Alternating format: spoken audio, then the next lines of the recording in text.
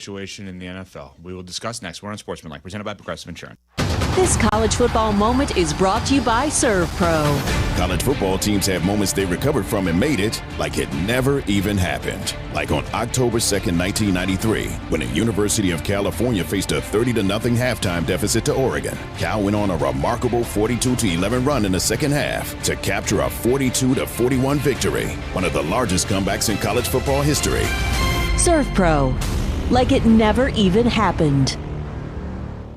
They say a full marathon is the ultimate test. For me, it's more than a race. It's a milestone I once thought impossible. Michelle Smallman here, and I'm running my very first marathon in New York City with the support of Gainbridge and Gainbridge Assists powered by Parity. Together, we're empowering girls and women through sports and education, with grants to 32 organizations in 21 states. Every step I take is for the finish line and for the next generation chasing their dreams. Here's to 26.2 miles and a future with no limits.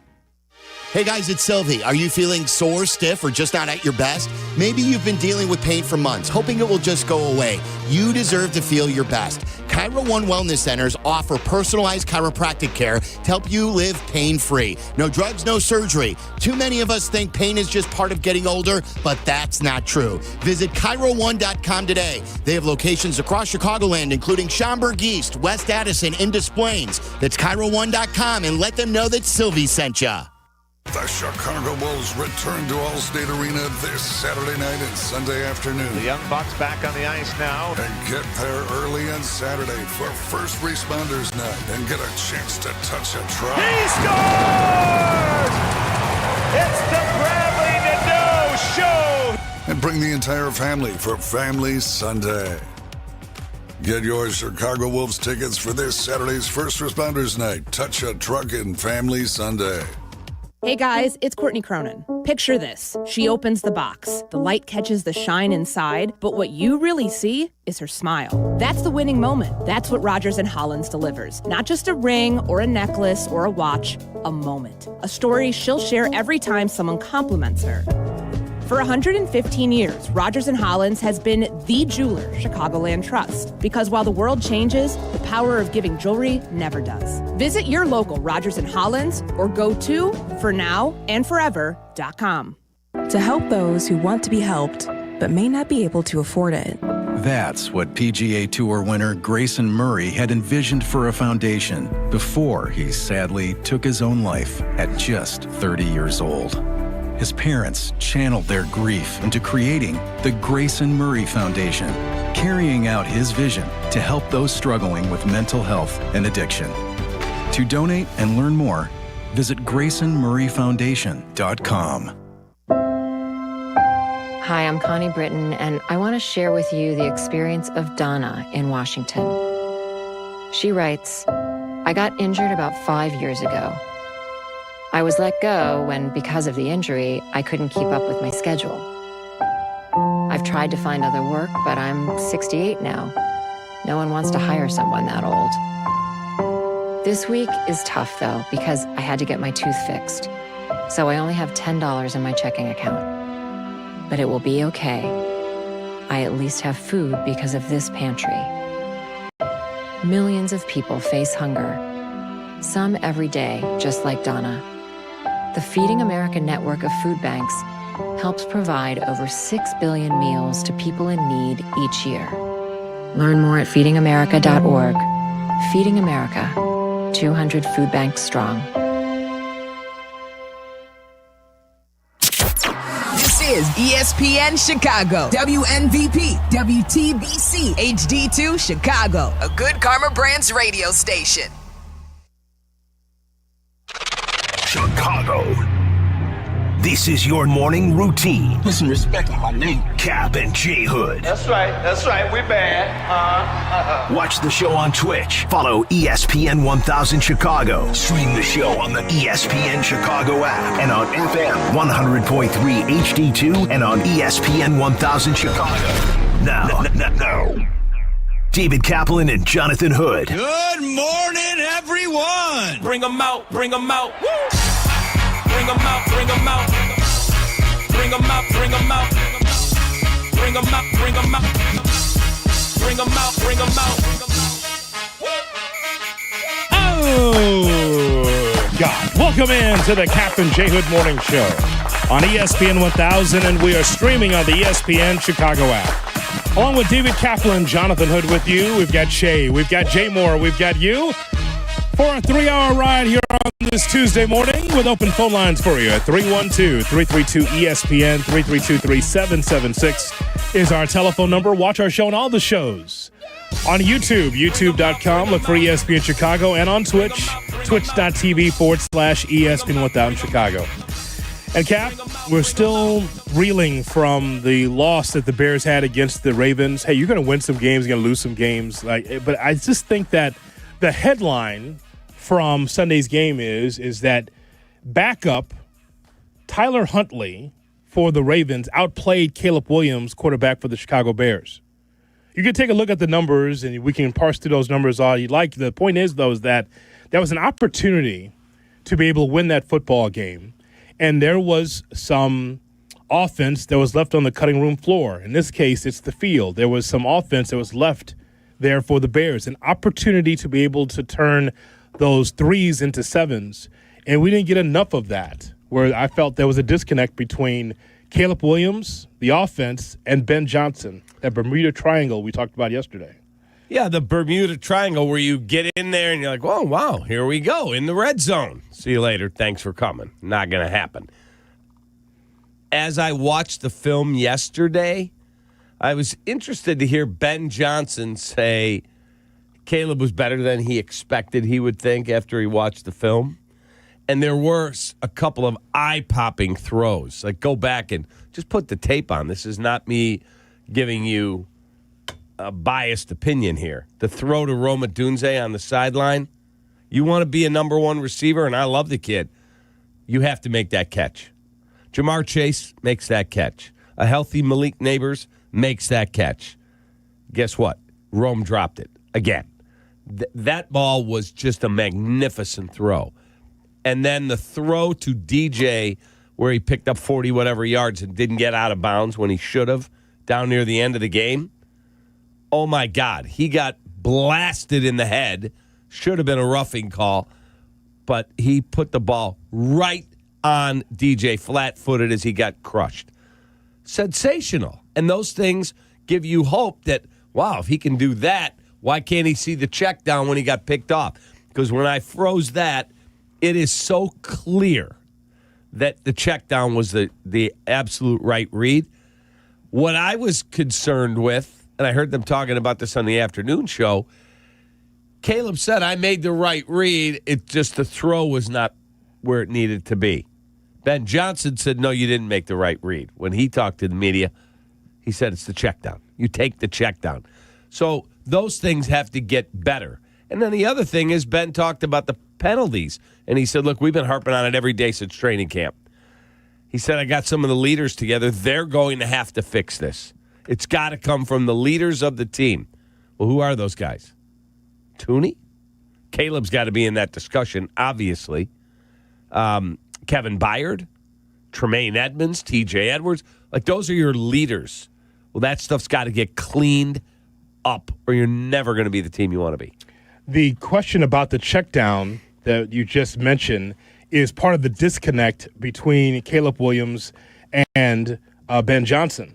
If Caleb thinks it was supposed to be one way and Ben Johnson thinks it's the other, you're not on the same page. Mm-hmm. And so this is the growing pains that we're talking about with Caleb Williams under Ben Johnson and this situation here with the Chicago Bears. There is an issue, clearly, with Caleb Williams and his ability to be able to string 4 quarters of a consistent football together. I'm not looking for Patrick Holmes in a Bears uniform because that's not who Caleb Williams is.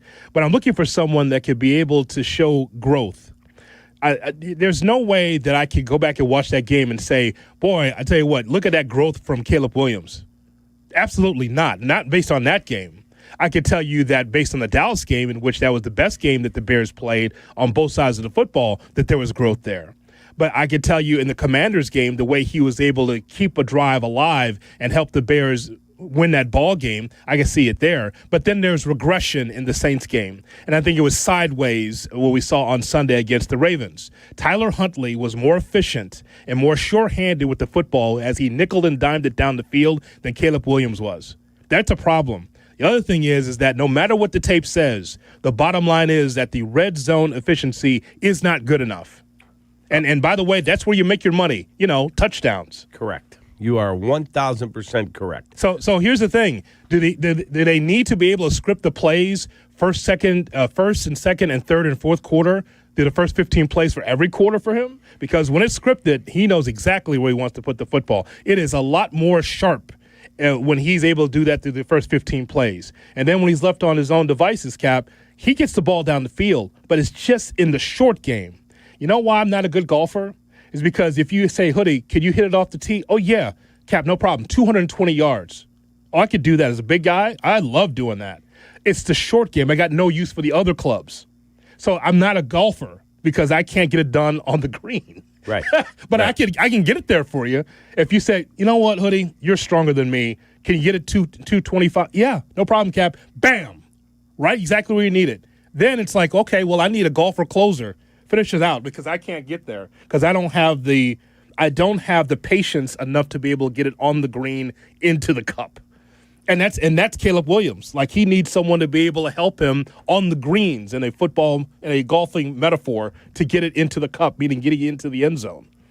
Yeah, and I think that's a great analogy, and I think the Bermuda Triangle analogy is a good one of what happens when you get there. You get in the red zone, you look really good going down the field, and you come away with 2 field goals. I said to my son, well, I think we're going to lose. And I'm not a negative person. It could be burning down around me, and I'll be like, we'll find a way. I'm like, 2 straight possessions. You take it all the way down the field, stall city. And Shea said the same thing to his wife. We're going to lose. No. Very disappointing. Nope. Very disappointing. So how does this get fixed? At some point, Caleb has to step up and play. He has to. And at some point, you can't have 11 penalties. That's it. I want to go to The Athletic, theathletic.com. Mike Sando does a great job. Of course, he is the guru when it comes to the quarterback tiers list. It's my favorite column that comes out every year when we see the quarterback tiers. I love a good tiers list. And he talks to executives, and he's able to have his formula in August when we get to the quarterback tiers. Well, he has a pick 6 column that comes out every Monday as well. And one of his pieces was talking about Caleb Williams. He talked to an evaluator. And, of course, Cap, it's always going to be under the cloud of secrecy. They'll never put their name on it. Hello? It's always under the shroud, I guess is the word. Yes. Anonymity. Yes. That's the way to put it. The shroud, by the way, is like the cover, right? Like Lily Munster used to wear. A shroud. I got you. Shay's like, who? Yeah. Yeah, it's one of the great shows in the history of television. I know what the Munsters is. I don't just think it's a cheese. Thank you very much. Or a little city in Indiana. I have not seen a ton of improvement from Caleb Williams, says an evaluator from another team. I see a guy reluctant to fall into the confines of a system, who has a big arm and enough athletic ability to exploit coverage with his legs. You get the flash plays, but you get the frustration with the inconsistency. It's hard to win games when you play like that. How much of that is true from that evaluator? I think that's all fair. It's all fair. But at some point, wouldn't the light go on in your head that you go, I'm not getting where I need to get to here. I'm taking all these hits from people. I don't mean physical hits. People are all going, well, he's not good enough because he can't do that. Wouldn't that drive you nuts? It would drive me nuts. Sure. Like, what is... Okay, you can look at Eberflus and Shane Waldron and all that and go, I don't have to listen to these guys. They're not going to be here. A bunch of clowns. Okay, if that's how you choose to operate, they are your coaches at the time. But when Ben Johnson rolls in here, and he's a proven guy, he's one of the best in the game at teaching the position, don't you think you'd be like, all right, how am I making some of these stupid reads? Like, you cannot throw the ball into double coverage to Rome Odunze when that dude right there in front of you is wide open. I don't think anybody is saying that it isn't driving him crazy, though. Like, I imagine it is driving him crazy that he's not playing well enough. I don't think he wants to throw interceptions. I don't think he wants to make the wrong decision. I think the story right now is you have a head coach and a play caller and a quarterback who are not on the same page. And I wonder when that happens or if it happens. Because this same Sando piece, Hoodie, he does the Williams compared to Jared Goff through the first 7 games under Ben Johnson. Yeah, we're getting there. And it all looks sort of the same until you get to time to throw. Yeah. And that's the one where I'm like, I don't know if this is ever going to be. But Mark Potash simpatico. was comparing yesterday Josh Allen in his second year to Caleb Williams. Caleb Williams' numbers are better. Yeah, that's wonderful, though. Like, I've seen a lot of that comparison going around. It's functionally the same to me as saying every 6th-round pick is Tom Brady, actually. Like, it happened one time with Josh Allen, and now anytime a quarterback is bad through a couple years, they get compared to Josh Allen. Just be careful with that. Fair. There's one other quote that was from this piece, and yes, I see this table, and we're going to get there regarding the comparison. The numbers are interesting between Jared Goff and Caleb Williams. There's something that's a distinguishing characteristic about these two that we'll talk about in a moment. But the last quote here, Cap, is when Sando talked to a coach in the league. Is there progress being made with Caleb Williams? Yes. Is it where you want to see it at the moment of truth? The answer is no. The moment of truth is trying to get into the end zone. That's what this coach is talking about. And I will just tell you, Cap, that there is a problem there, but not to the point where I'm trying to see Caleb Williams on the bench. That's not the answer. The answer is not to bring in Tyson Bagent at this time. The thing is that Caleb Williams, as you mentioned, and the light has to turn on at some point. Between the 20s, fantastic plays, running with the football, all of that. But it's ultimately about 7s and not 3s. And so when I look at Caleb Williams, I'm not looking for him to be benched. No, absolutely not. But I'm looking for him to be better. And a different B word, better, not benched. Because I don't know if benching would break him or make him better. I have no idea about his makeup in that regard. But remember what Ben Johnson's in here for, to be able to fix this offense and make Caleb Williams better. That's his job. You don't have time to be exasperated. Oh, well, it's got to be on the players now. I mean, we've been beating this drum. Well, it's a long season. You got to continue to beat that drum. You know why? Because that's your job. That's your job. Yeah, you just can't throw your hands up since, well, we've been talking about this since OTAs. Okay, yes, put it on the players, but also you have to find different ways to motivate. That's what you're paid for. You just don't sit there on the sidelines with your arms folded and say, well, I've been telling these guys about these pre-snap penalties. They just won't listen, so I'll just put my hands in my pocket. No, you still have to coach them. You still have to motivate. It's collaborative. I'm just surprised that kind of leaked off the side of his mouth by saying that, well, it's on the players. Well, it's on everybody. When you lose, it's on everybody. It's not one person. It's not one coach. It's everybody. And you talk about cleaning it up. Everyone has to clean it up. Everyone get a broom because everyone's got to clean it up. I was looking at the fact that when you said the red zone closer, maybe they can put together some type of package with him and Bagent to try to get in the end zone.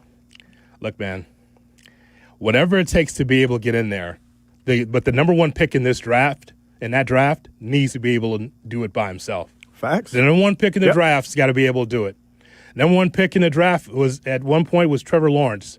You don't need no help, right? Tua Tagovailoa, as concussed as he is, and so controversial as he is, you know what? He's got to find a way to get into the end zone. He's got no backup. And you remember the Justin Fields, Jalen Hurts comparison, how people would say he needs to do so much to get to that level to be like a Jalen Hurts. How did that turn out? Oh, well, Super Bowl champion. He's doing fine, thank you. 312-332-ESPN, 332-3776 is our telephone number. Yeah, Cap, you are right. I saw that same thing from our guy, Mark Potash, their comparisons. Listen, I'm not impatient. I just want to see better results for the young man. That's all I'm looking for. Just want to see better results. Potash has to be trolling with that, right? Because, everybody has gone to the Josh Allen well on the comparison. Mm-hmm. I saw that. You're playing such a dangerous game, man. It's the 1% of the 1% of the 1% of quarterback development anomalies.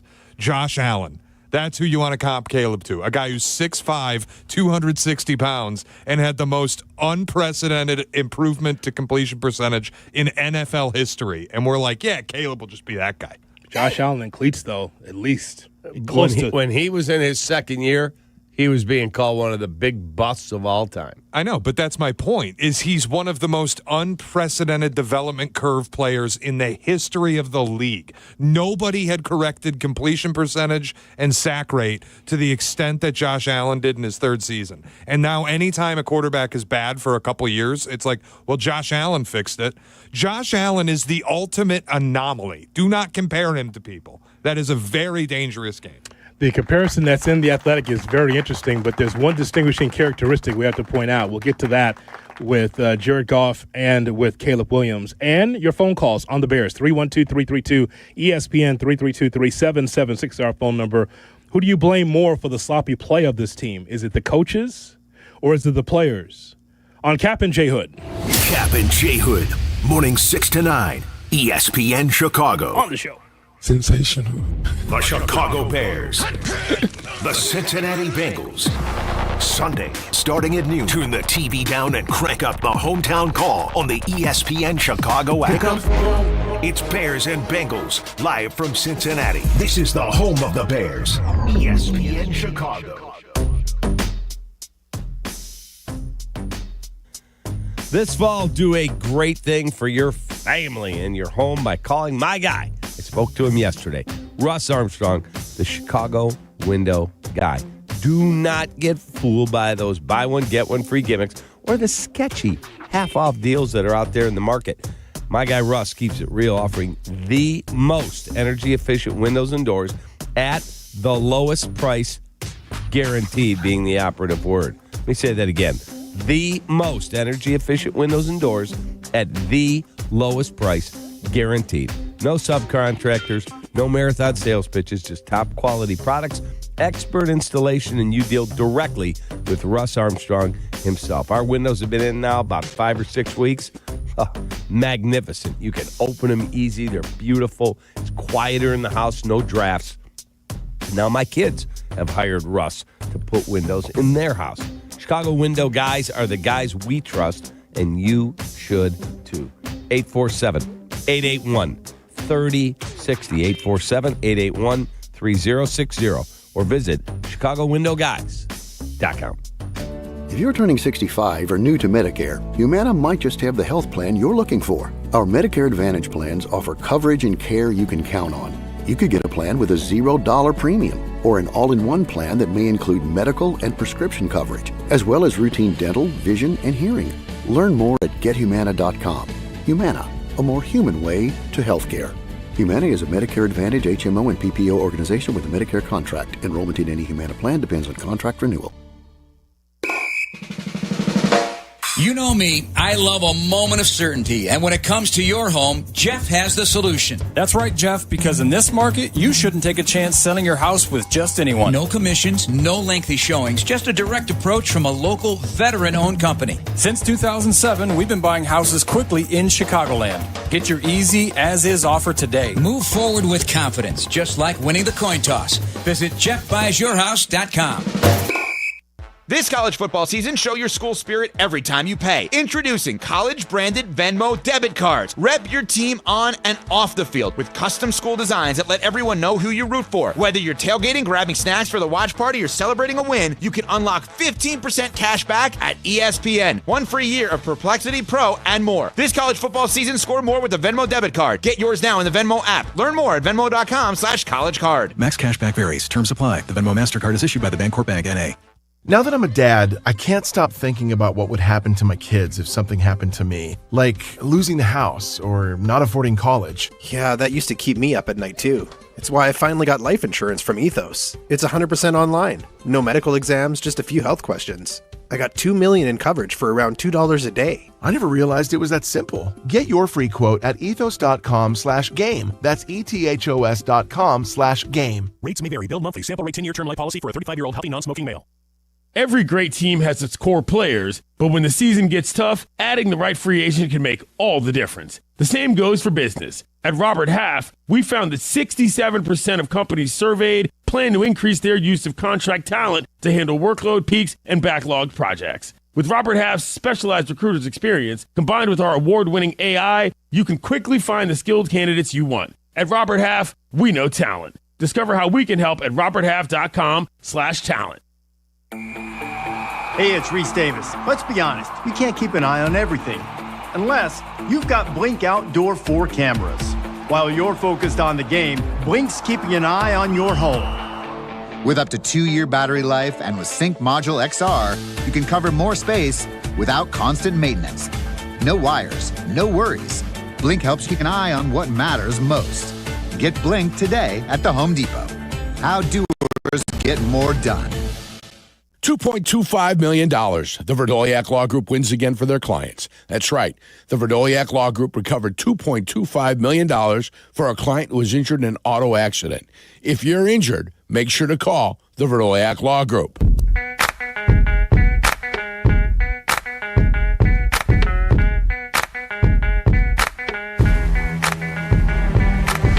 Kap and J Hood are back on ESPN Chicago.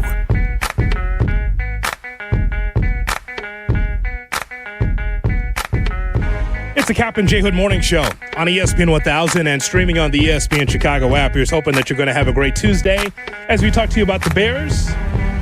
312-332-ESPN, 332-3776 is our phone number. So when you hear Ben Johnson talk about the players and how he's going to try to, tell the captains of the team, hey, we got to get some of this stuff, quote unquote, cleaned up. The point is, though, is that, it's collaborative.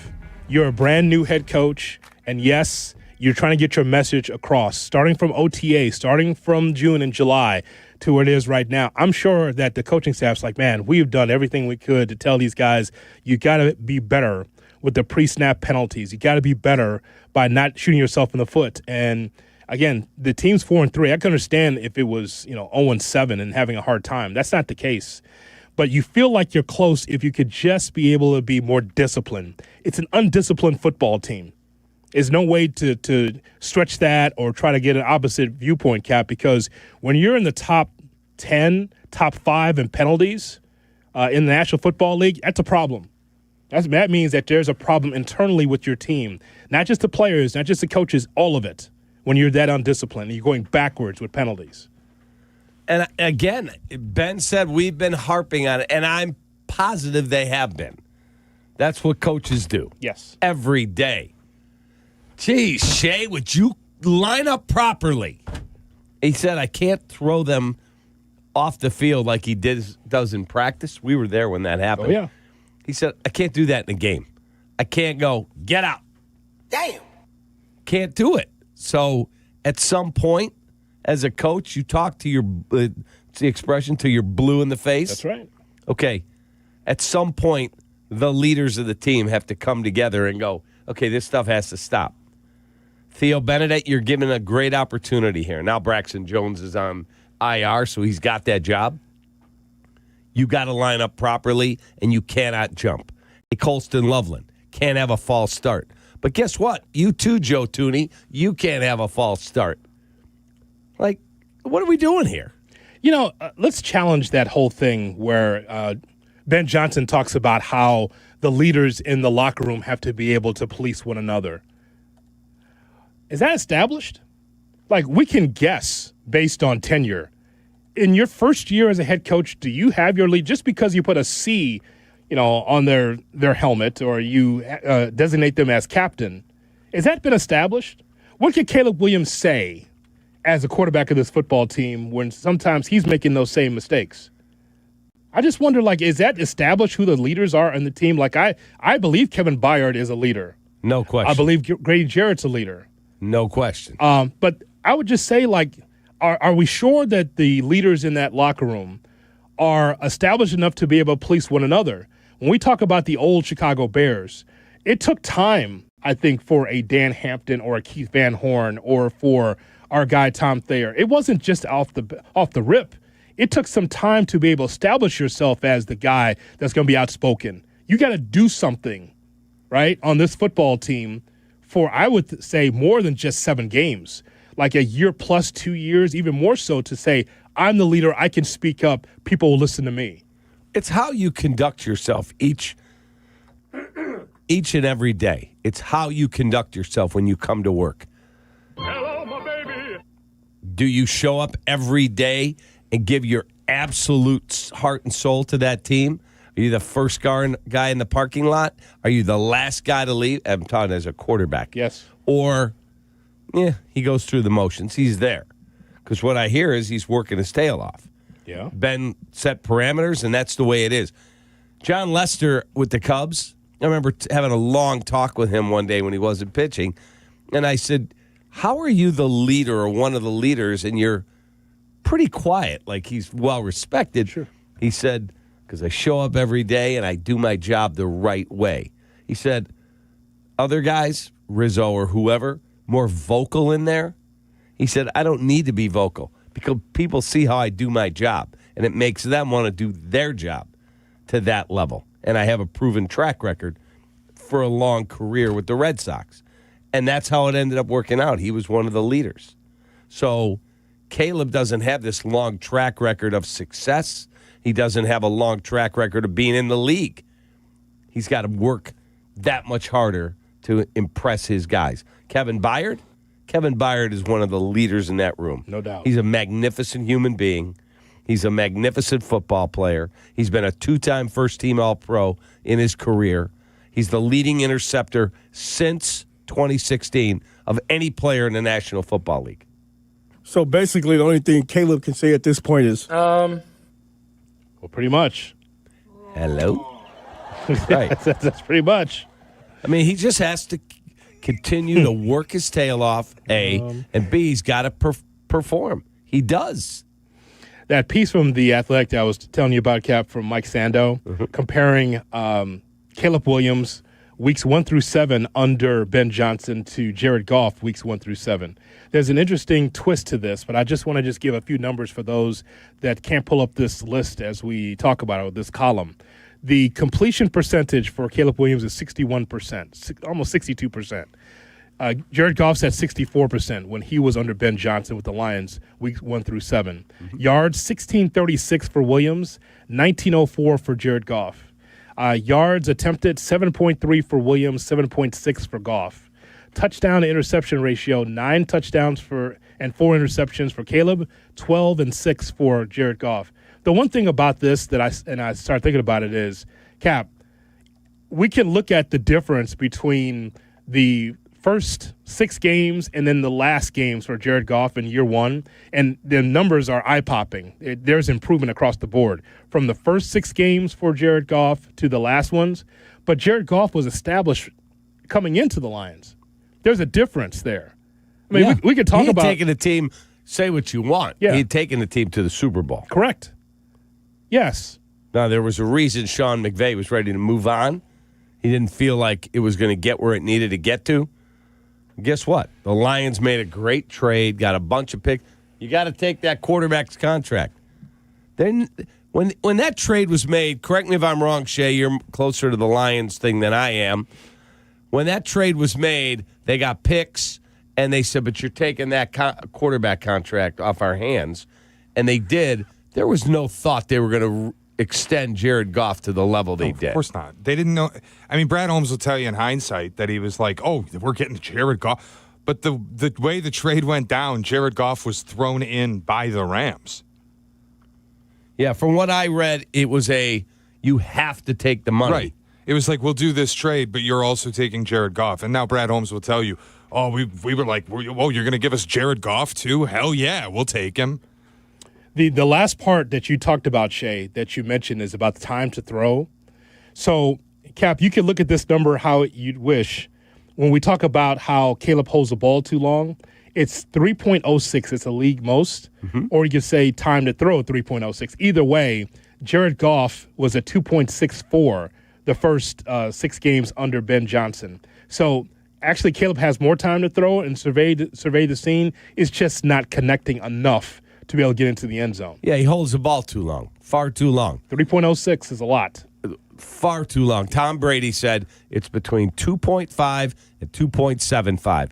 Anything more than that is on the quarterback. That's from the GOAT. He said, if I get sacked at 3.01 seconds, that is not on the O-line. That is on me. The ball has to come out. period. So a lot of the numbers that's in front of us, Caleb Williams and Jared Goff in the first 7 games of their tenure under Ben Johnson, very similar. Now we just want to have those results. 312-332-ESPN, 332-3776 is our phone number. We'll get to your phone calls when we ask you the question about the issue with the Bears. Do you believe it's on the coaches or the players as far as the sloppy play is concerned? Also, we'll hear from Ben Johnson, who got a chance to sit down with Jeff Joniak. It's all part of the mix on the Kap and J Hood Morning Show. Kap and J Hood, ESPN Chicago. Hey, it's Rich Eisen. You can now listen to The Rich Eisen Show right here on the home of the Chicago Bears. The Rich Eisen Show, weekdays noon to 2.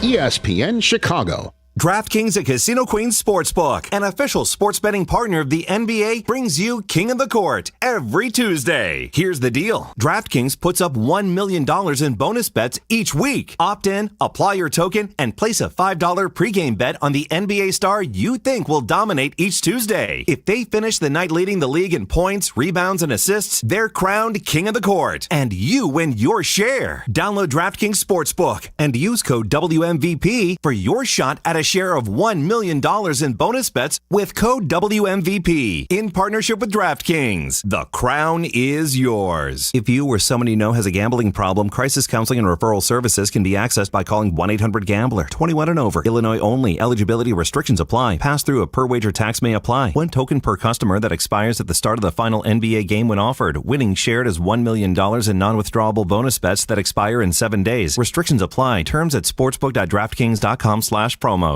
Crash, bang, suddenly you are on the DL. If that happens as a result of somebody else's negligence, we can help. I'm Jim Morisi, Chicago personal injury lawyer. Our experienced attorneys and support staff will talk with you during a free consultation, tell you your options, and ensure that you take the right steps throughout the entire process. Visit us at MorisiLongo.com. That's MoriciLongo.com. Your future is our priority.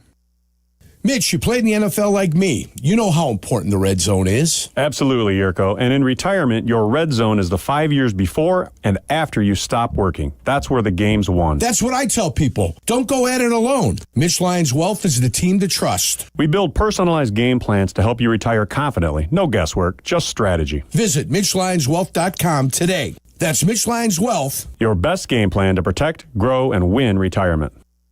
YouTube TV customers, you could lose ESPN and the sports you love, including college football, college game day, Monday Night Football, NBA, college basketball, and more. Take action. Go to keepmynetworks.com to keep ESPN. Hey everybody, Joe here, founder of Fry the Coop. Did you know that we now use Vienna beef pickles in our awesome chicken sandwiches? Vienna beef makes the best pickles ever, and we couldn't be happier. Don't believe me? Stop by any Fry the Coop and prove me right. Hey, it's Desmond Howard. You want to win the weekend? It all starts with the tailgate. And for me, that means Kingsford Charcoal. They've been bringing the flavor, the smoke, and the heat since 1920. No wonder they're still the gold standard of grilling. So fire it up, feed your crew, and let the smoke do the talking. Kingsford, the king of the tailgate. Get it today at the Home Depot. How doers get more done. Switching to Progressive is a game-winning call.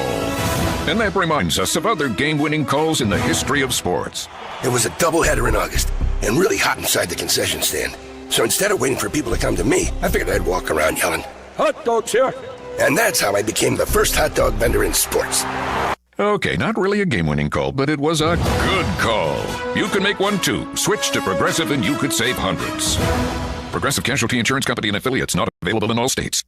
Illinois State University's hometown of Bloomington-Normal consistently ranks among the top college towns in the country for affordability and safety. Come see why students and parents alike love Illinois State. Schedule a visit today at illinoisstate.edu/visit.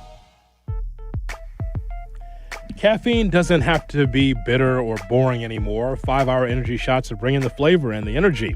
One of my personal favorites, strawberry banana. Yes. It's giving smoothie vibes in a compact caffeinated shot. Whether you like your energy sour, fruity, or tropical with 17 flavors, there's something for you. Big flavor, tiny bottled, tasty caffeine done right. You can grab yours in store or hit up 5hourenergy.com. Again, 5hourenergy.com or on Amazon today. Jay Moore.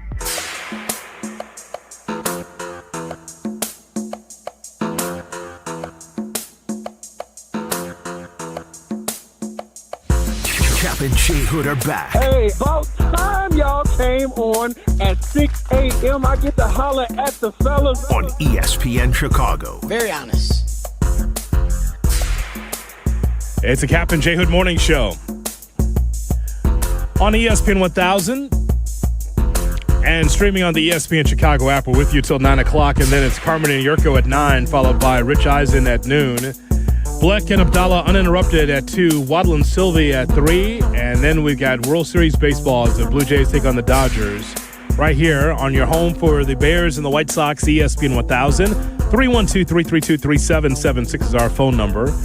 Some thoughts from Jeff Joniak, the voice of the Bears, and Ben Johnson. You can watch the entire conversation on our YouTube channel, youtube.com. Look for ESPN Chicago when Joniak sits down with Johnson. Listen. Yeah, and that's where, we talked about in the locker room after the game. The penalties, of course. Yeah, and that's where, we talked about in the locker room after the game. I mentioned it at the podium. And we'll talk about it again in the team meeting here this afternoon that, it takes more than just the coaches saying it. We got to bring that vision to life. And so we're here as coaches. We're all in this thing together. We're going to help support. We're going to challenge these guys, and we're going to be along there with them every step of the way. But I think it would go a long way if we had just a little bit more ownership in that locker room to take the bull by the horns here, so that we do get this cleaned up. We got a number of guys that are leaders on this team, and I think now that it's bit us in the rear end with a loss, I think it opens your eyes a little bit more. Okay, well, yeah, we do need to clean this up if we want to get to where we want to go. I know people talk about player-led teams are important eventually, right? This is a new bunch with a new coach, new staff. What does that look like to you? What does that look like to you? Because you're alluding that you want some of these the leaders on the team. They could be maybe not even captains that emerge as leaders. Things change over the course of a season. More voices are heard. How do you envision that looking? Well, we've got a number of guys that have played football at a high level in this league, and I think that's where it always starts. Our players voted for captains because they think highly of them and they respect them. That's certainly where it starts. As a new coaching staff, you come in here and you got a way that you want to do things. You have a vision for what it's going to look like, a standard that you're raising. And I think we're at the point now, midway through the season, that these guys understand what's going to be asked of them. And so now that they understand that, there's less, hey, what does the coach want? It's more, hey, how can we make this a little bit better ourselves? And like I said, that ownership of it is going to go a long way for us. But we've got a ton of guys in this locker room, whether it's a second, third contract guy that's been around this league for a while and knows what good football looks like, or like you alluded to, there's some younger players that are really talented that, they're trying to find their voice. And, when they play well, I think it gives them that platform to stand up and speak out. Ben Johnson, the head coach for the Chicago Bears, talking to Jeff Joniak. Yeah, and it goes back to what we discussed at the start of the show. You could scream till you're blue in the face. Guys, these penalties are unsustainable. Well, so is 3 to 4 takeaways every game. I said that to you for 2.5 weeks. You cannot keep winning games taking the ball away 4 times. It does not happen in the league. It's just a fact. You've got to play cleaner football. Your quarterback has to be better. You've got to be able to run the ball effectively to win in this league. He's putting it on his leaders now. Guys, I've been screaming about this. So has the staff. I guarantee you in the meetings, Ben screams at his guys. He screams at the tight end coach, Jim Dre. Quit getting Colston Loveland to get him to stop jumping. Mm-hmm. He screams at Danny Rauscher. Quit getting your offensive lineman jumping. Stop it. Let's go. Now, Joe Thuney, You clean up the offensive line. We'll see. Okay. 312-332-3776 is our telephone number. Stan on the south side on Kap and J Hood. Good morning, Stan. Good morning, Kap, Hood, Jay, and Jay Moore. What's Jay up? and Jay Moore. How you guys doing this morning? How you doing, brother? I'm doing great. I've been listening to you guys for a long time. Love you guys. We appreciate you. Thank you, Stan. Okay, I just want to maybe talk about, I'm going to ask you guys a question, and then maybe you guys can elaborate. It seems like this relationship between Ben and Caleb is one side. It seems like Ben wants Caleb to do everything his way, but Caleb and Ben aren't the same style of player and coach. Ben is more of a structured coach. Caleb is more of a off-script quarterback. To me, they have to meet somewhere in the middle, a happy medium, because it seems like Caleb plays better when he plays faster, up-tempo, no huddle offense, and things of that nature. So that's what I see. Maybe you guys can elaborate and discuss that, and maybe we can figure something out from there. Well, okay, thanks, guys. Appreciate thanks, the guys. call. I don't know if that's an accurate comment there because, correct me if I'm wrong, Caleb didn't want to go off wristband. Caleb wanted to change the way they did things. And Ben acquiesced in certain things to him. At some point, Caleb's not calling the shots here. He's the player. Ben is the coach. And at some point, the player either gets in line or he gets pushed to the side. That's for any coach, any quarterback, including Patrick Mahomes. Remember, Andy Reid's the boss there. Correct. He oversees all of it. Nagy might be barking out the plays, but that's Andy Reid's offense. And even though you will see Patrick Mahomes draw it up in the dirt, that's Andy Reid's offense. That's correct. 100%. And he understands what Coach Reid will allow and what he won't allow. Absolutely. And you will earn a right at a certain point when you've accomplished something in this league. I need everybody to just remember, Caleb has accomplished absolutely nothing in this league. Nothing. Ben Johnson is the voice that needs to be heard at Hallis Hall. I trust Ben Johnson to create a good quarterback out of Caleb Williams more than I trust Caleb Williams to create a good quarterback out of himself. So, agreed. Do what Ben Johnson says, period. I mean, that's the reason why he's here. So, but again, when you're a quarterback, Jay Moore, listen, you try to be able to, when you're a quarterback, you should be flexible enough to work almost any offense. Right. As long as the bottom line is you get the ball into the end zone, that's what it comes down to. And the other thing is, too, is that you have all these different weapons. We've been Bears fans around here for a long time where there was one wide receiver, there was one tight end, there was one running back. And it's just like, get good offensive line, decent offensive line, below average offensive line. This is so different than what we've seen before where Caleb Williams has an array of talent to go to. Plenty. You just got to get there outside of the 20s. Like into the end zone. He has to learn that that's why they got him all these weapons, because I know he has a good relationship with Adunze, they boys or whatever. You're trying to get him his touches or whatever it is. But, I mean, if you look at somebody like Patrick Mahomes, you look at somebody even like Jaden Daniels last year, they were utilizing their weapons.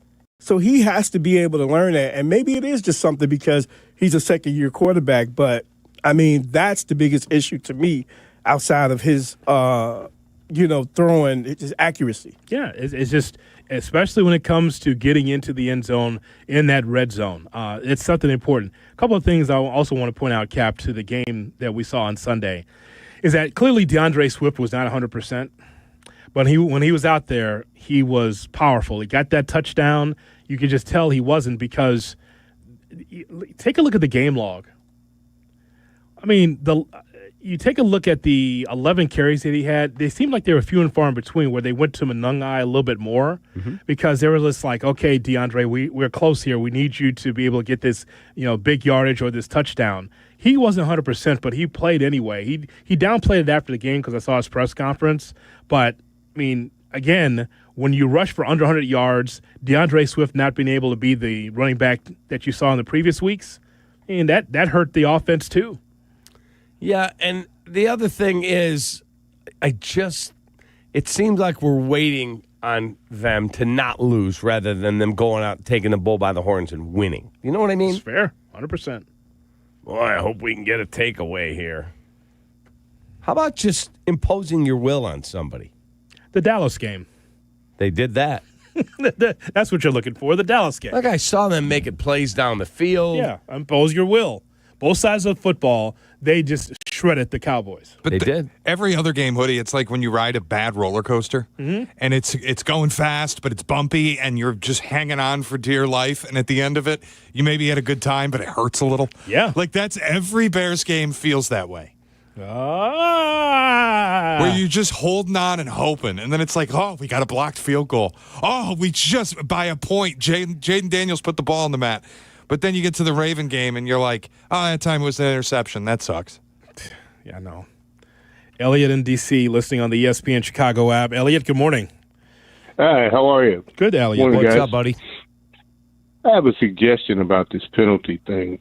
You know, if these guys were charged a substantial salary-based, prearranged amount to their favorite charity every time they screwed up in practice or committed a penalty in practice, they would at least think about it. Not allowed. In a game. Not allowed. In a game 3 times. You can't do that? No. Collective bargaining then is that not going to means- let you do that. My wife's like, can we pay these guys based on productivity? No. Right. Okay. That's fair. So that means, you know, if we can't get your head out your butt by taking the chunk out of it, sit your ass down. Next man up. That's it. Unfortunately, you're going to lose anyway. You're going I get you're going to what- lose anyway. Yeah, I get what you're saying. Unfortunately, like in college, like if the Georgia Bulldogs 5-star left tackle keeps jumping, guess what? Yep. They got another 5-star on their 85-man roster. In the NFL, you got 53 guys, and you really don't have many options. That's the difference. Dig it. Understood. Have a great day, brother. Okay. See you, buddy. Yeah, my wife, I came home last night, and she's like, I know how we can fix what's wrong with Chicago sports. When they don't perform, we dock their pay, or we only pay them on productivity. I'm like, yeah, well, you ever heard of guaranteed contracts, Mindy? I mean, that's right. It doesn't work that way. It's called free agency. Like if you're not productive, you won't get paid. Correct. That's it. Coming up, we will have the platform and more of your phone calls coming up. 312-332-ESPN, 332-3776. YouTube TV customers, you could lose ESPN and the sports you love, including college football, college game day, Monday Night Football, the NBA, college basketball, which starts on Monday, and more. Take action. Go to keepmynetworks.com to keep ESPN. Back after this. You're listening to Kap and J Hood on ESPN Chicago. Surprise, surprise. Sometimes the conversation can get away from the team on ESPN Chicago's Kap and J Hood show. Fortunately, there's always room for a sidebar. Just a quick sidebar, may I approach? Sidebars on the Kap and J Hood show are presented by Ankin Law. Hey guys, it's Silvy. I know how tough it is dealing with lingering pain, whether it's your back, neck, or even headaches. You don't have to live with it anymore. Chiro One offers natural chiropractic care that can help you live pain-free without drugs or surgery. From everyday activities to getting back in the gym, or most importantly, playing with your kids. Chiro One has your back, literally. Visit ChiroOne.com today. They have locations across Chicagoland, including Andersonville, Evanston, and Vernon Hills. That's ChiroOne.com, and let them know that Silvy sent you. Howard, got a question. It's fall. I'm on the road. Beautiful. Michigan's calling. It was Wisconsin. Okay, the point. Some guy behind me admiring a sugar maple rear ends me. Been there. What happens, Howard, when you're hurt and you're out of state? Hopefully you'll never experience peak color and pain, guys. But if you're injured, out of town, I can most likely assist. Ankin Law has attorneys licensed in all contiguous states and referring attorneys across the U.S. So you could still help me out. 312-6-million. Howard Ankin is our attorney on the Kap and J Hood Show, weekday mornings on ESPN Chicago. The game is on the line. You need your best play. What's it gonna be? Do you make the call for welding or HVAC? Do it now and you could complete your education at ETI School of Skilled Trades in as little as 7 months. We offer day and evening classes to fit your schedule, and financial aid is available if you qualify.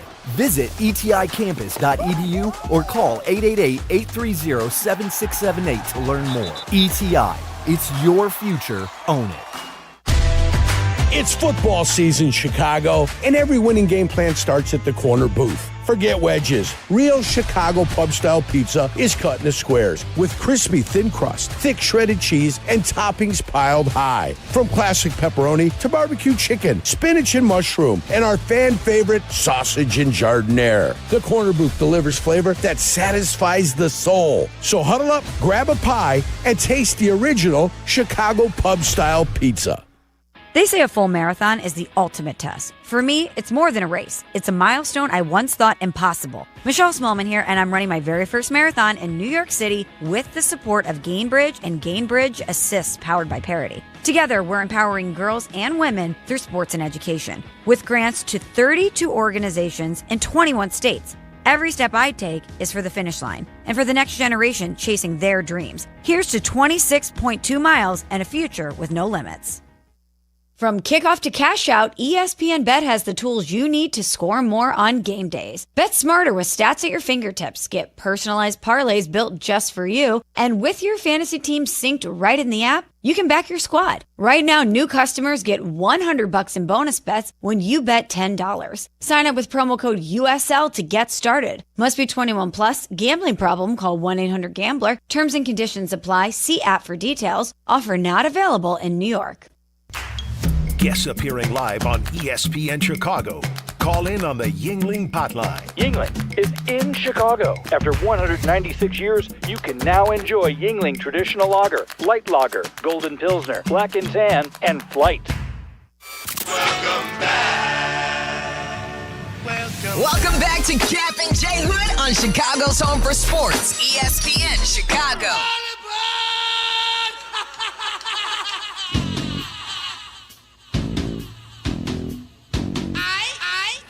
And now it's time for Shay's Platform. Here's Shay Norlick. Shay's Platform, as always, brought to you by the Chicago Transit Authority. Save money, do more, ride CTA. Hoodie, I think I was right about something, and I want to know if Cap's ready to come to my side about it. All right. J.J. McCarthy was not all that hurt. He was benched. Carson Wentz is having season-ending shoulder surgery and expressed that he had played through severe shoulder pain. You're telling me that J.J. McCarthy was more injured than Carson Wentz, who they apparently had play quarterback for them until his shoulder literally exploded, and now he needs season-ending surgery. They benched J.J. McCarthy. Disagree. You're telling me that would not have come out, that the kid's healthy. They're just going to flat out lie every time they're asked. I don't think they lied. I think he had an ankle injury. I don't think it was serious enough that they needed to bench him for Carson Wentz. I don't think that Carson Wentz was the healthiest quarterback on their roster. Yeah, I think that they looked and went, JJ's not 100%. We're not putting him out there until he is. Not 100% good. Okay. I mean, they decided to go with a Max Brosmer instead. As the backup. As the backup for that game. McCarthy, was he even active? Was he active for this game? He was the emergency quarterback. So he was dressed because he was the the extra roster but he's spot. Starting this week, they said. Yeah, but when I'm watching the game and Carson Wentz throws the football and then he's holding his arm and screaming in pain coming off the field. Yeah, and Kirk Herbstreit needs to. That was outrageous. He's frustrated. You get frustrated. You got to step up for your guys when they need you. Dude, his arm is about to fall off. He had a dead arm. Kirk Herbstreit looked stupid.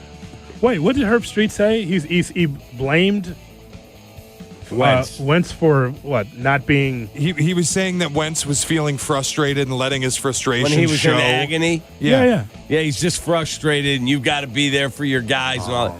Yeah, how about they're going to amputate his arm? Maybe? Right, like his shoulder is a lamb chop. Just relax. One word for that broadcast: overmatched. On the color side of that broadcast. I was just going to say bad. Al Michaels doesn't want to be there anymore, and Kirk Herbstreit's got no clue about NFL football. Overmatched. And there's a reason why I had it on, but the sound was off. I guess there's a reason for that, because I was watching something else. But yeah, that's not a surprise. But, yeah, they went with Brosmer instead of J.J. McCarthy like the heir apparent. And now they got no other choice, Cap, but to press McCarthy into service. Can't you just come to terms, Cap, of like, hey, we're going to go with the veteran because the veteran's been there and McCarthy isn't ready? Is that fair? From the coach's standpoint. Just so the kid can learn. I think the injury was convenient because then they also didn't have to put out a press release saying they made the decision to bench JJ. But I think we can all comfortably say at this point, they benched JJ. No, like I'm watching dead arm Carson Wentz scream in agony walking off the field, and then JJ's on the sideline supposedly with an ankle injury where he can't move, and Justin Jefferson rolls in, JJ jumps over him, and then comes running out. First down, Vikings. He's pointing, going crazy after leaping over a player with his supposed dead ankle while I watch Carson Wentz literally walk off the field in agony with a dead arm. There is no way Carson Wentz was the healthier quarterback. Can you explain to me why J.J. McCarthy's now following me on Twitter? He may have been following. He's a Chicago kid. He may have listened to you growing up. He might have been following you for a long time. I had no idea. I just looked him up on social to see if there's something on his ankle. It says J.J. McCarthy, the official account, follows you. He must be a Cubs fan or something. He grew up. He's a Bears fan. He grew up a Bears fan. He's a Cap fan. He loves you, man. Now you can get deep into his DMs. No thanks. Yes, you certainly will because he's pretty good kid, right? DM him right now and ask him if he got benched. Yeah, he was your guy. I lost a bet to you because he went 10th overall, remember? Right. That was your guy. I want you to know I'm supporting you every morning against these jackaloons. Mindy, how do you spell jackaloon? I just want you to know I support you 100%. I love you. Take that. He's going to have a featured show on the recap. Oh, no question. J.J. McCarthy, he's in town. Sit on the couch. Take that. The McCarthy segment? Yeah. It'll be McCarthyism. McCarthyism. J.J. McCarthy. Brought to you by Lou Malnati's. Did you see the extent of Carson Wentz's injury, what they finally announced? Dead? Like, it feels... Suffered a dislocation that tore the labrum and fractured the socket. Yeah, that was the healthiest quarterback that they had available. The guy who was playing through a torn labrum. That was the healthiest quarterback they had. I'm flattered that you follow me. Would you like to come on the recap? Take that. Wow. I support you every morning. Jay Moore, pull that tape of me supporting McCarthy. And DM it to him. He follows me. McCarthy said, he'll reply, say, I will come on, but my ankle hurt. Wow. Ankle too hurt to come on the I've always you know it. I've always liked the kid. Oh, I do. There we are. Set it up. I think you DM him, ask him if he got benched, and then turn it into a show on the recap. You know, as a friend, he won't come on this show. I think as a friend, I will lay out, Cap. I need you to give a good 30 seconds on J.J. McCarthy, so that way you can send it to him. Let's just lay out and Cap, give us your overall thoughts on J.J. McCarthy. Go ahead. I think he's a winning player. I think he's a kid that's in development. And I think he'll be a solid NFL quarterback. Look, if he doesn't make it, he's got as good a quarterback coach as there is in the league. This isn't going to do it. This isn't going to do it. You see, he almost got hurt the other day on the sidelines. It was shocking. I feel like I'm surprised he didn't get hurt signing his rookie deal. Oh, my God. Wow. So send that to him. How's that work, Cap? How about that? I got your back, JJ. There you go. Now we're talking. Okay. And so the recap is going to be great with you and McCarthy. It's going to be awesome. So, Shay, your platform every day is brought to you by... Shay's platform brought to you by the Chicago Transit Authority. If you're stuck in traffic, let the CTA be your driver. Get into the city and back fast and stress-free. Avoid the hassle of stop-and-go traffic, spending money on gas, or those unexpected costs for car repair. $5 will cover your trip and back on the CTA. Just sit back and we'll do the driving. Tap to Pay is also available on all CTA trains and buses. Save money, do more, ride CTA. We pause now 10 seconds for stations to identify themselves along the Kap J Hood ESPN Chicago Radio Network.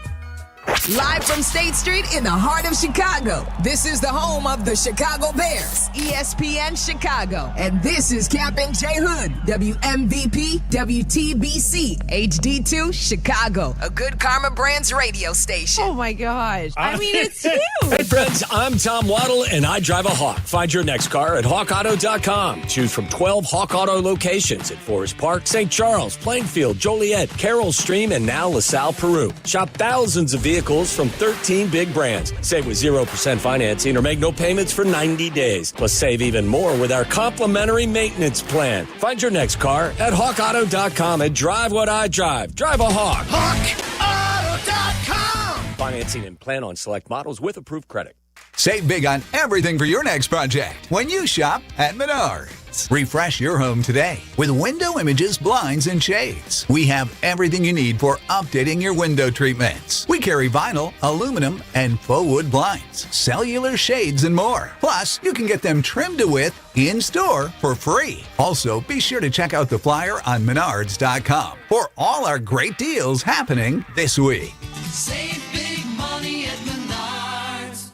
Now that I'm a dad, I can't stop thinking about what would happen to my kids if something happened to me, like losing the house or not affording college. Yeah, that used to keep me up at night too. It's why I finally got life insurance from Ethos. It's 100% online. No medical exams, just a few health questions. I got $2 million in coverage for around $2 a day. I never realized it was that simple. Get your free quote at ethos.com/game. That's ethos.com/game. Rates may vary. Bill monthly. Sample rate 10-year term life policy for a 35-year-old healthy non-smoking male. 911, what's your emergency? A tornado. It's coming right at us. Listen to the wind blow. ABC Thursdays, the 911 universe expands to Nashville. How far out is that tornado? 2 miles. From executive producer Ryan Murphy. Get everyone you can and send them out here now. Chris O'Donnell, Jessica Capshaw, Kimberly Williams-Paisley, Leanne Rhymes. We are on the move. Held it safe, kid.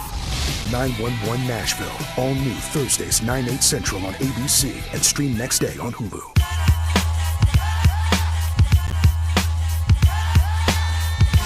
Now back to Kap J Hood. You better buckle the f*** up. On ESPN Chicago.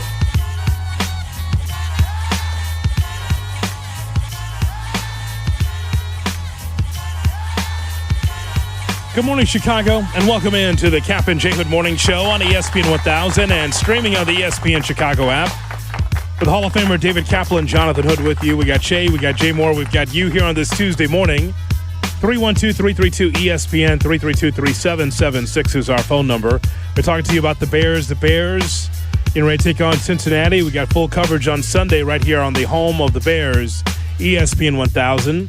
And as Kap mentioned in the first hour, quoting from the head coach of the Bears, Ben Johnson, that Caleb has been working his ass off. I think the thing is, you look at it in this particular game, and we didn't score the points. We didn't do enough to win. The stat line, no touchdowns, one interception. I got it. He played better this game than I think he had the previous two. When you look at it, all 60 minutes. And I'm not saying it's perfect, but I actually came away from watching the tape this morning encouraged that we took a step in the right direction here this week. And I know some people, it's hard to maybe rationalize that because the result wasn't there.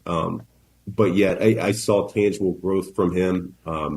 He's working his ass off. I don't even know if I can say that, Jeff. I apologize. But he is. He is. It's the truth. He's working his tail off. And so I think this thing's going to continue to slow down for him. I think it did to a degree in this game. He did have a couple mistakes that we'll learn from. But no, I came away more encouraged watching the tape than maybe I felt coming off the field yesterday. So that's Ben Johnson talking to Jeff Joniak, the voice of the Bears. You can hear and watch that conversation on our YouTube channel, youtube.com. Look for ESPN Chicago, and they talk every week. Yeah, and I like that no matter who's doing the interview, whether it's Jeff, you, me, Waddle Silvy, whoever it is, that dude gives you an answer. And this is not a shot at Eberflus. This is just a fact. He wouldn't answer questions Coach, why'd you make that? So we just have to execute better. I have to watch the tape. There was always a crutch behind it. And that's fine. He was being him. That's who he was. Ben Johnson, he is going to, if it's uncomfortable for a player to hear some honesty, too bad. He's going to be honest. But I also heard him once say, I'm not going to say, and Ozzie said the same thing to me. I'm not going to tell you guys something that I haven't already told them. They know. So I like the honesty, and he's right.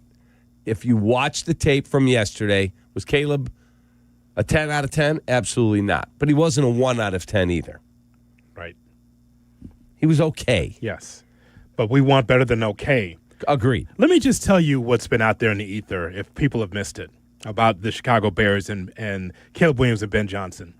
The number one thing I've heard is, well, most people in Chicago had this game against Baltimore circled as a loss.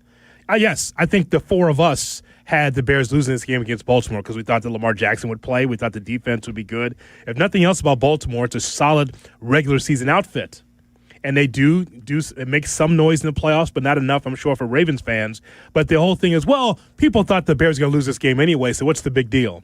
Okay, so the big deal is that was a winnable ball game because that's the word. Because circumstances changed. You're exactly right. That's the word is winnable. Yeah. That was a winnable football game. Hey, it's hard to win on the road, Cap, but when I think that you should put 14 up instead of what the hell we had was 6 points in the first quarter, that's a winnable football game.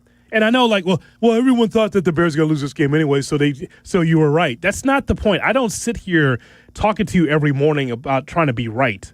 I just want to see our team excel and our best players excel and be able to move to the next level. That's what I'm looking forward to seeing. The other thing I keep hearing is comparing Caleb Williams to other number one picks that were quarterbacks. You will never catch me on a regular basis, Cap, talk as much as people do around here in this town about comparing Caleb Williams to Bryce Young, comparing Caleb Williams to Trevor Lawrence or to Joe Burrow or to Kyler Murray or to Baker Mayfield, on and on and on. That's not the conversation. The conversation is not about whether or not Caleb Williams is as good as Drake May. The conversation for me as a Bears fan is, what's the ceiling, if there is one, for Caleb Williams? And if we're seeing it now, that sucks. That's the whole comparison. It's not about other quarterbacks. I don't have to look through the knot hole in the fence and say, boy, I wish we had that. I wish we had that. Well, we don't have it. We have what we have. And so I have to be satisfied or be able to question what we have because I'm a fan in Chicago. I'm not a fan in Carolina. I'm not a fan in Cincinnati. I'm not a fan in some of these other towns. It's Chicago. I want our quarterback to be a cornerstone for the franchise for the next 10 years or more, to be able to, get a second contract that he's so good. Something that Mitch didn't get, something that Justin Fields didn't get. So I'm not worried about whether or not we would have won the game or comparing Caleb to anyone else. I just need Caleb to be the best that he can be, to move this team along, to move this offense along, into the 2020s, so the 1970s. I need them to be able to get the offense moving. Well, here's the other thing. As you watch that game, did the offense do enough? Absolutely not. That's obvious. But did we run the ball effectively enough? No. Didn't run for 100 yards. Did we get pressure up front with the front seven? Did not. We did not. Were we outmanned in the defensive secondary because of injury? 1,000%. But the penalties, you get a punt down them at the 1. Oh, guess what? Illegal formation. Like that stuff, we're not that good to have that type of margin of error erased. Oh, 59-yard punt down at the 1. Now let's replay the down, go back 5, and now they get the ball at the 22. Yes, they still have a long way to go, but pinned at the 1 with Tyler Huntley versus out to the 22 are two totally different things. And it happened time and time again. First kickoff of the game. We're underway here in Baltimore. Oh, we got illegal block in the back, receiving team. What? You can speak to this. I'm sure that Ben Johnson had a hard time sleeping Sunday night, Monday morning, knowing that game was in the balance, an opportunity if you execute, if you get away from the mistakes that you had a chance to win on the road versus the biggest win for the season against Dallas.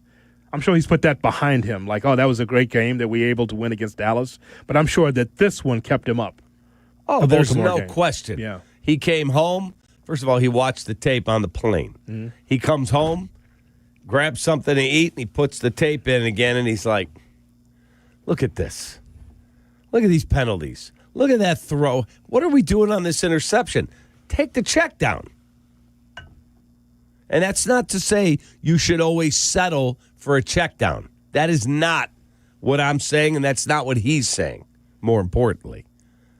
It's don't try and fit it in with two defenders right there when the right read is the guy's wide open there and he walks for a first down.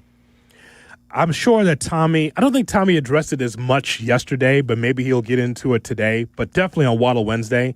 I cannot wait to talk to Tommy about the end of the first half and the end of the ball game as far as the lack of execution. Mm-hmm.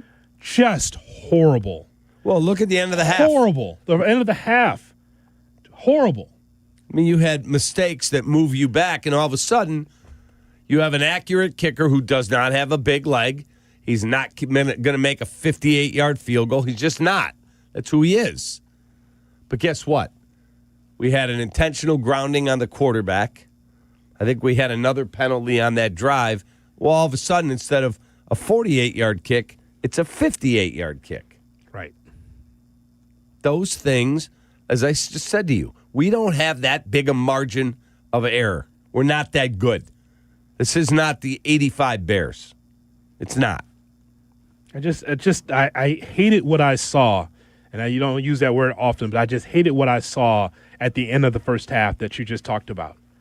Like the whole thing that you have to hurricane your way out to the field to try to set up a field goal, a 58-yard field goal. Like you shouldn't have had to do that. And I believe, am I correct, Shay? They didn't even get to use the kicking ball, right? Yeah, because they had to hurry up to the line and do the hurricane kick. You don't get to replace the ball with a K-ball there. Yeah, and the K-ball, they say, goes, what, 3 or 4 yards farther? Yeah, because they'll fill it. There's something they do with inflating it that allows the kick to go further or makes it easier to kick the football. It's all stupid. So he might have made it.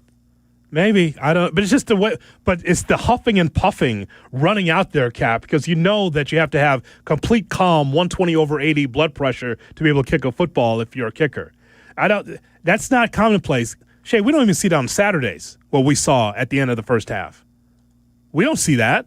A kicker huffing and puffing his way out there, or a hurricane way to try to kick the ball. We don't see that. No. Never. The only other time I remember seeing it this year, I think the Chiefs executed one perfectly, because of course they did. But that's the only one I can really remember this season. So here was the drill, or the drive. Yeah. You took the kickoff, you got it out to the 20, I think to the 28. Mm-hmm. 6-yard pass, 22-yard run by Caleb. Nice job. Baltimore 44. Still 57 seconds to go. They take their second timeout right there. 5-yard pass, and you got a first down. Now you've got a 10-yard penalty on intentional grounding. Moves it back to the 39. 2nd and 5. You take another timeout. You have Baltimore take a timeout. You hit Colston Loveland for 9 yards, and guess what? You run it on the field, and it's from 58 yards. I mean, you cannot have Caleb take the intentional grounding penalty. It can't happen there. Twice in the same game. Correct. Twice. That is correct. These are the things that we're talking about on the margins where you just have to improve.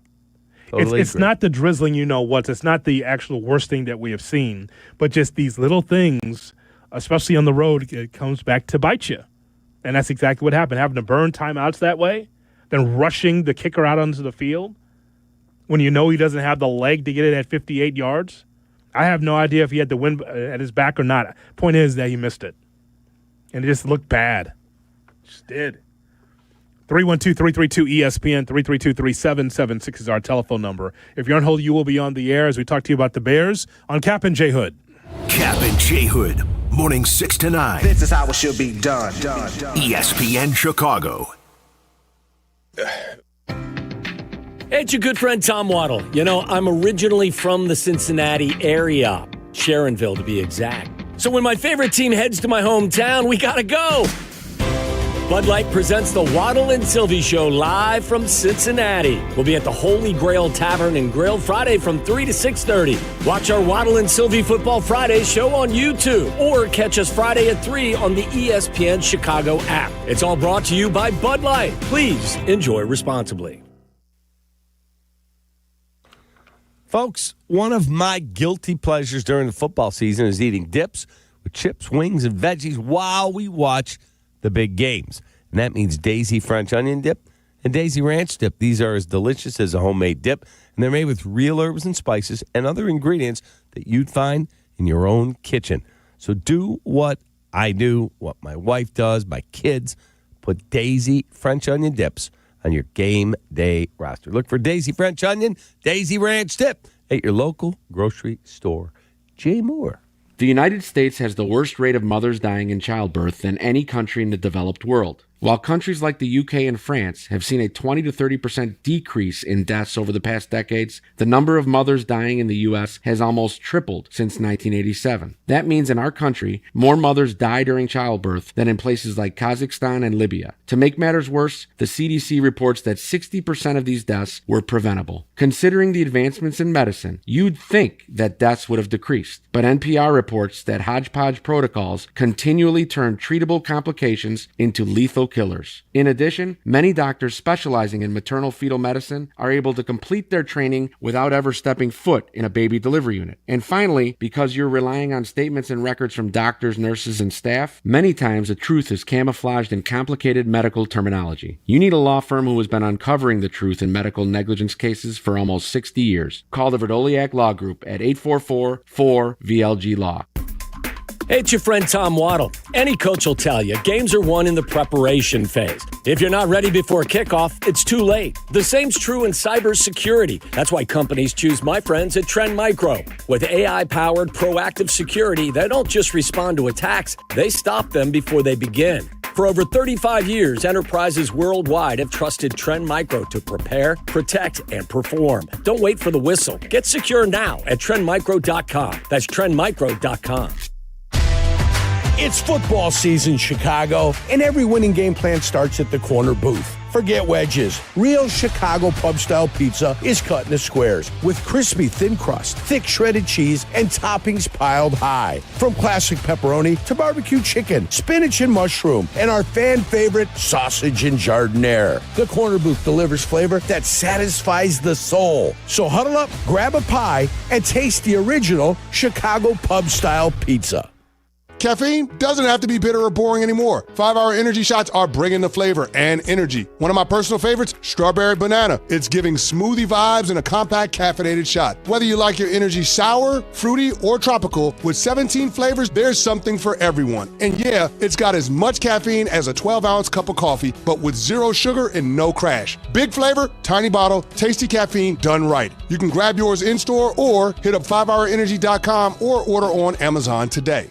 Feeling stuck on your own 10-yard line in the career game? Maybe it's time to just go for IT. My Computer Career has the game plan to score a rewarding new IT career in months. Whether you're a rookie, a breakout career changer, or a military veteran ready to serve. Why spend years chasing a college degree when you can fast-track your future in IT starting now? Take your mark, get set, go for IT. Take the free career evaluation at mycomputercareer.edu today. Financial aid is available to those who qualify, including VA benefits. Hey, you want to talk about your stuff? You know, the things you as a sports fan have collected over the years. Talk about it with a pro. Sports Collecting with Tom Morgan. Saturday mornings at 7 on ESPN Chicago. Presented by Huggins & Scott Auctions, ERC Delivery, and REA.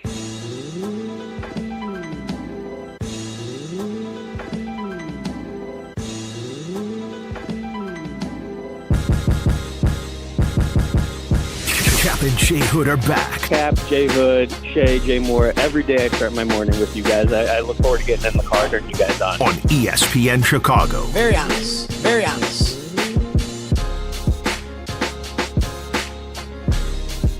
You can step to this. Absolutely.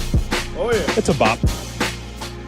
Kap and J Hood on ESPN 1000 and streaming on the ESPN Chicago app. 312-332-ESPN, 332-3776, our phone number. As we talk to you about the Bears, one of our overarching questions this morning is just talking about whether or not you blame the coaches or the players for the sloppy play. And the sloppy play that we've documented is talking about the pre-snap penalties, like one of the most penalized teams in the NFL, and just continues to go this way. I just never thought, Cap, that what I saw in training camp would extend out to damn near November with the same issues. Could you imagine pre-snap penalties or you're not knowing how to line up in late October? That's nuts to me. Well, let me give you another one. And those are all valid, what you just said. But our buddy from Valpo, Todd, just texted me, and he said, hey, you're forgetting one. On the 22-yard scramble by Caleb, how about getting out of bounds instead of sliding inbounds? Oh, no, yeah, we've talked about that. It's then you don't burn the timeout, and guess what? You have other opportunities. You don't have to hurricane your kick. You get the kicking ball. You get set. It's not like I got Brandon Aubrey there with a kick who can make it from 75 yards. I don't have that. Todd Ickal? Yeah. The voice of the Valpo Crusader. What are they now? Careful now. They're Beacons. Beacons. Sorry. Be careful. Sorry. It's like the Redskins. We don't use that anymore. Yes. Right. I thought that. You say our buddy Todd. I know. Hey, Todd, point-to-point communication. A better call on our no-hitter when we no-hit your ass in Valpo. Better call. Thank you. 312-332-ESPN, 332-3776 is our phone number. We know our baseball team no-hit him. He couldn't get off that broadcast quicker. Yep, we lose. We got to go. We'll be back. Like, come on, Todd. Come on, man. It was your Scully moment. He couldn't wait to get off the air after we handcuffed the offense of the Valparaiso Beacons baseball team. Let's go to the phone lines to talk to you. 312-332-3776 is our phone number. Prince on 294 on Kap and J Hood. Prince, good morning. Greetings and salutations, gentlemen. What's up? How are you, man? I'm concerned. I'm perplexed, actually. I'm a little bit dazed and confused at the moment. I was initially calling in for something else, but there's this thing bothering me. I hear a lot of griping about the intentional grounding. But if I recall that play correctly, there was a free blitzer who came unmolested and was going to drop Caleb for more than a 10-yard pass, more than a 10-yard loss. So how is it a worse thing to do the intentional grounding and nobody's holding anybody accountable for the fact that no lineman touched Hamilton at all? So I need to understand where's the angst. How's that a bad on Caleb? You're saying that the intentional grounding was a good thing? I'm not saying it was a good thing. I'm saying that it wasn't on Caleb. I mean, he tried to get rid of the ball, true enough, but he was going to have a 14-yard loss at least anyway. Okay, So how about technically, he came out sliding? better. How about sliding in bounds? I agree with that, and I also think the interception should have went to Monangai. But I saw a pass that Rome dropped, which is what, 4 games in a row, 5 games in a row? Correct. That Rome has dropped a pass. I tweeted that I yesterday. saw another pass on the sideline that DJ, it looked like he lost it in the sun and didn't get his hands up. I'm going to give him the benefit of the doubt on that. But Caleb is not, we're throwing Caleb under the bus, unfortunately, and they're out-coached. Prince, that's not true that we're throwing Caleb Williams under the bus. We're just asking for the offense to be better.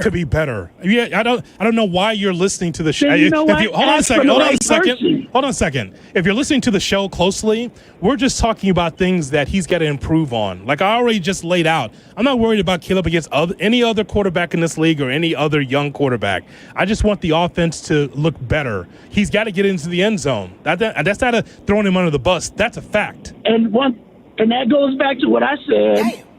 He's not the only person. His head coach has to be better with the play calling. Okay. There was a couple of plays where there was bunches of receivers in the same spot, and Caleb had to make a move and try to get rid of the ball.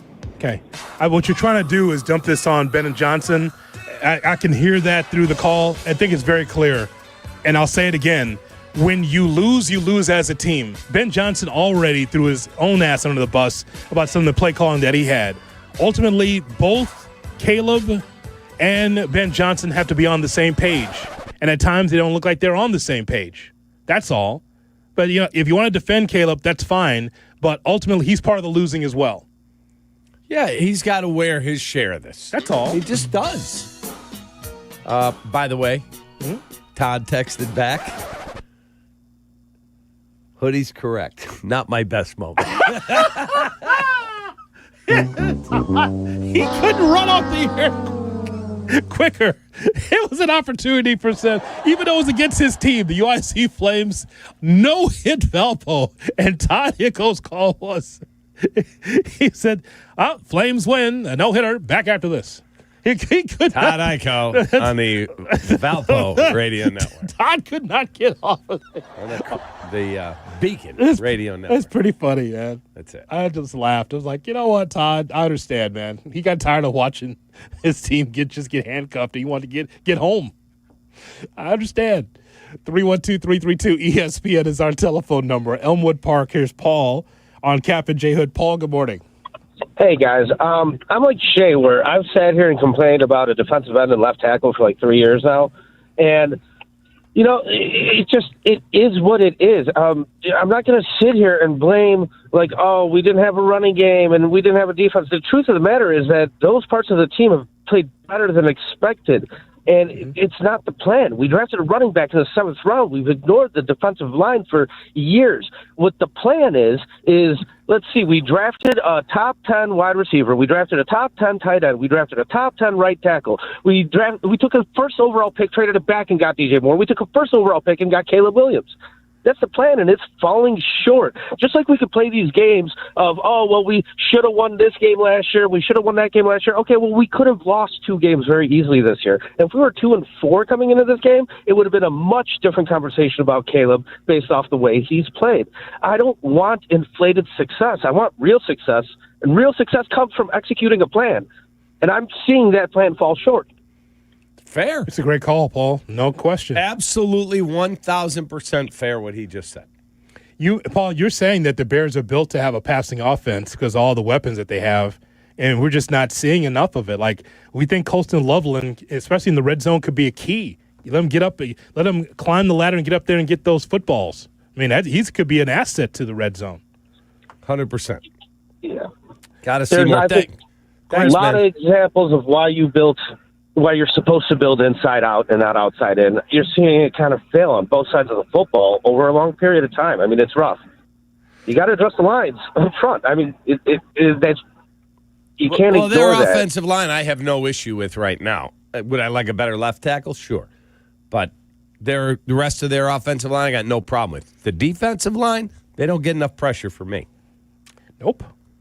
I tried to tell you that all summer. I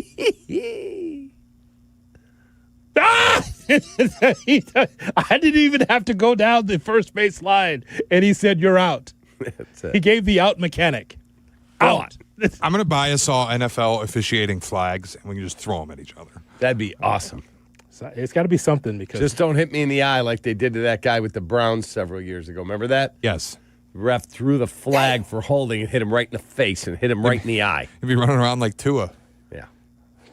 No thanks. My eye! Yeah, I can understand why that would hurt. So, was Dingbo healthy? Was he on the field Sunday? Doing a milk carton shoot. Brother. That dog don't hunt. As a group, I think they got 3 pressures. Gap. This is against the backup and Huntley. Come on now. Not good. Come on. Not good at all. This is where the conversation turns to Ryan Poles because he built this. He's the guy that paid Dio. I said the day they paid Dio, all you did was give DeMarcus Walker more money. All he's done is be DeMarcus Walker throughout his career, and you just made him higher paid. Why didn't you go after Josh Sweat? I didn't really want Josh Sweat. So He's I'm having not gonna, a good year. I know, but I'm not going to play the hindsight game with it because I never wanted him. But it is like when we started talking about go ahead and trade for Trey Hendrickson, and then you talk about how unbalanced the cap sheet is, well, that's your own damn fault. Like, if you were going to go out, and then the talk about potentially signing somebody like Zadarius Smith on the cheap, then you just spent the money it would have cost to get Josh Sweat when you could have just spent it on one player. Now you're spending it on multiple. Correct. 2 Sweats equals a musty line. It just is what it is. He's done a terrible job on the D-line, and well done, Jim. By Menon. Yeah, they have not done a good job putting this defensive line together, and that falls at his feet. It's an absolute truth. Stank line. 312-332-ESPN, 332-3776 is our telephone number. More of your phone calls on the Bears. Don't forget, Shot or No Shot, 8 o'clock on Kap and J Hood. Kap and J Hood, ESPN Chicago.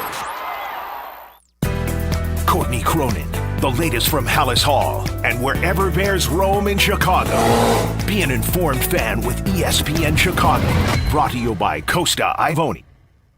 All your favorite NBA players are back, and DraftKings, a Casino Queen sportsbook, an official sports betting partner of the NBA, is the place to bet on NBA stars this season. DraftKings, the #1 sportsbook for live betting, is live when others aren't. New customers, bet just $5 and get 3 months of NBA League Pass. Plus, score $300 if your bet wins, paid in bonus bets. Download the DraftKings Sportsbook app and use code WMVP. That's code WMVP. Bet $5 and get 3 months of League Pass, plus get $300 in bonus bets if your bet wins. In partnership with DraftKings, the crown is yours. If you or someone you know has a gambling problem, crisis counseling and referral services can be accessed by calling 1-800-GAMBLER. 21 and over, Illinois only. Pass through a per wager tax may apply. Eligibility and restrictions apply. Bet must win to receive bonus bets which expire in 7 days. Minimum odds required. NBA League Pass auto renews until canceled. Additional terms at dkng.co/audio. Limited time offer.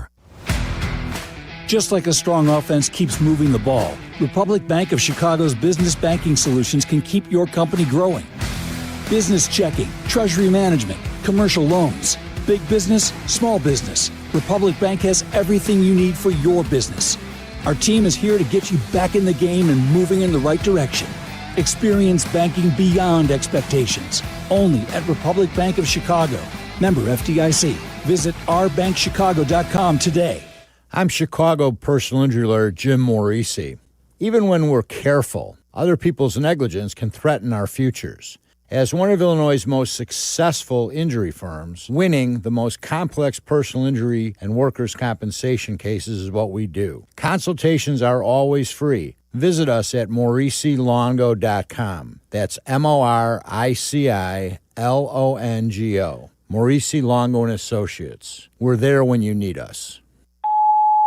Hey, bro, weirdest thing is happening at the game. This guy sitting next to me says, "You're our good luck charm." Every time I crack a Bud Light, we score a touchdown. Now his entire family wants to buy me Bud Lights.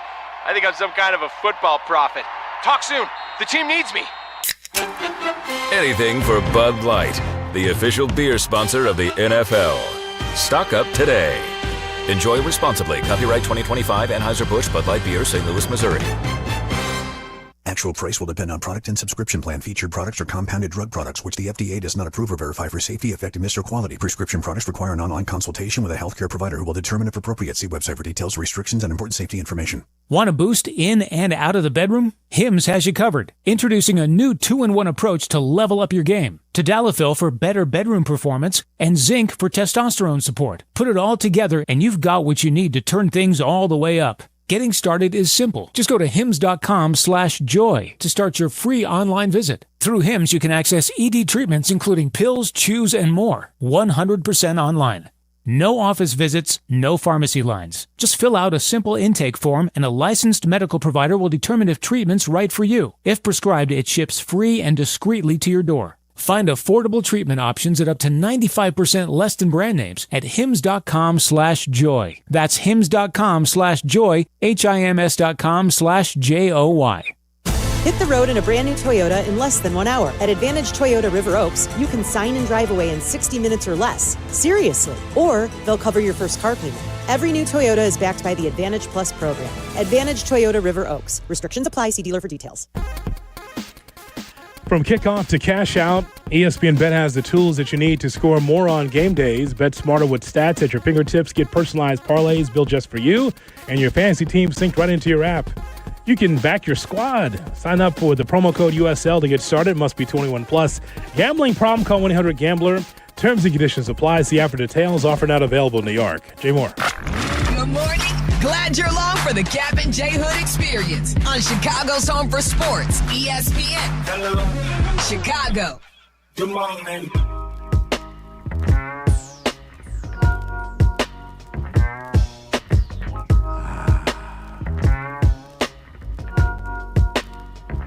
Fantastic.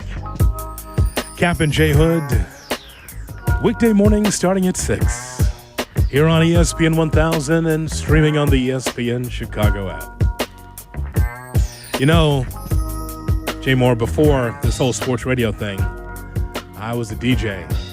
Middays, some evenings. Then I realized I'm not talking enough. I got to do sports radio. And now many people want me to speak less. Well, the KKC's finest. Yes, right? That's right. Exactly right. Southside Zone. Ernest is back on the phone for you, Hoodie. He'd like you to find a happy medium. Oh, man. DJing was great, man. But I was like, you know what? Between all this, I'm not speaking enough. I'm going to switch over. I'm going to do sports radio. It's like I need to express myself. And now many people listening is like, please go back to music. And the answer is no. I DJ'd a little bit when I started in radio. I've never liked anything less. Oh, it's the best, man. You get like a 12-second break to talk. Right, that ramp. You got to hit that ramp, Right. that post. You get the 12-second cold open on like no scrubs or something. That's it. But the residuals are great, man. The residuals are great. That's right. I remember having to do those like cut-ins down the dial back in the day. The best. On the network, like on the Illinois Radio Network, or they had like the Truckers Network. That's right.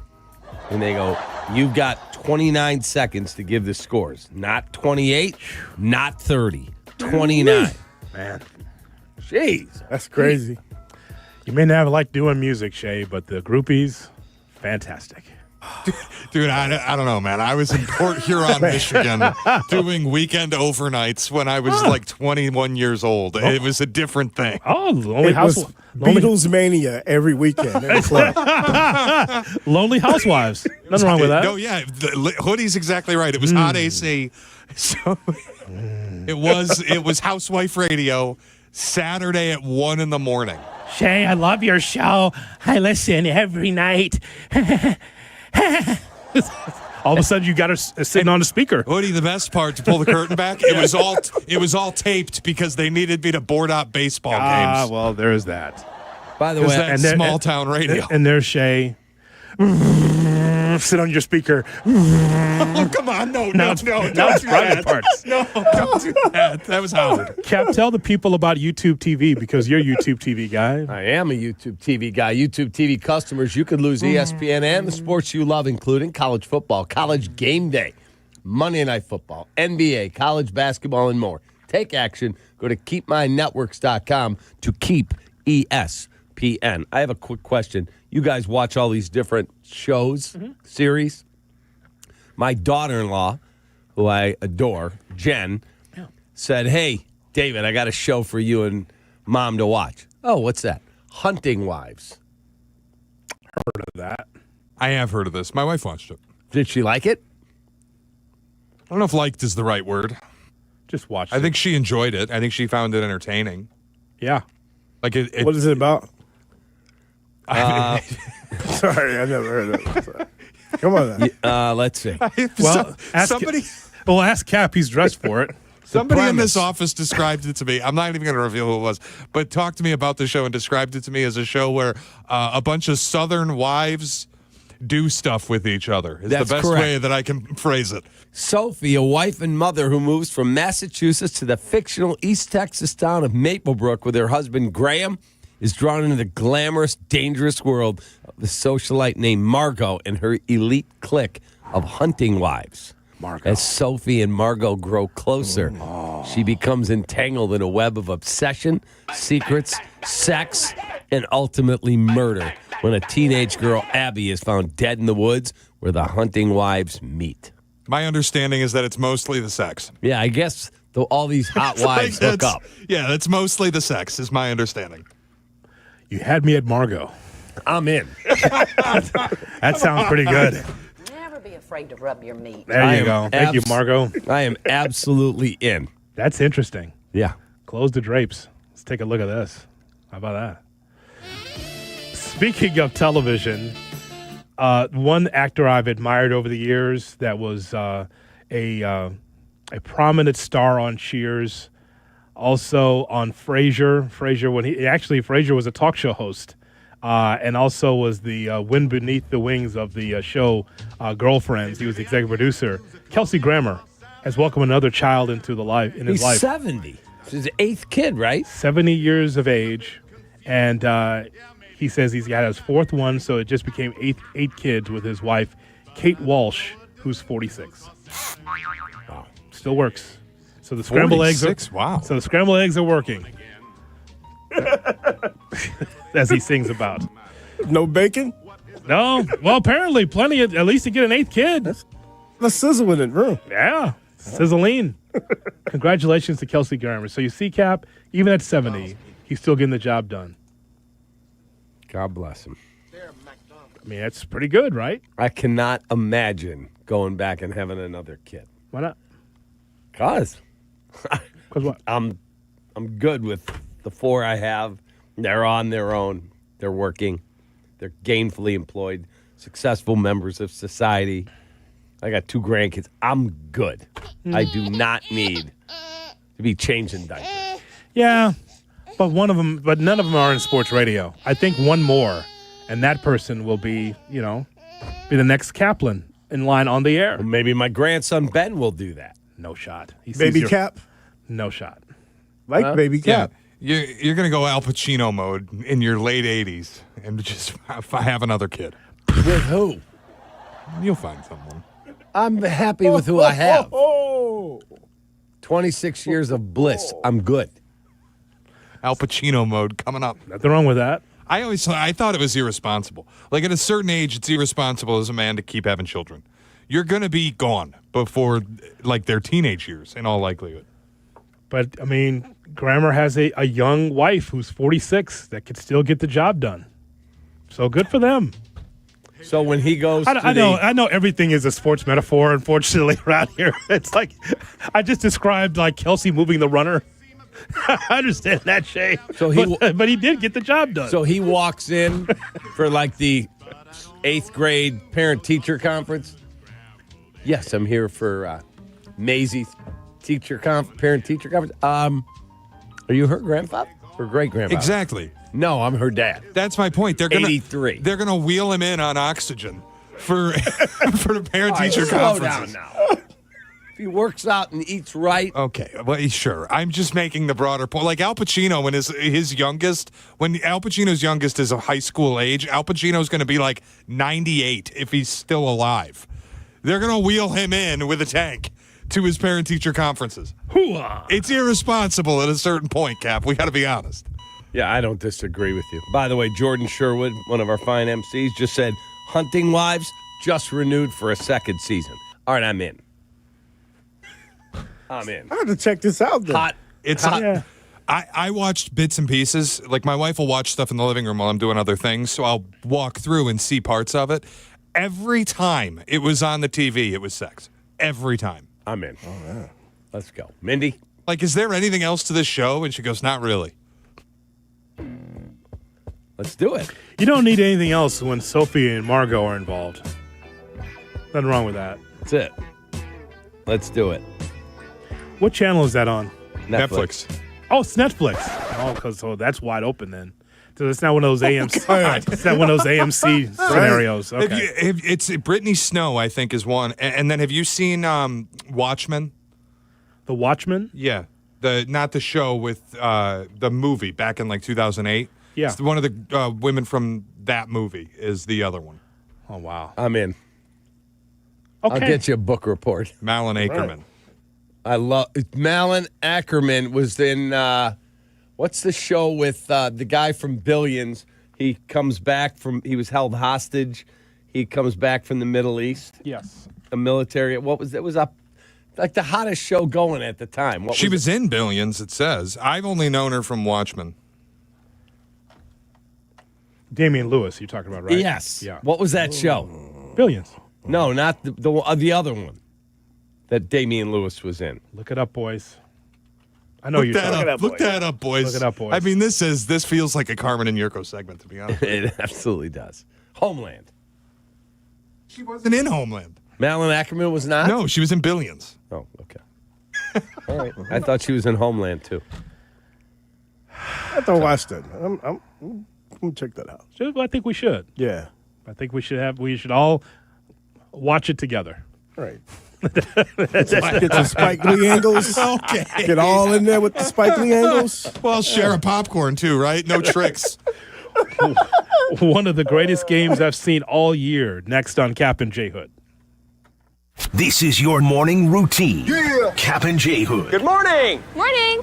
Good morning. Oh, and in case I don't see you, good afternoon, good evening, and good night. On ESPN Chicago. Indictable. Here comes it's Bears and Bengals, live from Cincinnati. Sunday, starting at noon. This is the home of the Bears, ESPN Chicago. Hey, it's Cap. My friends at Automatic are celebrating 80 years of making Chicagoland homes and businesses comfortable. To celebrate their 80th anniversary, Automatic's residential team is giving you $800 off any furnace and AC replacement now through the end of October. It's a great opportunity for Chicagoland homeowners to make sure their home is comfortable. Don't wait for your system to fail. Call the pros you can trust, the best in the business. Go to Automatic.com. At Uline, they know firsthand the road to success is an uphill climb. Uline started in the family basement, and through hard work is now North America's most trusted shipping and industrial supplier. They get what it means to have the support of reliable, hardworking partners. So they keep 41,000 items ready to ship. Whether your company is still in a basement office or expanding cross-country, Uline will be there on your road to success. Visit uline.com. Hey friends, I'm Tom Waddle and I drive a Hawk. Find your next car at hawkauto.com. Choose from 12 Hawk Auto locations at Forest Park, St. Charles, Plainfield, Joliet, Carroll Stream, and now LaSalle, Peru. Shop thousands of vehicles from 13 big brands. Save with 0% financing or make no payments for 90 days. Plus save even more with our complimentary maintenance plan. Find your next car at hawkauto.com and drive what I drive. Drive a Hawk. HawkAuto.com. Financing and plan on select models with approved credit. Hey, this is the Fat Jack, and football season is here. Are you ready to make money betting on sports? Are you ready to make a winning decision? Are you going to gamble for fun, or are you going to gamble for money? This year, make that decision that will build your bankroll all year long. Go to FatJackSports.com, and for less than $100 a week, make money betting on the games. That's FatJackSports.com. It's a personal portal. It comes to your email. It's hassle-free. It'll make you money. FatJackSports.com. Whether you're building robots, developing award-winning video games, training on medical simulators, or diving into sports communication, Bradley prepares you to change the game. Choose Bradley. Apply today at bradley.edu. $2.25 million. The Verdoliak Law Group wins again for their clients. That's right. The Verdoliak Law Group recovered $2.25 million for a client who was injured in an auto accident. If you're injured, make sure to call the Verdoliak Law Group.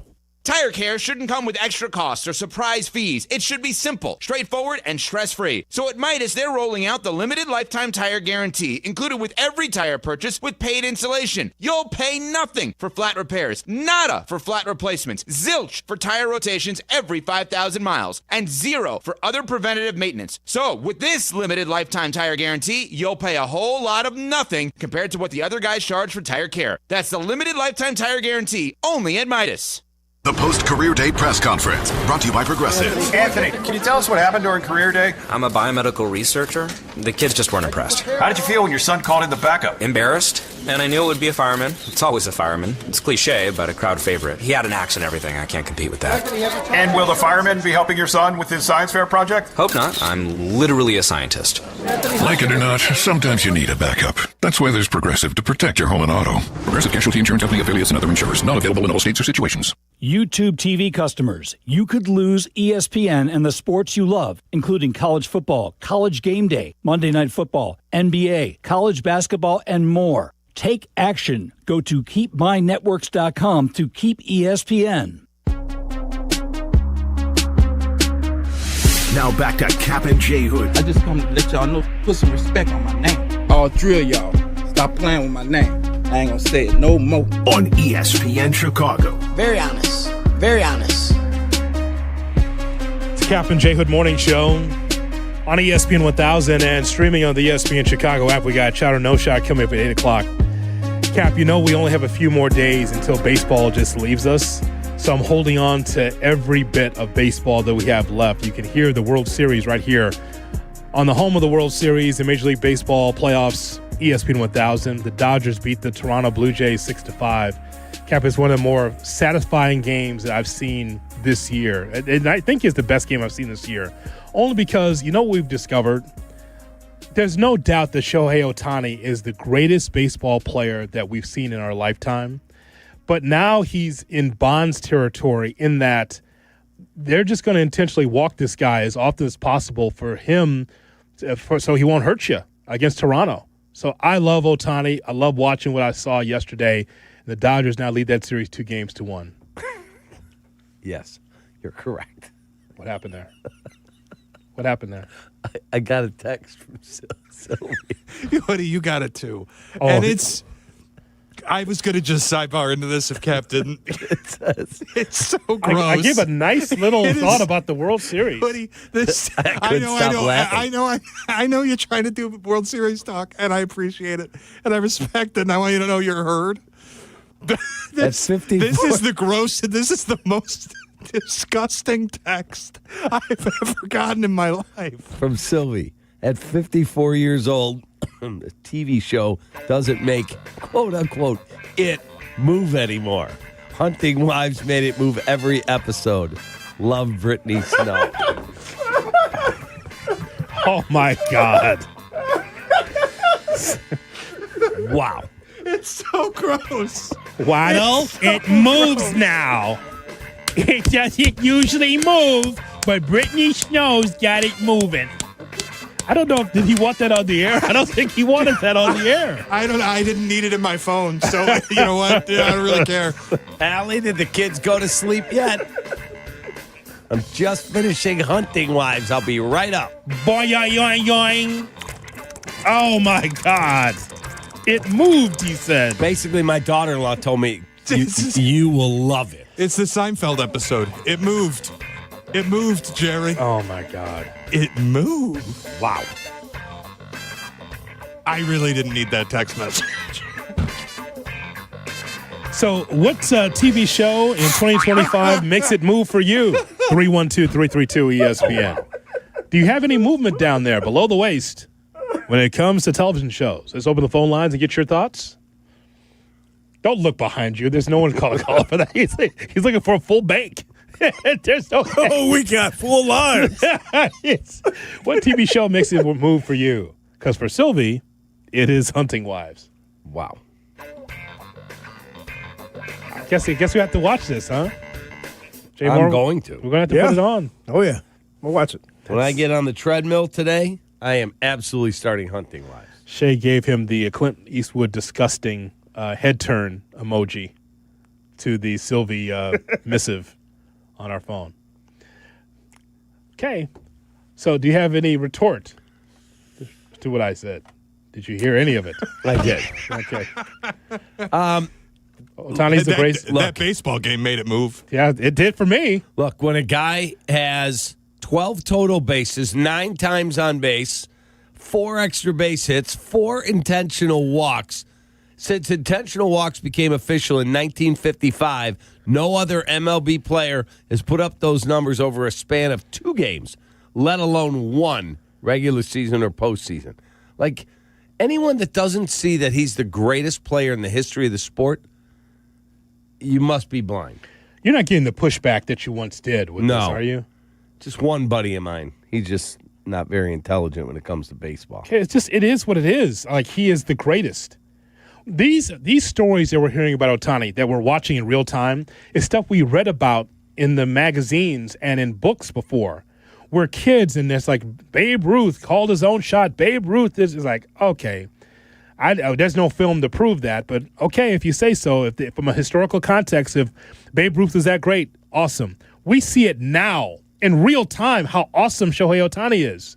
This is a throwback to he was so productive in this game against the Jays yesterday. Oh, and by the way, you got to pitch. You got to get on the mound today. What? He's going to pitch too? Yeah. That's why he's awesome.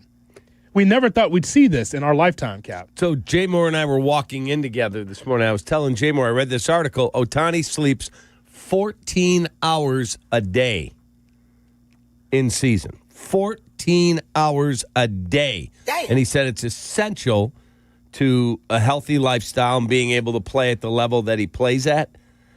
That dude did not get to bed till God knows when, and he's going to get up and try and pitch tonight and be that impactful bat again. I'm curious to see how that works out. If it is 14 hours a day, Cap, bet the Jays. He's not getting the 14 now. I wouldn't think. He's not getting it. He's not getting that 14 a day. He might. To go with the Jays today. Jays will find a way. Like if he got to the hotel in L.A. Hotel? Where do you think they're staying? In an Airbnb? No, home. He's driving home. Oh, that's right. He lives there. Sorry. So he gets home. He's not an angel. Okay. He's a Dodger. So he gets home. Let's call it 1 o'clock in the morning. Okay. Pacific. Maybe 12:30. That was a late night. That's 18 innings. Don't forget press, too, now. Media. That's a late night. That is a late night. 2 a.m. Pacific. Okay, so he gets home. Let's call it 1 in the morning. Okay. He's asleep at 1:30. He's a bat. He just immediately just goes to sleep. You can't, after that, man, you can't settle down unless he's just a quick sleeper. Right. So you saying no time for all right, he doesn't do that. Maybe he watches a quick episode of Hunting Wives. He does not do that. You got to keep your testosterone up, for God's sakes, for you're pitching tomorrow. Maybe he has a quick episode. Back.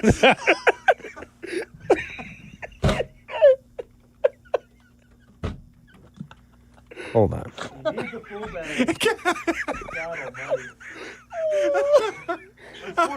A sportsman-like next. Maybe he says, hey, Mamiko, when I get home. What's the name? Careful now. No, that's her name. Jay Moore, no, hit a button. We're done. Jay Moore, hit a button. We got shot. Mamiko. We got shot or no shot. Make sure you got Hunting Wives queued up when I get there. I need to get my sleep, but had a good game. Let's watch a little Hunting Wives. I don't know if that's the case, Cap. I don't think that's a good idea. After 18 innings and he's got a pitch, you got to keep it up. He won't have a problem, according to Silvy. Well, I'm just saying, I don't know. Silvy, Cap, do not watch this on the treadmill. Okay. Okay. Maybe Shohei's a Brittany Snow fan. He and Mamiko watch Brittany Snow. He's being really gross, man. Like he's saying you're going to be walking unbalanced. Who, Silvy? Just enough. I mean, enough. I feel like a light breeze would get him moving at this point. Wow. Well, the Bears isn't doing it for him, so he needs something. Correct. So I can understand that. I just, my God. No, Cap. I think that he's not getting the full 14 hours of sleep. So that'll be all. Jays win. Okay. The swing of. Well, that's exactly right. Uh-oh. I just thought that was the best game I saw all year, Cap, in anything. Just to watch that classic, crazy back and forth. And so many great defensive plays in that game as well. That's where you're supposed to see it, by the way, in the World Series, right? You think the best of the best. And Vladimir Guerrero had a great play from first to third, gunning out a runner. It was some good stuff I saw there in this game. But it's exactly what you're looking for if you're Major League Baseball, something thrilling like that, like the Dodgers and the Jays. It's awesome. How about the throw by Tommy Edman? Edman, same thing. At third. Yeah. Tremendous. Yeah, great defensive play there. Great. So this is what we want to. Springer having to leave the game because he took a big swing, had to leave the game. They had to bring in Ty France because it was just the kind of the big violent swing, and Springer's like, "Oh, I'm out." It's like me trying to reach to the back seat, Cap, reaching back, and you just with the right hand, and you swing your arm over. You get that cramp. Yeah, yes, that's what happened to Springer, I think, yesterday. I've been there. We pause now 10 seconds for stations to identify themselves along the Kap and J Hood densely, massively, liquidy, ginormous. Kap and J Hood, ESPN Chicago Radio Network. Live from State Street in the heart of Chicago, this is the home of the Chicago Bears, ESPN Chicago. And this is Kap and J Hood, WMVP, WTBC, HD2, Chicago, a good Karma Brands radio station. Great Clips believes veterans make us great, and that's why this Veterans Day, they're offering free haircuts to all veterans and active duty service members. Here's how it works. If you served or are serving in the military, simply visit a Great Clips salon on November 11th to get a haircut at no cost to you with your military ID. Don't need a haircut that day? Stop by for a free haircut card to use later. Not a member of the military? Any customer who gets a haircut on Veterans Day will also receive a free haircut card to give to a veteran or active duty military member in recognition of their service. It's just one small way Great Clips is saying thank you for all the sacrifices you as service members make to protect our country. Offer valid while supplies last. Learn more and read giveaway rules at greatclips.com/promotions. Great Clips, it's gonna be great. If you're turning 65 or new to Medicare, Humana might just have the health plan you're looking for. Our Medicare Advantage plans offer coverage and care you can count on. You could get a plan with a $0 premium or an all-in-one plan that may include medical and prescription coverage, as well as routine dental, vision, and hearing. Learn more at gethumana.com. Humana, a more human way to healthcare. Humana is a Medicare Advantage HMO and PPO organization with a Medicare contract. Enrollment in any Humana plan depends on contract renewal. Save big on everything for your next project when you shop at Menards. Spite Electric smart home products make everyday living simply smarter. Add color to your home's exterior with LED outdoor string lights. They're perfect for holidays or get-togethers, and they can be scheduled to automatically turn on or off. View our entire selection of Spite Electric smart home products today on Menards.com. Plus, check out our weekly flyer for other great deals happening this week. Save big money at Menards. If you missed something, get the podcast on the ESPN Chicago app. Kap and J Hood are back on Chicago's home for sports, ESPN Chicago. Checkmate 1-6, immediate suppression on target. That's why I see him in my shot. Shot or no shot with Kap and J Hood on ESPN 1000 and the ESPN Chicago app. That's why I see him in my shot. Look, the brother next to you. Good morning and welcome in to the Kap and J Hood Morning Show on ESPN 1000 and streaming on the ESPN Chicago app with David Kaplan, Jonathan Hood with you. Still to come, we're going to hear from Albert Breer, who covers the NFL like a blanket for SI.com and Monday Morning Quarterback. But first, shot or no shot. Here's Shay Norling. Shay? Good morning, boys, on a Tuesday. How we feeling? We're good, man. Ready to rock and roll. And let's see if the Bear can enjoy their day off and then get back at it again tomorrow to game plan and find a way to win a football game in the Natty on Sunday. So Bears are favored. 2.5. So next Tuesday is my 25th wedding anniversary. And so on the table, Shay, was us maybe going to Jamaica. Uh-oh. Dodge that bullet. I was there a year ago at this time for my wife's birthday. My point is that you didn't have the weather this time last year. No. The point is that I could have been swallowed up in all of that. That's the point. Is that I'm glad that we dodged that bullet. Well done. Yeah, that's the point. because it doesn't look good with a monster hurricane closing in on Jamaica. Here's Shay Norling. Just like that field goal. Yeah, closing in like the yes. So the running out, huffing and puffing, trying to kick a 58-yarder. Most of the kickers probably would have got that. But coming off the injury, Santos unable to get that done. There you go. All right, let's get started with Shot or No Shot. Ben Johnson defended Caleb's performance in Baltimore with Jeff Joniak yesterday, saying he thought he actually played better than the last 2 weeks, but it still wasn't perfect. I personally thought Waddle put it perfectly yesterday on their show, saying he played better, but that only means he's seen him play worse. It wasn't close to good enough. So my question for you guys, shot or no shot, Ben Johnson's defense of Caleb was just coach speak. Yeah, maybe to a degree, but Ben's a pretty honest dude, man. Like, if he felt that he really did not play well, he would not give you pablum. He would not. Watching the tape yesterday, again, I gave him a 4 out of 10 yesterday. I might give him a 5.5. Still not good enough. Like watching the throw to Rome that he dropped. Watching that insane throw that he hit DJ late. Phenomenal. But there's other things he missed. It's a fact, Johnny. That is a shot because what I keep getting from Ben Johnson is the compliment sandwich. That's what I keep getting. Like, good that he's honest and saying that, we've got to be better, clean this up, talking about how he puts it on the players, but also has to understand that as a head coach, as a leader, that he can't throw Caleb Williams completely under the bus and say, this looks like nothing like Jared Goff when I was in Detroit. He can't say it that way, Shay.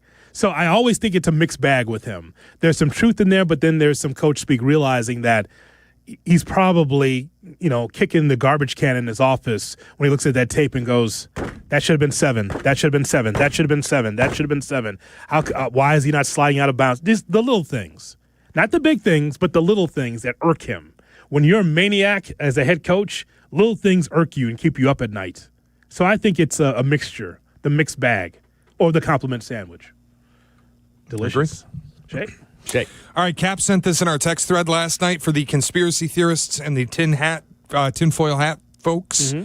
Per NFLpenalties.com, the Bears have been flagged 64 times for 533 yards. It is the second highest penalty rate in the league. Bears opponents, meanwhile, have been penalized 36 times for 254 yards, which would be good for the second lowest penalty rate in the league. So, shot or no shot, the officials are screwing the Bears. Yeah. When you say screwing the Bears, do you mean willfully, like trying to? I read a headline on a blog this morning that the NFL is intentionally screwing over the Bears with penalties. I read that headline. Yeah, that's insane. It's not happening.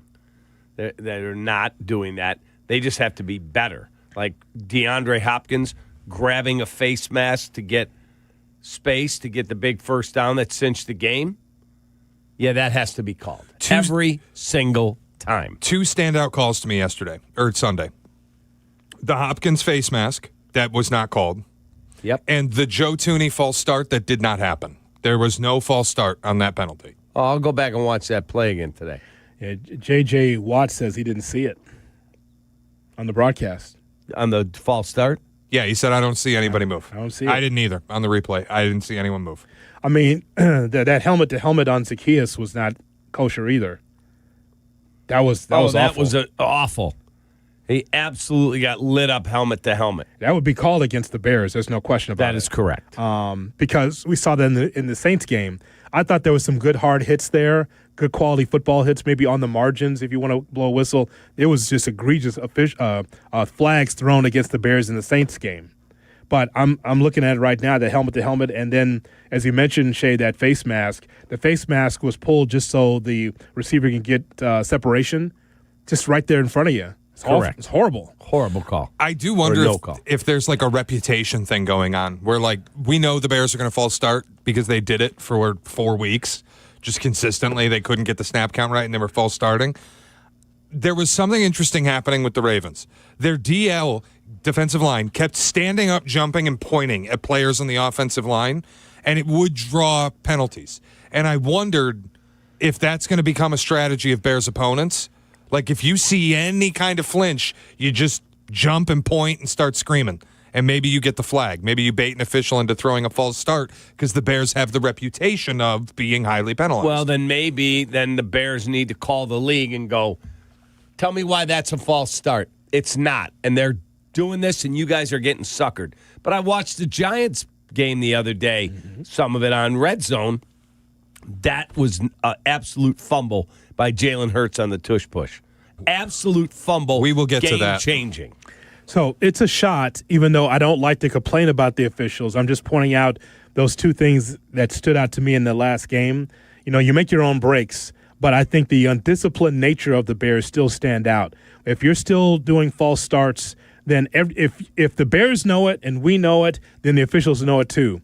Hey, keep your eyes on the Bears because they're undisciplined. Everyone knows it. The book's out. You can't turn a blind eye to that as official, but you don't have to call everything. When you have announcers saying, that might be a little ticky-tack. Guys, I mean, even the referee experts, like, probably not a penalty. That's Correct. tough. Correct. So I think that's a shot in a lot of ways. But to be clear, that's not why the Bears are 4-3. That's why the Bears are undisciplined. They are an undisciplined team. Yeah. The numbers tell you that. Shane Orling. All right, I'm going to pivot to basketball here because the Bulls last night won again and are a very surprising 3-0 to start the season. I don't think anybody expected them to start the year with wins over the Pistons, Magic, and Hawks. The Hawks would have been the one I would have pointed at and said, I think you can win that game. The other two, flat out surprising. Vooch has been spectacular. Last night, 17, 17, and 9 in a 128-123 win over Atlanta. Shot or no shot? The Bulls might be good.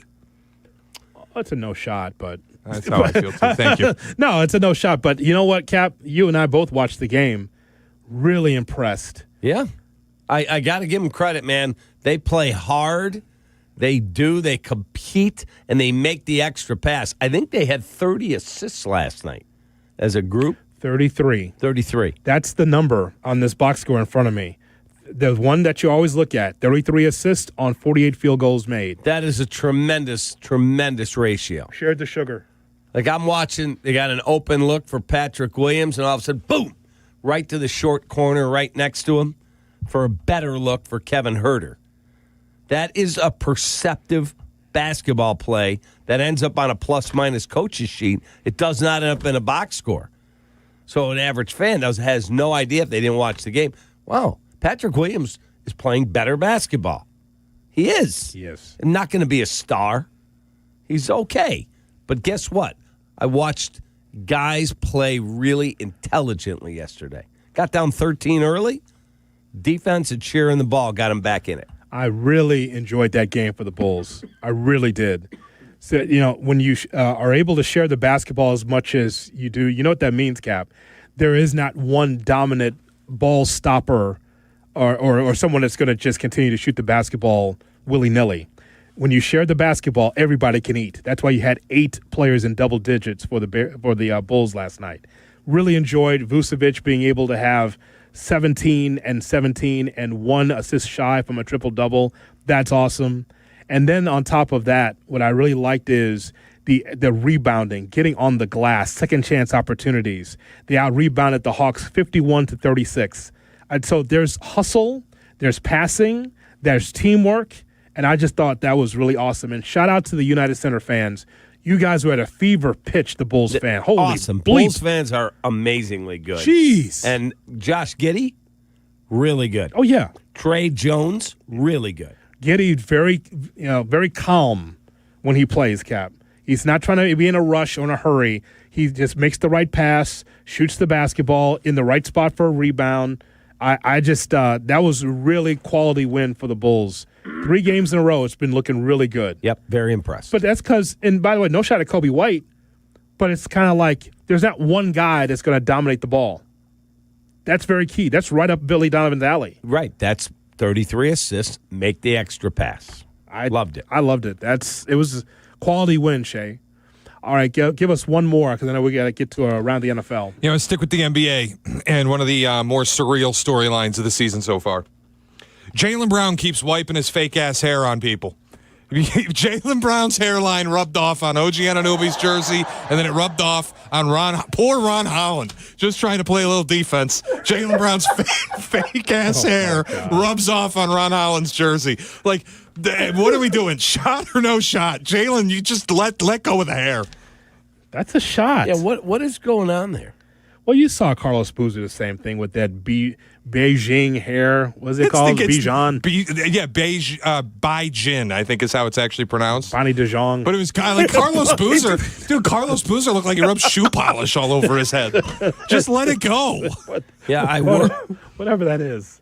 Bonnie. I worked with a guy at TV. His name was Eric Goodman.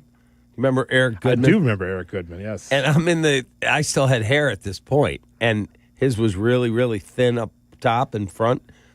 And I'm in the makeup room. I'm a guest on the TV station. I wasn't working there full time yet. And I see him with this, like, charcoal in his hand. And I'm looking, and I know him, but I don't know him that well. I'm like, the hell? I'm like, hey, brother, what are you doing over there? He takes charcoal, like charcoal makeup, and he fills in the front so that on camera, it looks like he's got a full head of hair. I'm like, dude, just be you. Absolutely not. That's what he said. Cap, have you? I don't know. Have you seen this play? I have it on the monitor here. Have you seen this one, Jaylen Brown? He just brushes OG Anunoby, and then the OG Anunoby's got a black stain right on his jersey. Cap, watch this. It's insane. So there's Jaylen Brown at the top of the key, and he tries to blow. He gets to foul line extended left, and then he rubs his hair. You can see the black spot. See that? Look at that. It's all insane. Over OG Anunoby's jersey. Let it go, man. It's crazy. I mean, me and Howie Mandel, man, we just went, we are who we are. He's had braids, Jay Moore. He's had, like, the hair extensions. Like, dude, just shave it off. Dude, he's going to end up like Rudy Giuliani. He's going to be sweating on the floor. They'll put a camera on him. He'll be dripping black sweat all down his face. I don't get it. Like, what are we doing here? Yeah, I don't get it. Just get the freestyle mohawk braids or whatever, man. Just get the extensions. Holy smokes, man. Crazy. That can't happen. I thought we were done with this, with players doing this. And you're playing basketball, so you know that Beijing, black dye is going to be on people's jerseys. I mean, it'll just, like you said, he's going to be like Rudy. I've never seen anything like it. I mean, poor Ron Holland. He's just trying to play a little defense, and then he ends up with Beijing all over his jersey. Like, what? I've never seen it before. Damn Brown signed it. My God. Jersey swap. My God. Yeah, can I get your jersey?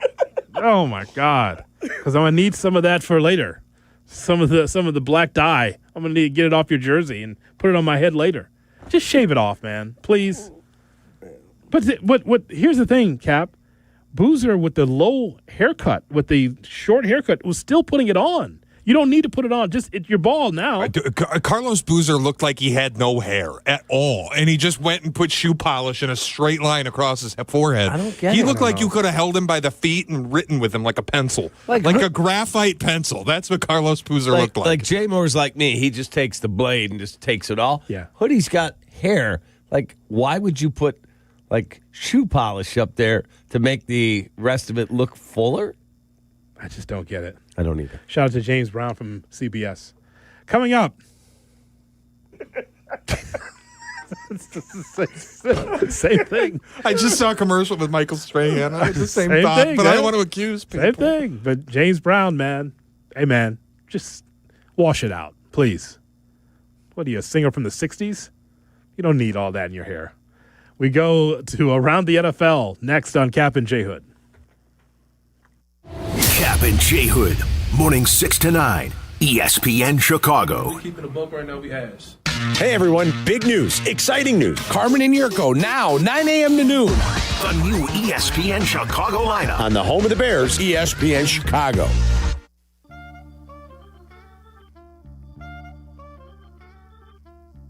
The Chicago Wolves are back at the Allstate Arena this Saturday and Sunday as they take on the Toronto Marlies. Saturday night, it's First Responders Night. Arrive early for your chance to touch a truck in the parking lot and see all the incredible first responder vehicles up close. Bring the whole family. Then on Sunday, it's the classic Chicago Wolves Family Sunday. The Chicago Wolves are hot. Catch them live. Grab your tickets for this Saturday and Sunday at Ticketmaster.com. Again, Ticketmaster.com, because this is Wolves hockey. Jay Moore. When your team's best players have all been traded and the latest pick is overrated, just raise a glass with a friend or two and tell them more, tell them more, tell them more, do. May your team be great and your picks be true, and if it falls apart, you'll know what to do. Just raise a glass with a fan or two and tell them more, tell them more, tell them more, do. It's a crazy world, so what do? You tell them more, tell them more, tell them more, do. Hey! Tullamore Dew Irish Whiskey, 40% alcohol by volume, imported by William Grant & Sons Inc., New York, New York. Hey, usual haircut? Yeah, but make it quick. I gotta go pay my ComEd bill. Yeah, I just mailed my check this morning. There's an easier way, fellas. Get the ComEd app. I just paid my bill while getting this trim. For real? You can pay your bill, check your energy usage, even report and track an outage 24/7. How did I not know about this? 'Cause y'all are too busy filming dance trends on your phones. Make life easier. Download the ComEd app today at ComEd.com/app. Hey, it's Cap. My friends at Automatic are celebrating 80 years of making Chicagoland homes and businesses comfortable. To celebrate their 80th anniversary, Automatic's residential team is giving you $800 off any furnace and AC replacement now through the end of October. It's a great opportunity for Chicagoland homeowners to make sure their home is comfortable. Don't wait for your system to fail. Call the pros you can trust, the best in the business. Go to Automatic.com. Roofers and Waterproofers Local 11 provides quality value and service in all facets of the commercial, industrial, and institutional roofing and waterproofing industry. Promoting skilled craftsmen and craftswomen through apprenticeship training, Local 11 members are trained in the application of the latest roofing and waterproofing techniques. They are at the forefront of design and installation of environmental-friendly solar, green, and garden systems. To find a highly skilled roofing contractor today, go to ChicagoRoofingContractors.org. Hey, it's Kirk Herbstreit. On game day, great prep makes all the difference. Same goes for your pizza. That's why I go with Frigidaire's Stone-Baked Pizza Oven. Fresh pizzas go from dough to done in just 2 minutes. Whether you're throwing a party or squeezing in dinner between plays, this oven delivers hot, crispy, restaurant-quality pizza right from your kitchen. Only from Frigidaire. Game-ready pizza. Get it today at the Home Depot. How doers get more done. This college football season, show your school spirit every time you pay. Introducing college-branded Venmo debit cards. Rep your team on and off the field with custom school designs that let everyone know who you root for. Whether you're tailgating, grabbing snacks for the watch party, or celebrating a win, you can unlock 15% cash back at ESPN, 1 free year of Perplexity Pro, and more. This college football season, score more with the Venmo debit card. Get yours now in the Venmo app. Learn more at venmo.com/collegecard. Max cashback varies. Terms apply. The Venmo MasterCard is issued by the Bancorp Bank, N.A.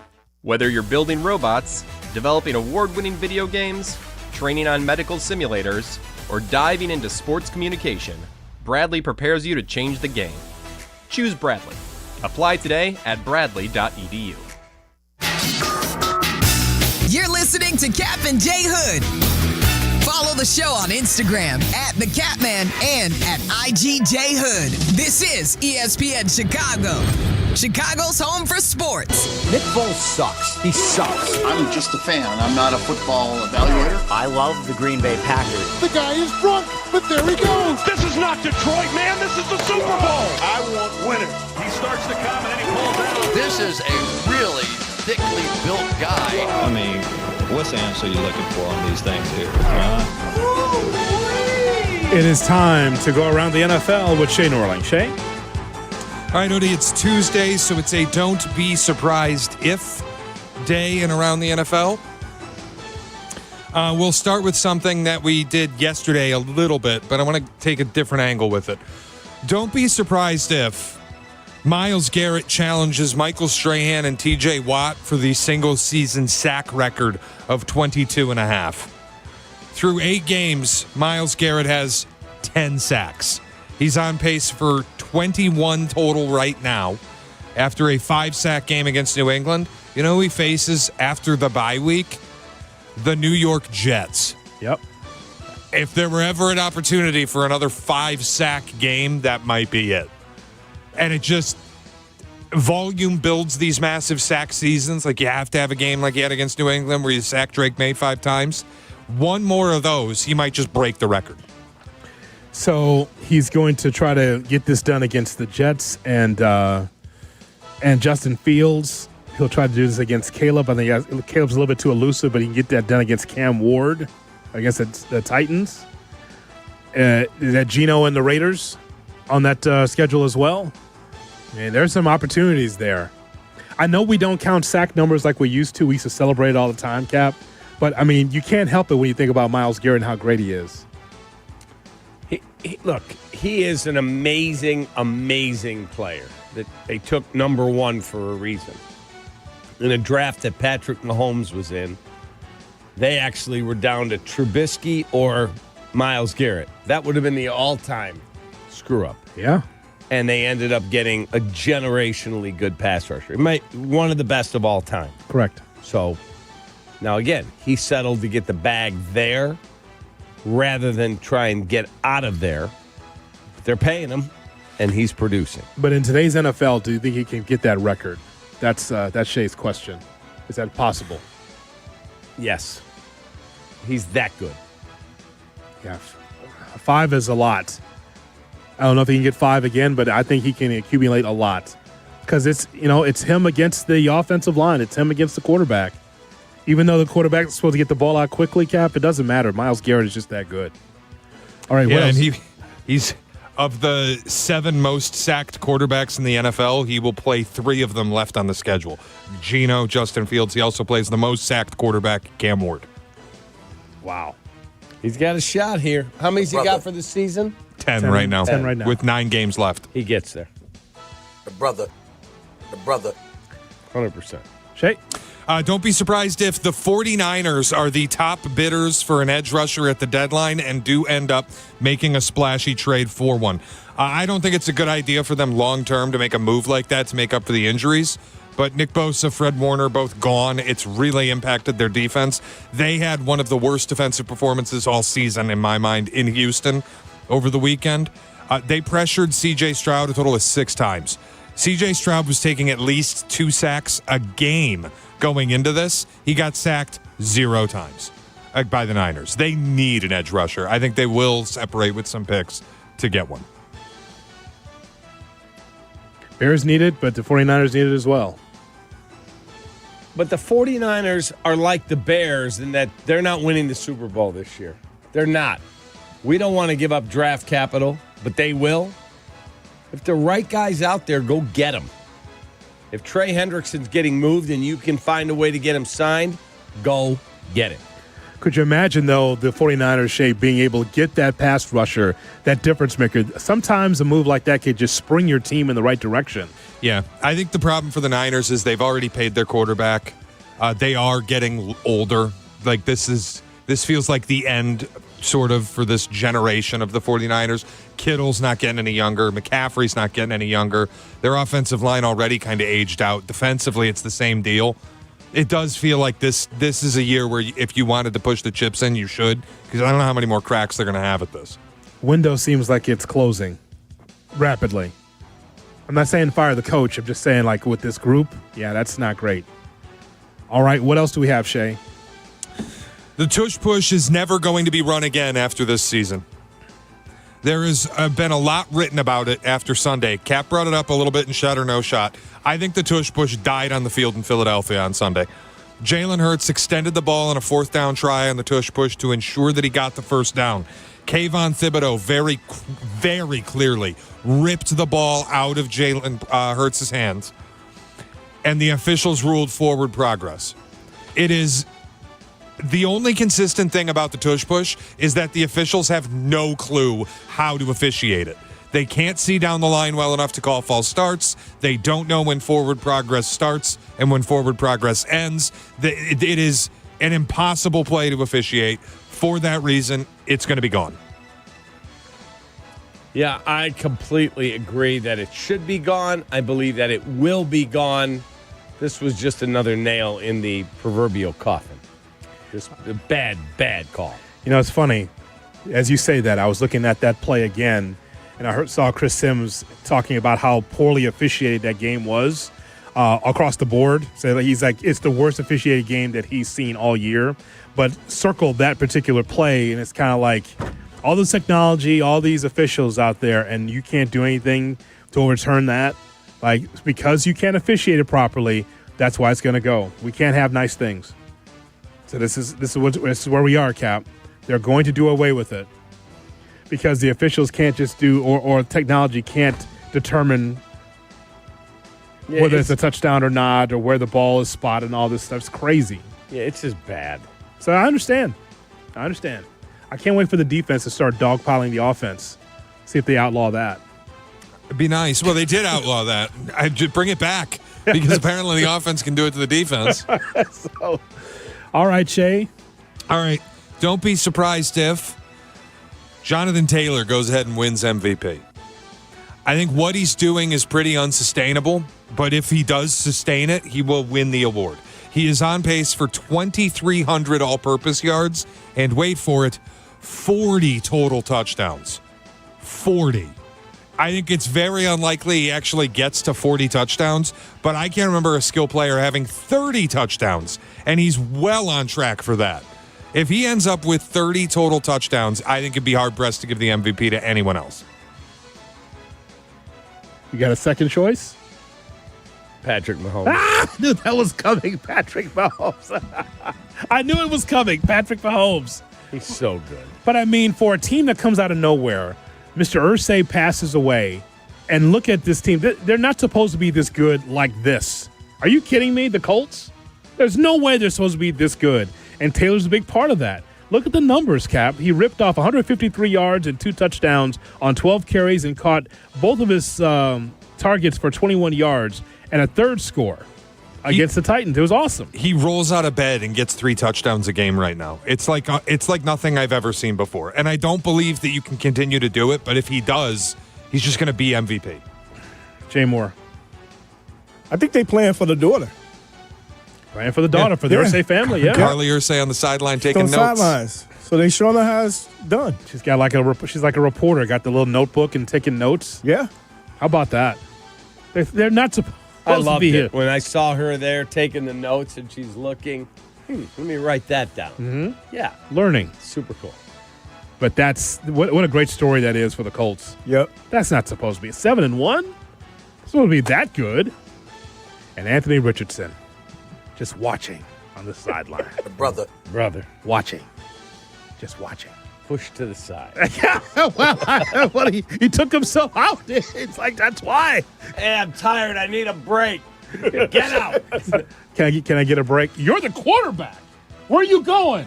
Just need to stretch out a little bit. I'll be right back. Stretch out. He's a new equipment guy. Yeah, get out. That's what it's like. That's what happened, man. And that's a look around the NFL right here on Kap and J Hood.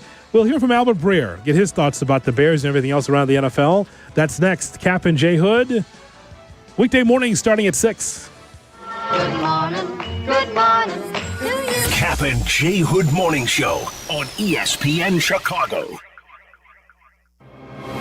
Hey, it's Rich Eisen. You can now listen to The Rich Eisen Show right here on the home of the Chicago Bears. The Rich Eisen Show, weekdays noon to 2. ESPN Chicago. DraftKings at Casino Queen Sportsbook, an official sports betting partner of the NBA, brings you King of the Court every Tuesday. Here's the deal. DraftKings puts up $1 million in bonus bets each week. Opt in, apply your token, and place a $5 pregame bet on the NBA star you think will dominate each Tuesday. If they finish the night leading the league in points, rebounds, and assists, they're crowned King of the Court, and you win your share. Download DraftKings Sportsbook and use code WMVP for your shot at a share of $1 million in bonus bets with code WMVP in partnership with DraftKings. The crown is yours. If you or someone you know has a gambling problem, crisis counseling and referral services can be accessed by calling 1-800-GAMBLER. 21 and over. Illinois only. Eligibility restrictions apply. Pass-through of per-wager tax may apply. 1 token per customer that expires at the start of the final NBA game when offered. Winning shared as $1 million in non-withdrawable bonus bets that expire in 7 days. Restrictions apply. Terms at sportsbook.draftkings.com/promos. At People's Bank, earning $400 cash has never been easier. Open a new checking account online, complete a few simple steps, and they'll deposit $400 right into your account. Move towards your goals faster with the checking account that fits your life. $400 cash incentive is available to new checking account customers who open an eligible account online, enroll in e-statements, and receive qualifying direct deposits totaling $1,000 or more within 90 days. Limited to one account per customer. Other terms and conditions apply. Visit ibankpeoples.com/new/checking/account/offer for details. Member FDIC. Hey, it's your friend Tom Waddle. And as you well know, I wasn't the biggest or fastest guy on the field, but I did make a career out of being prepared, paying attention, and never letting defenses catch me off guard. And that's the same way Trend Micro protects businesses. With AI-powered proactive security, they see threats before they happen, and they shut them down fast. In football and in business, it's not about size, it's about smarts. Trend Micro is the smart defense trusted by enterprises worldwide. Your business works too hard to get blindsided. Go to trendmicro.com today. YouTube TV customers, you could lose ESPN and the sports you love, including college football, college game day, Monday Night Football, NBA, college basketball, and more. Take action. Go to keepmynetworks.com to keep ESPN. Hey, it's Joe Aurelio, and it's time for Aurelio's Pizza, Chicagoland's oldest pizza chain since 1959. Indulge in our crispy thin crust, signature sauce, and 100% real mozzarella. Visit Aurelio'sPizza.com for the location nearest you. Aurelio's Pizza, it's a sauce. It doesn't matter if you're running drills at the park, playing pickup on a Saturday, or sinking the final putt. When you compete with your friends with Michelob Ultra on the line, competition isn't that friendly. The trash talk, next level, and the stakes, oh, those are crystal clear. With only 95 calories and superior smooth taste, it's the ultimate trophy. Superior is worth playing for. Michelob Ultra, superior light beer. Enjoy responsibly. Copyright 2025, Anheuser-Busch Michelob Ultra Light Beer, St. Louis, Missouri. Paying extra for tire care is BS. You know, bad service. So at Midas, we're rolling out our BS-free tire guarantee, included with paid installation and tax on every purchase. You'll pay nothing for flat replacements, nada for flat repairs, and zilch for tire rotations every 5,000 miles. That's $0 for all that. So with this limited lifetime tire guarantee, you'll pay a whole lot of nothing compared to what the other guys charge for tire care. That's the BS-free tire guarantee, only at Midas. $2.25 million. The Verdoliak Law Group wins again for their clients. That's right. The Verdoliak Law Group recovered $2.25 million for a client who was injured in an auto accident. If you're injured, make sure to call the Verdoliak Law Group. Welcome back to Kap and J Hood. You're officially locked in. On Chicago's Home for Sports, ESPN Chicago. Hello. Football on ESPN 1000. Hello, Bert. Albert Breer. Hey, Bert. Senior NFL writer for SI.com joins Kap and J Hood. Bert's it. What? You're it, Bert. On ESPN 1000. What do you mean I'm it? Well, you see, that's the game. I just tagged you, and you're it until you tag somebody else. Albert Breer. No, I'm not playing a game. I'm reading, Ernie, and I'm not it. Okay. On Chicago's Home for Sports. But Bert is it. Albert Breer with us every Tuesday for Monday Morning Quarterback. And make sure you go to SI.com as we have our conversation. Look for Albert's pieces as he's with us on the Yuengling hotline. Yuengling, the oldest brewery in America. Good morning, Albert. How are you? Good morning, guys. How we doing? We're doing great, Albert. Hoodie and I have been having this discussion about Caleb Williams. Ben Johnson said to the media yesterday, yeah, after watching the tape, he was better than I expected that he was when I was walking off the field. And there's some great wow throws like to DJ Moore or to Rome Odunze. And then he throws a terrible interception. So what was your takeaway from Bears-Ravens? They need to be better at quarterback. I mean, I think like we saw really where the formula was the week before and what they did to the Saints and being able to shut down their running game, and they ran for, what was it, like 230 yards? Yep.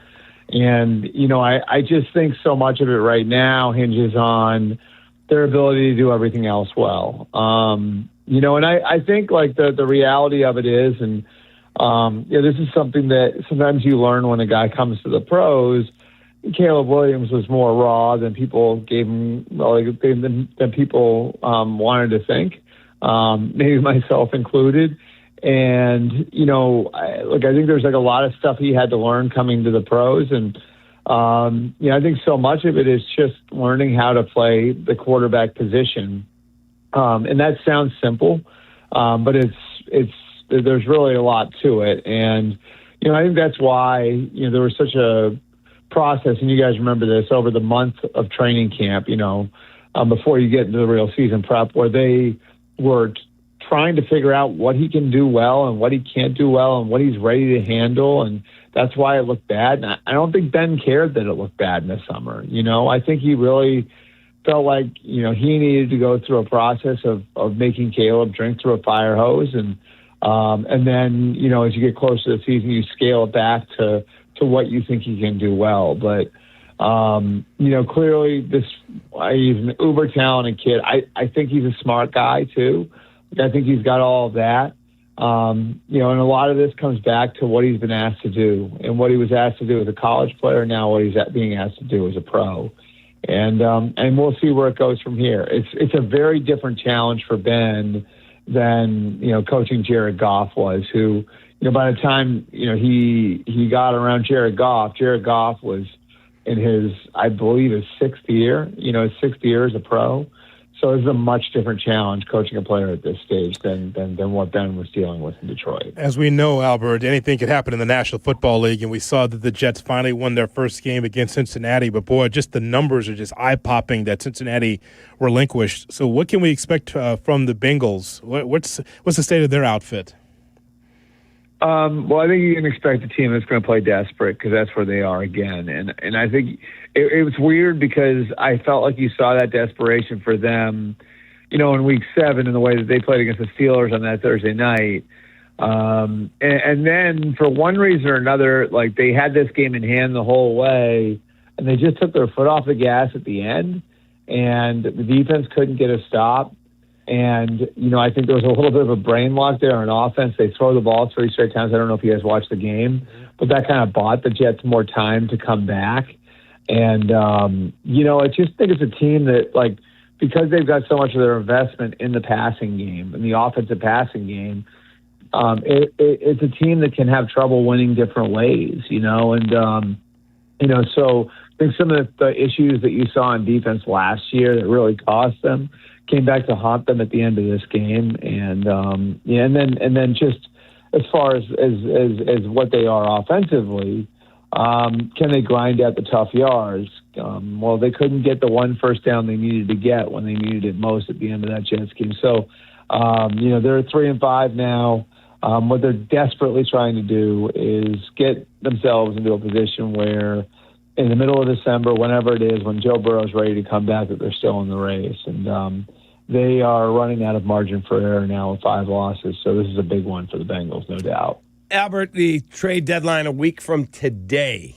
Anything popping up that you think, wow, that could be a blockbuster? Anything big out there potentially? I personally think that the Browns should trade Myles Garrett. I know that sounds crazy. I have my reasons for that, most of which have to do with timelines, like how quickly for the Browns can you get really good?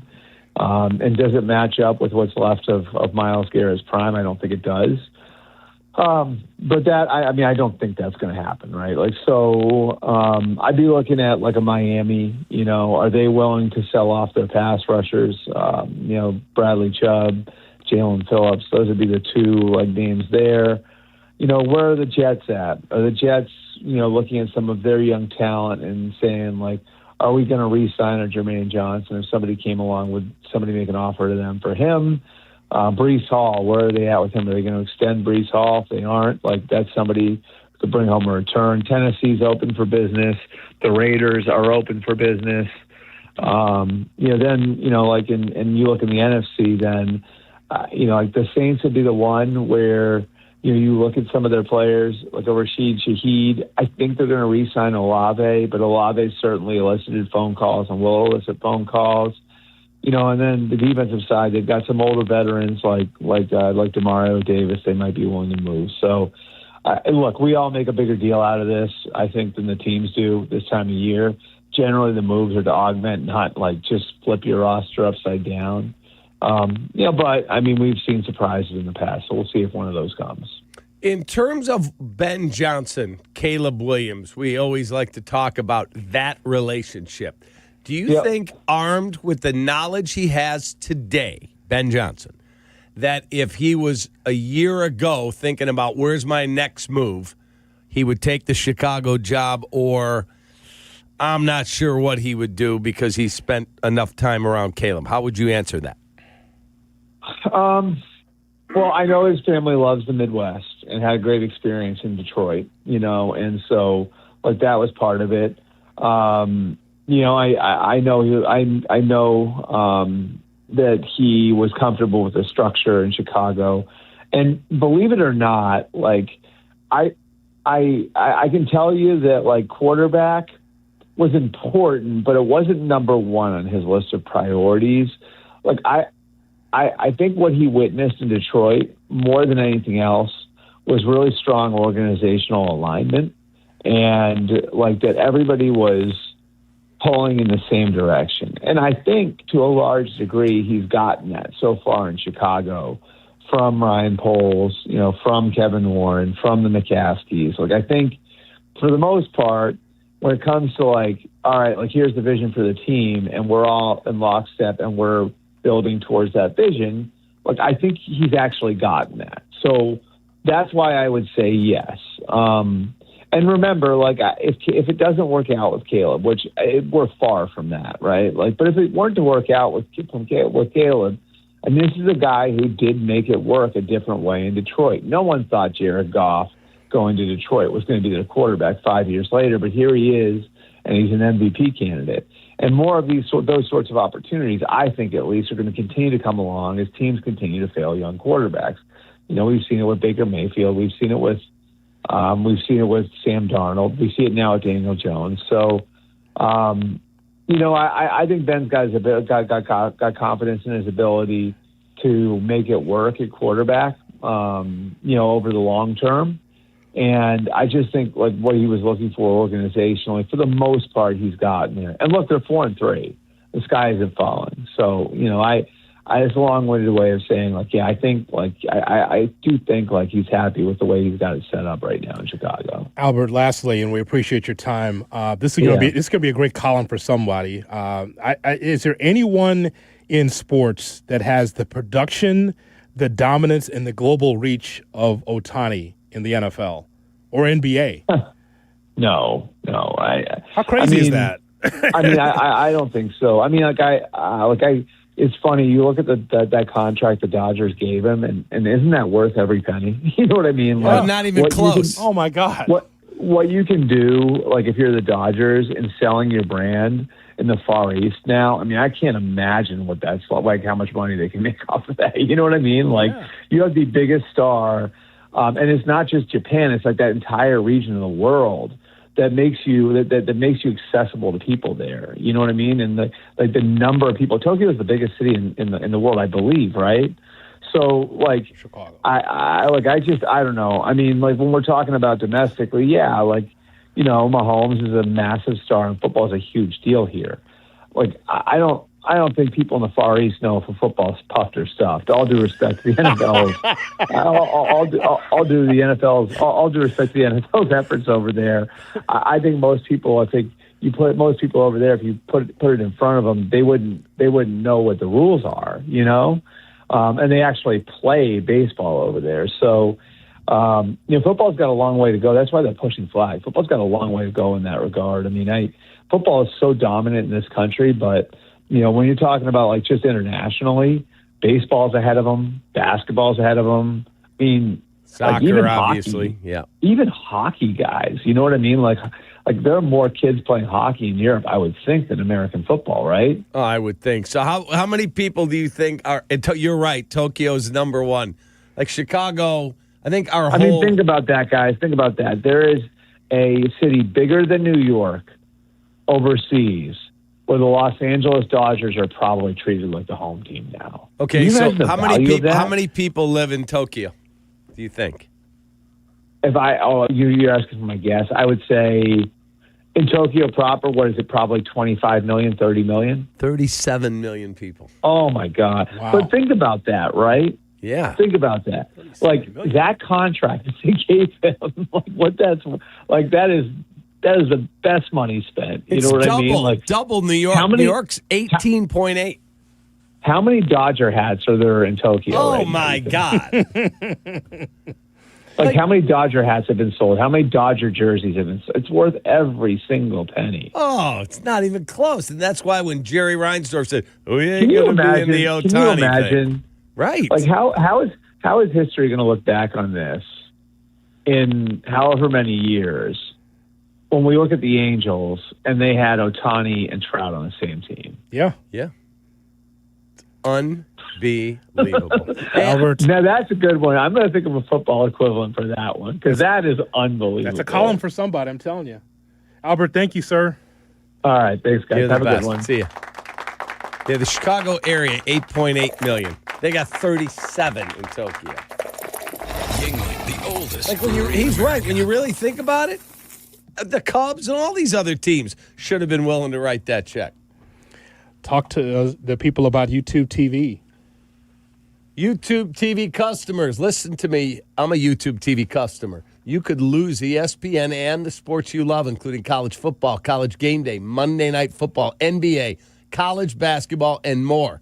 Take action. Go to keepmynetworks.com to keep ESPN. Kap and J Hood cut of the day is right around the corner on Chicago's Home for Sports. Kap and J Hood, ESPN Chicago. Do not, and I mean you, do not miss the Kap and J Hood Show, now morning 6 to 9 on ESPN Chicago. But you're busy. Things happen. We get it. If you have to miss it, you can always listen to the podcast on your time. Find it on the ESPN Chicago app or wherever you go to pod. It's brought to you by Republic Bank. One of our guilty pleasures in our family household is during the football season especially, we eat dips with chips, wings, and veggies while we watch all the big games. And that means Daisy French onion dip and Daisy ranch dip. These are as delicious as a homemade dip. They're made with real herbs and spices and all the other ingredients, too, that you'd find in your very own kitchen. So do what we do. Daisy French onion dip and Daisy ranch dip should be on your game day roster. Look for Daisy French onion dips at your local grocery store. Mr. Moore.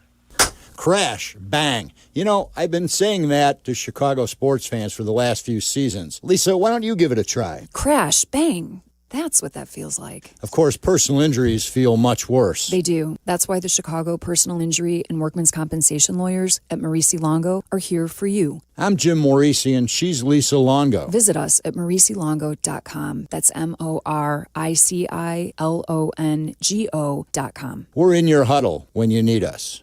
Hey friends, I'm Tom Waddle and I drive a Hawk. Find your next car at hawkauto.com. Choose from 12 Hawk Auto locations in Forest Park, St. Charles, Plainfield, Joliet, Carroll Stream, and now LaSalle, Peru. Shop thousands of vehicles from 13 big brands. Save with 0% financing or make no payments for 90 days. Plus save even more with our complimentary maintenance plan. Find your next car at hawkauto.com and drive what I drive. Drive a Hawk. HawkAuto.com.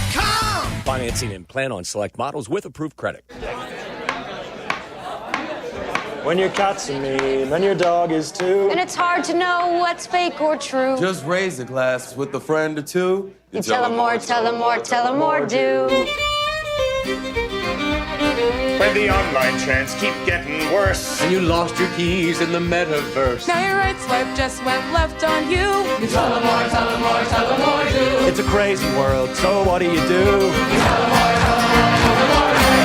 Hey guys, are you craving that legendary Chicago pizzeria taste without the wait or the price tag? Meet Connie's Frozen Pizza. Premium pizzeria-inspired pies from your freezer to your table. Oh, yeah. Born in Connie's restaurants, now in your freezer. Connie's brings that unmistakable flavor that says, I could have gone out, but why? Hosting, dodging cooking, or are you just hungry? The solution is Connie's.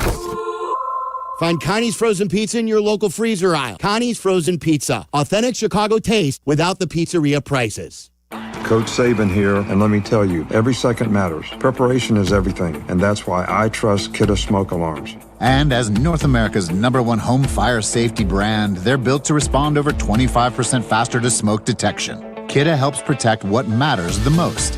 Find it at the Home Depot. How doers get more done. Number one claim based on total household installations as of December 2023. 29% faster average smoke detection based on internal testing of smoldering wood fires for Kidda 9th edition versus leading competitor 8th edition products.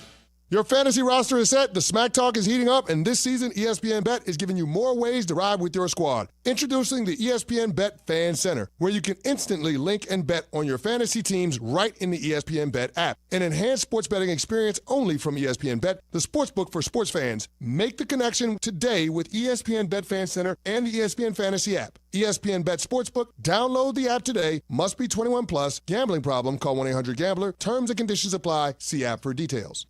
Your old furnace is costing you money. Call your trusted local expert, Four Seasons Heating, Air Conditioning, Plumbing, and Electric for a free in-home estimate. Furnaces from $39 a month. So call today. For all the right reasons, call 866-4 Seasons. Kap and J Hood are back. Going up on a Tuesday. ESPN Chicago. Now it's time for the Kap and J Hood Cut of the Day. It's brought to you by David Flom, Matt Moore, Chicago Cut Steakhouse. Jimmer. Yes, it's boring, but it's a sport. Oh! Whatever. Hey, Moore! It's not boring. Okay, then you're boring. All right, cut! What happened there? I got a text from Sylvie. Hoodie, you got it too. Oh, and it's... I was going to just sidebar into this if Cap didn't. It's so gross. I gave a nice little thought about the World Series. Hoodie, this, I know you're trying to do World Series talk, and I appreciate it, and I respect it, and I want you to know you're heard. This is the gross, this is the most disgusting text I've ever gotten in my life. From Sylvie. At 54 years old, the TV show doesn't make, quote unquote, it move anymore.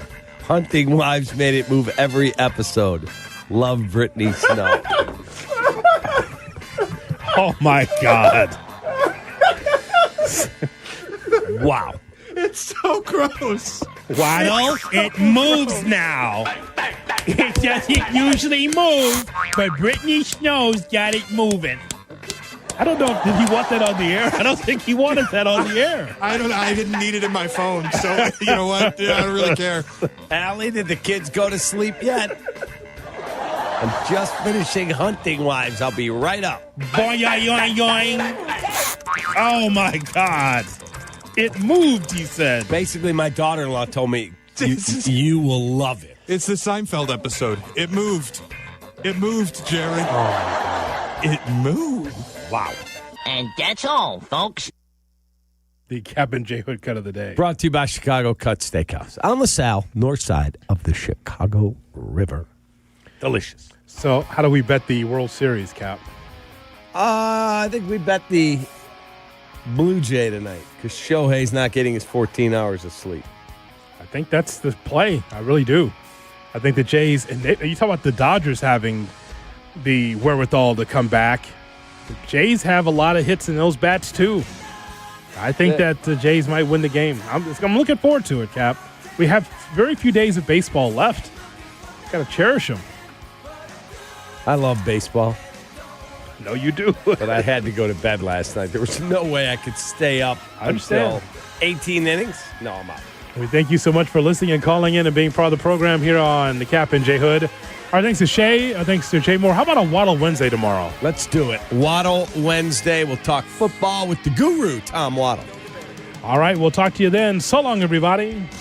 Take that. From Chicago. Well, see you later. I've got the best job, Carm. Kap and J Hood. Morning 6 to 9. ESPN Chicago.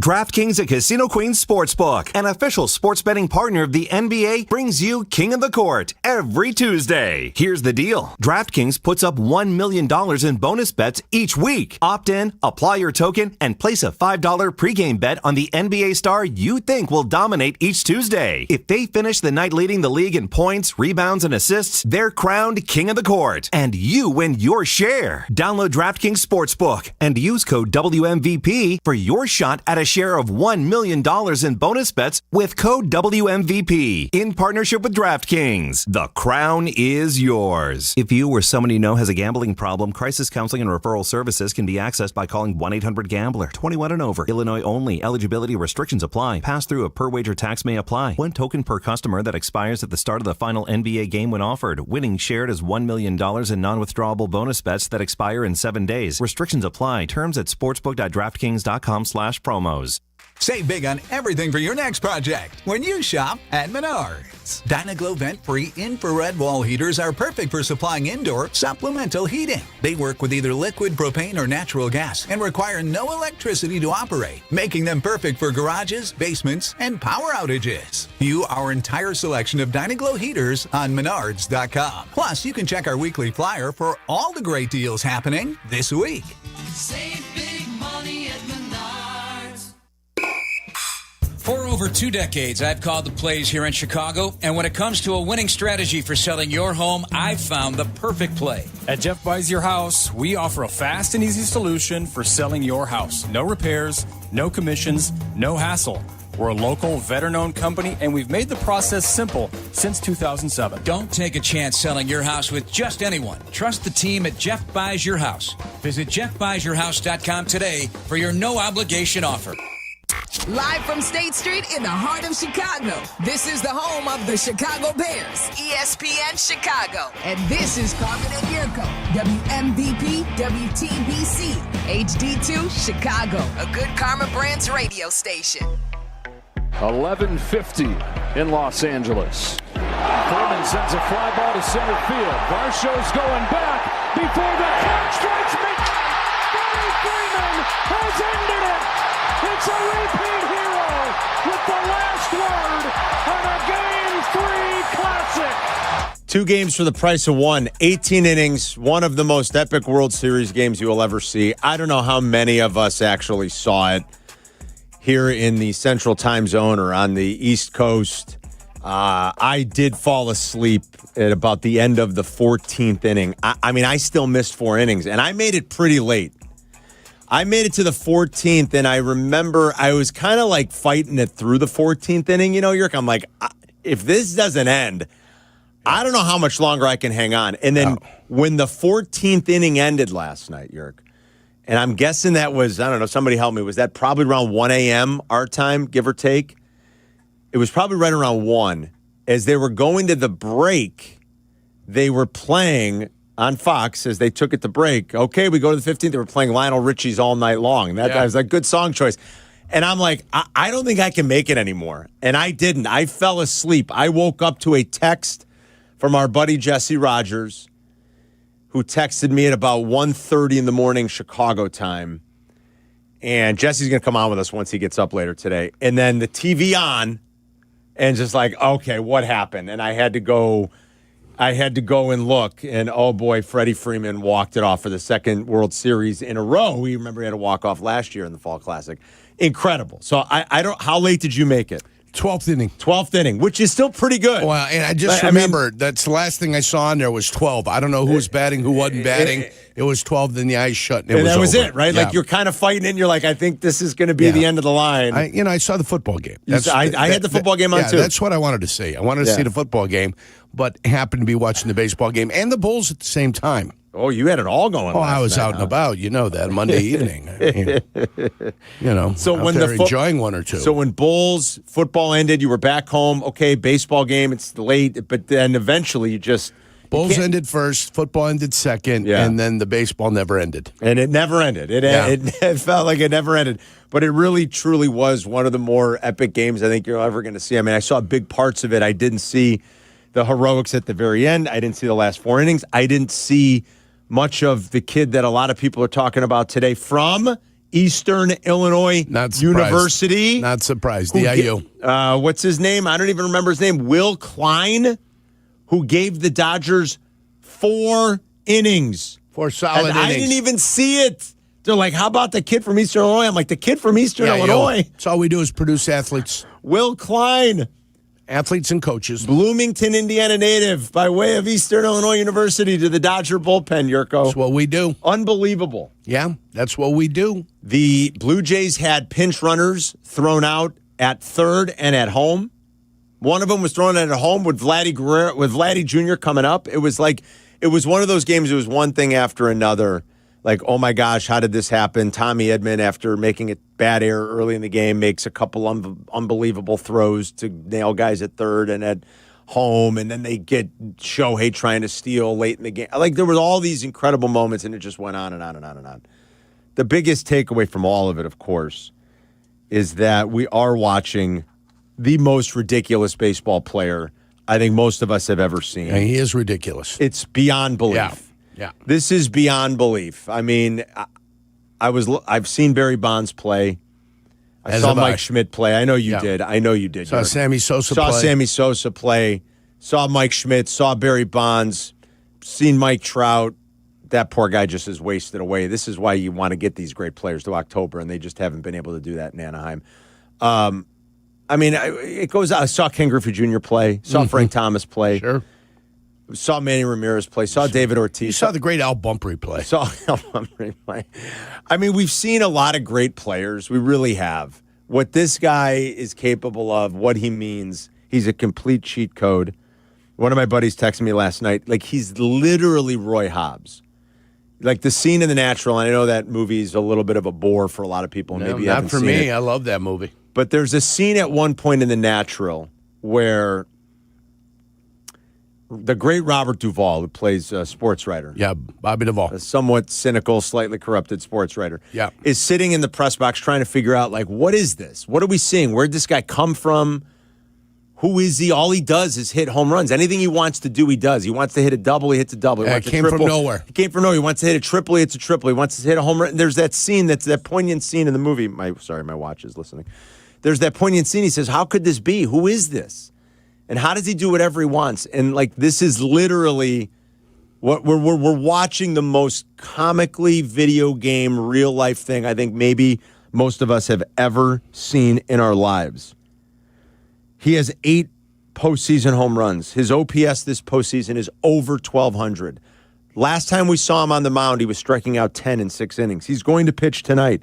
They intentionally walked him officially 4 times, but basically 5. Yeah. They just didn't want to that last time because there was a runner on base. Right. But it was still... They pitched around him. Right. The message was very clear, Yerk. Yeah. He gets nothing to hit. Nothing hittable. 4 intentional walks in a tie game in a World Series game. And I don't know how, other than maybe the first inning, because, okay, what's the worst that could happen? You're down 1-0 because he leads off. I don't know how you pitch to him at any point beyond the first inning tonight. I really don't. He laced the double, right? That was He had his first 2 one? His first one was a ground rule double, yes. Yeah. He had 2 doubles, 2 home runs, and then, for all intents and purposes, 5 intentional walks. Yeah. He is the first player, according to Elias, he is the first player in any baseball game, not playoffs. He is the first player in any baseball game since Stan Hack in 1942 to reach base 9 times. In a Cubs extra innings win at Cincinnati. Go figure, that was also an 18-inning game. Yeah.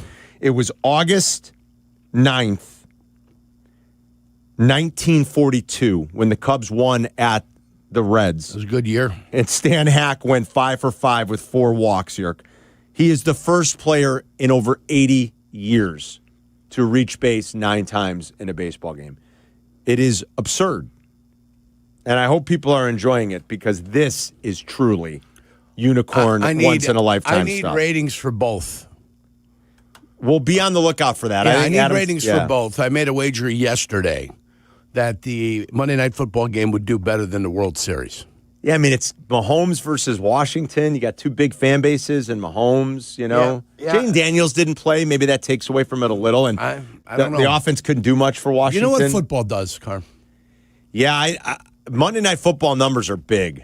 I mean, you know what football does, period? Yeah. When they send out the top 100 watched programs. Especially Mahomes games, I feel like. Yeah. Yeah. And where those fall, you got like a Champions League finals in there.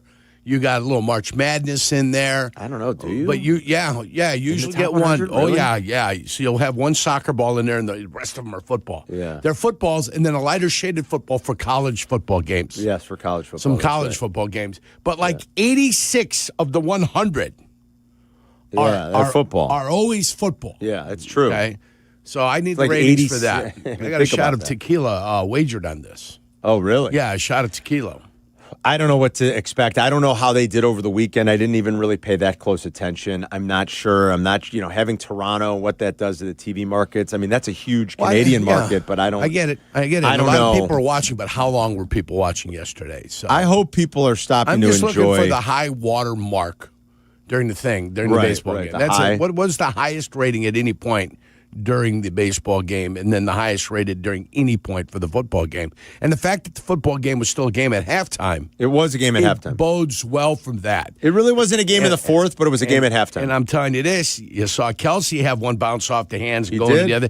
You saw a quarterback that's pretty proficient get a ball right before the half and throw it out of bounds and get called, and they run the 10-second runoff. So you saw Kansas City kind of playing like a flub football team. Not a great 30 minutes to start. I agree with you. Not a great 30 minutes to start. They had a couple interceptions from Patrick Mahomes. Victimized a little bit. One of them for sure. A good play, yeah. One of them, the one that hit Kelsey in the hands. Yeah, for sure. And what they do, they went in at halftime. You got Andy Reid said that when he came out and did the interview for the second half, he said, we got to tighten things up. That's what the Bears need to do. We got to tighten it up. Tighten it up. What do you got to do to make it right? Let's tighten it up. And that's what they did. They went about the business of tightening it up. That's it. And then they did. And Washington never scored again. Right. Kansas City put 3 possessions. They scored 3 touchdowns. And there you go. And then the guys that are supposed to play well, Kelsey redeems himself with the nice catch down the sidelines. He's getting old. He is getting old. I saw him trying to put it into fourth gear down that right side. I don't know that there is a fourth gear anymore. I saw him try. And the minute he tried to kick it into fourth gear, all of a sudden he started throwing parts. You know what I'm saying? It's like he stumbled, right? He almost tackled himself on the sideline. He almost did. He did. He stumbled. He kicked it into fourth gear, and then he started losing parts, and there he was almost tackling himself down there. So. I have 2 takeaways from that game because I did have it. I had it on TV too, full disclosure. I was watching with the sound mostly up on the World Series game. 2 takeaways. We're going to treetop it, baby. Kelsey, like what you said, responding in the second half after having a ball bounce off his hands that led to a first-half interception. Sure. Terry McLaurin made 2 of the greatest catches I think you'll see all year in the same game, and his team scored 7 points. Yeah. He made 2 unbelievable sideline grabs, like toe drag, contested. The second one was really a contested catch. One was a hip drag. They were incredible. Trying to get some part of your body down before you got to the sideline. They were 2 of the more incredible catches you'll ever see, or that you'll see this year, probably in a game, and Terry McLaurin did it within, 30 game minutes of one another, and his team scored 7 points. It was like, boy, that was kind of a waste. But anyway, and Kelsey and that offense getting going in the second half. And this was the other thing. I saw, I did have the sound up at one point when Kelsey scored the touchdown. I heard Joe Buck make mention of this. I was like, oh, wow, I don't know that I would have guessed that. We forget how dominant this player was. We don't forget because you tell us all the time. But Kelsey tied the franchise record for touchdowns. Yep. 83. Do you know who he's tied with? Tony Gonzalez. No. That's what I would have guessed. It is not Tony Gonzalez. That's what I would have guessed. Oh, it's my guy, Priest Holmes. It's Priest Holmes. Yeah. And I was like, damn. Yeah. Priest really only played like 4 years. Yeah. And then Larry Johnson came in for him after when he started getting beat up. Remember, it was Larry Johnson that came in. Priest Holmes has 83 touchdowns for the Chiefs, Yerk. I mean, he basically did that in 4 seasons. Yeah, he had a run there. It was incredible. I was like, holy cow. I would have thought it was Tony Gonzalez. Yeah. But Kelsey tied Priest Holmes with 83 career touchdowns. That is tied for the most in franchise history. And Mahomes said afterwards, he goes, hey, we got the record. We tied it tonight. We're going to go break it next week. So Kelsey will be their all-time record leader. But I was like, man, Priest Holmes was so good. Because he just didn't play long enough that you'd think he would hold the record. His years in Baltimore were kind of wasteful years, where he sat behind the veteran Mack. That was Jamal Lewis, maybe? No. It was Mack, Kelvin Mack. Oh, was it? Was that who it was? He was still there at the time. And then Eric Rhett was there. Do you remember Eric Rhett? I remember Eric Rhett. R-H-E-T-T? Yeah, I do. Eric Rett was there, and he sat behind those guys. Undrafted, out of Texas. He was Ricky Williams' backup. Yeah. Yeah, I mean, that's how it worked for poor Priest Holmes. And then he got his chance and an opportunity in Baltimore, became a free agent. They weren't going to pay him, and he went over to Kansas City. I picked him up because I think I'm the only guy that knew about him. I said, this guy's going to go over there. I think he's going to rock the Casbah. Rocking the Casbah. And he did What rock a night the for Casbah. sports. I mean, the Bulls improved to 3-0. I know a lot of our fans were watching that. The Monday Nighter. Where's Right Said Fred The at? World Series game was epic. Yeah. We've seen some really incredible stuff in this World Series. What Shohei has done, just the kind of show he's put on, has been remarkable to watch. So are you enjoying it? I don't know how you really compare him to anybody. I can't stand when I hear the Babe Ruth comparisons, because by the time Babe Ruth was hitting 50 and 60 home runs a year, Babe Ruth wasn't pitching. Babe Ruth wasn't a pitcher anymore. He really wasn't a pitcher much after he went to the Yankees and they realized what a prodigious offensive talent he was, what he's capable of and what he's doing. And last we saw him, do both in both roles. We'll see it again tonight. He was dominating a game unlike anything we've ever seen in our lives. I mean, it's just, I'm out of words. I'm out of superlatives. I don't know what else to say about it. It's just incredible.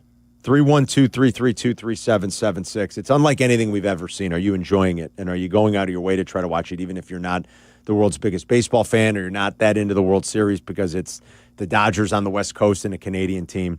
I don't think if you're a sports fan, I don't know how you'd just turn your nose to it if you're a sports fan at all. If you're like, who cares? It's just, there's nothing else like this guy right now in any sport. There just isn't. 312-332-ESPN. It's Carmen and Jurko. We'll be right back. You're listening to Carmen and Jurko on ESPN Chicago, Chicago's home for sports. Friday. Easily one of the best days of the week. It's even better during football season. Dr. Pepper Bears Friday on the home of the Bears, ESPN Chicago. Hey, it's your friend Tom Waddle. Any coach will tell you games are won in the preparation phase. If you're not ready before kickoff, it's too late. The same's true in cybersecurity. That's why companies choose my friends at Trend Micro. With AI-powered proactive security, they don't just respond to attacks, they stop them before they begin. For over 35 years, enterprises worldwide have trusted Trend Micro to prepare, protect, and perform. Don't wait for the whistle. Get secure now at trendmicro.com. That's trendmicro.com. If you're turning 65 or new to Medicare, Humana might just have the health plan you're looking for. Our Medicare Advantage plans offer coverage and care you can count on. You could get a plan with a $0 premium or an all-in-one plan that may include medical and prescription coverage, as well as routine dental, vision, and hearing. Learn more at gethumana.com. Humana, a more human way to healthcare. Humana is a Medicare Advantage HMO and PPO organization with a Medicare contract. Enrollment in any Humana plan depends on contract renewal. The Chicago Bulls return to Allstate Arena this Saturday night and Sunday afternoon. The Young Bucks back on the ice now. And get there early on Saturday for First Responders Night and get a chance to touch a truck. He scores! It's the Bradley Nadeau Show! And bring the entire family for Family Sunday. Get your Chicago Wolves tickets for this Saturday's First Responders Night. Touch a Truck and Family Sunday. It's a bird bash at Potawatomi.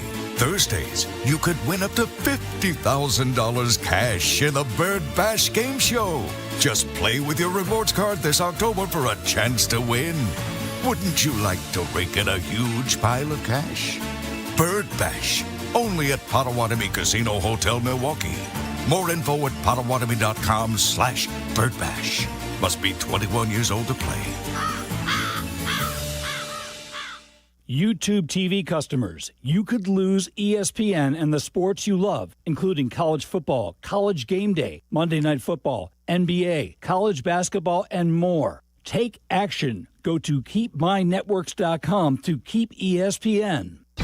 ESPN Chicago's Sports Business Minute, hosted by Danny Acker from Crane Chicago Business, is heard Mondays, Wednesdays, and Fridays, and is presented by Chicagoland BMW Centers. Coach Saban here, on the field or on your walls, coverage matters. That's why I go with Behr Marquee Interior Paint and Primer from the Home Depot. Exceptional hide, advanced stain blocking, and over 1,000 colors to choose from. Behr Marquee delivers one-coat coverage that stands up to real life. One-coat coverage, no overtime. Behr Marquee, only at the Home Depot. How doers get more done. Valid only when tinted to colors from the Behr Marquee Interior One-Coat Hide Collection. Paying extra for tire care is BS. You know, bad service. So at Midas, we're rolling out our BS-free tire guarantee. Included with paid installation and tax on every purchase. You'll pay nothing for flat replacements, nada for flat repairs, and zilch for tire rotations every 5,000 miles. That's $0 for all that. So with this limited lifetime tire guarantee, you'll pay a whole lot of nothing compared to what the other guys charge for tire care. That's the BS-free tire guarantee, only at Midas. Get ready for chilly days with True North's True Brew Coffee. True Brew Coffee is a hot, flavorful gourmet blend brewed daily. Now only $1 when you use your True Rewards. Find the app in your favorite app store to sign up and save instantly. You're listening to Carmen and Jurko. If you missed something, get the podcast on the ESPN Chicago app. This is Chicago's home for sports, ESPN Chicago. Tuesdays with Tom. We got Tom Thayer at 11. Jesse will join us when he wakes up after a late night of work out on the West Coast. Jesse did go to L.A. for these middle three games covering for ESPN and ESPN.com with Jeff Passan. So Jesse's there on the scene. He'll join us. You know, I was talking about like going out of your way to watch Shohei. The one unfortunate thing sometimes about a player like him and the way baseball can be is that unlike a great basketball player, unlike Steph or LeBron or Michael, whomever, unlike the great quarterback, what sometimes happens with these great players and players like Shohei, especially when they're locked in like this, is they just get walked. We saw him get walked 5 consecutive trips. And that's sort of like wah-wah. I mean, that takes some of the fun away from it. I don't know that the Blue Jays have any other choice at this point. Baseball is fickle. We know how hard it is. And Shohei, really up until 6 games ago, the story was, boy, Shohei's really struggling. That's baseball. You could just as easily have 6 games. You know, the next 6 could be just as bad as these previous 6 have been brilliant. You know what I'm saying? Yeah. His last 6 games, Shohei Ohtani's 11 for 24 at the plate with 7 walks, 9 extra base hits, and 9 runs scored. 9 of his 11 hits in the last 6 games are extra base hits. It's just stunning. And now tonight he'll go to the mound, so you'll get that piece of it. I don't know how you pitched him. I don't know how you pitched him in any other inning but the first. I really don't. I don't know how in any critical situation, no matter what it is, if you're putting the go-ahead run on or even moving the go-ahead run into scoring position or the tying run into scoring position, I just don't see how, especially with first base open, I don't think there's any way you can pitch to him. I don't know how you can throw him anything to hit. All right, Carm, let me ask you this. When you look at what Shohei's doing and what he's done the last, 3 seasons, yeah, how does that compare to the other all-time greats that you've seen in your lifetime? I've never seen anybody, I don't think I've ever seen anybody do what he does because it's truly unicornish. We use that word way too liberally and this is it. Now, he hasn't pitched the last couple of years as much, but still as an offensive player, he's every bit as good as any of the great offensive players I've ever seen in my life, ever. And I was rattling off those list of guys. In my lifetime, it's guys like Bonds. Say what you want about the steroids. Barry Bonds is unbelievable. Bonds, Griffey Jr., Mike Schmidt. I still caught some really great Mike Schmidt years as a kid. I didn't see all of it. I mean, Mike Schmidt came in the league, I want to say, in 75-ish, 72. I mean, by the time Mike Schmidt was already a legend by the time I was old enough to start watching, but he was still pretty great. Yeah. Mike Schmidt was still a really prolific home run hitter and was as dangerous and as scary as any hitter when I was a kid. Manny Ramirez, Frank Thomas, Mike Trout. I mean, I've never seen, and I just, somebody was just asking me over the weekend if I think it was our buddy John Roberts. I saw our old friend John Roberts, who used to be one of our editors at ESPN Chicago, who works for the Philadelphia Inquirer now. And he said, have you seen him live? And I said, I have actually a number of times. I've brought my son a lot over the years when he was with Anaheim. We went when the Dodgers came to town. was the only game this year when he didn't hit the home run against the White Sox. Unfortunately, it was the game I was at. But I've seen Shohei play a bunch. And look, the crowds on the south side, we know they don't exactly pack it in, right? But when the Shoheis of the world, the Dodgers come to town, you'll get good crowds. You'll get a more lively, vibrant crowd. You'll get 20,000+ people. And this goes back years, Yerk, to when he was in Anaheim. I'm not kidding. He is one of the few that everything in the stadium stops. Yeah. Everything. Everybody's got their phone out. Everything stops. He is that special. He is that kind of a difference maker. Nobody wants to miss anything. It's not always going to work out. Like I said, I was at the one game this year where he didn't hit a home run against the White Sox. He hit home runs in the other two games. If I'm remembering correctly, I was like, damn, we were at the wrong one. I took Gio and a couple of his buddies. But it's everybody stop. Everybody get their phone out. Take everybody a video. Record. Everybody take a look. So it's rare. Everybody post it. Yeah, it's like, listen, I'm like really trying just to cross compare things, Chris. Like, I'm trying my hardest right now to find a way in 2 weeks to get to the Bulls game because I want to see Wemby. I haven't seen Wemby yet. Mm-hmm. Messi, maybe when he was Messi. Oh, for sure. I think 100%. I think that would have been, if you would have seen him in a real competitive setting, not like one of these friendlies. No. You're talking about one of the tournaments. But if you would have seen him in one of these real competitive settings, I think that it's something that will stay with you forever. And I'm dying to see Wemby play live because I haven't seen it yet. And look, they only come once a year, and he is out of his mind to start this NBA season. Like, I really want to try to get there for Bulls and Spurs. It's in a couple of Mondays on the West Side to see that. But that's what he is, Chris. Like, he's that. Like, oh my God, you got to stop. He is getting to the point that in my lifetime, I'm 40, that there's two names that sit at the top. It's Michael and Tiger. Yes. And Shohei is creeping pretty close to the level that we saw from both of the other individuals throughout their career. And not only being the best in the sport, but the best in their sport and in the biggest moments, having their biggest games. Yes. Like what he did in the NLCS is something that sports fans will never forget. No, it's totally transcendent. You're right. It is Michael Tiger-esque. And let's take this opportunity to remind all of us White Sox fans that the owner scoffed at the notion and laughed hysterically when it was suggested why you'd ever sign a player like that. Yeah. A player that literally pays for himself. He's the most marketable star in baseball. He's one of the most marketable and worldwide phenomenons probably right now. And that's tough to do with baseball. It's a lot easier with basketball, with soccer. Those are true global sports. Baseball's not a real global sport. It's got reach. Yeah. All through North America, Latin America, Asia, obviously. Mm-hmm. But it's not a true global sport. A little bit of South America, obviously, in the northern part of South America. A little bit. But it's not a global sport. And this guy is one of the most recognizable and marketable figures that there is. I don't know about all the ratings stuff, Yerk. We'll try to get to it. I do know that the weekend ratings, for what it's worth, in Canada were astronomical. It drew record ratings for Canadian television. More than 1/6 of the population was watching over the weekend Blue Jays. But that's only worth 70% on the dollar. Just remember that. That's a good point. Yeah. Dean's downtown on ESPN 1000. What's up, Dean?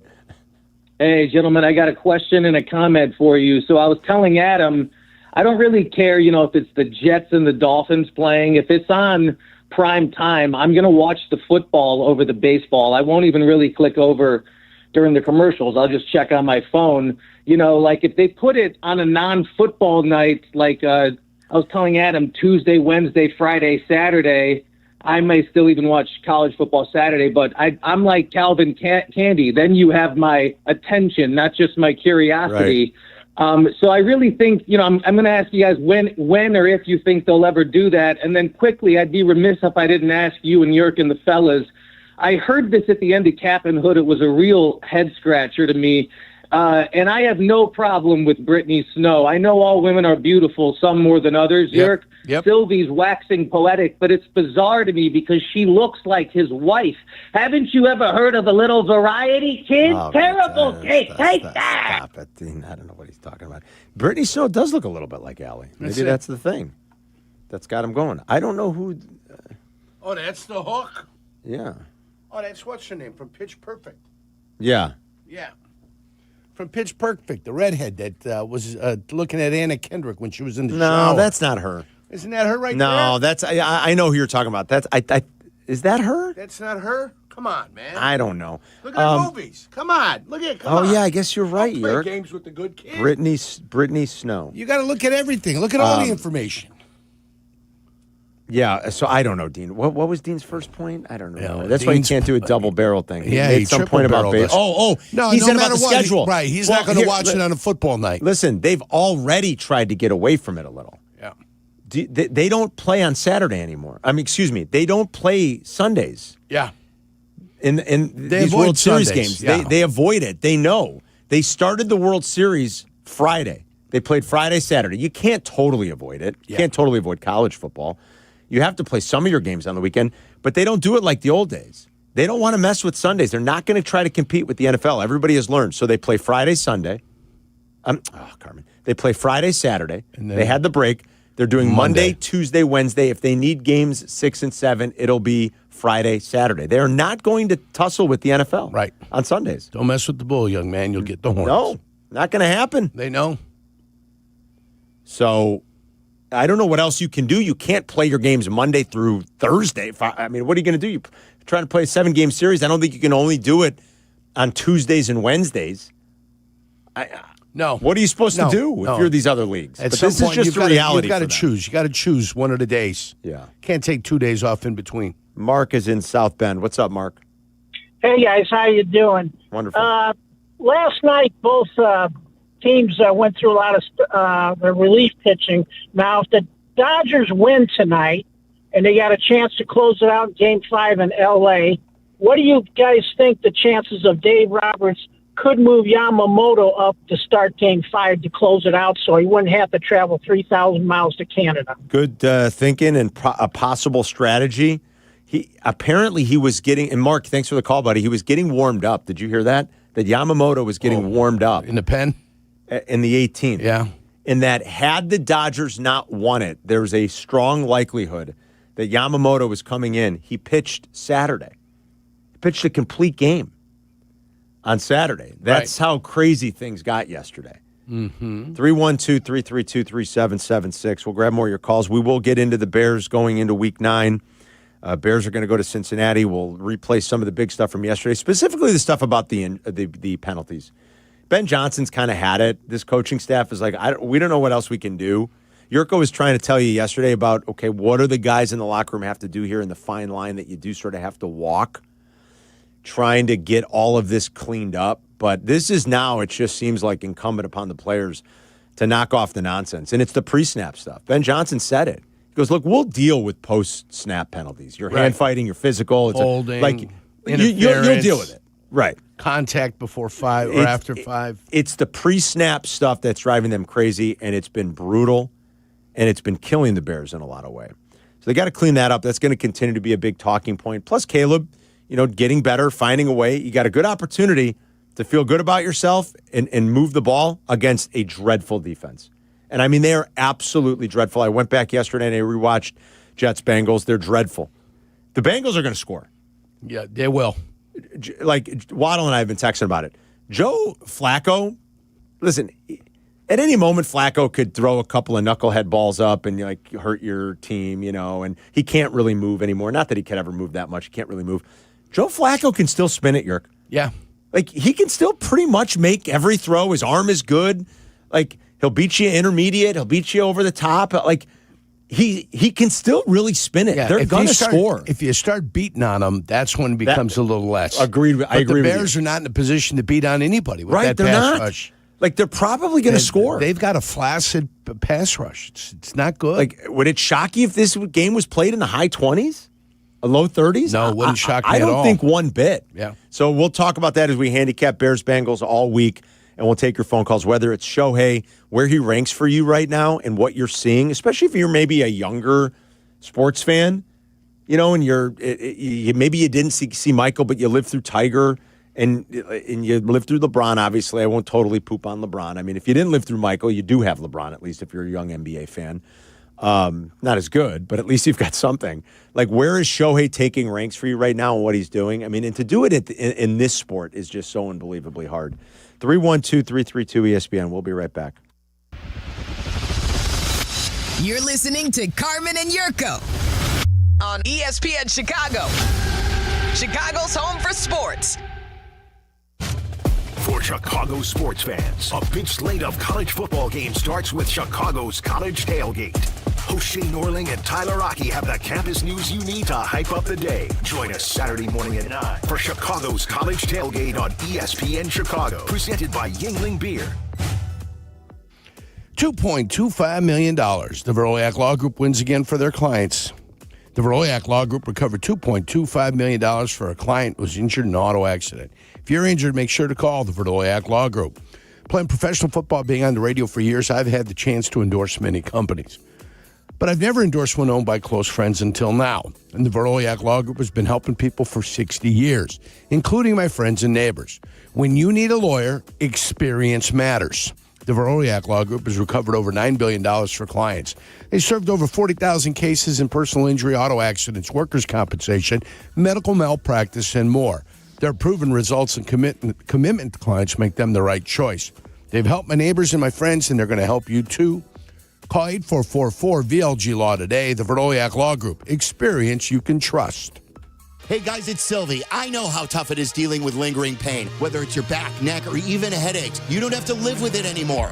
Chiro One offers natural chiropractic care that can help you live pain-free without drugs or surgery. From everyday activities to getting back in the gym, or most importantly, playing with your kids. Chiro One has your back, literally. Visit ChiroOne.com today. They have locations across Chicagoland, including downtown Chicago, South Barrington, and Gurnee. That's ChiroOne.com, and let them know that Silvy sent you. Hey, this is the Fat Jack, and football season is here. Are you ready to make money betting on sports? Are you ready to make a winning decision? Are you going to gamble for fun, or are you going to gamble for money? This year, make that decision that will build your bankroll all year long. Go to FatJackSports.com, and for less than $100 a week, make money betting on the games. That's FatJackSports.com. It's a personal portal. It comes to your email. It's hassle-free. It'll make you money. FatJackSports.com. And here we are, folks. It's the Jeff and Jeff Call. I know football. And I know houses, because when it comes to selling your house, you need a winning team you can trust. No surprises, no fumbles, just a clear path to closing, just like a perfect play. Jeff Buys Your House makes it simple. A fair offer, no repairs needed, and a closing date on your timeline. Don't take a chance selling your house with just anyone. Visit us at jeffbuysyourhouse.com for your no-obligation offer today. Progressive knows not all rides are smooth. Meet Claire. She loves her motorcycle, and she's learned to love the insects she encounters on her rides. She may not know the difference between a gnat and a mosquito at 55 miles per hour, but she does know one thing. It's always gross when one flies into her mouth. But she's so used to it that it's weird when it doesn't happen. Not every ride is smooth, but Progressive has your back with comprehensive and collision coverage from America's #1 motorcycle insurer. Progressive Casualty Insurance Company affiliates, not available in D.C. This college football moment is brought to you by ServPro. College football teams have moments they recovered from and made it like it never even happened. Like on September 24th, 2016, when Tulsa found themselves down 31-0 to Fresno State with 10 minutes left in the second quarter. Tulsa fought back to tie the game at 41. And then won 48-41 in double overtime. ServPro, like it never even happened. Fry the Coop got itself into a pickle. And when I say pickle, I mean a Vienna beef pickle. Yeah, that's right. Vienna beef sells pickles. Now on the best chicken sandwiches in Chicago. Fry the Coop. Available at all locations. Follow Chicago's Home for Sports on Instagram at ESPN_Chicago. Carmen and Jurko are back. This is ESPN Chicago, Chicago's home for sports. Got a lot of calls, baseball, Bears, anything you want to talk about. YouTube TV customers, you could lose ESPN and the sports you love, including college football, college game day, Monday Night Football, NBA, college hoops, and more. Take action. Go to keepmynetworks.com to keep ESPN. I've done that. Truth be told, I have YouTube TV, so I do not want to lose ESPN. If that happens, I will be losing YouTube TV. I can tell you that much. KeepMyNetworks.com. I didn't see this. Silvy just sent this to us. This is wild. So there's only been 2 18-inning World Series games in history here. The other one was Dodgers-Red Sox in 18. So it was almost, 7 years ago to the day. That game was October 26th, 2018 in L.A. Dodgers walk-off win in 18, 3-2. So the Dodgers have been involved in both games. The opposition has been an opponent from the American League East, the Red Sox and the Blue Jays. And this is wild. Brad Paisley sang the national anthem for both of those games. So I guess if you ever go to a World Series game in the future and Brad Paisley singing the national anthem. And the Dodgers are there? And buckle up. The Dodgers are there with an AL East team. You're in for a long one. You're in for a 6-hour extravaganza. I mean, I was just reminiscing over the weekend on White Sox Weekly with Midway Jeff Meller about he did a big tribute to the 20th anniversary. You know, the celebration was over the weekend, York, when the White Sox won in 2005. And we reminisced a lot about Game 3, the 14-inning game where we were all there. You, Mac, Harry, me, Silvy were together down by the left field foul pole watching that game. I was gone after the 7th. They quit selling beer. Yurko was gone after the 7th. Silvy and I stayed. Me and Rob went across the street to the bar, and we saw Bill Self drinking, too. That's right. I remember that. I remember that story. Silvy and I stayed. We were all 14 innings, and I want to say that game was like 5-ish hours, 5.5 hours. Man, I mean, it was long. It was a long game, but 18 is – and I did not make it, unfortunately. I did doze off at about 1 in the morning, and I was about 50 minutes shy of – I was like, at some point here, I got to close my eyes and go to bed. The alarm's going off at 5:30. I mean, 5:40. It's like you got to get a little shut eye, right? You're got to get a little bit of sleep, kid, so you can perform today. Say hi to Mike and Valpo. What's up, Mike? Hey guys, I've just got a couple things here, so just stick with me. I've been watching the All 22 the last few weeks, and it's obvious that Caleb has incredible arm talent. No one's denying that. But as you guys already know, for as much as you need arm talent, your ability to process what's going on, play to play within 3 to 6 seconds is even more important. And I'm watching the tape, and it just seems like after the first 2 scripted drives, the bumper rails get lowered. It seems to me like the panic sets in, and he can't process what's happening fast enough. And I guess my question is, for a guy drafted number 1 overall, and now seeing Drake May throw piss missiles all over the place to mediocre receivers in New England, should we be concerned that he should be picking this up quicker, or do you give him a little leeway considering he's also learning under Ben Johnson's offense, which I would imagine is a little more demanding and specific than other OCs in the league? I'll hang up, guys. Thanks. All right, Mike, a few things. First of all, I don't think it's fair to say that there are mediocre receivers in New England. I think Booty might be pretty good. And I think you're seeing the most of it now with a quarterback that's playing at a high level. Booty at times last year looked pretty good. And their quarterback play there the last couple of years has been terrible. Hunter Henry's not a bad player. A little bit older, but Hunter Henry's been around in this league and has been productive for quite some time. Stephon Diggs is nowhere near what he once was. Player he once was. But guess what? Stephon Diggs has been a Pro Bowler in this league. So I don't know that I would totally agree with your assessment, Mike, that there's nothing but garbage receivers and Drake May's making them so much better. Is he getting the most out of them? Yeah, maybe he's making them better, but that to insinuate that they suck, I think is unfair. Yeah. That's what I'd say about that. The processing stuff, Yerk, you have it. And I've got 27 games to analyze. He's got 7 games under the belt here so far with Ben Johnson. Mm-hmm. Ben Johnson said yesterday that he's seen him play better. He played better against Baltimore than he felt like he had played previously in the previous couple of weeks. Whether anybody likes it or not, you're going to have to be patient. And he's going to get it on the time he gets it. And Ben Johnson said it's slowing down for him, but it's not quite there. You know, that's a good thing you just said, Yerk, It's slowing down, but it's not quite there. We might not like it, and I think the fickle nature of fandom and sports talk radio and hot takes is that you don't want to be patient, but I think you hit it on the head. I think there's still some patience that needs to be exercised here. Yes, the data sample is building. It's still not where it's going to be by the end of this season or even into next year. Sure. If we're still having these same conversations at Halloween next year, I think we'll be nervous. You'll be jittery a little bit. I really do. Yep. And I think it'll be much more fair, and I think we'll be very nervous. I hope it gets better. I think we have seen at times this year Caleb get better. I think there were games early in the year that were a little bit better. He's in a little bit of funk right now. I thought this week was better than the Saints game. He was lousy in the Saints game. Yeah. And I don't care what anybody says. Sorry. He was lousy. I've seen some try to depict, no, you're not looking at it properly. He was lousy. And I think they told you as much afterwards.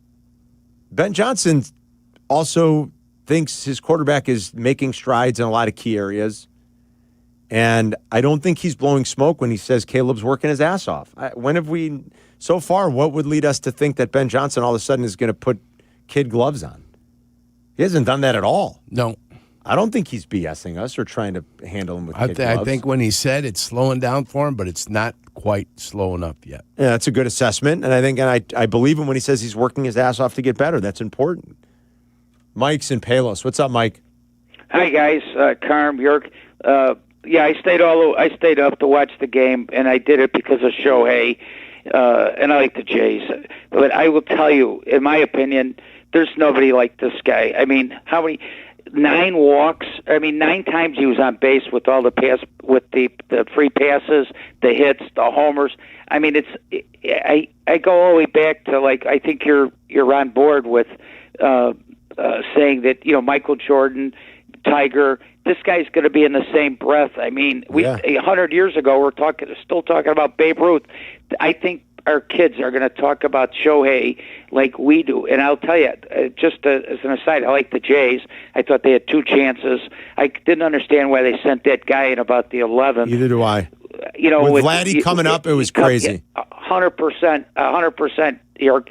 And I was like, what are you thinking? I mean, they can't get him out either. And then in the 12th, when the guy swung it and hit the ball, a roller down to first, but that was ball 4. They would have had a run in there too. But I mean, it was like one of the best games. I mean, to keep everybody up until 10 to 2 in the morning, I think it was great. But I can't wait to see tonight. I know, what this guy does. It's pretty awesome. This guy's amazing. I think everybody should get the. I'm a boomer, so the VCR going and tape it. I mean, this guy's amazing. We'll DVR it, Mikey. Mike, thanks, buddy. I think he is putting himself into the Michael, Tiger, Muhammad Ali, this is going to be remembered forever kind of stuff. I mean, those guys were phenomenons. They were worldwide phenomenons that transcended the sport in which they played and competed. They truly were. And they were the best of their sport. They were the best amongst their peers during their prime. They were arguably the best of all time, and they were just sensations. They were media fan sensations, and I think this guy is in that category. Let's say hi to let's go to Tom in Homewood real quick. Go ahead, Tommy. Hey guys, love your show, man. Thanks. Okay, so last night we had 2 games on. We had a great football team beating up on a mediocre football team. And then we had 2 of the best baseball teams in the country playing each other. The football seemed so slow and boring compared to that baseball game last night. Well, baseball has tension, Yeah, I mean, listen, the second half certainly wasn't great. Like, Jurko was right. It was a game at halftime. Tom, thanks, buddy. I had it on. I had tweeted something about the game. I didn't tweet much. I don't tweet much during games really anymore, to be honest. I tweeted a couple things about Shohei. I tweeted after the second McLaurin catch that I was talking about. I was like, hot damn, Terry McLaurin's made. And I saw somebody respond to me like, only reason anyone would be watching this Monday nighter would be if you had money on it. I didn't have any money on the game last night. So I didn't win anything or lose anything. I was like, okay, I disagree. I have it on the second TV. I watched all 3. But yeah, I mean, I like watching Patrick Mahomes. I do. Full disclosure. I'm a little bit of a Mahomie. I mean, am I Chris Collinsworth? Probably not. No. But I like watching Patrick Mahomes. I like watching greatness. I like watching the greats. Football. And I like watching football. I like football better than baseball. I know you do. I don't apologize for that. And some people that call and they say, well, they're important. But you're a baseball fan. It's okay. Yeah. You can be a baseball fan. Nobody's going to argue with you. Yeah. Enjoy the game. Baseball was TV1 for me last night. If you were watching the World Series last night, wonderful. Congratulations. You know what? Nice job. I hope you stuck with it the whole way. I couldn't. It was a World Series game to me over Monday night, even Mahomes, makes TV1. So that's what I had last night. You know what I'm really looking forward to this weekend, Jurko? Blackhawk hockey. I love the Blackhawks. You know I love the Blackhawks. Blackhawks skating on the power play. Late window this week, boys, and the Bears and the Bengals will be done. Late window, Chiefs Bills this weekend. That's a beauty. I love them. Could be an AFC championship preview. It was last year. The Colts are going to tell you they want something different this year. I know. I'm looking forward to it. I don't know. Circle it for 3B in front of the TV come 3:30 on Sunday. It's Carmen and Jurko. We'll be right back. This is Carmen and Jurko, making your lunch break extra delicious. Hey, Ma! Can we get some meatloaf? On Chicago's home for sports, ESPN Chicago. Hey, it's your good friend Tom Waddle. You know, I'm originally from the Cincinnati area, Sharonville to be exact. So when my favorite team heads to my hometown, we gotta go. Bud Light presents the Waddle and Silvy Show live from Cincinnati. We'll be at the Holy Grail Tavern and Grill Friday from 3 to 6:30. Watch our Waddle and Silvy Football Friday show on YouTube or catch us Friday at 3 on the ESPN Chicago app. It's all brought to you by Bud Light. Please enjoy responsibly. Fall is here. So many great things you do with the kids this time of year. What a wonderful family you've created. You want things to stay just as they are. It's time to talk about taking that next step for your future, a vasectomy. Take that step with Vasectomy Clinics of Chicago, because experience really does matter, especially with this procedure.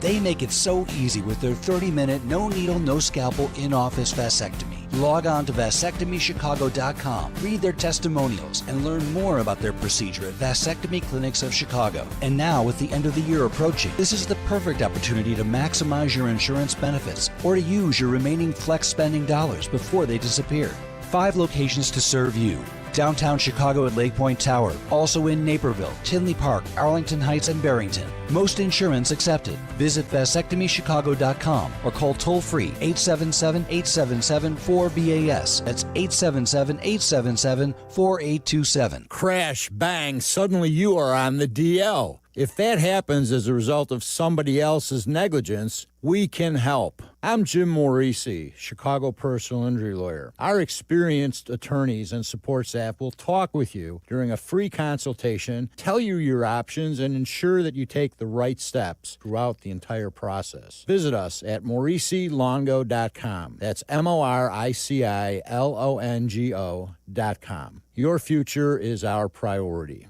Is your roof underperforming? Saggy shingles, leaky spots? Sounds like someone needs a little Avondale Roofing. They don't just patch things up, they go all the way. Tight, sealed, satisfied. It's the kind of roof that'll have your neighbors going, now that's a roof. Avondale Roofing. They get on top so you don't have to. Call now. Your house deserves it. A certified GAF roofing installer. This is the take care of my family goal. This is the enjoy the life I've built goal. This is the set up a foundation goal. This is Busey, where your goals become lasting legacies. Through bespoke plans that maximize your wealth, through partnerships that give you peace of mind. Because building wealth, tending to it, and passing it down secures a brighter future. Busey Bank, building business, growing wealth since 1868. Member FDIC. Hey, it's Reese Davis. Let's be honest, you can't keep an eye on everything unless you've got Blink Outdoor 4 cameras. While you're focused on the game, Blink's keeping an eye on your home. With up to 2-year battery life and with Sync Module XR, you can cover more space without constant maintenance. No wires, no worries. Blink helps keep an eye on what matters most. Get Blink today at the Home Depot. How doers get more done. They say a full marathon is the ultimate test. For me, it's more than a race. It's a milestone I once thought impossible. Michelle Smallman here, and I'm running my very first marathon in New York City with the support of Gainbridge and Gainbridge Assist, powered by Parity. Together, we're empowering girls and women through sports and education. With grants to 32 organizations in 21 states, every step I take is for the finish line and for the next generation chasing their dreams. Here's to 26.2 miles and a future with no limits. Hit the road in a brand new Chevy in less than 1 hour. At Advantage Chevrolet Hotchkiss, you can sign and drive away in 60 minutes or less. Seriously, but they'll cover your first car payment. Every new Chevy is backed by the Advantage Plus program. Advantage Chevrolet Hotchkiss. Together, let's drive. Follow Follow Chicago's Home for Sports on Twitch at ESPN 1000 Chicago. Carmen and Yurko are back. This is Chicago's Home for Sports. ESPN Chicago. What happened there? I got a text from Sylvie. Buddy, you got it too. Oh. And I was going to just sidebar into this if Cap didn't. It's so gross. I gave a nice little thought about the World Series. Buddy, I know you're trying to do World Series talk, and I appreciate it, and I respect it, and I want you to know you're heard. This is the gross, this is the most disgusting text I've ever gotten in my life. From Sylvie. At 54 years old, the TV show doesn't make, quote unquote, it move anymore. Hunting Wives made it move every episode. Love Brittany Snow. Oh, my God.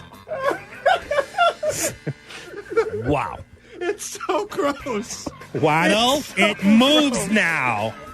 It doesn't usually move, but Brittany Snow's got it moving. I don't know did he want that on the air? I don't think he wanted that on the air. I didn't need it in my phone, so you know what? I don't really care. Allie, did the kids go to sleep yet? I'm just finishing Hunting Wives. I'll be right up. Boing, yoing, yoing. I mean, my man Sylvie needs some help. Not a if problem. Hunting Wives is getting him going? Well, I'm just saying. I mean, Blue Chew, kid. We've got him. We'll get them all set I don't think up. that's a problem. We'll get them there. Like it hot. Some like it hot. It doesn't make it move anymore. I mean, listen, if it's not moving anymore, and you got to wake the thing up. No, I don't think he has to work that hard to wake it up. The text is the text. Well, what's being said is what's being said. Well, I think he's saying is that at an older age, it's not like when we're 18 and the wind blows and it moves. No, I got it. I mean, that's what we're there for. That's what we're there for. That's what we. It's so funny. We, Blue Chew, that's what we're there for. Well, okay. I don't know that you necessarily want it as much as I'm like just when you were. saying, it's that time. I mean, I remember when I was 54, 4 years ago. Yeah. I wouldn't go to war without Blue Chew, though. Yeah. Them are my guys. That's your guy. You still don't go to war without Blue Chew. 100% correcto. Might be going to war tonight, you know? Yeah, you never know. And if I am, well, the great thing about the Blue Chews is sitting ready to rock. It's instant, right? I mean, it's pretty yourself, instantaneous. You give yourself about 12 minutes. That's all you need. Do some stretching. The little calisthenics. Stretching. The hoodie boing is outstanding. It's still got to enter It's an the all-timer. system. It's an all-timer. I didn't know Sylvie was having problems. Well, I guess he needs some Blue Chew or he needs more Brittany Snow. One of the two. That's what happens when the prostate turns into a cue ball. No, it's not that bad. Problems. Stop. Yeah. You're not. Now you're misrepresenting. I think, though. That's what happens. Hard. Yurko. The wrong thing. Just think about it this week during the Bears game. You're going to be sitting next to him thinking about, Yeah, I know. He's going to probably be watching. You're like, Sylvie, did it move? What's that thing called? He's going to be watching Honey Wives down there on his whatchamacallit, on his phone. And, Caleb's going to throw a deep pass to Rome, and you're going to say, did it move? Yeah, he's going to have his right leg over his left, and he's going to be out in the corner doing something. I mean, that's scary already. Didn't I just say I'm already afraid. What was I talking about last week that I was like, wow, I got to be honest, it made it move a little bit. What were we talking about? I think you were talking about a pitcher. I might have been. I don't remember. Pitching 101 or an exit velocity that was like at 120. I feel like it was just something last week. We saw something. I was like, boy. You're a big fan of a little. Exit velocity. You love that. Not really. That doesn't make it move. Exit velocity doesn't. Not surprised if it did. Not exit velocity. I mean, I like it, but it's, you bet you doesn't make it move. Oh, man. Come on. Woo. Hey, Tiger. Oh, that was great. We need to hop in studio and do another Unhinged, too. We fired one up last week. I'll be here tomorrow, Carm. You're here tomorrow? Maybe we'll do it next Wednesday. I'll be here tomorrow. Because I might have a conflict in the afternoon tomorrow, but maybe we'll do it next Wednesday. Conflict of interest? Oh, hey, everybody, next Thursday, next Thursday, week from Thursday, is Bourbon and Bacon. Yeah. So there are a few tickets left. If you haven't purchased, we are, what are we at here? Our 11th annual event. I believe it's 11. It is. It's the 11th annual event, and all the proceeds. I'm still getting items coming down the pipeline for the wonderful auction. Well, we got a Kyler Gordon autographed helmet. I'm not surprised. We got so much cool stuff for the auction. All the proceeds, of course, every cent goes to the Cystic Fibrosis Foundation of Greater Chicago. So if you want to come out for a great fundraiser and a fabulous night hanging with all of us, where you can taste some of the best whiskey from around the country and eat some incredible food. All of our chef friends do a bang-up job. Yeah. Bourbon and Bacon is next Thursday night at Binny's, 6 until 9. And you can buy tickets at cffbourbonandbacon.com. So just search for it or just put in that exact web address. I'll post some stuff on Instagram and on Twitter maybe later today, just with the links if you want to check that out too. But there are still some tickets left. You can buy your ticket. It's tax deductible. Gets you all the eating and drinking you could do from 6 to 9. Next Thursday night at Binny's on Marcy Street. It's cffbourbonandbacon.com. Yeah, can't wait. You and I like to get there a little bit early. We usually do. We get there for the VIP half hour with all the sponsors starting at 5:30. We get in even earlier. We go upstairs. We go upstairs in the... You don't have to mention that. Yeah. We go in the vault. We go in the vault. The whiskey hotline vault. And our first two sips are phenomenal usually. Yeah, they usually are. They're usually like out of this world phenomenal. Things that I never tasted before. Yeah, good stuff. Yeah. Yurko made a very salient point yesterday talking about Caleb and Ben and everybody getting on the same page. I want to revisit that a little bit. Just talk through some of the events from Sunday and what the Bears need to clean up and fix getting ready for the Week 9 trip to Cincinnati. If you want to talk Bears, World Series, Shohei, all that fun stuff, please join the conversation with us today, 312-332-3776. Back in 2 minutes.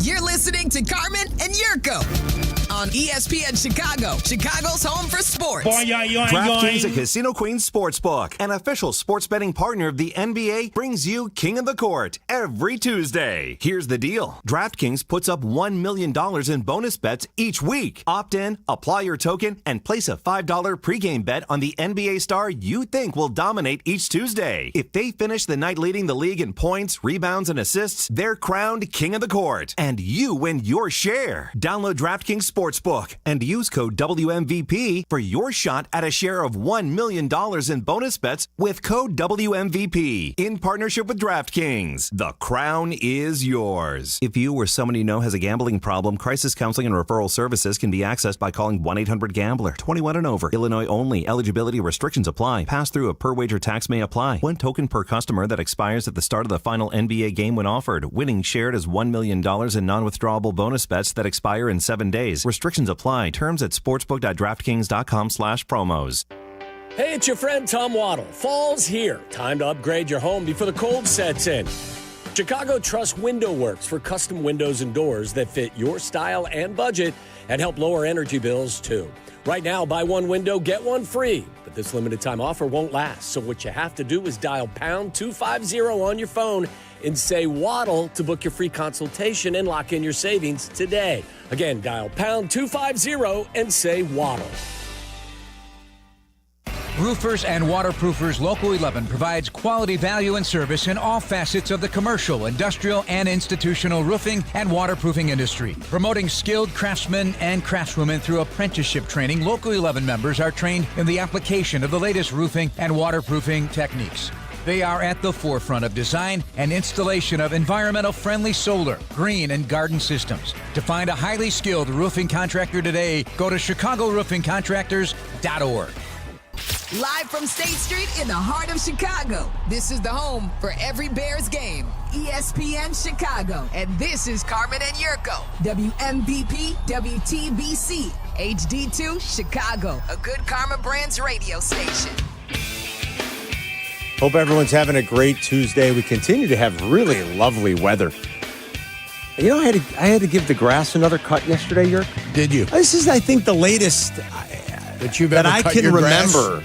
I mean, we're getting real close to the latest I can remember still having to give the grass a mow. Yeah. Give it a nice cut, a trim. And, you know, and here's the thing. Like, it's not, I know everybody thinks, oh, if it's really nice in February, things are going to start budding earlier. We've had such nice weather, the leaves are going to fall off later. It really, as I understand it, has very little to do with temperature. It's all about daylight hours.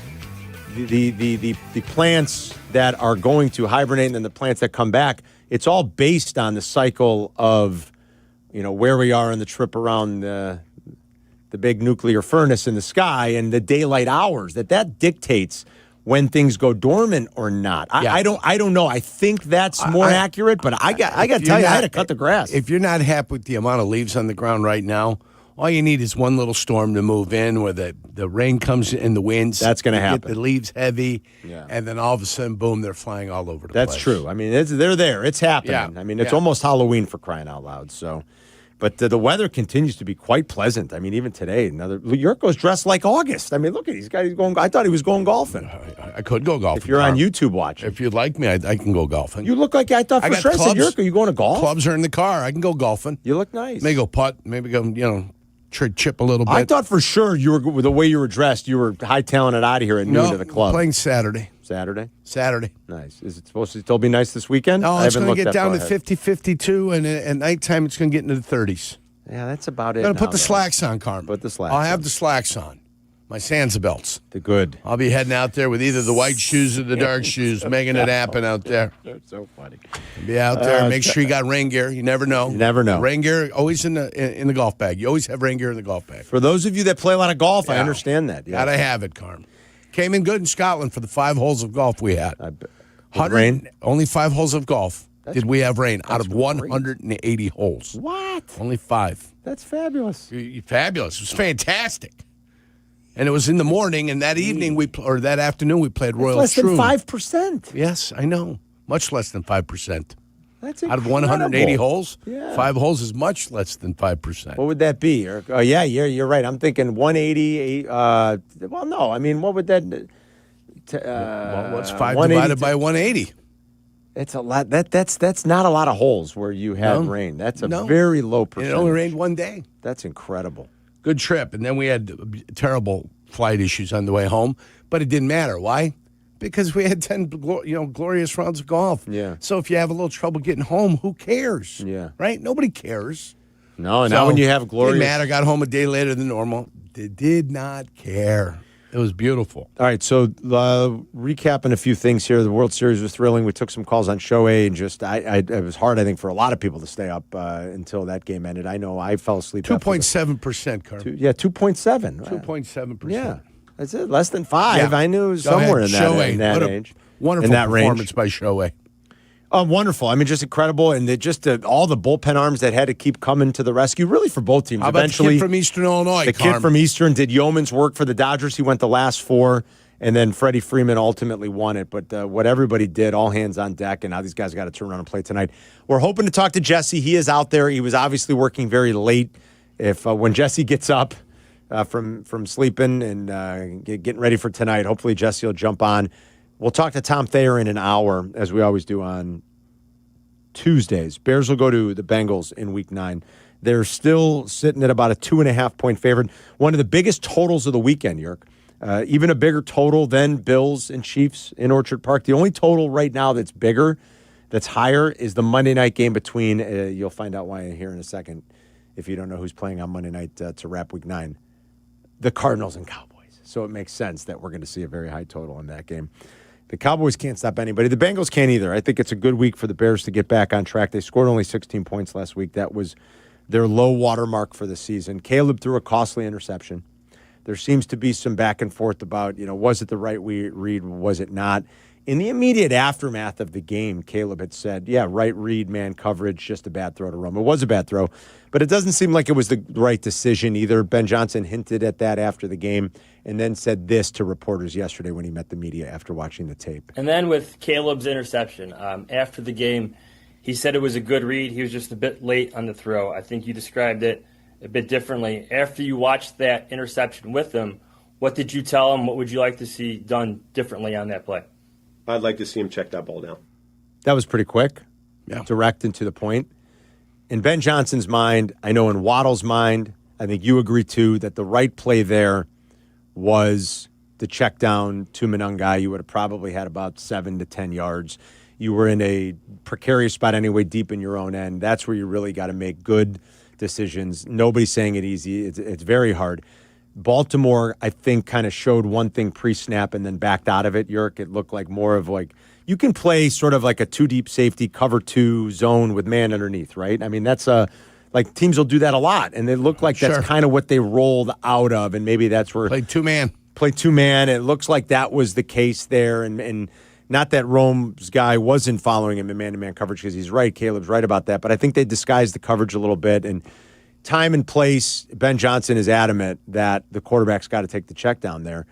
And you said something yesterday that I thought was, and you've said it before, like over the years, talking about Favre and Holmgren, and like what has to happen at some point, or what you want to happen, is that the quarterback sees things the way the coach wants him to see it, right? Yeah. Like that, and that's not easy. They see the same thing. Right now, Ben Johnson's seeing something, Caleb's not seeing it. So it's Ben Johnson's responsibility and challenge to get him to see what he sees. So he's got to get Caleb to see what he sees. How do you do that? Is that just drilling it on film study? And repetition. You're behind him. You're watching him take the rep. And, even if you're saying, go, like, throw it, that's the guy. That's where it's supposed to go. And then if it doesn't go there, you say, what'd you see? Why didn't you throw it? What'd you see? Then why didn't you throw it?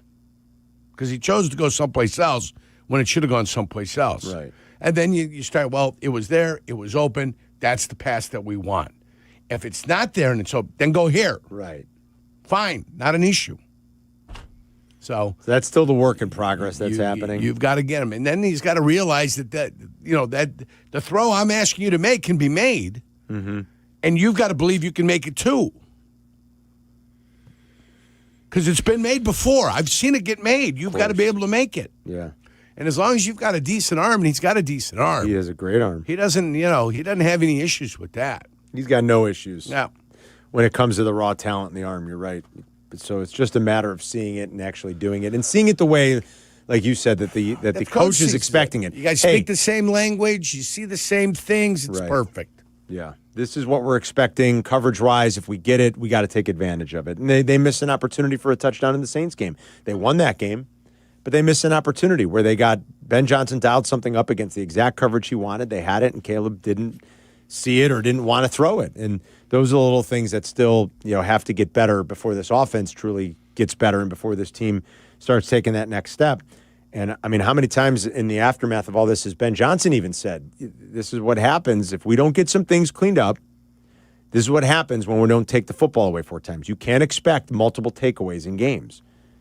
Yeah, you can practice it, but there's a slight luck element to that, and it's a high variance type of thing. And what kind of team are you if you're not thriving and capitalizing on all those takeaways? What happens in a game when it doesn't fall your way? Are you going to be able to move the ball, get points, and win?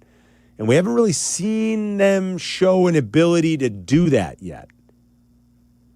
What happens if Joe Flacco doesn't turn the ball over this week? Can you go toe-to-toe against that godforsaken defense in Cincinnati? Can you go toe-for-toe and outscore them? Can you outscore them? Because you might not get those 2 or 3 takeaways that you've been thriving off of. And when that doesn't happen, how do you go win a game? You got a great opportunity to do it this week. Trey Hendrickson played all of 23 snaps. Trey Hendrickson missed week 7. He came back in week 8. He played 23 snaps. And he's day-to-day. By the way, Flacco's day-to-day with a shoulder, too. Now, Flacco did come back and finish the game, so I think he'll be okay. But did you see Trey Hendrickson only played 23 snaps last week. Did you see the news, though? What's the news? I don't know. Did I? The news, I saw it on Pro Football Talk. The news was that the defense for the Cincinnati Bengals got together. Oh, boy. And what'd they have? Team meeting. They had a team meeting. Okay, Their defense got together and they had a team meeting. Okay, you called it in week 1. You said the Monday we came back, Bears hadn't even played yet. It was week 1. You said, I don't like the fact that Detroit went and got stomped in Green Bay. Right. You saw it. It kind of sent your antenna went up, and you're like, I said, there's bad news for the Bears going up to Detroit to play them after they were embarrassed against the Green Bay Packers. Justin Fields had never won a game when the opposition scored more than 21 points until this last weekend. Yeah. They were down 15 points to start the 4th quarter, the Jets. Yeah. They're one of the worst, most anemic offenses in the NFL without Garrett Wilson, with a quarterback that, quite frankly, I'm sorry to say, just really struggles. He's just not very good. They hadn't had a win all year. They finished with 502 yards. They put on this incredible rally in the final 20 minutes of the game. Is that the worst thing to happen for the Bears, or is this Bengals defense so lousy it won't matter? I'm hoping they're so lousy it doesn't matter. I'm hoping that the Bears are licking their chops going into Cincinnati and they can do something. I'm also hoping that they do what the other team did to them. You control the ball for 38 minutes and limit the opportunities the other team has. Yeah. But when you control the ball, you have to score touchdowns. Not just field goals. Not just field goals. And then the more you're on the field, the more you're going to wear the other team down. That defense, then you're trying to find a reason for them to give up. Give them a reason to give up. Right. You get down 17 points before halftime. You want to give them a reason to go into that locker room and come out with a lackluster performance the rest of the way. So they want to quit that defense because they're so pitiful and they're so bad. So give them the reason for them to go ahead and quit. And that's by scoring some points against them. You've been so good on these opening scripts. Get it in the end zone now. Yeah. Finish the job. Yeah. I'm with you. I don't think it's quite like the Detroit thing because I think the Lions are so talented, and we've talked about all their blue chip players and they're well coached. Like, you saw the response. I don't think we're going to get quite the same thing. I don't think the Bengals are ready to go out and pitch a shutout or hold the team to 6 points. I don't. I think it's truly an awful defense. They might be down their best player again, and I think the Bears can capitalize. And you might have to go out and win a shootout because you're down a lot of star power and a lot of productivity on your defense against an offense that can really move the ball, even with old man Flacco. It's a really good offense. They're running the hell out of it here recently with Chase Brown. You've got Higgins, you've got Chase, you've got Fant. Gesicki missed last week. I don't know if Gesicki will be back. You got Noah Fant. You got weapons all over. So they're probably going to score. And you got to be ready to go toe-to-toe with them. Let's see if this offense can do that. 312-332 ESPN if you want to talk Bears with us. Talk to Tom Thayer in about 45 minutes, get his reaction to the Baltimore game, and look ahead a little bit at Week 9. It's Carmen and Jurko. We'll be right back. You're listening to Carmen and Jurko on ESPN 1000. 1000, Chicago's home for sports. For Chicago sports fans, a big slate of college football games starts with Chicago's College Tailgate. Host Shane Norling and Tyler Rocky have the campus news you need to hype up the day. Join us Saturday morning at 9 for Chicago's College Tailgate on ESPN Chicago. Presented by Yuengling Beer. If you haven't had Fry the Coop yet, what are you waiting for? This is the best damn chicken sandwich money can buy. We're talking crispy, juicy fried chicken stacked with Vienna beef pickles. And don't forget about the beef fat fries. They fry everything in beef fat. Why? Because it tastes that much better. Whether you like it mild, medium, crazy, or insanity, Fry the Coop has 6 different levels of heat for every single taste bud. If you need something for the kids or the family on the way home, they've got nuggets for the little ones and snack wraps if you need something quick on the go. With 10 Chicagoland locations, there's something at Fry the Coop at close by near you. So don't wait. Check out the menu. Find the nearest spot. Get the best damn chicken sandwich money can buy at frythecoop.com. That's frythecoop.com. Check them out today. Great Clips believes veterans make us great, and that's why this Veterans Day, they're offering free haircuts to all veterans and active duty service members. Here's how it works. If you served or are serving in the military, simply visit a Great Clips salon on November 11th to get a haircut at no cost to you with your military ID. Don't need a haircut that day? Stop by for a free haircut card to use later. Not a member of the military? Any customer who gets a haircut on Veterans Day will also receive a free haircut card to give to a veteran or active duty military member in recognition of their service. It's just one small way Great Clips is saying thank you for all the sacrifices you as service members make to protect our country. Offer valid while supplies last. Learn more and read giveaway rules at greatclips.com/promotions. Great Clips, it's gonna be great. At People's Bank, earning $400 cash has never been easier. Open a new checking account online, complete a few simple steps, and they'll deposit $400 right into your account. Move towards your goals faster with the checking account that fits your life. $400 cash incentive is available to new checking account customers who open an eligible account online, enroll in e-statements, and receive qualifying direct deposits totaling $1,000 or more within 90 days. Limited to one account per customer. Other terms and conditions apply. Visit ibankpeoples.com/new/checking/account/offer for details. Member FDIC. 1/3 of Illinois State University students graduate with zero debt, and Redbirds go on to earn $15,000 more a year than the national average just a few years out of school. Get real return on your investment. Apply today to start creating your legacy at illinoisstate.edu/apply. Nature is calling. No, not that way. Fishing, hunting, hiking, nature. Chauncey's Great Outdoors, Saturday mornings from 6 to 7 and available on demand on the ESPN Chicago app.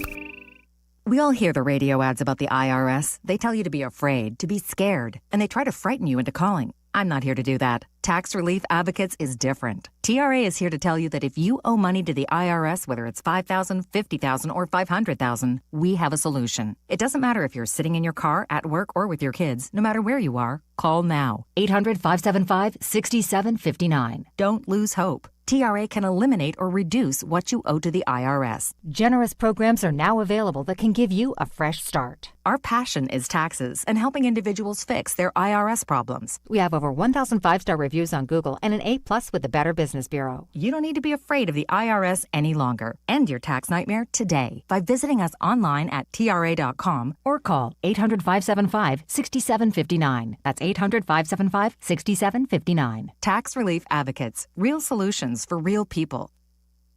Chicago, when you're hurt in a car crash or on the job, Postman Law delivers. Don't just hope for help, demand results. Others promise. Postman delivers with ease, speed, and results. Call 844-POSTMAN today. That's 844-POSTMAN. You're listening to Carmen and Jurko. Listen to us now. Live on the ESPN Chicago app. Chicago's home for sports. ESPN Chicago. Still looking to see some official news on ratings, Yerk. You were asking the World Series up against Monday Night Football last night. I do know going into the start of the World Series through the LCSs, ratings were the best for baseball they've been since 2017. They've been up, which is good. They averaged about 5 million viewers through the LCS, I guess. So we'll see what they look like. I'm not sure. We'll continue to I keep updating these sites, trying to see if they've got some good info on what the ratings look like. We'll see what the rating did in Kansas City. They're always good when Mahomes plays. Plus, Washington's got a huge fan base, even without its starting quarterback. Sure they do. And not much of a game in the second half as they struggle to move the ball with any consistency. I really told you I thought Kansas City was going to be a better team this year than they were a year ago, even though they made the Super Bowl. I wasn't as high on them last year. I thought there was just a lot of fluky, weird stuff. The one-score wins, like every one-score game went their way. Just thought it was like, I don't know, man. I don't see a dangerous offense. They look good. Like they're getting back to old school, really sort of dangerous, scary offense now that Worthy is back and that Rashee Rice is back and they've run the ball a little bit better. They've won 5 of their last 6. KC's 3rd in EPA per play, 8th in yards per play, 2nd in the NFL in points per drive. They were 9th, 12th, and 21st in those metrics a season ago. They're also averaging like 4 more points per game this year. So they're better across the board. I mean, they look, even with old man Kelsey, I mean, they just look more dangerous with what they have going on. With everybody if they stay back, healthy, with everybody back. Yeah, they're more dangerous. They never look better. panic. They never panic, right? Never. It's nice when you have 15 back there, right? I mean, it helps. It doesn't hurt. And then you got Andy on the sideline. You got Andy on the sideline. Yep. Yeah, Andy's never too... Andy's older at this point, too. But he's never too emotional. He's never too emotional. He never gets out of whack even unless he's got to straighten somebody out on the sideline. Yeah, but even that, Andy's got a subtle way. Even like when Kelsey's in his face over the years, he doesn't make too big of a deal out of it. I think Andy can sit there on the sideline and compartmentalize it and know how to deal with it. Yeah. You're right. It never looks like he's ever out of sorts. I love Andy, too. So we talked about how it was a game at the half when it was still 7-7. When they got down, I think it was that opening drive of the second half, Yerk. They got down near the goal line, and it was a 4th and 3. Mm-hmm. And it was he didn't even hesitate for 2 seconds. He's doing, get out there, we're going for it. And of course they scored a touchdown. Sure. New age football, but even old guys like Andy's like, yes, we're not taking 3 here. Go, we're scoring a touchdown, but stay on the field. We're going. Say hi to Michael in Santa Monica. What's going on, Michael? Hey guys. Hey Carm. Hey brother. I was thinking about this, and I'm living in LA, and I watched every inning of that game last night, and I forget if Shohei was on base, 8 or 9 times last night? 9 times. 9, and they pitched to him in the last at bat for some sort of unknown reason. Yeah, and he doubled. I mean, this guy's the greatest living baseball player, but I think we don't really even appreciate how good this guy is. Like, we are Cub fans, but out here we became Angels fans because we can't root for the Dodgers. Mm-hmm. But the Chicago teams had a shot to try to get this guy. And what's frustrating to me is rooting for Chicago teams who seem to be averse to swinging for, like, greatness. It's not a Cap phone call, but, like, you know what I mean? Like, LA teams. Yeah, I hear you. LeBron is available, we're getting him. Shohei Ohtani is available, we're getting him. And I don't understand it. I mean, I love the try-hard teams, you know, like, they're fun to root for, but... This is the biggest gripe I think most fans have, or at least a lot of Cub fans have, with the way Ricketts has done things since winning the World Series. Michael, thank you for the phone call. My owner laughed at the insinuation. That's a real kick in the you-know-what. Yeah. But it is what it is. I understand that. He just laughed at it. Yes, the Cubs did present, I believe, to Ohtani, if I'm not mistaken. They did have an opportunity to present. I'm sure it was nothing compared to what the Dodgers. I mean, who knows? The rumor was that the Cubs were second when he picked Anaheim. Wasn't that the rumors all those years ago? I believe so, yes. Now, they might have looked at whatever the Cubs proposed and been like, yeah, you're about $300 million shy, so you're thanks, a but little no off. thanks. You're a little off. I don't know that any team other than the Dodgers had a realistic possibility for so many reasons. He's close to Japan. It's the Dodgers. This is just what they do at this point. They're the best team. They're doing everything pretty much better than everybody else in baseball. So he might have just said, I'm taking my talents to where north I a little want to bit, take to them where to, I want yeah. to take them. Do you remember who it seemed like was second choice a couple years ago? Toronto. Toronto was in big on him. And you guys remember the story? Like, we were tracking the private jet. There was a rumor that there was, like, because Yusei Kikuchi was on the Blue Jays. Right. And I believe, do I have this right? Weren't they high school teammates?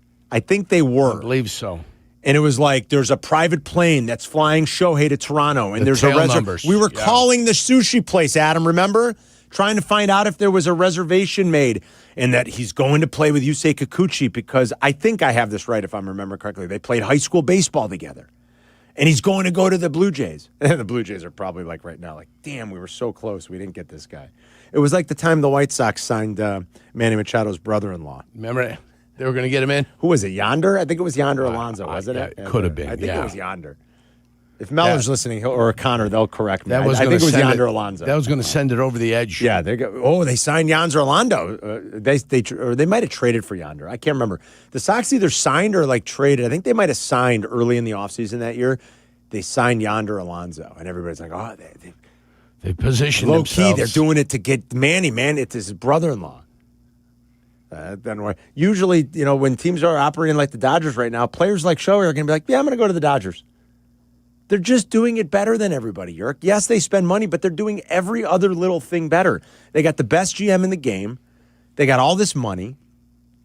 They do have a passionate fan base. You rip on LA fans a lot, but they do support, if any, I think that Dodger team quite well. I mean, there's how many people out there in LA 10 proper 10 million? and all the suburbs that are around there? 10 million? At least. Know, right? Yeah, at least 15 million. At You're least. probably right, Yerk. 15 million? I don't even know what it is. You're right. It's a lot. I'm going to go Los Angeles television. So, they're doing it better. They're doing it better than everybody. The way they structured their pitching staff and sort of maintained them throughout the course of the year. And I don't think they care what people say about them. Or you don't pitch your guys and nobody goes 200 innings. They're probably like, we don't care. We care about getting to October and being the best team. And their pitching has been phenomenal. Snell looks fresh, and the way they paced Shohei and Yamamoto, who didn't even pitch a lot. They found a role for Roki after he really struggled for a lot of the year. Glasnow, they were slow to roll out, like all of them. And now they're healthy and rolling. Now and they're out pumping, man. They're doing these things better than everybody else. There's a competitive disadvantage that exists across baseball because of the way this structure is set up, the way the economics are set up. I don't know how they're going to fix that. I have no idea. I'm not smart enough to even begin to know how they're going to fix that and what this fight is going to be like. All I know is if I were a team like the Dodgers, or if I were here in Chicago in a big market, the biggest of the biggest in the Midwest, against all the little fish you compete against in your divisions, if you're the Cubs and the Sox, and I were the billionaire owner, I would take advantage of it. Maybe it's easy for me to say. I'll never sniff $1 billion, but I know I have a competitive juice, and I know how much I love baseball and the team I cheer for, and if it were my team, you better believe I wouldn't laugh at the idea of signing Shohei Ohtani. I can promise You'd have you. had him. I don't know if I would have had him, but I can promise you I wouldn't laugh at it. It would have been serious. And it's a damn shame. And in essence, what happens is that Jerry Reinsdorf operates. We're not good enough. Basically, that's what he says. We're not big enough. We're not good enough. We know it. He knows it. We just don't care enough. We'd be wasting our time going after It's a damn shame. So I would take advantage of the inequities. I mean, what's to stop you? What are they supposed to do? Roll over? Operate like the Pirates? Cry poor while their owners get rich? You think the owner of the Pirates isn't rich? Oh, he's got money. He's got money. You think Tom Ricketts isn't rich? Well, that's why this whole thing, when they're going to work out this contract coming up in a couple of years, all these small market teams that are making money hand over fist, do you think they're ever going to agree? That's why you won't get a contract, and you won't get the people agreeing to a salary cap, is because they don't want a floor. No. Why would Cincinnati want a floor? I have to spend how much? Absolutely not. I don't spend it now. It's shameful. Yeah. And they're like, no, we don't do this to make money. There's no money to be made in baseball. That's laughable. In a big market? Tom Ricketts doesn't make money? I'm supposed to believe that? Sorry, I can't believe it. Yeah. I find it impossible to believe. Whatever accounting you want to do, go ahead and do. I know the tricksters are out there. So the Dodgers are ruining baseball. Like, if I'm the Dodgers, I would say exactly what Dave Roberts said after they clinched the NLCS. We're going to just keep ruining baseball, I guess. I mean, I don't know how they're going to figure it out, because Yurko's right. These other owners are suddenly now, after all this, are going to agree to things they've never wanted to agree to. I don't know that you're ever going to get the players either in this union to agree to a salary cap. So I have great fear about what's going to happen after next year, because I love the game. I don't want it to go away. They're in no position. None of these leagues are in any position, outside maybe the NFL, to take a hiatus, because you're going to be forgotten quickly. There's too much out there competing against you. It's not the old days. It's not olden times. And it'd be devastating for young fans and fans everywhere if that's the case a year from now. Well, the best I got, the LA market, 13 million people. It's a lot of people. And 3 million and change in Los Angeles proper. Yeah, it's a big market. All right, coming up next. I would hope you'd have a passionate fan base with 13 million possible followers. It's a lot of people. Yeah. You're right. We've got Tom Thayer in 30 minutes. We'll do the Brunch Rush coming up next. You're listening to Carmen and Jurko on ESPN Chicago, Chicago's home for sports. Need insights on your favorite football team? I mean, do you want to know more than all your friends? Done. Courtney Cronin checks in often with breaking news, insight, and foresight on ESPN Chicago. Reports brought to you by Costa Ivory. $2.25 million. The Verdoliak Law Group wins again for their clients. That's right. The Verdoliak Law Group recovered $2.25 million for a client who was injured in an auto accident. If you're injured, make sure to call the Verdoliak Law Group. Playing professional football and being on the radio for many years, I've had the opportunity to endorse many products and companies. I've always felt it's important to choose companies that I believe in. I've never had the opportunity to endorse a company owned by close friends until now. The Verdoliak Law Group has been helping people for 60 years. They've even taken care of some of my neighbors and close friends. When you need medical care, you want a doctor with the experience and the skill set that's going to help you. The same holds true when you need a lawyer. The Verdoliak Law Group has recovered over $9 billion for their clients through legal representation and consulting. They have over 60 years of experience and skill, serving over 40,000 clients. For personal injury, auto accidents, truck accidents, wrongful death, workers' compensation, medical malpractice, and all your legal needs, call my friends at the Verdoliak Law Group. The Verdoliak Law Group has done great for my friends and neighbors, and they will do great for you, too. Call them today, 844-4VLG-LAW. Wondering what makes Neutral so tasty? It's simple. Real vodka, real juice, and nothing fake. When good ingredients go in, great taste comes out. Head to Susie's Bar and Grill in Yorkville, where there's always something happening. live music, trivia nights, Sunday football, and more. Don't miss Susie's signature pies like meat lovers and bacon cheeseburger. Visit SusiesYorkville.com for details. Join them this Friday from 7 to 9 for Halloween and Neutral samples. The Halloween bash kicks off at 9. Neutral, real vodka, real juice, real tasty. The Chicago Bulls return to Allstate Arena this Saturday night and Sunday afternoon. The Young Bucks back on the ice now. And get there early on Saturday for First Responders Night and get a chance to touch a truck. He scores! It's the Bradley Nadeau Show! And bring the entire family for Family Sunday. Get your Chicago Wolves tickets for this Saturday's First Responders Night, Touch a Truck and Family Sunday.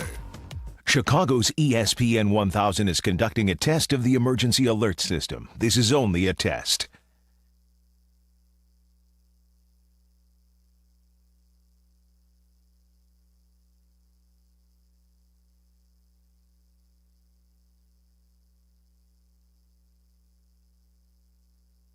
Texting enrolls you in a recurring automated marketing text messages. Consent not required to purchase. Message and data rates may apply.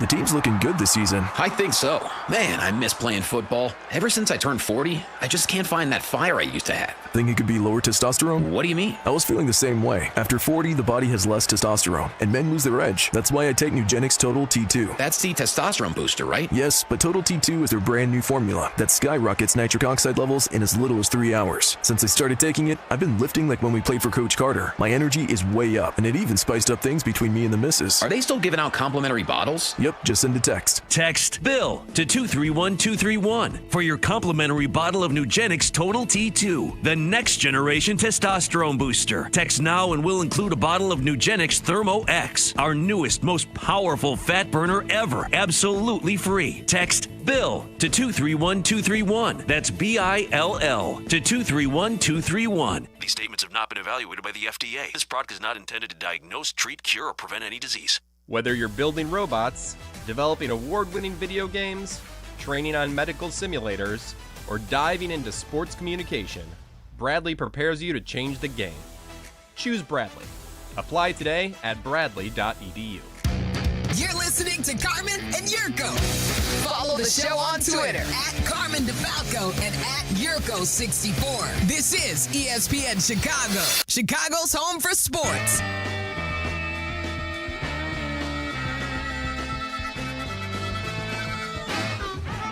Still nothing from Jesse's? He's still sleeping at him? Must be. Damn, Jess. No, he worked late in the night. I think Passon stayed up all night so he can go on and get up. It's 8:30. Wake up, baseball man. Let's go, baseball man. Wake up. We want to talk to you. Passon's been tweeting. Yeah, you know what your guy's doing here. He had a late night, probably went and got a late dinner, something to eat, got sauced up a little bit. What is it, Pinky's? Is that the hot dog place in L.A.? That sounds right. Yeah. Passon's up tweeting up a storm. Passon was up at 5 a.m. L.A. time. He was on Get Up. Passon probably didn't sleep. I don't, seriously, I think he stayed up. I think they made that joke that he was up, actually. He pulled the all-nighter, considering by that time they were done working and everything, and then he was going to have to do a TV World hit. Series. Sleep when it's over. Sleep when it's over. That's right. Hopefully Jesse will call. We'll talk to Tom Thayer in 30. At noon, it's Rich Eisen. And then Bleck and Abdalla are back with you live and local, talking Bears, talking all kinds of other fun stuff. Song of the night, all that good stuff from 2 until 3.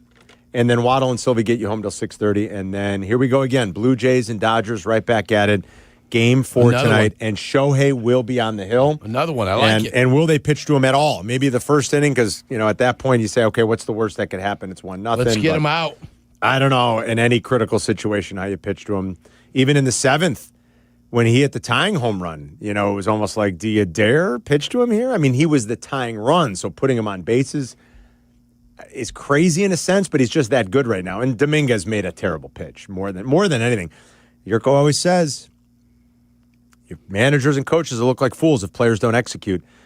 And I can promise you, if they contemplated walking him or not, I don't know, whatever the discussions were going on in the dugout between Mattingly and Schneider, not Davey Lopes.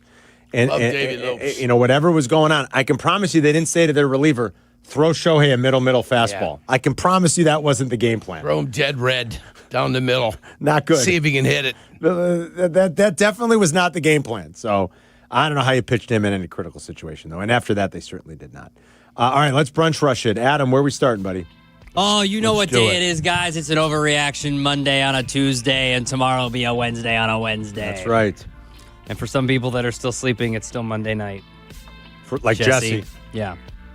All right, we'll start with the Ravens, who just beat the Bears. I asked you this a couple weeks ago, I believe last week, maybe last week or 2 weeks ago. The Ravens are 2-5. They are third in their division. The Bengals are 3-5. The Browns are 2-6. And if you look at the odds right now to win the division, the Ravens are the favorite. Yeah. Minus 110 to win their division. Yep. An overreaction. The Ravens will win this division. That is not an overreaction. Oh, y'all said it was a week ago. I still haven't. That they will Did not we? Did win. I say it was an overreaction? You guys said it was an overreaction. Chris, back me up on this. They said it was an overreaction a week ago. They will not win the division. I think you're overreacting. I think you're getting a little goofy. I don't think you're getting goofy. I would like to double check that I said that was an overreaction. I'm like 90% sure you guys said it was an overreaction. You've heard me talk about the Steelers, haven't you guys? I think the Steelers are trash. I'm sorry. I've said that all year. They're not a good football team. So you have now talked maybe at about 1-5. the I was like, look, it's almost impossible. I don't know, but I don't think it's an overreaction. You had talked about yardage difference. They're one of the worst teams in the NFL That's what you had in talked yard about. margin. Yeah. I mean, I've said it all year. Their defense stinks. Yeah. But I still think I don't think Baltimore wins the division. I mean, they're getting Lamar, supposedly. Getting Lamar back. I would think they get him back. I don't believe Wednesday, it. I don't believe Thursday. it until it happens. On Thursday. And has any discipline come down the pipeline? Not yet. No. I'd like to see that. Yeah. Well, They've got Miami this week on Thursday night. They're on the road, though, right? On the road. That game's there. In Miami. On the road at Minnesota, who we'll get to in a second. Wait, they got a three-game road trip. On the road at Cleveland. Yeah. The Jets, And and they then a bunch of division games. Bengals, Steelers, Bengals. And then That New England game's going to look tough for them. New England game's going to be tough. At Green Bay. Packers, and then that last game against the Steelers. Oh, it could mean a lot. Yeah. Could be one of those. That could be your primetime flex game. Yeah, get to the Vikings. Go ahead. You hinted at that. Is that where you're going next? Yeah, I was going to go to the Vikings, next. So Carson Wentz is dead. I mean, rest in peace, Carson Wentz. All right. Don't make anybody misunderstand. Carson Wentz is having season-ending shoulder surgery. He basically played with half a body. Yes. On Sunday. But remember when we got in here Friday, guys? We said it. We're like, wait, what is Or on that Thursday. thing? He was on Thursday, right? Yeah, but we said it Friday morning. We were like, what is that thing that he was on his arm? Yeah. Like, what? He couldn't play. He was wincing on the sideline in between every single play. Herb Street was saying it was out of frustration. It was not. The dude was in an immense amount of pain. And J.J. McCarthy is on the sideline with a bad ankle. Jumping out of the way. Jumping out of the way and being rolled up on. Overreaction. He is benched. Like, this is he's benched. But here's what I would say to that, though, Adam. Like, how could you do that to Carson Wentz if that was the case? He had one arm. Because you're not confident that J.J. McCarthy is good enough to get you a win. He's not good enough. Literally against I'm not figurative. Literally, he had one arm. It's the one-arm man. He got you a win against Chicago. I know. Yeah, I don't know what they're doing over there. How could a quarterback with two arms be a worse option than one with one? Make a phone call, Carl. Something doesn't jive there, boys. Make a phone call. Well, who am I going to call? I don't know. His pappy. Oh, call JJ's dad? Yeah. Make a phone call. Call JJ's dad. Find out what the hell's bother going on. Jim with that. He's a mensch. I didn't say he wasn't a mensch. I'm not going to be like, so what's up with your son? Is he really being benched? We need information. He's the greatest guy. You don't say, is he asking, what's up with JJ? And that's it. Oh, I'll try maybe through some intermediate channels. I'm not going to bother Jim with intermediaries? Yeah, we know some. We haven't. But you've got a guy who's jumping out of the way of but being rolled up on, but and I can't imagine ever going into a game He thinking the guy with one arm is better than the guy with two. He looked agile, guys. He looked agile. Right? Am I nuts? Did he have that thing on in the game before the Charger game? Yeah. Oh, he did? I thought he. Why don't I remember I gotta that? look. I gotta look. Because for some reason, last Thursday night, when that game started, I was like, wait, what's on his arm? I was like, what's going on here? And I know it was in his throwing arm, but like, it sure looked like Carson Wentz was in a lot of pain and he was playing with one arm. Like, that's an easy joke to make, but like, I don't know how in any world the quarterback with two arms isn't more capable than the quarterback with one. Something that's black on one of his arms. Oh, he was in the game. So who'd they play 2 games ago? The Eagles game. The Eagles. Was he wearing that in the Eagle game? It was a salute to the veterans. Maybe because it was on a Sunday and I'm watching a million games and I didn't notice it as much. And last Thursday's a standalone game. But when he went running out there, and we joked about it Friday morning, I was like, wait, what's on Carson Wentz's arm? Call Viking Scott real quick. This is when we need Viking Scott. Maybe I just missed it when it was 2 weeks ago on Sunday, but... Where you at? I know you pretend like you work every day. It's only fueled the conspiracy theories. What else, Adam? Oh, my God. Okay, so I don't know if you guys saw this in the... did you guys see the non-fumble call during the tush push? Oh, yeah, it's terrible. Okay. Yeah, and Brian Dable has every right to be pissed and about he wasn't Dable, down either. He wasn't down. He was on top of Brian bodies. Dable has every right to be pissed, but we say this every week with a non-officiating call during the tush push. Hold on a second.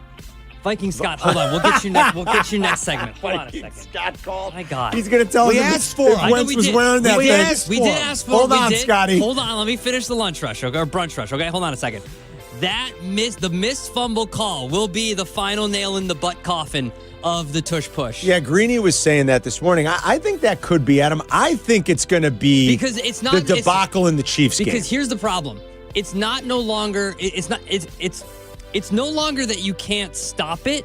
You can't officiate it. You can't adjudicate it. Yes. I think it's going to be that week 2 debacle in Kansas City when, your A crew was there and your broadcast crew. It was the rematch of the Super Bowl. Your A team was there. Brady. That's the game. Dean Blandino goes, "Don't ask me anymore." Yeah. You're one of the guys on your broadcast who used to be the head of your officials. Right. Said, "Don't ask. Don't ask. I'm done talking about it. I'm tired of it. I'm going to pull a cap. I'm a flipper. I think you got to get rid of it. It's become a joke. Do we have the noise? It's become a joke if you admit it. Do we have a noise? I've always said, why do you need to? Why do you need to outlaw something that works for one team? There it I is. got the best flipper. I have taken the stance. Look, one team's I've taken the stance. One team's figured out something. They got the personnel for it. They figured it out. Everybody else is crying about it. Why do you have to make a rule to stop them? It has gone haywire. It has gone completely haywire. They false start every time they do it. Every time. They can't adjudicate it at all. It has become a joke. Last week, he was on top of bodies. They're doing it 3 and 4 times in a row now. Yeah, it's ridiculous. If they're in 2nd and 3, they're just going to do it 3 straight times. I'm going to say put it. him in jail. I'm Cap today. Mark it down. I'm flipping. Yurko was right all along. I'm flipper. Just get rid of the damn thing. It's become a joke. I mean, it really. There it is. It really has. That's one of the greatest sound bites ever.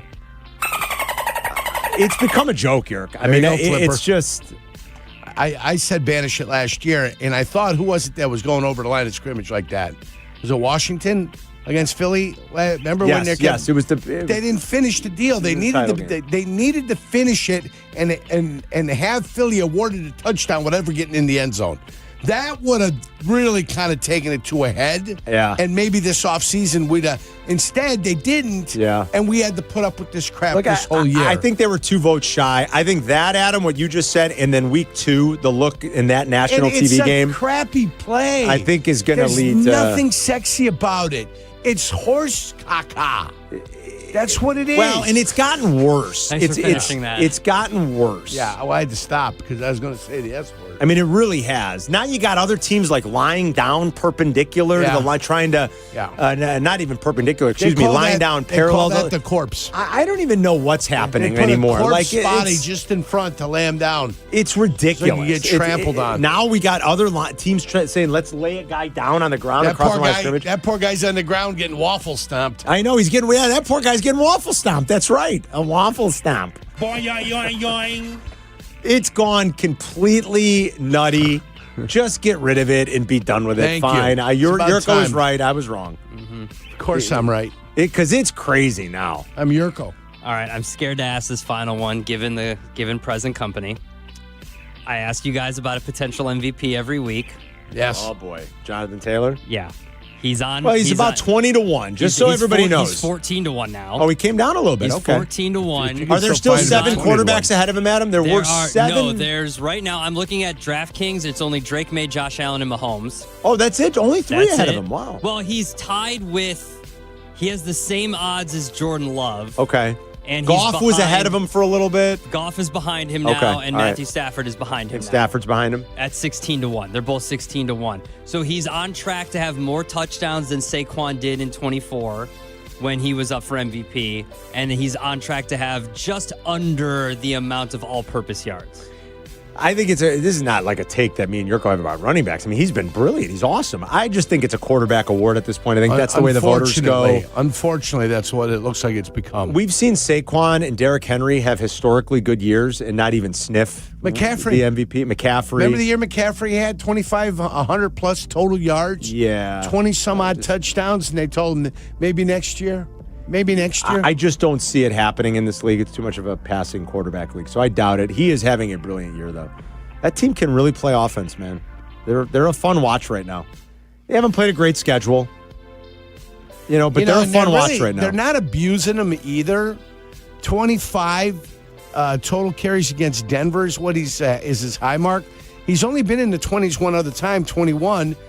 They've got him balanced out at 12. 16, 17, 17, 17, and 18 in 5 of those games, with 2 being over the 20s. So it's not like they're murdering the guy like they used to run Eddie George. Yeah, I know. 30 some odd times a game. I mean, that poor guy. I just think it's hard for anybody other than a quarterback anymore. Saquon last year wasn't even close, you guys. I mean, it was Allen and Lamar Jackson that both got over 70% of the voting share. Yeah. Saquon Barkley didn't get 25% of the share last year. Think about the year he had. The year McCaffrey had, like Yurko said, the year Henry had. They had historically good years. They didn't sniff winning an MVP. So I just think it's hard. I think they're behind the 8 ball because of the position and the way the game's played. So I don't think so. It'd be my halfway home. That'd be my guess on how it ends now. That it'll still be quarterbacks when we get to January. YouTube TV customers, you could lose ESPN and the sports you love, including college football, College Game Day, Monday Night Football, the NBA, college buckets, and more. So take action. Go to keepmynetworks.com to keep ESPN. It's Carmen and Yurko. We'll be right back. Carmen, Jurko. Don't worry. They'll be right back before you know it. Right here on Chicago's home for sports and the new home of the Chicago Bears, ESPN Chicago. Courtney Cronin, the latest from Hallis Hall and wherever Bears roam in Chicago. Be an informed fan with ESPN Chicago. Brought to you by Costa Ivoni. Advantage Dealer Group makes car buying simple and fast with their 60-minute guarantee. They know the process starts online, so every one of their dealerships has designed the experience with you in mind. Browse the wide selection of new and used vehicles at Advantage Chevy, Toyota, and Acura. Use their payment calculators, explore financing options, and stop on by. They value you and your time, getting you in and out your new car in 60 minutes or less. Advantage Dealer Group, where car buying fits your schedule. You know what makes game day way better? When everything just works. Your TV, your phone, your tablet, even your Wi-Fi working together so you never miss a play. That's what Xfinity does. Their Wi-Fi is smart enough to know when your devices need a boost. The equipment, top-notch, letting you stream multiple games at once with multi-view. And Xfinity Mobile, well, it gives you Wi-Fi where you need it and 5G everywhere else. So you're always connected at home or on the go. And the games themselves, all in one place with enhanced 4K, so it feels like you're right there in the stadium. No lag, no buffering, no switching apps, just pure game day action. Game day should be fun, not frustrating. Xfinity keeps everything running smooth so you can focus on the plays, the snacks, the hype, and maybe a little friendly trash talk, too. So if you want to see what I'm talking about, get started today. Call them, visit Xfinity.com, or stop by an Xfinity store near you. Restrictions apply. New residential customers only. Taxes and fees are extra and subject to change. Xfinity, imagine that.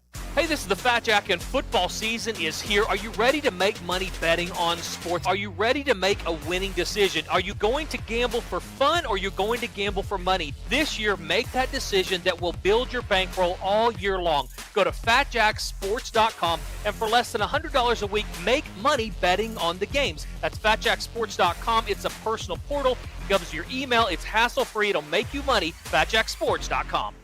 This is the Let's Revitalize Our Neighborhoods commitment. This is the Roll Up Our Sleeves and Pitch In commitment. This is Busey, where our commitment to strengthen our communities is a top priority.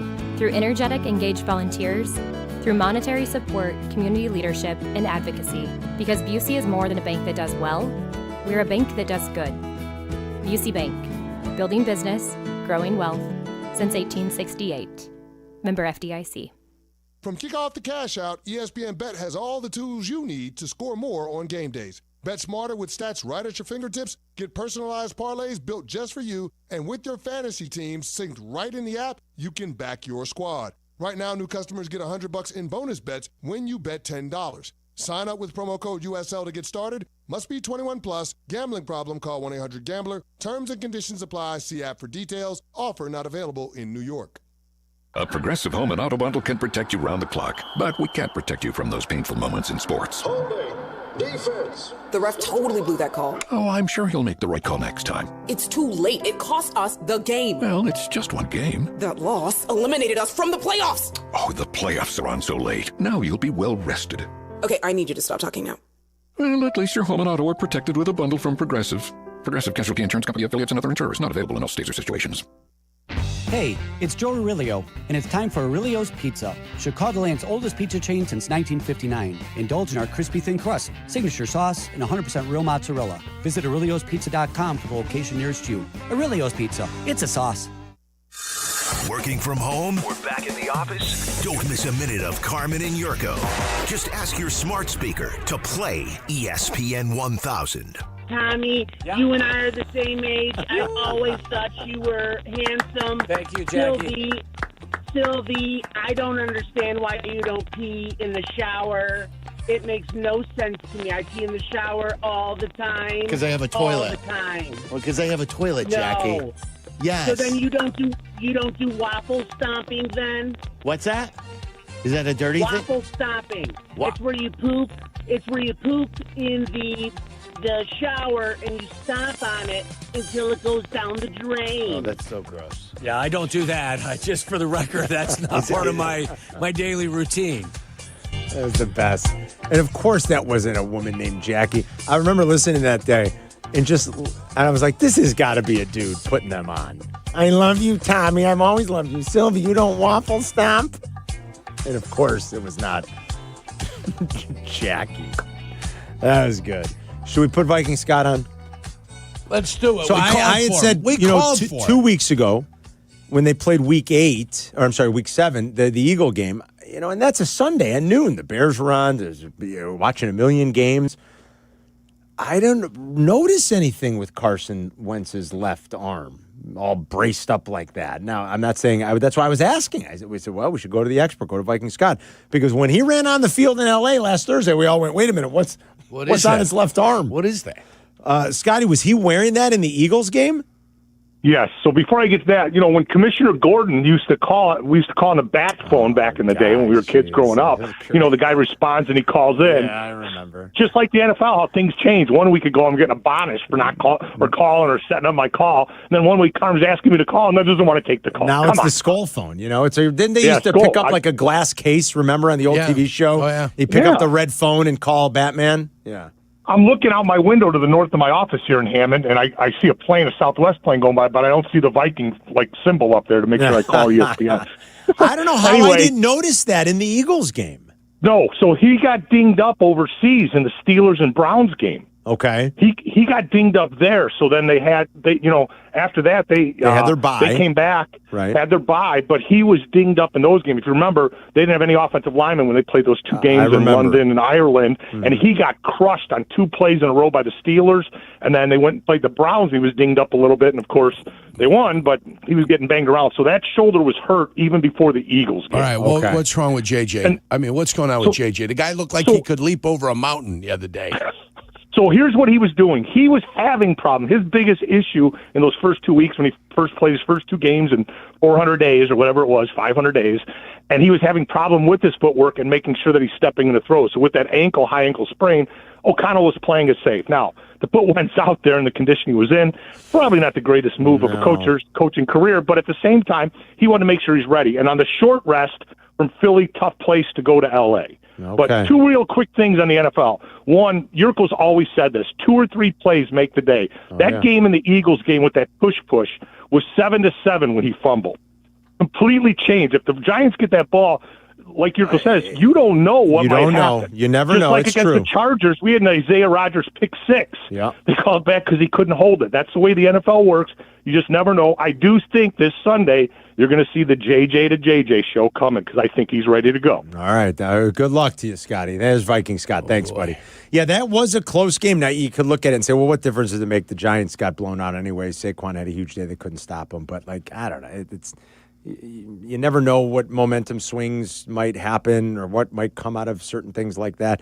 But even just bigger picture, just how it's become, it seems like it's really kind of run amok here. And again, they'll do it 3-4 consecutive times now if they're in second and short yardage situations, third and short yardage. And I mean second and third. Oh, well, let's just do it until we do it.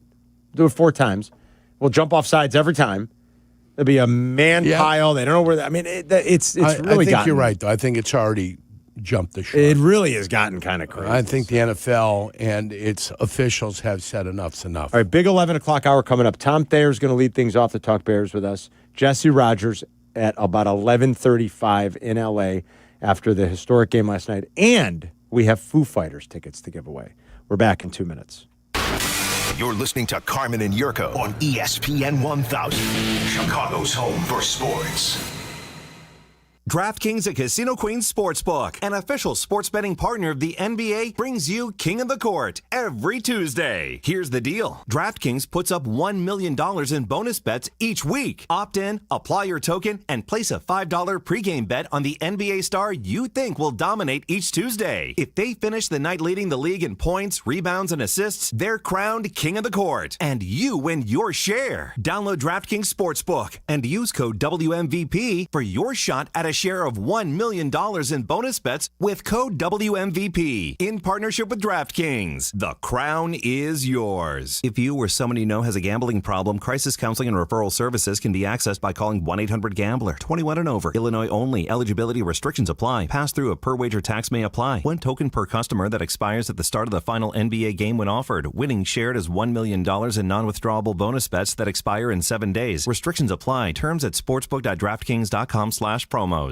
Hey guys, are you craving that legendary Chicago pizzeria taste without the wait or the price tag? Meet Connie's Frozen Pizza. Premium pizzeria-inspired pies from your freezer to your table. Oh, yeah. Born in Connie's restaurants, now in your freezer. Connie's brings that unmistakable flavor that says, I could have gone out, but why? Hosting, dodging cooking, or are you just hungry? The solution is Connie's.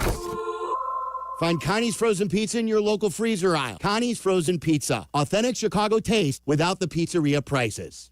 You ever notice that some people are picky when it comes to their beer? Yeah, and Yuengling gets it. That's why they brew a beer for everyone's taste. You want something light and easy? They've got it. Rich and toasty? That too. Something classic? That's their bread and butter. So whether you're on the golf course, watching the game, or grilling in the backyard, there's a Yuengling for the occasion.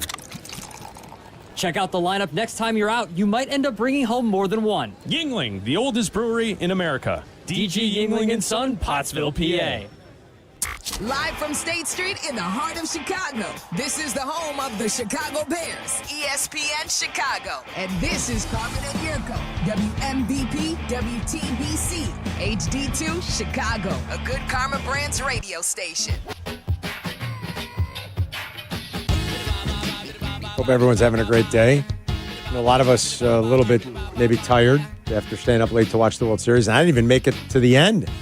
And I'm tired. I was up till 1 in the morning. I tapped out after about the 14th inning. I was done after 12. Yurko made it to 12.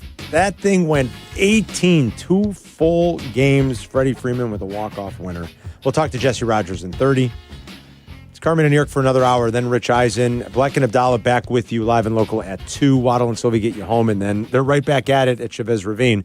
Shohei will be on the bump tonight after reaching base 9 times. Nine times. Count them. Just like Ferris Bueller's Day Off. 9 times. Shohei's on the bump tonight against Shane Bieber. Game 4 is tonight, and we'll take you there when Waddle and Silvy are done at about 6:30 later this evening. Let's get out to the Yuengling guest hotline and say hi to Tom Thayer. He joins us every week to talk Bears, part of our great network team. They're back from Baltimore and getting ready to go right back on the road inside the AFC North, against the Bengals in Cincy this weekend. Tom is brought to you, as always, by Humana, committed to putting health first, making it easier for people to get the care and support they need when they need it most.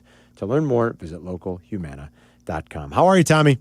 I'm doing good. You think tonight's baseball game will be the most watched baseball game ever because Ohtani is pitching after what he did last night? There's no football tonight, so Right. to take any of the spotlight away, like last night with the Chiefs playing on Monday Night Football, that's a good question. Just knowing the kind of zone he's locked into right now and what he did last time he was on the mound. Excellent question. It'll be interesting to see what the ratings are, and you think of where he's placed himself in the history of the sport. And now if he goes out there and just pitches an unbelievable game, it's going to attract a lot of fans outside of just the two teams. And it's almost like you can't even pitch to him at this point, and they didn't his last 5 and times they're not up. going to. No, I mean, you can't Right. even at any point. It's like you're asking for trouble right now. Thoughts on the game that you witnessed unfold before your very eyes in Baltimore this past weekend? Coming away from it after a couple days, you see some good things on film, but I'm still disappointed because I kept saying to Jeff, I feel that the Bears lost the game. They didn't get beat. And there is a differential between those two things. I think they made some mistakes that really came back to haunt them, whether it was in the red zone early in the game or a couple of defensive plays that came back to haunt them in the later part of the game. So I'm disappointed, but it doesn't make me lose any faith in Ben, because I think what he said after the game in the podium, saying that the leaders got to take accountability inside the locker room of making sure that these guys are mentally and physically prepared to go out there and battle. And I like to hear that out of a head coach, because he's not the guy inside the locker room once the doors are closed. It's the guys on that football team that have a little bit of cachet walking around in there that got to stress the point to these guys that they have a chance to be a good team, but they're not a good team if they make their own mistakes. What does that look like then, Tom? Give us an idea, because you can't just walk in and say, guys, we got to stop the penalties. Yeah, I mean, everybody knows that. So what is it that happens amongst those leaders, especially, and those vested veterans, trying to convey the message? Because the coaching staff seems to be tapping out. They're like, we've said all we could say about this. Well, I think you got to make sure that guys are, first of all, on time in the morning, paying attention in the meeting room, carrying it out to the walkthroughs, and they're not making mistakes or jacking around in the background. Making sure when they're on the practice field that they're doing things, whether they're in full pads or no pads, they're doing things that are being done at a speed that will improve them. And it is about the full concentration. And, there was one time it was funny because when I was playing for George Allen in the USFL, we lost a couple games, and he was kind of mad at the way that we were going about practice habits. So instead of filming the actual play that we were practicing, he was filming the guys in the background. And so he put it up in a team meeting, and he saw a bunch of guys jacking around. That's awesome. And he said, "You guys, listen, I can only yell at you so much. I want to show you why we're losing." Wow. And he only had to make the point once, and we ended up turning it around and having a really successful second year in the USFL. We ended up getting beat in the USFL championship game. However, he made his point, and he didn't have to make it twice. So I think when you get Ben after the game making a point to the veterans and even the young guys from the post-game podium, you better get the message once. I think that's great. So they go to Cincinnati this weekend. This is a Bengals defense that has just been absolutely decimated. They might play without their best player. Trey Hendrickson is, he only played 23 snaps. But they've been carved up here the last couple of weeks. They're giving up an average, if you can believe this, you guys, 436 yards per game the last 3 weeks. You had a terrible Jets team just going there without Garrett Wilson and put up over 500 yards on them. So I mean, I suppose you get your confidence going a little bit when you have a matchup like that. I worry about their own little team meeting and get together, I guess, in Cincinnati as they try to rally the troops a little bit and circle the wagons or whatever you want to say that they're going to try to do. But what do you think about this specific matchup against this defense this weekend in Cincinnati?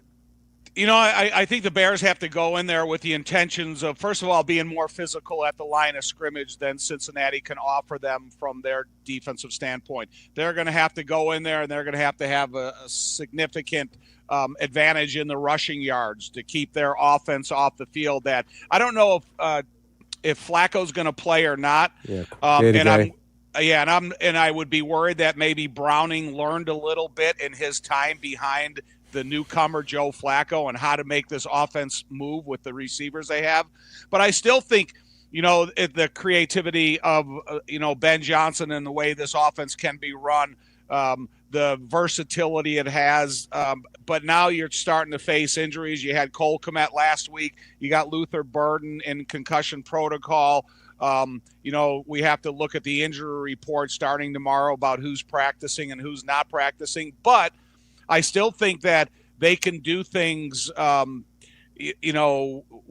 Caleb and the crew at a high level to take advantage of some of their defensive deficiencies. But it all starts with the run game, and that's what has to happen. But, last week they get into the red zone, the ninth play of the game, it's 3rd and 1, and the tight end jumps. Right. So those are the types of things that once you get into that area of the field, mistakes they're not allowed. And it wasn't that the noise was so deafening in Baltimore that you can't hear the quarterback from under center. So, you got to have discipline in the big picture of if the offense is going to run efficiently. Other than the specific example you just gave, because that was bad, you're in the red zone, it sets you back 5 yards. What do you see that's going wrong in the red zone? Because 30% or so over the last 4 weeks, that's abysmal. They're bottom 6, 7 in the league on the season in general. So what's the problem as you see it in the red zone? I think when you have a system that is just being introduced to a new team since Ben has got here, I think the red zone is the most difficult area of the field to perfect. Because when you look at it, if the timing, if you extend a play and you're a quarterback and you can run around back there for 10 seconds and then finally some guy gets open, fine. But you're going to have to play to the very specific architect of the play. And whether it's a running back hitting the hole that's called rather than venturing out because the bodies are so close to the line of scrimmage, or if you have a design pass play, you have to throw it within the timing of the play. And that means hitting your back step if it is straight drop back and then releasing the ball. As a passer, the longer you hold on to the ball, the more you play into the hands of the defenders. And then sometimes you challenge the legal blocking of the offensive line if you hold it that long as well. So I just think it's kind of perfecting the understanding of red zone offense, and it may take a while. This may be something that we suffer through till the middle end of the season just because it's such a hard area of the field with the condensed windows run and pass. Is there anybody left at the defensive end position? Mm-hmm. Yerk, Daniel Hardy, he's going to get some extra reps. You got to say Austin Booker is going to hopefully be activated this week, and get some reps. Unfortunately, Shamar Turner goes down because he was playing well at the defensive end. But, Yerk, I did have a question for you because on the 29th defensive snap, they had 4 defensive linemen up on the ball. 3 of them bull rushed, and one of them kind of held a contained type of rush, and they resulted in a sack. Is that sustainable by a defensive line? Not all day. Not all day. On maybe one pass rush, every other thing, you can't bull rush all day. You can't bring the sledgehammer. You just get exhausted, Yerk, or what? Yeah, that's the one Grady Jarrett made the play, and Dexter ended up with the sack when they came around. No, you can go to a bull rush. And, that forces the offensive lineman then to have to throw an anchor down. He's got to throw an anchor down. You get bull rushed twice into the backfield all the way to your quarterback. You're anchoring. You got to throw an anchor that makes you susceptible to something else. Right. But you could probably do that If you're going to rush the passer 30 times, you could probably do that about 4 times. But you're going to be exhausted if you try to do that every single time. That makes sense. Our problem is Deo is not a very instinctive player. He is robotic when he's out there, and that's a concern because they chose to pay him. Yeah. So why they chose to pay him and bring Deo in?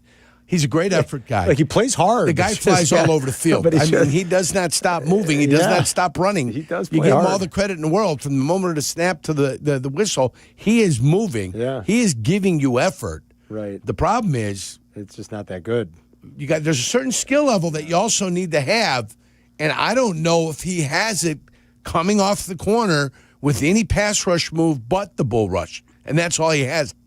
Tom. Yeah, on that one bull rush play, he did get his head into the chest of the offensive lineman, and he pushed him back into the lap of the quarterback, which was good to see. Well, that's great, Jarrett. Him also, because they, out of the three of the 4 bull rushers on that play, they had good pushes on it. That's why I was asking you. Yeah. Is that something that you can? You'll be dead. Your legs will be gone by halftime. But, with Dio, when I saw him, the first time I saw him when he came to the Bears, I was thinking, okay, if this guy uses his length as a pass rusher, it would really benefit him. But I think when you get a long guy and he allows you to get into the body of the offensive lineman, you're playing into the hands of the offensive lineman. Mm-hmm. So, I think that's one thing about Dio. He's got to be able to use his length as a pass rusher. And I think that was one of the greatest things that Dan Hampton ever did. He had super long arms, and he would and he would start battling the offensive linemen before they could get their hands to him. And and Hampton worked corners. He worked edges, shoulders. Yep. He didn't try to go through the middle of a chest, guy. right. He could go through a middle of a guy. Yeah. But you worked corners on a guy. And then when a guy starts sitting light and is waiting for corners, then you can go ahead and post a hand and go through him if you have to. Yeah. Well, for me, you guys, it'd be interesting. So did you devise a game plan all week that was going to face Lamar Jackson? Then you had to shift while you're on the plane Saturday. So, and it's like similar to this week. I don't think there's a lot of difference in the athleticism between Brownie and Flacco, but Flacco has got a faster thinking, a quarterback thinking after the center quarterback exchange. Flacco can still spin it too. I mean, he really can. You get in his grill all day, and I'd rather play Browning. I would much rather play Jake Browning. Yeah, I agree with that. Me too. Absolutely. I think we'd all agree. Yeah. All right, Tommy, great stuff, buddy. Have a safe trip this weekend. We appreciate it. You too. Thanks, you guys. See you, bye. There's Tom Thayer every week, brought to you by Humana with Carmen and Jurko on the Yuengling Guest Hotline. Jesse will join us in about 15. We're going to give away some Foo Fighters tickets before we're out of here at noon. Foo Fighters. Yes, Foo Fighters. Ladies and gentlemen, Foo Fighters. It's so great when he tells that story about Christopher Walken on SNL. They're coming back next summer, and we have a pair of tickets to give away before we're out at noon. Rich Eisen's show coming up at noon, then Bleck Abdalla back with you at 2. We'll be right back. You're listening to Carmen and Jurko on Chicago's Home for Sports, ESPN Chicago. A 1-hour uninterrupted dose of Bleck Abdalla. No breaks, no gimmicks. Well, maybe a few gimmicks. Well, you need a few gimmicks, right? But still uninterrupted. Obviously. And still pure, honest Bleck Abdalla fun. As it should be. Weekdays 2 to 3 on ESPN Chicago.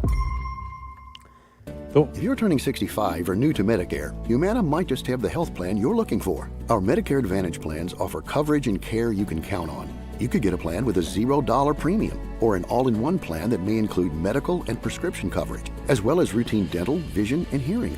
Learn more at gethumana.com. Humana, a more human way to healthcare. Humana is a Medicare Advantage HMO and PPO organization with a Medicare contract. Enrollment in any Humana plan depends on contract renewal. The Chicago Wolves are back at Allstate this Saturday and Sunday. They're taking on the Toronto Marlies.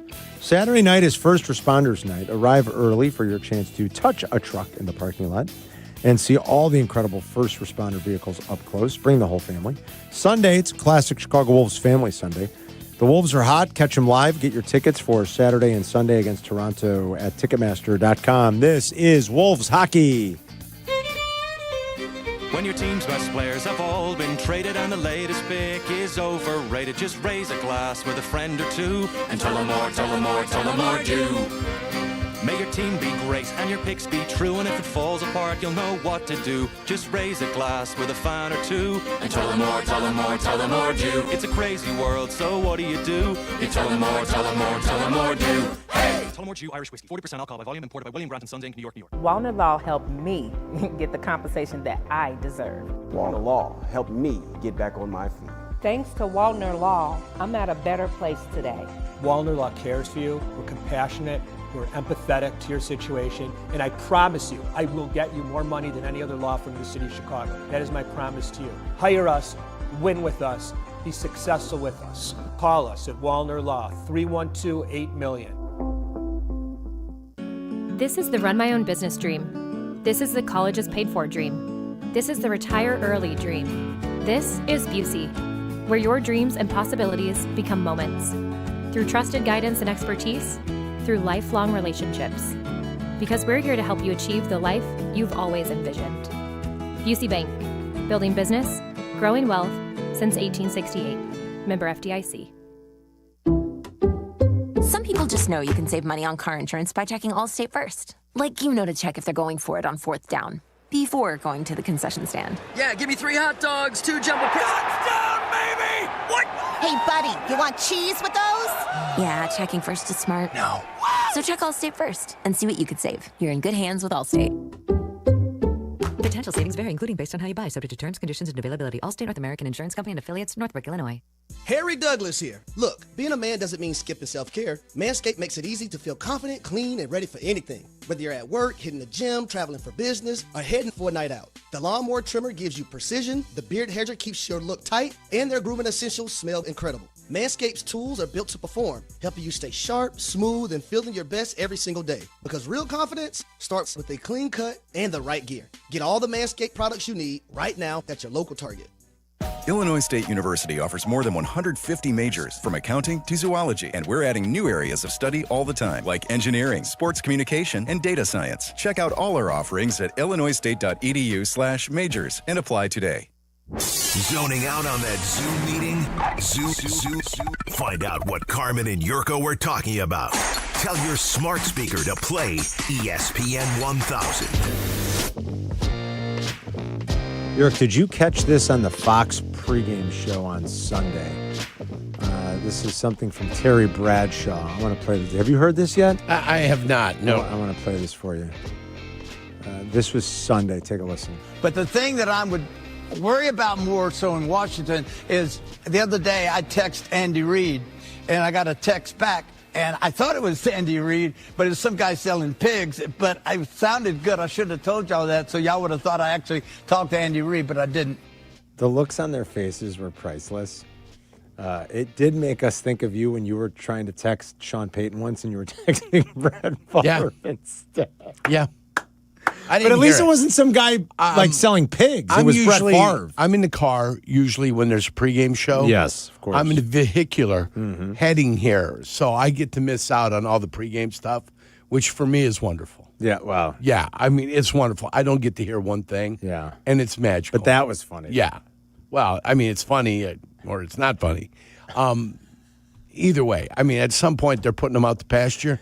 I would. How many guys are on that set, man? Listen, oh man! If he's not going to put himself out to pasture, they need to put him out to pasture. Need to put him out of his misery. What's the worst false text you guys have sent? I was trying to think about that. I mean, I know that.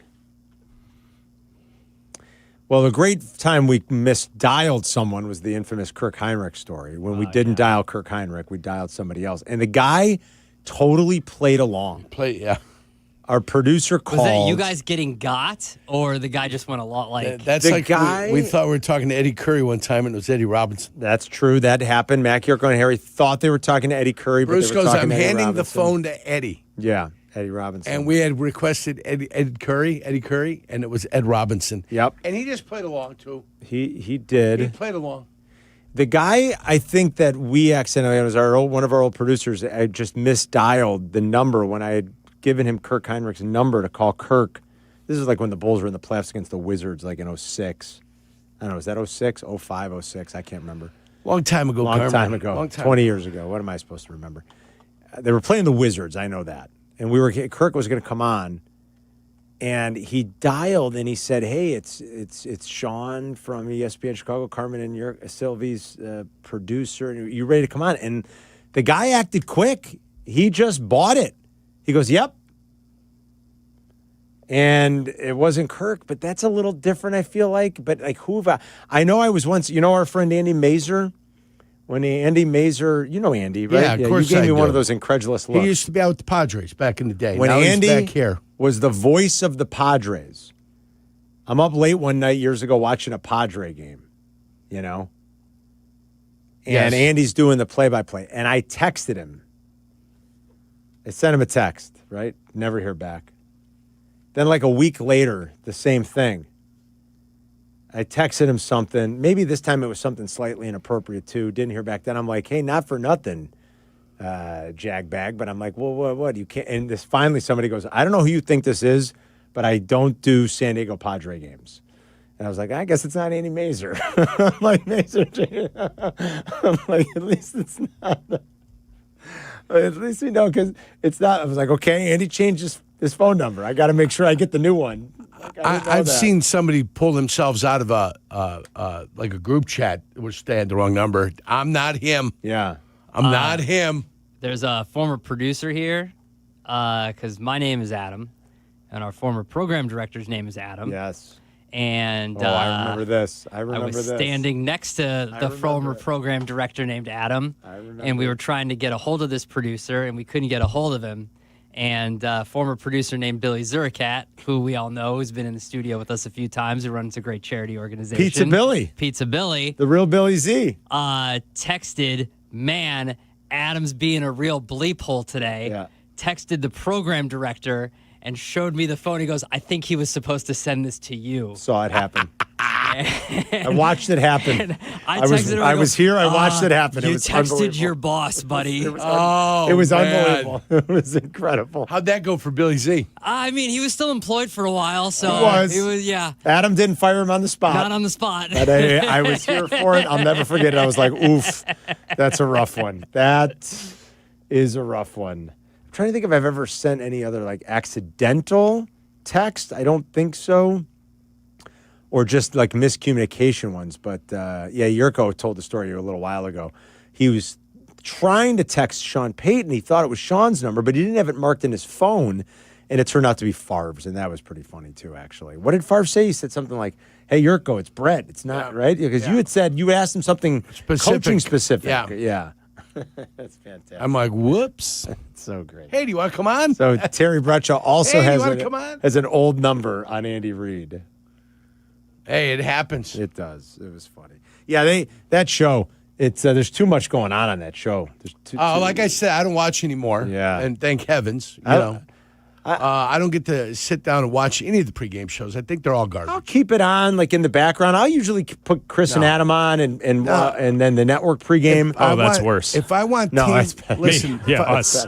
Before you said the network pregame, I meant Bleck Abdalla. No, much better. Team specific stuff is great. I'm in the car anyway, so I turn it on. That's usually what I want to hear. I don't care as much. Okay, so have you guys noticed, because when they go to the halftime for the Fox broadcast, so is the setup, I feel like I heard about this before. Bradshaw makes the most on the set, right? And that's why they force him to go through the highlights? Maybe. Is that true? Oh, that's true. Because he makes so much money? The gimmick is because he gets paid the most on that set, he has to stumble his way through the halftime highlights where he doesn't know the names and he's getting confused and he's trying. He tries. He's clearly trying, but he can't keep pace with the quick highlights at halftime. And, sometimes you can read it and you can see it and you can just do it because you've seen the highlights over the course of the first hour and a half. Yes. And it's not a problem. Bill Cowher had problems, too, because this was a CBS game. Well, Bill Cowher's starting to lose the old fastball, too. No, I'm sure, but doesn't CBS, each individual person at the desk takes a different game, and then they give the highlight package for each one, like Burleson gets one. They all go around, right? On Fox, they're all sitting there. And they watch him. And they watch Terry just struggle through the highlights, and it's because he gets paid most on set. I didn't know it's because he gets paid the most. I thought more just because it's comic relief. No, it's funny. 'cause he gets paid. It'd be like having Barkley do highlights, you know? Right, I mean, like, what are you doing? And I always thought it was just, maybe it is because they got to justify the salary somehow. I don't know. What's Bradshaw making still these days? I wonder. Well, Terry Bradshaw's salary? Yeah, I wonder what they're paying him. I bet she's getting $5 million. I was going to say 10 maybe. Is it 5? I don't know what they make. Could they be paying him $10 million for that? Wow, no wonder why he doesn't want to ever leave. That's why he doesn't want to How do go. you walk away from that? I mean, gee, Howie's got to be getting reportedly earns, obviously this is, take this for what it's worth, but it reportedly earns $5 million a year. That's I was right then. I was in the area. Damn Skippy. And for that $5 million, you're going to do some awkward highlights for us. Or you could just have Gronk trying to say Emeka Egbuka's name. That's always good, too. By the way, you want to know what they're offering me for the Emeka Egbuka ticket right now, Yuri? Yeah, what are they offering you for the Emeka Egbuka? He hasn't missed a game. Now, he hasn't been as good because he's nursing a hamstring injury. Right. But Jackson Dart has come back down to earth. Scatterbo, unfortunately, Egbuka. the best. Scatterbo's gone. He's gone. They're offering me, hold on, let's see. Yeah, they're not. They're offering me 286, 287. It's not enough. No. Although I'm just worried that if something happens to that hamstring. Yeah, what does the ticket pay? 287. What would it pay normally? $850. $850 on a what? How much bet? $50 bet. So 247. They're offering you 197. Yeah. So they're almost offering you 4-1 on your money, which is not quite where I want it to be yet. What's his odds now? That's a good question because are they giving you fair market price? Right. Find the odds. That's about 4-1, right? Is that what you said, Yerk? Is that like 4-1? I said you'd be winning 4-1 right now. Right. I'm going to look at. Hold on. Let me get his updated. Hold on. His updated. Let's see. Awards. Yeah, we need that. You got to have that to be able to compare the two. Rookie of the year. Then you have to have a discount. There's got to be Dart. They still have Dart as the even money favorite. Egbuka's plus 135. Plus 135, so you're only getting 135 to 1? Yeah. Say, why wouldn't you take it? I mean, maybe I do have to take it. When you put it, when you frame it in that context. I think you have to take it. I didn't realize Dart was, I hadn't looked. I didn't realize Dart was still the even money favorite. To win $800, you got to spend $600. I might have to think about that now and just reinvest a little bit of it. Take that. You know who's third, boys? Who? Tyler Warren. Ty Warren's 5-1. It's a 3-horse race right now between Jackson Dart, Egbuka, and Warren. And then Ted McMillan's come on here these last couple of weeks. He's at 12-1. You know the real interesting one? Now, he got knocked out of Sunday's game. Quinshon Judkins has been awesome for the Browns. Cleveland. He is 20-1. Quinshon. He's been great, and he was like I was much more bullish on Travion Henderson. Henderson has struggled to stay on the field as much in New England. He's on the better team, but Judkins has been really good. But he left Sunday's games. Did he? What did he have? I don't remember. Shoulder injury, Carm. Is that what it is? Shoulder? He's day-to-day with a shoulder injury. Day-to-day with a shoulder. Aren't we all, Yurko? Mm-hmm. My shoulder hurts. We're just day-to-day. You're day-to-day with a groin injury. My groin, knock on wood, feels okay. Oh, good. How about your lower abdominals? Not too bad. Still all right? All right. All right. Yeah. What about your psoas? Where's the psoas? It's in your abdominal. I think it's okay. It's right here, your psoas. I think it's okay. Right there by your hip. You got a I tight gotta stretch psoas? it a little bit more, You got a too. tight psoas? You're going to have a tight back. It's a canal in Egypt. No, isn't it? psoas. I do have a tight back. You think it's because the tight psoas? I think it's a tight psoas. I got to stretch that psoas more? That's what I'm thinking. All right. Jesse's going to join us coming up. And then before noon, we'll give away some Foo Fighters tickets. But Jesse live in L.A. ahead of Game 4 tonight coming up next. You're listening to Carmen and Yurko on ESPN 1000, Chicago's home for sports.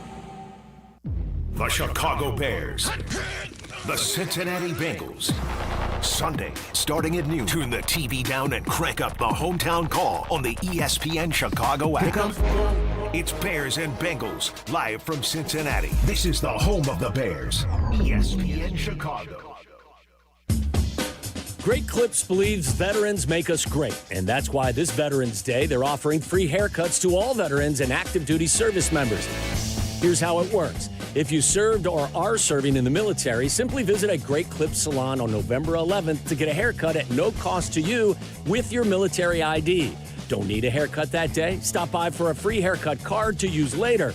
Not a member of the military? Any customer who gets a haircut on Veterans Day will also receive a free haircut card to give to a veteran or active duty military member in recognition of their service. It's just one small way Great Clips is saying thank you for all the sacrifices you as service members make to protect our country.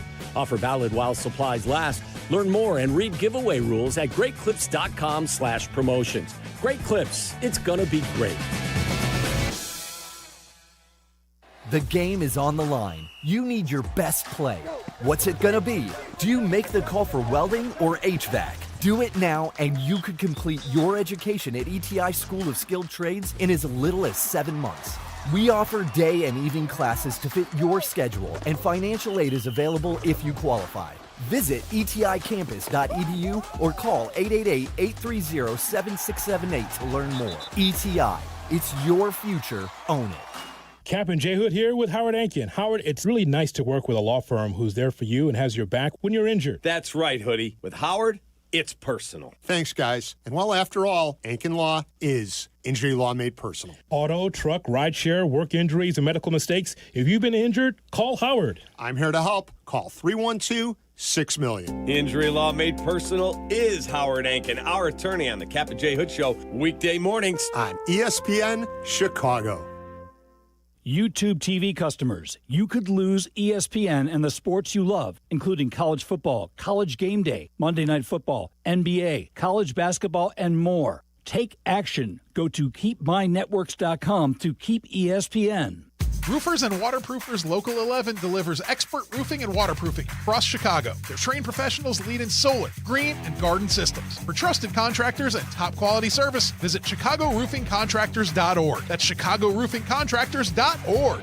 Feeling stuck on your own 10-yard line in the career game? Maybe it's time to just go for IT. My Computer Career has the game plan to score a rewarding new IT career in months. Whether you're a rookie, a breakout career changer, or a military veteran ready to serve. Why spend years chasing a college degree when you can fast-track your future in IT starting now? Take your mark, get set, go for IT. Take the free career evaluation at mycomputercareer.edu today. Financial aid is available to those who qualify, including VA benefits.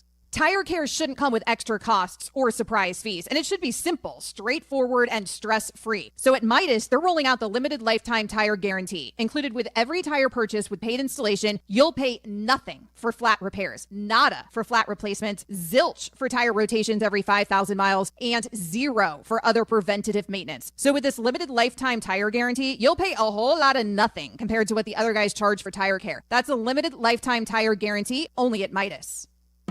Get ready for chilly days with True North's True Brew Coffee. True Brew Coffee is a hot, flavorful gourmet blend brewed daily. Now only $1 when you use your True Rewards. Find the app in your favorite app store to sign up and save instantly. Working from home or back in the office? Don't miss a minute of Carmen and Jurko. Just ask your smart speaker to play ESPN 1000. 11:50 in Los Angeles.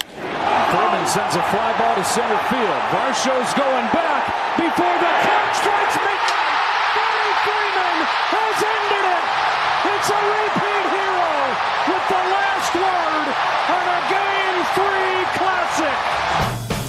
2 18-inning games in World Series history. The other happened almost 7 years ago to the day. It was in L.A., and it was against an AL East team, just not the Blue Jays. It was the Red Sox. Red Sox won that World Series 4-1. That was the one game the Dodgers won, that 18-inning extravaganza where they won 3-2. And they won last night. Now they're up 2-1, and then you got the main event, Shohei on the bump tonight. Let's talk about it with Jesse. Just a quick reminder, YouTube TV customers, you could lose ESPN and the sports you love, including college football, game day, Monday Night Football, NBA, college buckets, and more. Take action today. Go to keepmynetworks.com to keep ESPN. I've done that. I'm a YouTube TV subscriber. Don't want to lose ESPN, obviously. So make sure you do that. KeepMyNetworks.com. Out to the Yuengling guest hotline. He is finally up after getting a few hours of sleep, and he joins Carmen and Jurko now live in L.A. You're not going to ever top that one, are you, buddy? There's no way. No. And I don't want to compare Game 7 Cubs and all that stuff. I really don't, because Game 7 is Game 7. But this was the greatest game I've ever been to. I mean, I got just baseball-wise, pound for pound. The drama in this game, I mean, it would take me 5 minutes to list everything that happened in this game. We had 2 runners thrown out at third, 2 runners thrown out at home, defensive miscues, great defensive plays, bad base running, good base running. An umpire kind of screwed up early. Yes. Bobachek got picked off. I mean, that happened, it felt like days ago. All the extra inning relief appearances by these guys putting up zeros, including the Eastern Illinois grad from the Dodgers who threw 72 pitches, Yurko. His career high before that was 36. That's unbelievable. He said his legs were giving out. You know, he walked 2 guys and threw a wild pitch in the last inning, but got through it with a nasty final pitch to strike out a guy. Yamamoto's in the bullpen 2 days after throwing a complete game. I mean, it was insane. And, of course, who else but Freddie Freeman? I guess Ohtani would be the only other option, but Freddie Freeman ends it just like he did last year. Yeah, I mean, Freeman's got a knack for this stuff, doesn't he? He's just one of those guys. I mean, you've seen it over and over again now. He's done it with he's been in these moments. He's there with Atlanta. He's there with the Dodgers. I mean, it's just incredible. Shohei, I mean, I don't know what I don't know what to say, really, Jess. I mean, I mean, mid-game, John Schneider just throws up his hands. They're not mid-game, and late in the game, and says, "That's it. I'm not pitching to him. I'm done." I mean, 4 intentional walks in a row, and really honestly, a fifth. Let's face it. So let's just call it 5 intentional walks in a row, all from the 9th inning on. Are you kidding me? Come on. It was insane. I think you're going to see more of that. Well, I was going to say, what happens tonight? Like, first inning, you could say, okay, we're going to challenge him. What's the worst that can happen? You're down 1-0. Outside of any time other than the first inning, like if it's close, especially with the base open, and even as crazy as it sounds, I mean, I think it's all on the table for just not pitching to him when it really matters. Outside of maybe the first inning, would you agree? Yeah, it became pretty obvious they were going to do it with first base open. Then we started talking in the press box, okay, what if there's a man on first in extra innings, the winning run? Would you walk Ohtani if he's at the plate? I think that might even be on the table. I think it is. Certainly before, it becomes the winning run. I mean, if it's middle of the game, it might be. Maybe they pitched to him a couple times too much, but they had held him down a little, for the most part in Toronto. So I get it. Gets a couple hits, then you start to rethink things. But what really put it over the top was in the 7th inning when they were leading. The Blue Jays were leading by a run. There's a mound visit, and they tell Sir Anthony Dominguez, "Hey, pitch around him a little bit." Well, what does he do? Not always the easiest thing. He lays one right down the middle, it was terrible. And Ohtani ties it, and Schneider's like, "That's it. I'm done. Yeah. I'm done." And so from the 9th inning on, the winning run is intentionally walked every time he comes to the plate. It was incredible. That's about as bad of a miss as a pitcher's ever going to have, especially after a mound visit. Like a middle fastball. Are you kidding? Like that's as bad as it gets, Jess. It was a bad one. Yeah, you often hear guys that are told to pitch around hitters get messed up by those instructions because it's just harder to throw a ball than a strike. Their whole life is trained to throw strikes. Yeah. And so you're thinking ball, and you play a mind game with yourself, and he laid one in there. And so that was it. So we'll see moving forward. But, if I'm Mookie Betts, I'm like, man, I mean, geez, how many times am I going to get a chance to win this game or get it closer to winning? And he just couldn't come through. And Freddie had left 7 on base himself before that. It really felt like it was Ohtani and the rest of that team on offense, and Vlad and the rest of that team on offense for the Dodgers, even though Teoscar Hernandez had 3 or 4 hits there. But, outside of Ohtani, nobody was really showing much danger until Freeman's homer. I can't pretend that I know fully the entire inner workings of the bench for the Toronto Blue Jays. Davis Schneider, I guess at the time, was the best pinch running option. I mean, but to get thrown out at home, I mean, am I crazy? Davis Schneider's not is not a burner, is he? And then the decision to send him when Vladdy was coming up. I mean, these are little things that against this Dodger team, quite frankly, you just can't do if you're going to win the series, Jesse. Yeah, I mean, if we want to really dig deep, John Schneider's talked about, praised his team and how they used their whole bench and everything. Well, this came back to bite them because he was very liberal in taking guys out. He pinch ran 3 times, I think. Well, I get pinch running for Bichette, right? Because I don't think Bichette can run. I mean, no, I get it. Right? Miles Straw is fast. He pinch ran for Barger. But that's a controversial kind of move. Yeah. I mean, how often do you see? Let me look at this. 1, 2, 3. There were 4 pinch runners. There were four pinch runners. 4 pinch runners, and one of them got thrown out at third. One got thrown out at home. And not only that, you're taking out starting hitters. You're taking out Addison Barger, one of their best hitters. George Springer's already left because of injury. So and you took out Kirk, for God's sake. Yeah, I took out Kirk. So so this was a debate in Will Smith was on first for the Dodgers at some point, and the guy next to me in the press box said, "Oh, they should pinch run for him." And I said, "Yeah, but you take his bat out." Distinctly different approaches. Dave Roberts left all his starters in there. Because he knows they're going to keep getting at bats, and John Schneider, because he's kind of proud he uses the whole bench, took his guys out, and that's what I'm saying. Like late in the game, it was like Vlad and nobody else that really was dangerous in there. So I disagree with that many times. You might play 18 innings, and Alejandro Kirk can win a game for you. So guy had 2 or 3 hits already. So yeah, it was really interesting, and the send with Vlad up, I think, was a mistake for sure. Well, did that place remain packed? There were some empty seats. So they announced 52,000. I would say there was probably at least 38 to 40 still there. So, but you still noticed empty seats, that were there. I passed Rob Lowe a couple times in the concourse there. He's always there. He's at every game. That's great. Yeah. Much smaller and thinner than you would imagine. Like he's kind of tiny. Is he really? But I met him last year. And we had a moment together. Oh, you did? You and Rob Lowe, nice. Yes, last year, not this year. Just passed him in the concourse. Did you guys lock eyes? Come on, Jesse. That's great. I love it. What's the vibe like, man? I mean, just in LA, you've been there for a couple of days. I know those fans. It's easy to poke fun at, they don't really care too much in Southern California, but this team, what they've accomplished, the run they've been on this last decade, and the guy that they're all cheering for now, I mean, he is transcending baseball and just about everything else. This is a true phenomenon that we're watching. So what is just the overall vibe like in LA and around LA, around this team right now?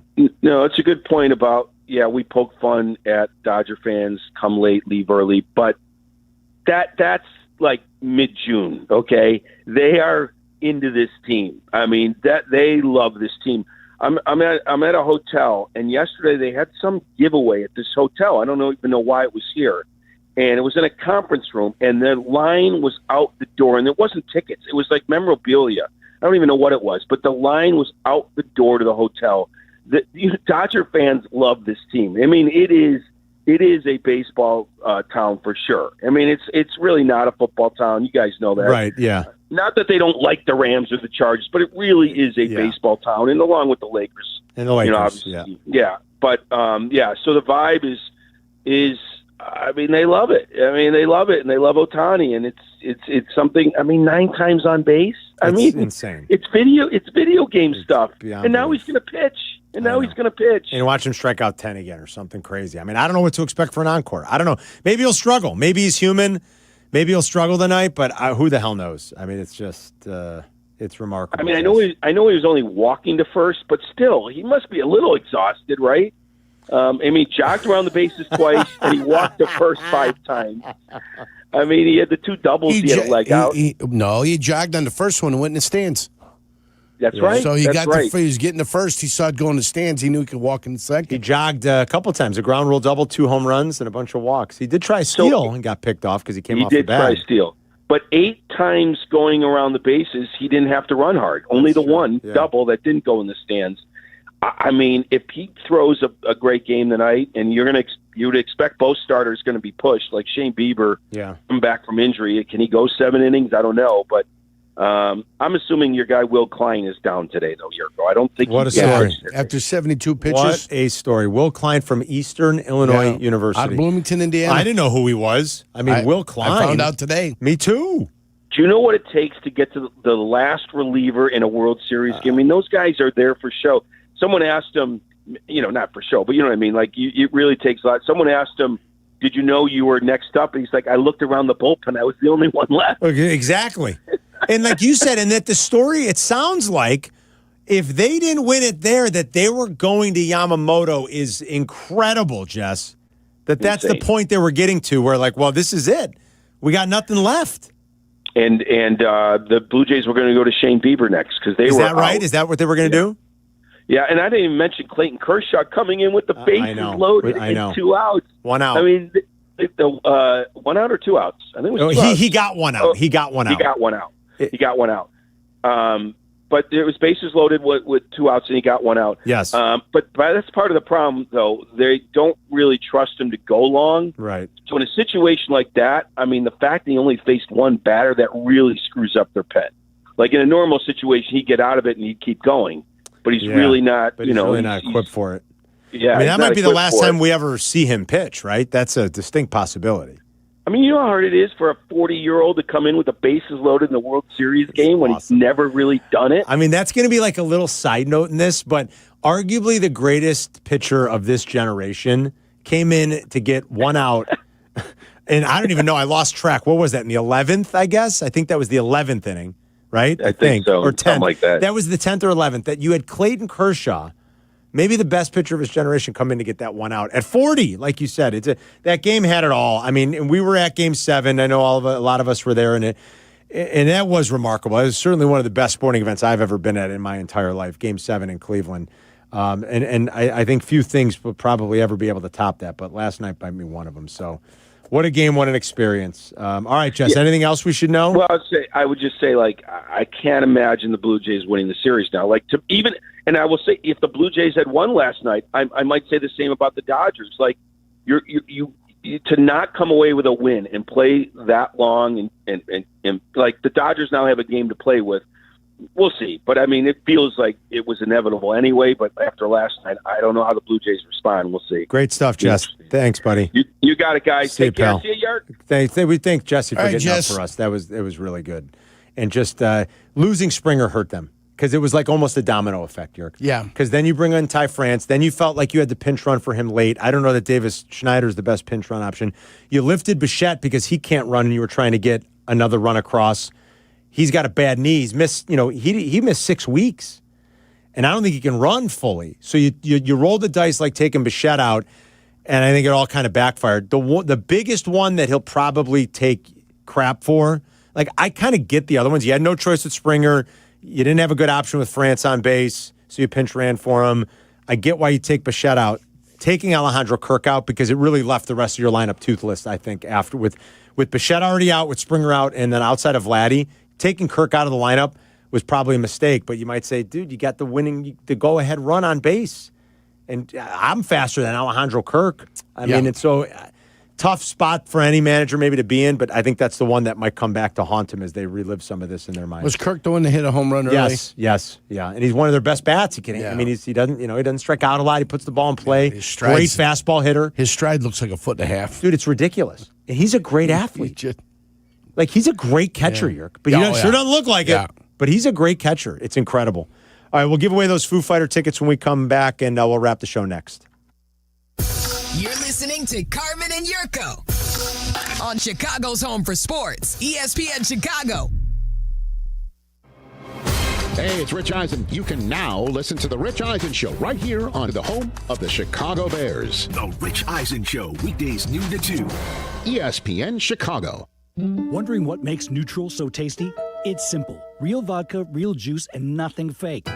When good ingredients go in, great taste comes out. Head to Susie's Bar and Grill in Yorkville, where there's always something happening. Live music, trivia nights, Sunday football, and more. Don't miss Susie's signature pies like meat lovers and bacon cheeseburger. Visit SusiesYorkville.com for details. Join them this Friday from 7 to 9 for Halloween and Neutral samples. The Halloween bash kicks off at 9. Neutral, real vodka, real juice, real tasty. Do you ever scream at your screen when your 5G internet freezes? It's the worst. So why not switch to Astound? Wi-Fi that just works. With Astound Wi-Fi, you'll rage less, buffer less, and live more. Lock in gig speed Wi-Fi for just $35 a month, guaranteed for 3 years. Plus, get up to a $200 Amazon gift card. Astound Wi-Fi just works. Visit astound.com today. Hey guys, it's Silvy. You ready to take your sports action to the next level? You need Circa Sports Illinois, the world's largest sportsbook, now right at your fingertips. Circa does it the right way. High app limits, low holds, incredible customer service, and no bet fees. Ever. Other books might charge you to get you in the game, but not Circa. With Circa, every play is your play. Download your new bookie today at circasports.com. It's the only place I play. Got to be 21 years or older. Gambling problem? Call 1-800-GAMBLER. If you're 55 or older and into that whole saving money thing, T-Mobile has an exclusive phone and internet bundle just for you. Right now, get 2 unlimited phone lines plus 5G home internet for just $30 each per month with autopay, plus taxes and fees. And with 5G home internet, setup is easy with just one cord and no technician needed, which is great if you're also into that whole keeping it simple thing. Switch now and experience the best mobile network in the U.S. Visit your local store to start saving. T-Mobile, it's better over here. Based on analysis by Ookla of Speed Test Intelligence data Q4 2024 to Q1 2025. Ookla trademarks used under license. Unlimited on our network. Customers on voice plan may notice speeds lower than other customers and further reduction if using more than 50 gigs a month due to data prioritization. Video streams and SD on this plan. Home internet pricing after $20 and monthly bill credit plus $5 per line without autopay. Debit or bank account required. See 5G device coverage and access details at T-Mobile.com.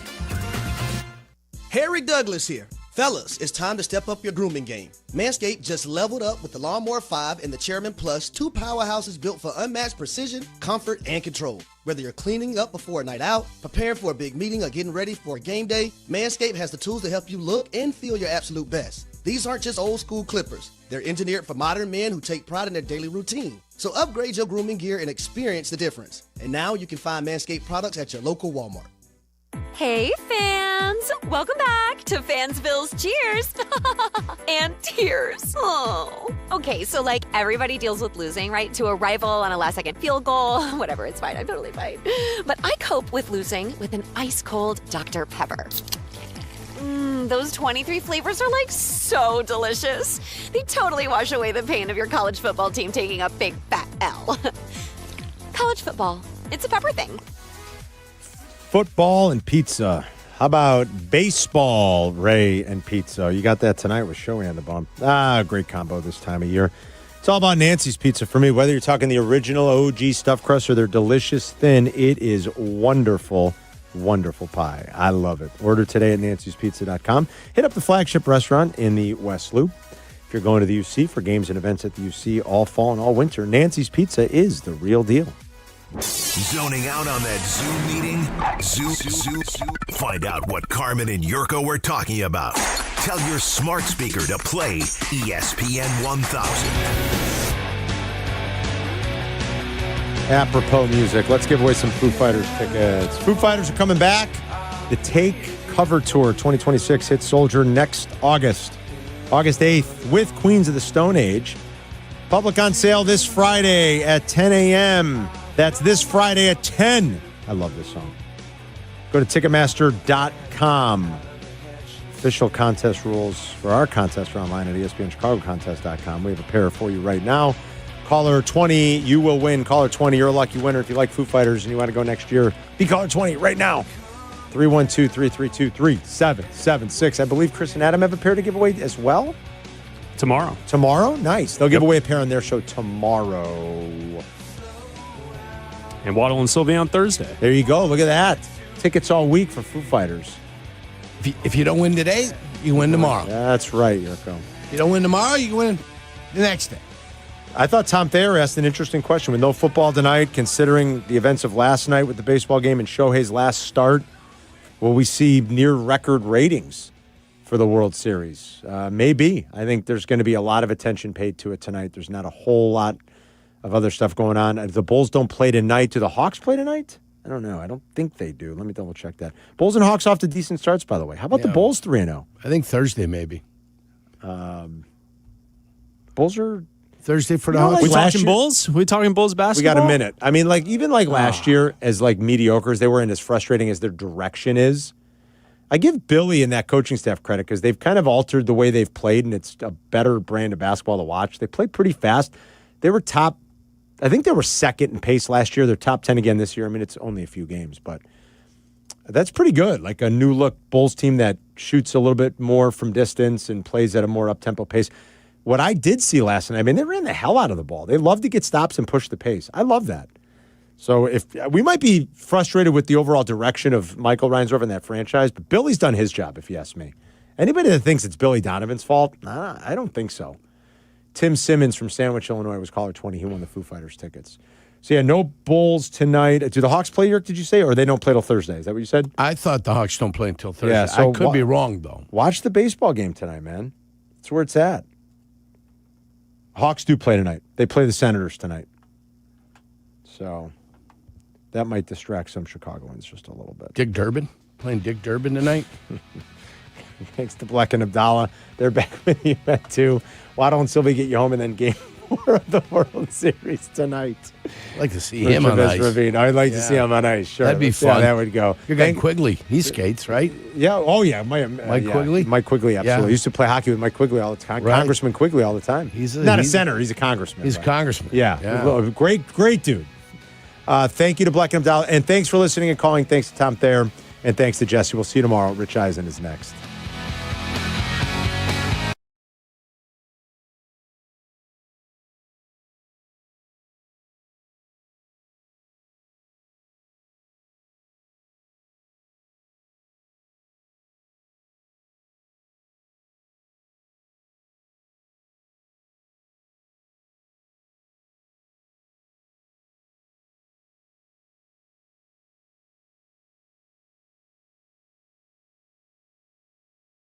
Pre-game bet on the NBA star you think will dominate each Tuesday. If they finish the night leading the league in points, rebounds, and assists, they're crowned king of the court. And you win your share. Download DraftKings Sportsbook and use code WMVP for your shot at a share of $1 million in bonus bets with code WMVP. In partnership with DraftKings, the crown is yours. If you or someone you know has a gambling problem, crisis counseling and referral services can be accessed by calling 1-800-GAMBLER. 21 and over. Illinois only. Eligibility restrictions apply. Pass-through of per-wager tax may apply. 1 token per customer that expires at the start of the final NBA game when offered. Winning shared as $1 million in non-withdrawable bonus bets that expire in 7 days. Restrictions apply. Terms at sportsbook.draftkings.com/promos. Hey guys, it's Carm. If you're like me, you know a great haircut is more than just looking good. It's about the whole experience. That's why I head to White Buffalo Barbershop, Azazu Salon's partner. At White Buffalo, they redefine grooming excellence with top-tier barbers and a vibe that's second to none. Need to unwind? Grab a beer with your cut and catch all the big games right from your chair. White Buffalo Barbershop, born original. Now in LaGrange and Hinsdale. Book your appointment today. Visit whitebuffalobarbershop.com for more info. Hey, this is David Kaplan. ComEd wants to help you manage your energy usage and save using the ComEd app. With the app, you can better understand how much energy you're using and when, so you're able to manage it more efficiently and stay in control right from your phone. Anytime, anywhere, so make your life easier and save with the added control and convenience of the ComEd app. Download the app today at ComEd.com/app. This is ESPN Chicago, WNVP, WTBC, HD2 Chicago, a good Karma Brands radio station. This is the Rich Eisen Show. Hey, everybody. Can't get enough of the Rich Eisen Show? You're in luck. You can find us everywhere. Watch us weekdays on Disney Plus from noon to 3 Eastern. Miss the show? We've got a podcast so you can listen anytime. But here's the best part. Our YouTube channel. Subscribe at youtube.com/Rich Eisen Show and you'll never miss a moment. Now, on with the show.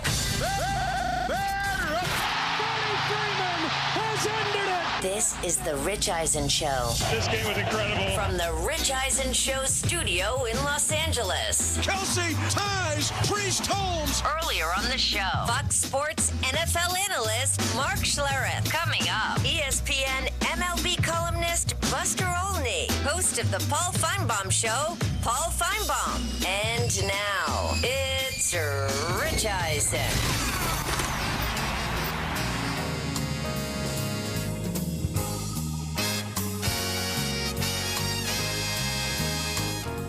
Hour number 2 of the Rich Eisen Show is on the air. Thrilled to have you here. 844-204-RICH is the number to dial. Overreaction Monday on a Tuesday. Coming up in hour Number 3, we also have on this program Paul Feinbaum to talk about all the craziness and the buyout palooza that's going on in college football. And we're on Disney Plus, the ESPN app that gets you everything ESPN everywhere. And ESPN Radio presented by Progressive Insurance. ESPN Radio, which is where we hope if you're sitting in a car, in an automobile, can't get to a television, or just love listening to baseball on the radio, hopefully that's where you are taking in the World Series, because ESPN Radio is the exclusive radio home of the World Series.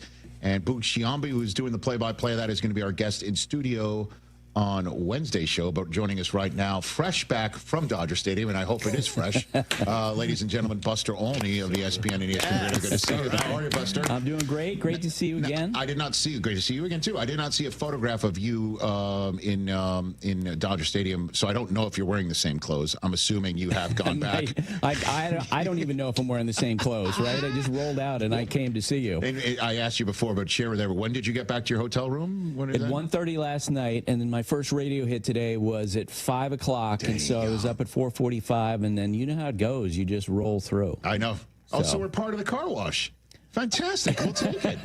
We'll take it. I love being back on but I turned ESPN down with the other car shows. wash. They were like, hey, can you do this? Can you do that? And then I'm like, nope. I'm committed to go see Rich. Thank you. I appreciate you honoring your commitment. Listen, man, how many World Series have you covered now? Oh, what gosh. What number is this for you? Tim Kirchin keeps a count. I don't. Okay. It's somewhere in the 20s. Okay. Where does Game 3 of the 2025 World Series rank? Probably, for the games that I've covered, probably the second best game ever. 2011, Game 6, David Freese ties the game, 2 outs, 9th inning. That's the best game I've ever seen. That was the Joe Buck famous, we'll see you tomorrow night in honor of his dad. It was phenomenal. Sure. Last night was amazing. Look, we had an 18-inning game in the 2018 World Series. That was bad baseball. It was 7 hours plus. And there was no traffic in extra innings. There were 2 teams. Everyone was trying to hit home runs. Last night, there was traffic all over the place. Yeah, I even threaded out that the Blue Jays got thrown out for the cycle. You know, like at every base. You know what I mean? Yeah. And then, but no, I mean, good Lord, there's so many ways to go here. But since you mentioned extra innings, 12th inning, bases full of Blue Jays. And Dave Roberts, wanting to go lefty-lefty, brings in Clayton Kershaw for his first ever career extra innings appearance with Sandy Koufax in the crowd. And he gets Lucas to ground out to Edman, who flips the ball with his glove. I was just screaming from the couch. Unbelievable. That was unbelievable, Buster. It was. And by the way, Sandy Koufax, 89 years old, stayed for the whole game. So before the game, I saw Clayton in the Dodger clubhouse, and I'm like, so what are you going to do in retirement? He's like, I'm going to be a dad. And I mentioned to him, he is just having so much fun. Yes. Like when he was a young player, if he had a bad game, he could be super grumpy. He's just enjoying the experience.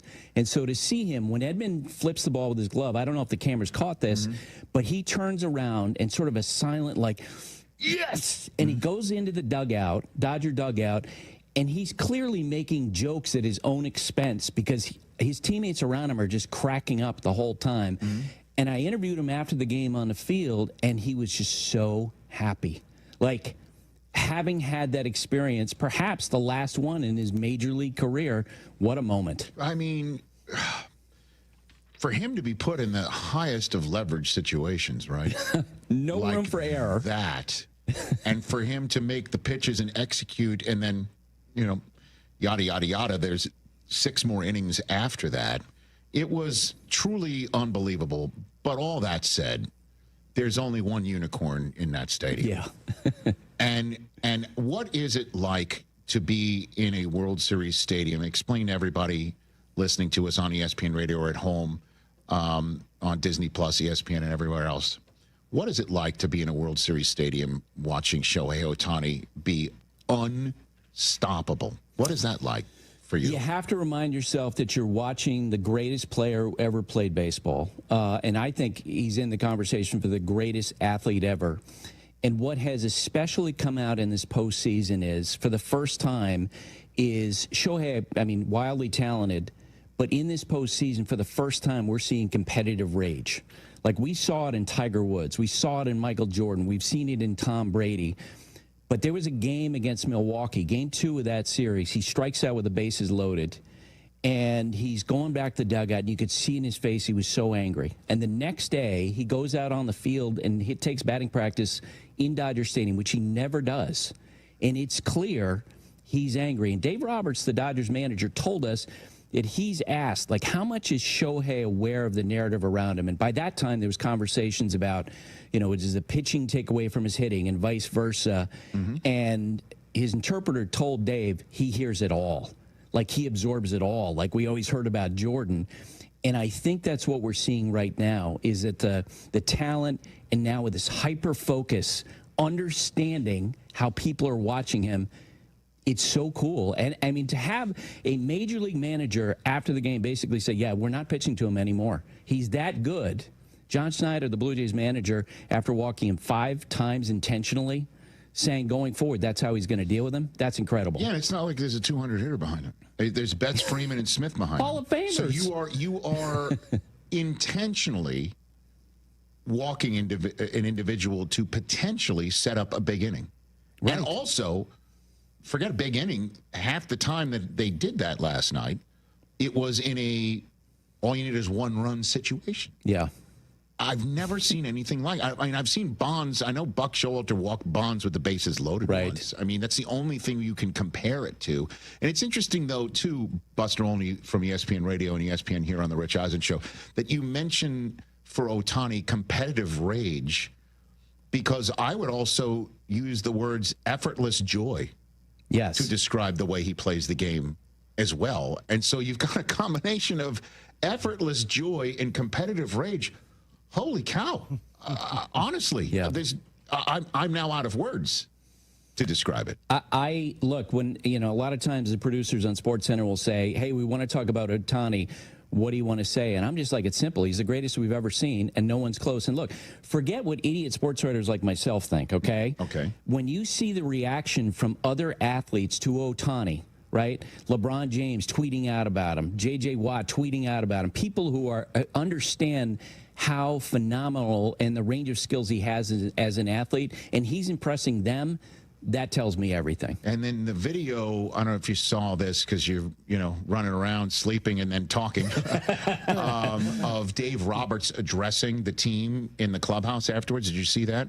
I heard about it. Well, yeah. Where he's addressing the team in the clubhouse afterwards, sort of like a football head coach, an NFL head coach after a big win. And you could see how he says that we've got a game later today, and he points to his watch after commending everybody. That you hear it from managers and coaches all the time. We need everyone in here to win. And last night, they actually did, right? Both teams. I'm getting goosebumps even talking about it. It's so rare in sports that these moments get met, that you want to see an epic game and you actually witness one. That he says, we got a game later today. And in the background, you see Ohtani mimic being a pitcher, like he's warming up and he's throwing like an 8-year-old would. An 8-year-old would. And somebody off camera screams, and our pitcher just reached base 9 times. Freddie Freeman was the one who yelled that, yes. I mean, the guy who won it, So he's even taking a cue, or technically, if you will, a back seat. Unreal. It is like something you see in Williamsport, except these are the greatest baseball players in the world doing this. And that's the response of other players to Shohei that you see right there. And to going into tonight's game, I'm just fascinated by the pitching situation. Sure. Right? What will Shohei bring to the table? Because not only, I mean, when he was with the Angels, they would give him the day off before he made his starts to rest him up and to get him ready. Well, last night he played 18 innings. He was on base 9 times. He had this all-time great game as a designated hitter. And tonight he's going to come back and pitch. And it feels like there's a chance he might top himself. Well, you need also length from your starters tonight. Yes. I mean, the Blue Jays are starting. The pitching is in rubble. That's what I'm saying for both sides. teams. And Shane Bieber, a former Cy Young Award winner that was acquired from the Guardians at the trade deadline by the Blue Jays, coming back from injury from previous seasons. You need length tonight, man, from both of these guys. And Bieber was just chilling out in his jacket And Ohtani, I mean, I guess he was chilling out because he would just grab a bat and see 4 fingers held up. and so that leads me to my next question that a lot of people are talking about today is should baseball do something about the number of times you can intentionally walk someone? And I know we won't have a conversation about this about anyone else. Maybe Judge, if he gets as hot as Ohtani. And you want to see somebody like that hit for the fans who are staying up till 2 in the morning, fans who are at the game. What do you think about that idea? You can't do anything about it because in the end, even if you made that rule, then they would just throw 4 wide ones and he would walk to first base. I mean, we always have those situations where the manager or the pitching coach goes out to the mound and says, don't let the guy beat you. And so you could take away the intentional walk and alter that rule, but in the end, they're not going to pitch to him if they don't want to. I guess that's true. That would just be like an old-fashioned way of doing don't give him anything to hit, and which I think they told Sir Anthony Dominguez when he gave up before he gave up the game-timing home run, don't give him anything to hit. And he did.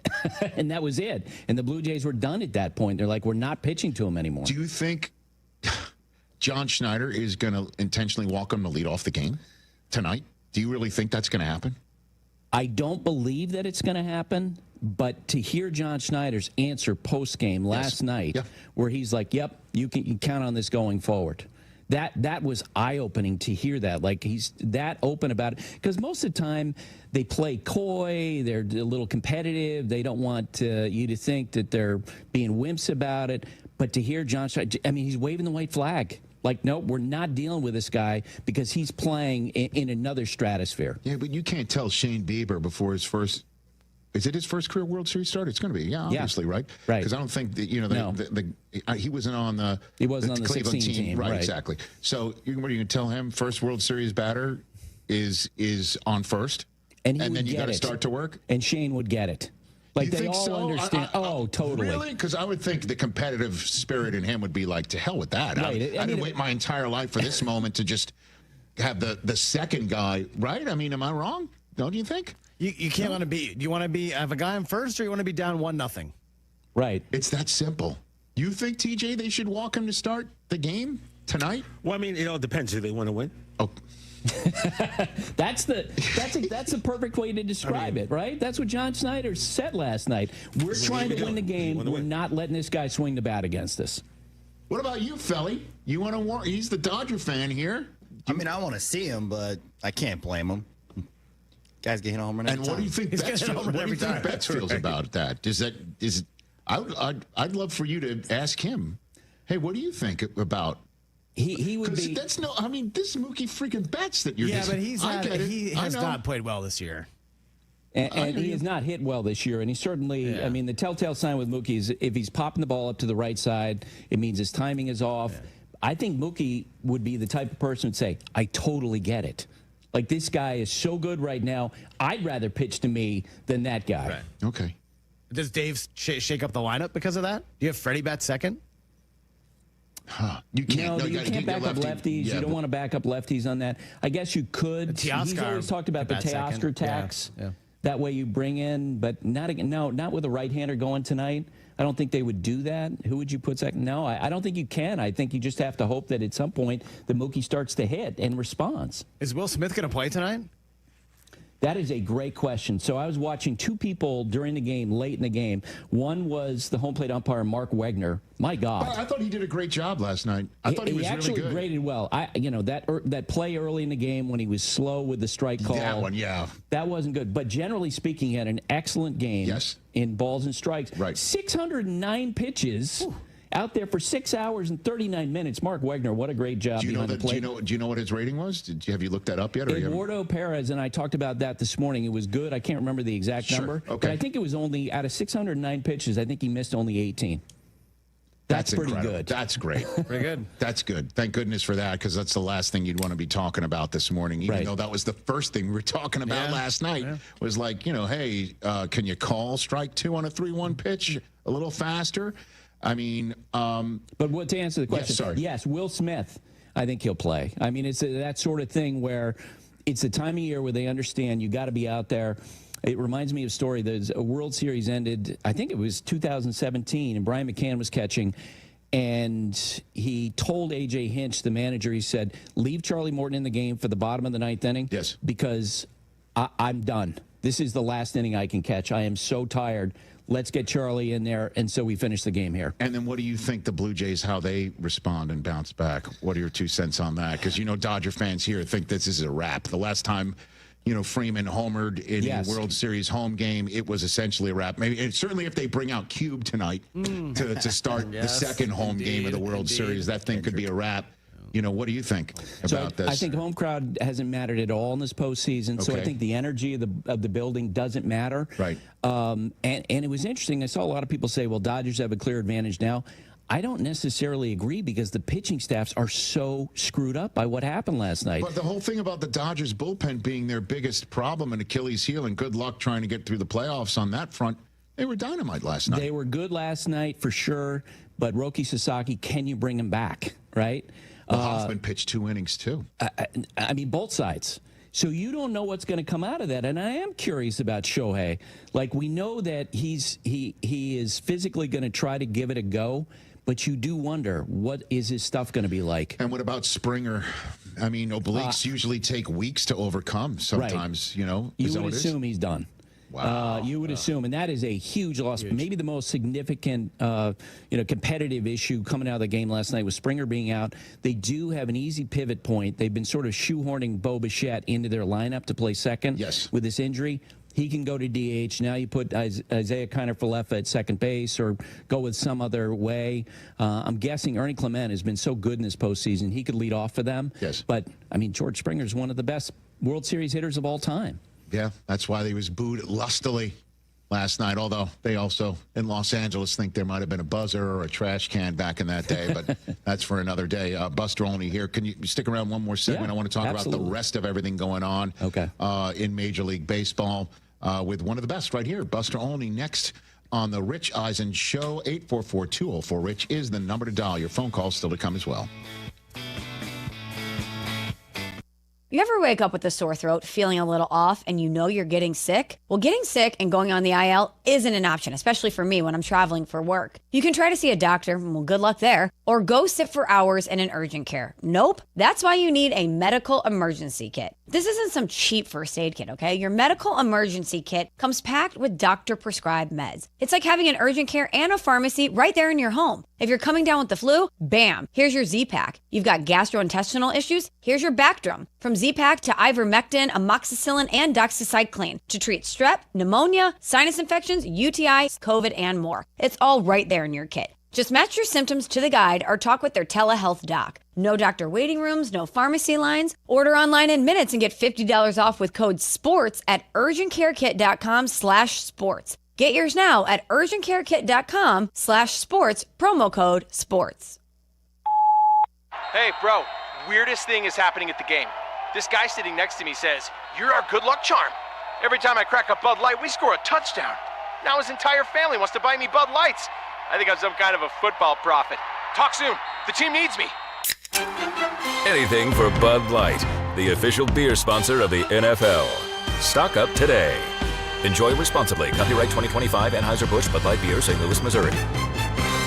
Has the excitement of betting turned into worry? Feeling overwhelmed every time you roll the dice? Problem gambling doesn't just affect your wallet. It can impact your health, relationships, and peace of mind. But there's hope. Gateway Foundation is here to help you take back control of your life with personalized treatment options. You don't have to face this alone. Call Gateway Foundation today at 844-444-5780. That's 844-444-5780. Is your roof underperforming?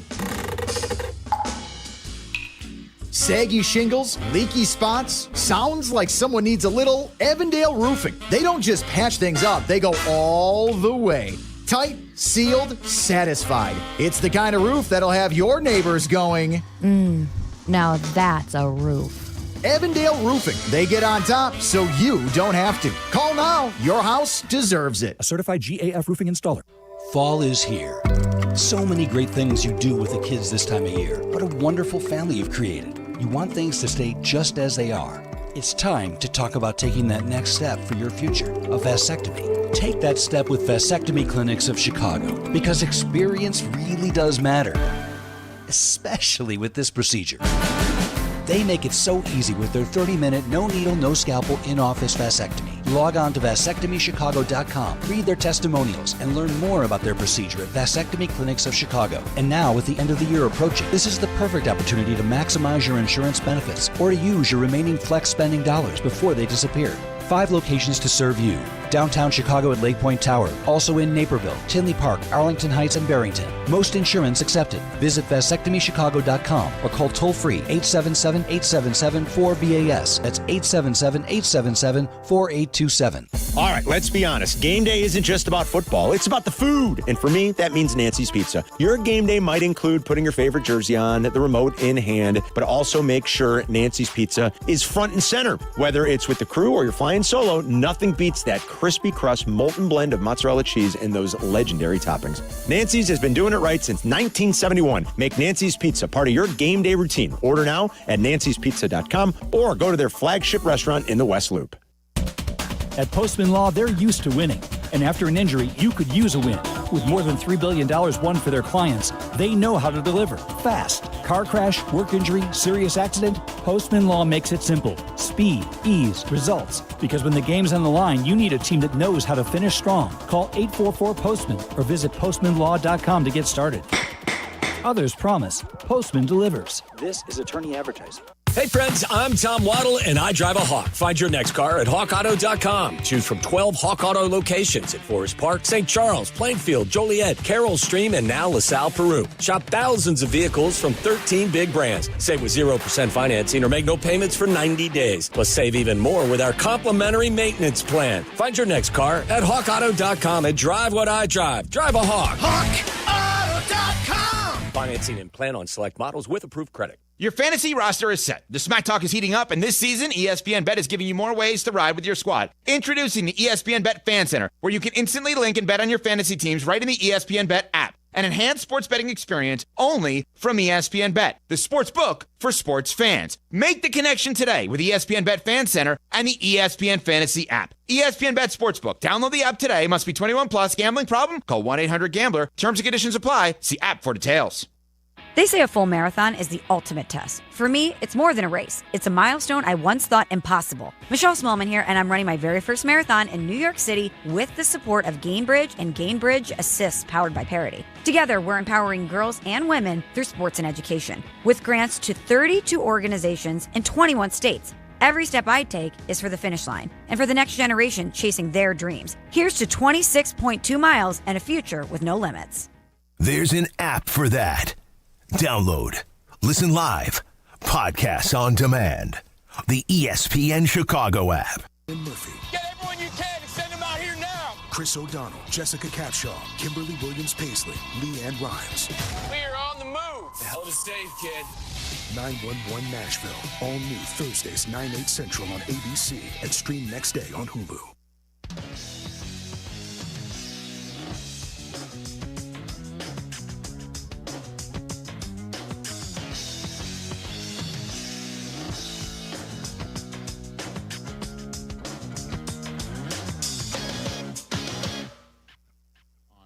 ESPN Radio. We're back here with Buster Olney. We're in ESPN Radio presented by Progressive Insurance. 844-204-RICH is the number to dial on the program. The other stories to talk about in Major League Baseball. Let's start with the Philadelphia Phillies. Schwarber's a free agent, and Bryce Harper appears to be a bit pissed off of the play of his assessment from Dave Dombrowski, basically saying, well, he didn't play elite. Well, it's up to him to see if he can still be an elite player, which was let's start with that one first. What was that all about? It was shocking that he said that out loud. I mean, what he said was absolutely the truth. I mean, you get into your early 30s and you wonder, can a player continue to ascend, or is it we've seen the slow descent? But for the head of baseball operations for the Phillies to say that out loud, that was an eye-opener, and you're wondering what that's about. Now, in recent years, Bryce signed this 13-year contract without any opt-outs. He made it very clear from the first day he signed, I want this to be like a long-term marriage. I don't want to think about leaving the team. But in recent years, he's mentioned, I'd be open to an extension. Can we talk about an extension? And so the perception within the sport is that Dave was trying to get ahead of that. Okay, enough of the extension talk. You're halfway through your contract. You were starting to see some production slide a little bit. It's something that they're going to have to sort through as they go through this wintertime. People around baseball think that the Phillies in the end will sign Schwarber because he's so important to the team, not only for the home run production, but for me, if I were to draw up a list of 10 best teammates that I've ever witnessed and heard stories about, Kyle Schwarber would be 1, 2, or 3. Sabathia would be in there for sure. Kyle Schwarber is worth every nickel, whatever they pay him. Well, and so... And he might actually help smooth over this situation with Bryce. You think so? Because when Bryce Harper is called out like that, that's why I asked you, what's that all about? Because it sounds like there's an iceberg, just like everything in Philadelphia with A.J. Brown, right? Like that there's a tip, and underneath there's a massive piece of ice that, why would Dave Dombrowski, he's been around the block. He knows when he says something like that. Yep. In Philadelphia or wherever he's been, that everyone's going to be like, what's up with that? And he just willingly said that. Is there some sort of friction that's happening there? Not my sense. And the interesting thing is that Bryce has done everything that they've asked him to do. Like he embraced Philadelphia. He's got the Philly Fanatic socks. He's got it on the bat. I know that when we've gone in there, because when these teams pay these guys $300, $400, $500 million, they want him to do other stuff, to be the face of the franchise. I tell you, Bryce has been so great, like wearing the microphone. If we ask him to do something, he always does it. He has embraced that part of it. But I do think that this effort to extend his contract, this might be where Dave drew a line in the sand. And I agree with your assessment of him. He's been around forever. He knows what he's saying, and there's a purpose behind it. We don't know exactly what it is yet, but, man, they got to work that out. On behalf of all Yankee fans, Buster Olney, why do the Yankees keep running it back? Why do they keep saying, okay, we're close, we just need to tinker here, tinker there, rather than just getting a completely new way of looking at everything? Why does that seem to be the modus operandi of Hal Steinbrenner, best you can tell? So the first time I met you, I remember at Legends Field, you were at a Yankees exhibition game, and I could pick up right away that you were a big Yankees fan. Correct. You grew up with the Steinbrenner doctrine, which is if you don't win the World Series, then your season is a failure, right? That comes from George Steinbrenner. Well, the person who doesn't believe in the Steinbrenner doctrine is Hal Steinbrenner, the son. He doesn't operate that way. He gives them credit for the fact that they haven't had a losing season since 1992. He gives them credit for the fact that last year they played in the World Series, that this year they had the second best record in the American League in a way that Yankee fans don't. Well, I mean, I just to I guess broaden this out a little bit. I don't believe fully in the George M. Steinbrenner III doctrine, because that on occasion was extremely unhealthy. It put undue pressure on a lot of people. It made things ugly. It wasn't the way I would run a franchise. But I'm just saying a little bit of that is something that Hal could actually take here, because at this point in time, it looks like I'm genuinely concerned that Aaron Judge's talent is being ultimately wasted right now. Right. Because he's surrounded by a lineup that doesn't get on base for him enough. It's just all hit or miss. I thought what Buck Martinez said about the Yankees that Aaron Boone pushed back on, that if they don't hit home runs, they don't win. They strike out too much, they don't put the ball in play, and they don't defend very well. I thought that was 100% spot on. I also love Buck Martinez, one of my old ESPN colleagues that I used to hang out with and broadcast with. He was 100% spot on. And yet they don't change. They just keep the roster pretty much formed the way they do, and I thought they did very well, putting a roster together this year based on the circumstances. But I don't understand why they're just going to run it back again, right? They're changing, but glacially. Okay. You remember the years 3-4 years ago? They constantly had those right-handed hitting lineups that you're like, that is not going to play in Yankee Stadium. And that was an all-or-nothing lineup. They gradually, by adding Jazz Chisholm, last year they traded for Cody Bellinger. They have become a little bit more versatile, a little bit more speed. But I think as they move forward, they're going to take more examples from teams like the Blue Jays, like the Milwaukee Brewers, where they'll add more players who are versatile, can play different positions. And let's face it, They have to figure out shortstop. Anthony Volpe, it's 3 years now. They've been waiting and waiting and waiting. He seemed to be an absolute regression last season. I know he was injured. They need to get a plan B in place. Well, isn't Lombard coming up? Or he's too young? He's too young now, but he is considered to be a superstar prospect. He could be up at the end of next year, beginning of 2027, but he's not ready for the start of 2026. I do think that they will have some changes, and, man, they are loaded with pitching. Buster Olney here on the Rich Eisen Show. Map out the next 2 to 3 years for Paul Skeens. So this is fascinating, and I want to make this clear, I have not talked to Skeens about this. Okay. But we see in the NBA, in the NFL, players will use their equity to force their way out of situations. James Harden, most famously. Paul Skeens is the rare baseball player who could make a serious problem for the Pittsburgh Pirates. If he wants to, and my God, where his situation is now, why wouldn't you want to, right? Where if he went to the Pirates this winter and said to them, I'm not signing here long term, I'm going to be a problem, I'm going to talk out loud about how you guys don't spend and you don't try to win, you need to get me out of here. I mean, to me, he has the stature to do that in a rare way in baseball, and I kind of hope as a baseball fan that he does.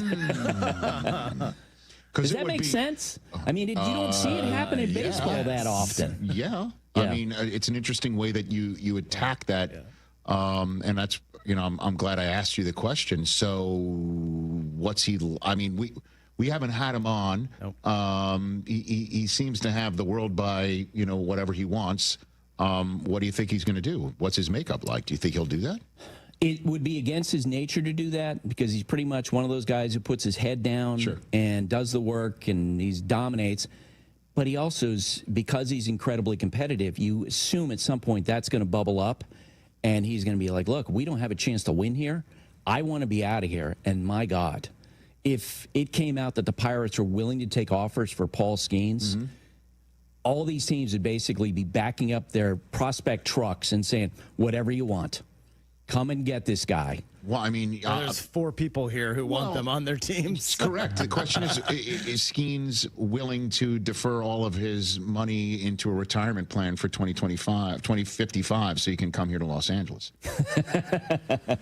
I mean, let's discuss that too. Is baseball willing to change the rules based on what the Dodgers have done, where they're signing all these players and saying, luxury tax-wise, help us out.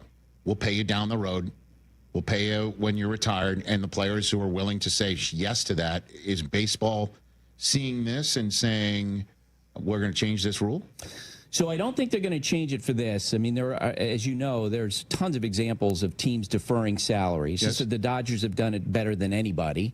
And players now, the Dodgers have become a destination, much in the way the Yankees were in the late 90s. Guys wanted to go and play for that team. Yes. Guys want to go and play for the Dodgers, and so they'll defer money or they'll work out contracts to do that. I think the larger question is, will the Dodgers' financial advantage, how much will that drive the owners to push for the salary cap in the next labor agreement? Oh, boy. Yeah. And I don't think How's it would that be, gonna, you can't have a pure cap. There'd have to be something grandfathered in because there's such a disparity. Well, the cap, there needs to be a floor. Exactly.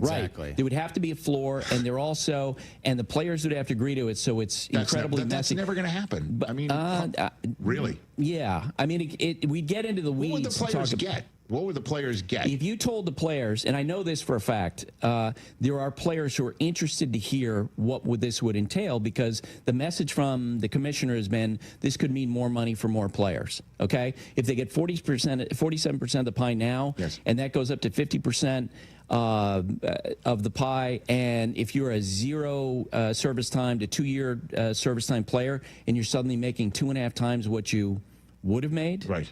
That's going to interest a lot of players. This issue actually reminds me a lot of the PED issues back in the 90s, where you remember the union leadership was like, we'll never do testing. Absolutely not. Privacy rights will never do testing. And yet when you go to the rank and file at that time, some of them would whisper, we need testing. Like, we want to be protected from this. It's a similar situation now where the union leadership is, never will we have a salary cap, never will we agree to anything remotely like that. And you go to individual players, agents, and they'll go, if it's more money for more players, why aren't we talking about it? And then, I guess, returning to what you said about Skeens, that he has the ability to say, I want out, and he could force his way out based on, I'm going to be a pain in the butt unless you guys move me out of here. What about Mike Trout here in Southern California? I mean, will he ever just basically say, it's time for me to ring chase?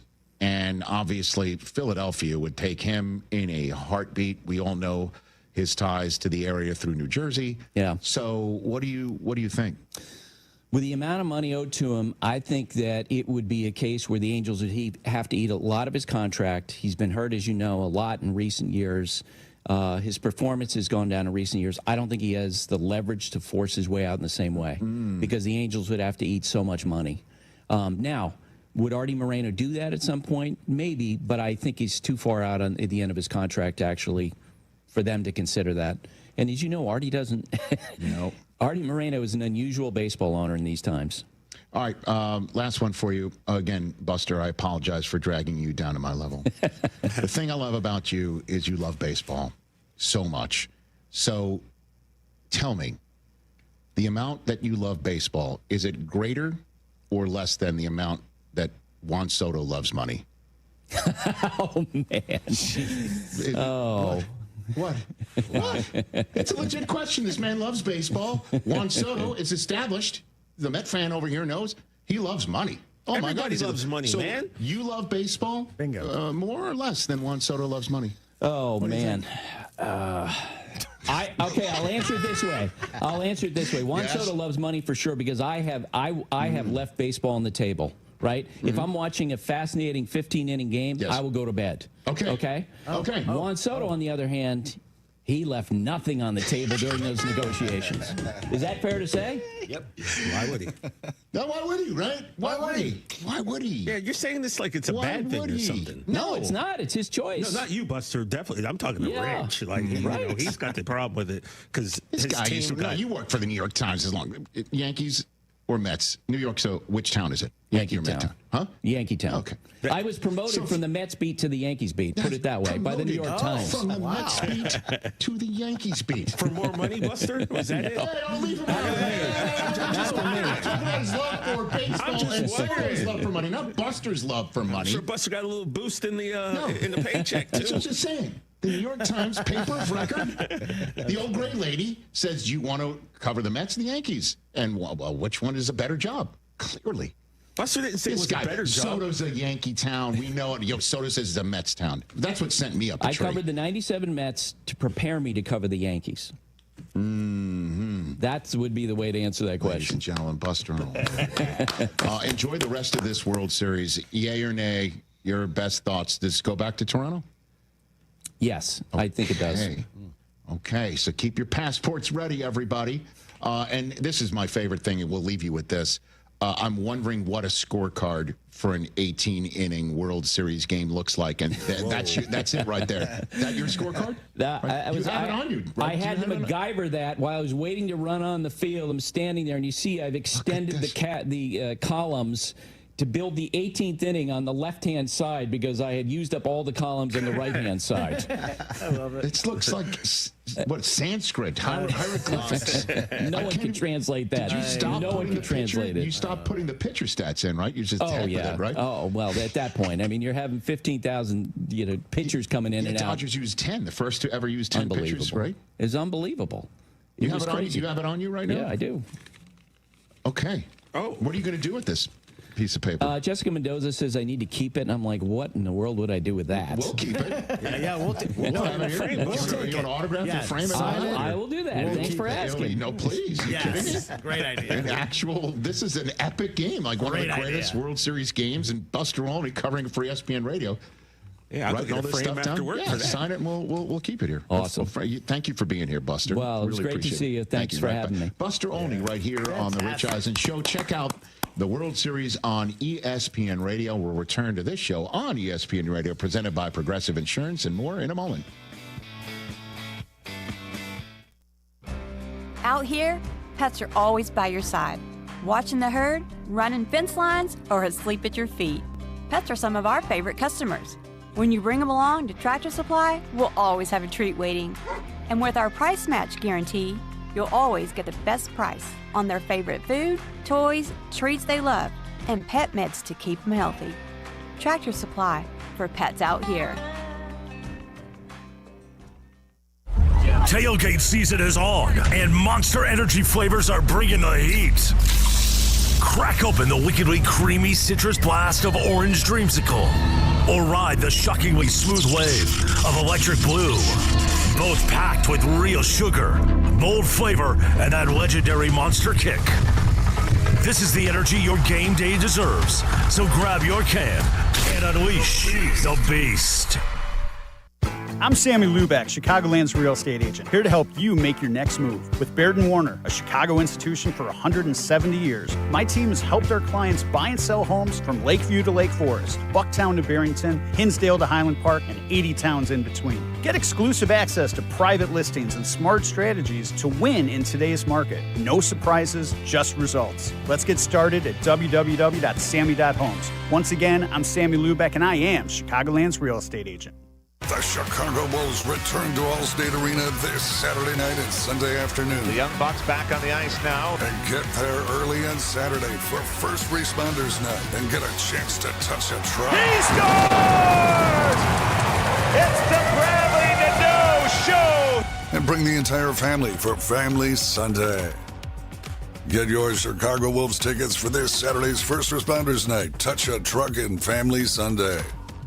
When it comes to looking sharp, I don't mess around. That's why I head to White Buffalo Barbershop. These guys aren't just barbers, they're artists. Whether it's a classic cut, a fresh fade, or a hot shave, they do it all with precision. And the vibe is top-notch, blending tradition with a modern twist. At White Buffalo, every cut is as unique as you are, born original, just like you. White Buffalo Barbershop, born original. Now in LaGrange and Hinsdale. Visit whitebuffalobarbershop.com to book your appointment today.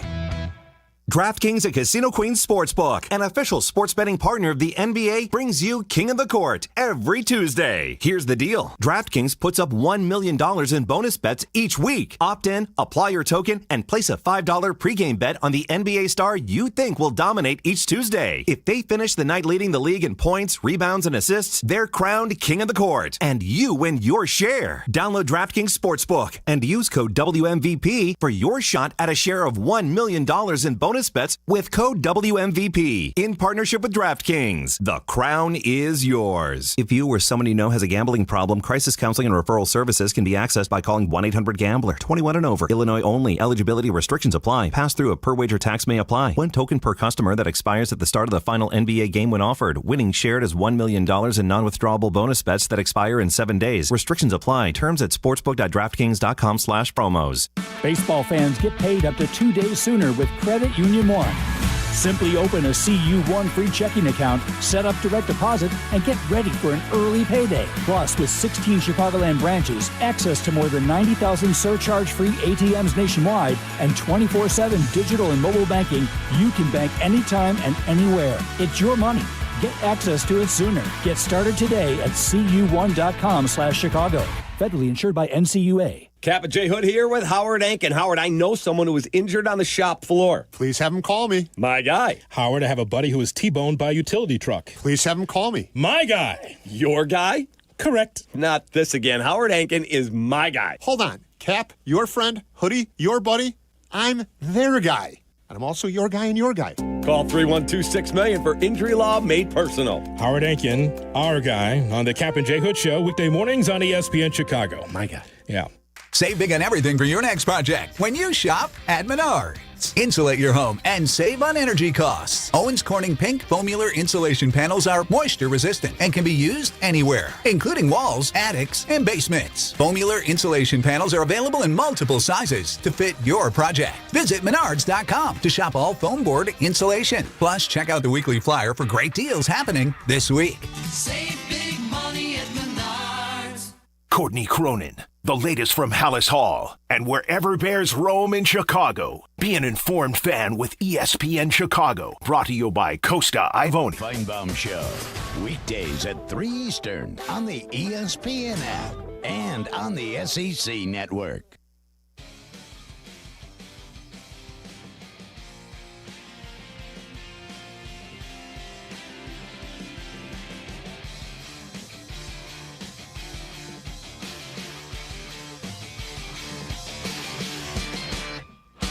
ice day, and it was laugh out loud hilarious. Back here in the Rich Eisen Show here on ESPN Radio, presented by Progressive Insurance. Not only does Progressive let you bundle your insurance, they also give you round-the-clock protection. Quote today at Progressive.com. Great stuff, everybody. Lots of fun. 844-204-RICH is the number to dial. Tony in Toronto is here on the Rich Eisen Show. Tony, were you up till 2 in the morning? 3 in the morning? 3 a.m. Oh, me and man. the wife went to bed, but me and my kids, we stayed up to watch it. How old are your kids? Well, they're university students. Okay. 19, 18. But my daughter, she's in a tough program, like a pre-med kind of program, and she stayed up and had to get up at 6 in the morning. Oh, my God. Yada, yada, yada. She's now an accountant. I'm sorry.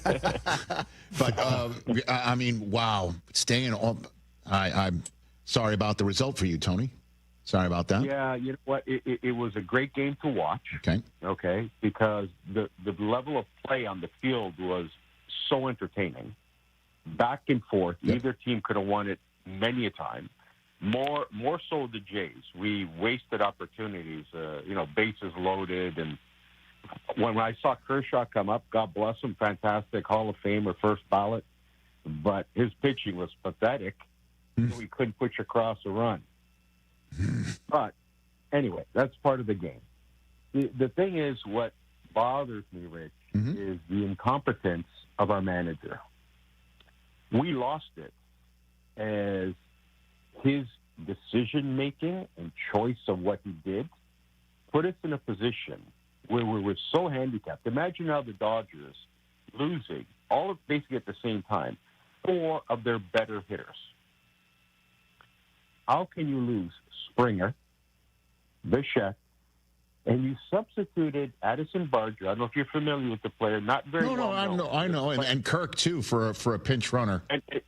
Exactly. And you put in Straw. For what purpose? Straw is not that much faster than Barger, but does not have the capacity to hit the home runs. As you recall, with Seattle, the play of Barger from that, and with the Dodgers, the grand slam.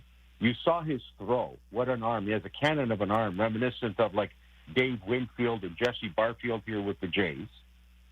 And you take him out, and Kirk as well. Like, come on, my friend. Like, really. He should be second guessed. And next year, I don't know, you're going to bring him back based on what you see?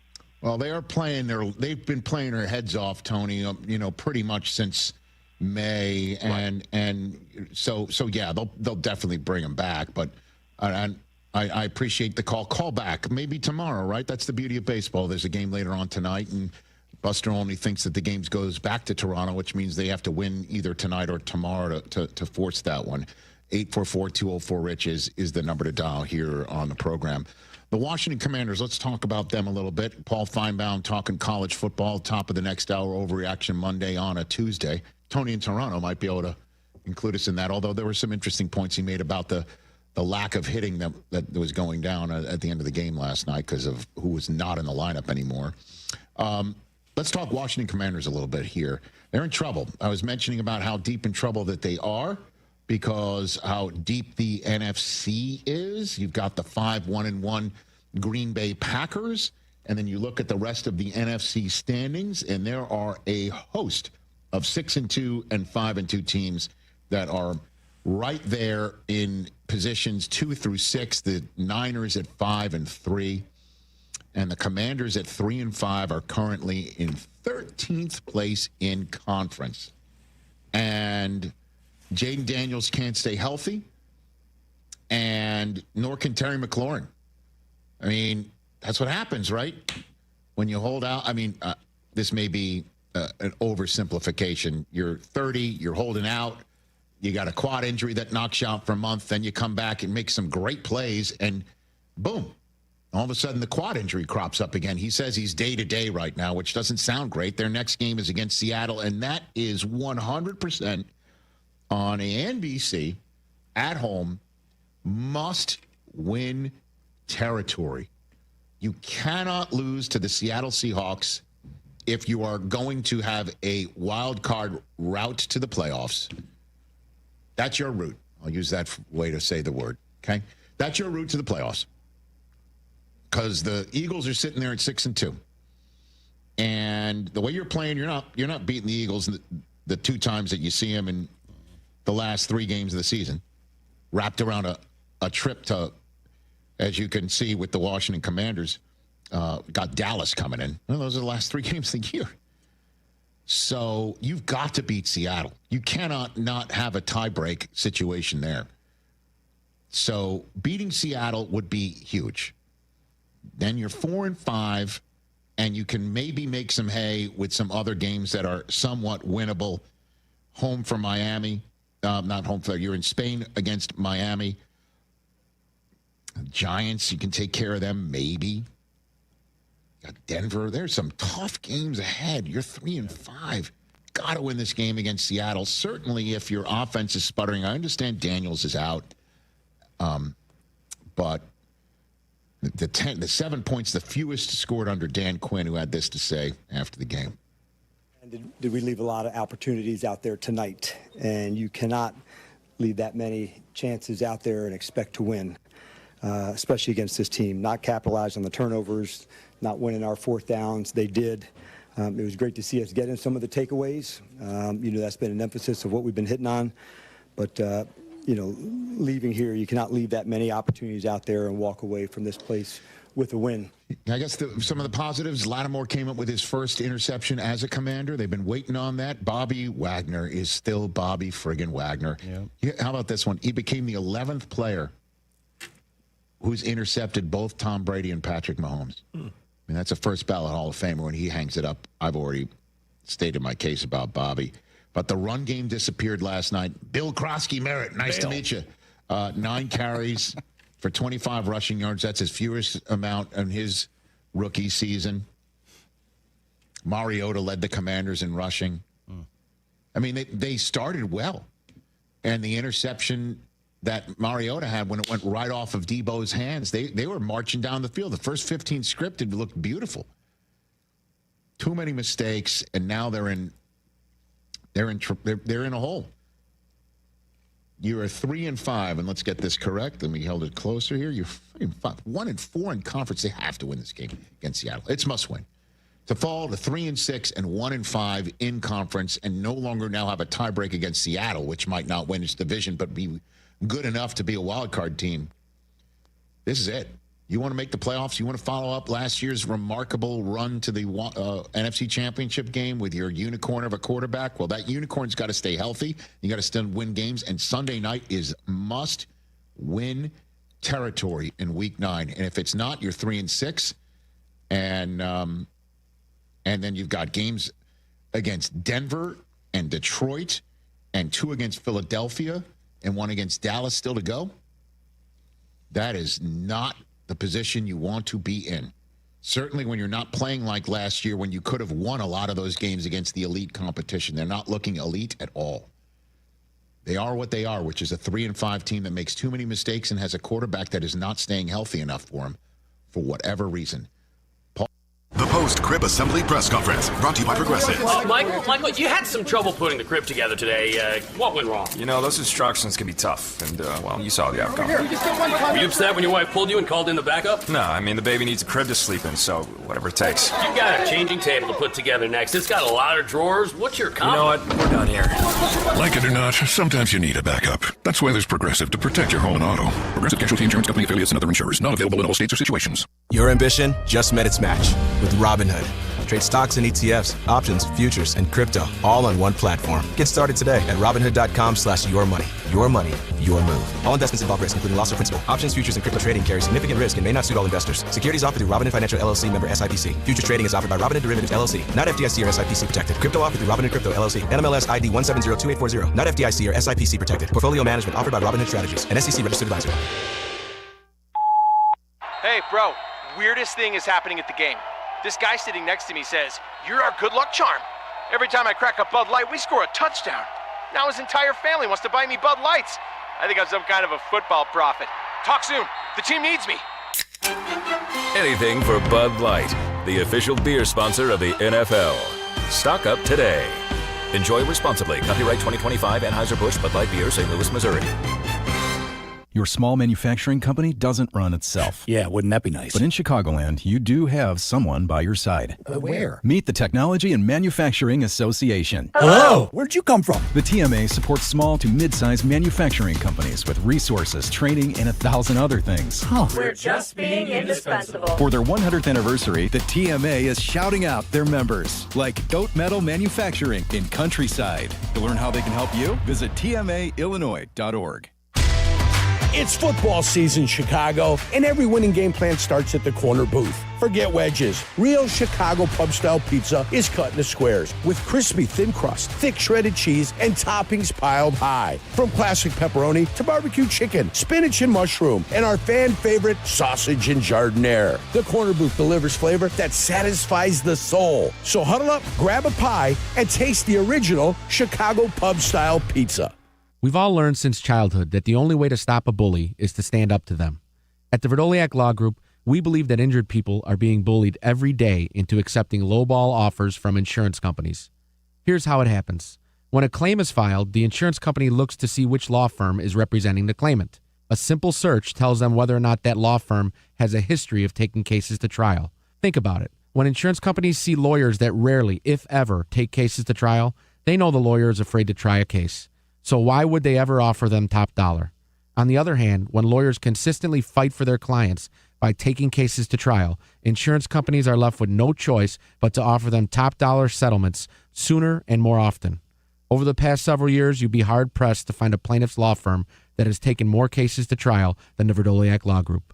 If you want a law firm that's been standing up to insurance companies and trying cases for over 50 years, call the Verdoliak Law Group.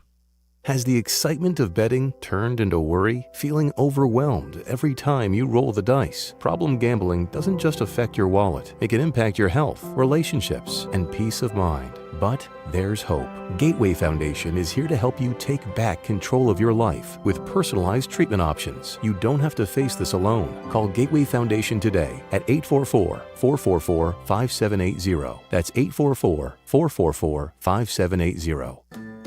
Hey, it's Kap. My friends at Automatic are celebrating 80 years of making Chicagoland homes and businesses comfortable. To celebrate their 80th anniversary, Automatic's residential team is giving you $800 off any furnace and AC replacement now through the end of October. It's a great opportunity for Chicagoland homeowners to make sure their home is comfortable. Don't wait for your system to fail. Call the pros you can trust, the best in the business. Go to Automatic.com. Good Karma Brands is proud to be an equal opportunity employer, providing equal employment, development, and advancement opportunities to all teammates and applicants. To learn more about careers with us, please send an email to talentacquisition@goodkarmabrands.com. That's talentacquisition@goodkarmabrands.com. This is ESPN Chicago, WNVP, WTBC, HD2 Chicago, a Good Karma Brands radio station. You're going to want to believe the player wants to be that guy. The Baseball Tonight podcast is on the ESPN app or wherever you listen to podcasts.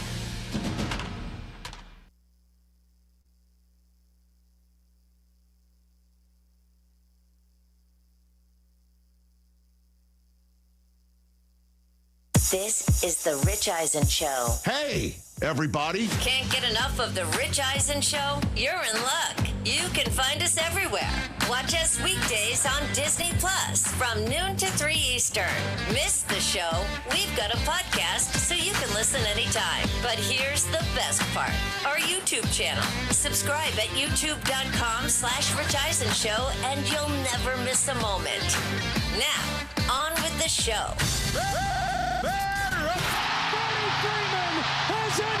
This is the Rich Eisen Show. This game was incredible. From the Rich Eisen Show studio in Los Angeles. Kelsey ties Priest Holmes. Earlier on the show, Fox Sports NFL analyst Mark Schlereth, ESPN MLB columnist Buster Olney. Coming up, host of the Paul Feinbaum Show, Paul Feinbaum. And now, it's Rich Eisen.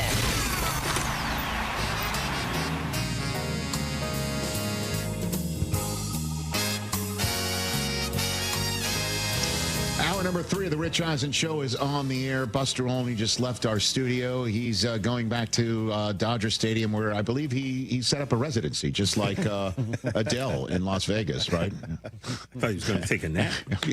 I mean, that man needs a nap. He autographed his scorecard from last night's game, which awesome. Literally looks like it was found in the ancient pyramids of Egypt. It's unbelievable. It was a great chat with him, and we also had a great hour one chat with Mark Schlereth of Fox Sports. But let's get to our next guest right now, because he's on the air for his own show at the top of the hour on every day from 3 to 7 Eastern time.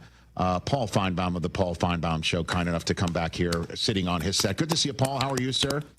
Rich, doing great. Thank you. I'm pleased to have you here. I really just want to pick your brain on what happened with Brian Kelly at LSU, and I give you the floor on filling in why he got bounced this past weekend.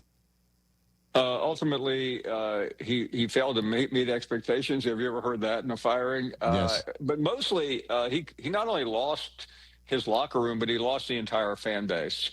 And it went so quickly and so dramatically. I mean, they were actually ahead in that game in the second quarter. The third and fourth quarters against Texas A&M, the number 3 team in the country, were a complete and total disaster.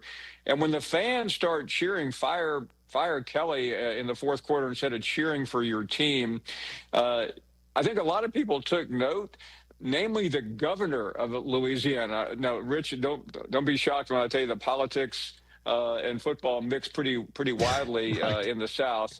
The governor put out a tweet after the game saying, I don't know why the Board of Trustees decided to raise ticket prices after watching this game. And that set off a snowball that ended up with Kelly being fired. They're still negotiating his $54 million buyout.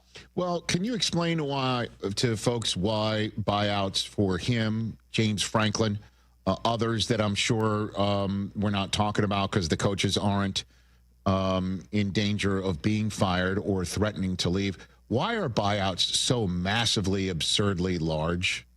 It's easy to answer. There's the 3 biggest buyouts in history were Jimbo Fisher at $76 million, Texas A&M, Franklin, and Brian Kelly. I'm not trying to turn this into a Final Jeopardy question, but who is Jimmy Sexton is the answer to the question, the agent of all 3.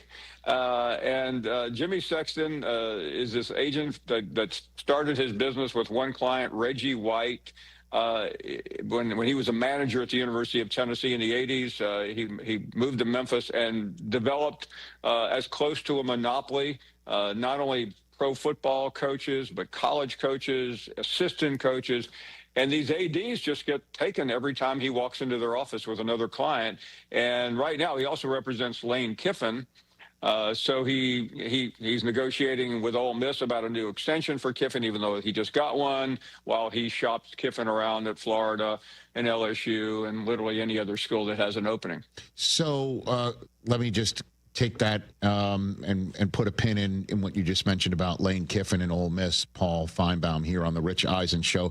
An agent is obviously as talented as Jimmy Sexton is one thing, but you have to have a willing partner to say, absolutely, let's put that figure in a contract. Why do programs agree to that, Paul? Well, because you have athletic directors who are good stewards of their program. They go to the volleyball games, they go to the basketball games, but they're no match for a guy who is employed by CAA, one of the biggest talent agencies in the world, and who's basically saying, if you don't sign my guy to this deal, I'm taking him somewhere else. And that AD who looks down at his phone every 5 seconds to make sure what people are saying about him on social media says, okay, I can get that done. Just like a week ago, Rich, in the Big Ten, you saw Curt Cignetti get this $94 million deal. Now, most reasonable people think, okay, he's done an amazing job, but 3 or 4 years from now, just for the sake of argument, if things don't go well at Indiana, they're going to have to buy him out.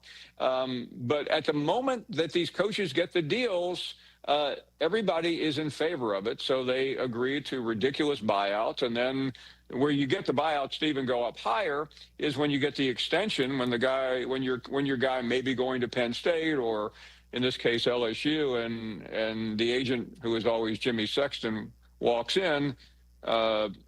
and let me correct myself. I actually included Kelly as a Jimmy Sexton client. He is not. He's actually a Trace Armstrong client. So I know I misspoke there. But the reason why I bring up Sexton is that Sexton started this chain of events with Jimbo Fisher. So I'm glad I could, before Jimmy Sexton and Trace Armstrong start calling you and saying I've misrepresented them. No, I know Trace. Trey used to be my agent when I was with CAA back in the day. I love Trace. He's one of the smartest guys in the business, to say the least. And I think he represents what feels to me whenever I'm around him, everyone else in college football and also professional football at the coaching level. So, but back to Lane Kiffin now. Why would he leave Ole Miss, right? Or why, if you can build, for instance, a program like Signetti in Indiana, and you can be one of the 12 to get into a college football playoff from there, and you can be one of the 12 to get into college football playoff from Ole Miss, isn't that all you need, Paul, is to get to a spot where you can get into the college football playoff and be competitive enough to get the kids either via portal or the old-fashioned way by sitting in a living room and saying you should come to my school? Paul? Exactly. I don't mean to go back to what I just said a minute ago, but the mistake I made was that Scott Woodward, the athletic director, Rich, at LSU, who fired Kelly, was also the athletic director who hired Jimbo Fisher. Yes. So a little confusing here with all the buyouts. He's Mr. Buyout, right? Like he's setting records. But now to the matter at hand here, right? It's just like things have changed in a way. They have. Lane Kiffin's team is capable of winning the national championship at Ole Miss, but there's something about this allure of other schools for Lane Kiffin. You know him well. He was maybe the youngest head coach ever for Al Davis with the Raiders. He's already been the head coach at Southern Cal, where he was fired on the tarmac 12 years ago. And he just, while he has turned down a number of jobs to stay in Oxford, which is one of the greatest college towns of all time, Rich. I mean, there's nothing quite like going to a football game at the Grove, where the white tablecloths and the china is more expensive than the buyout sometimes of the coach at the school.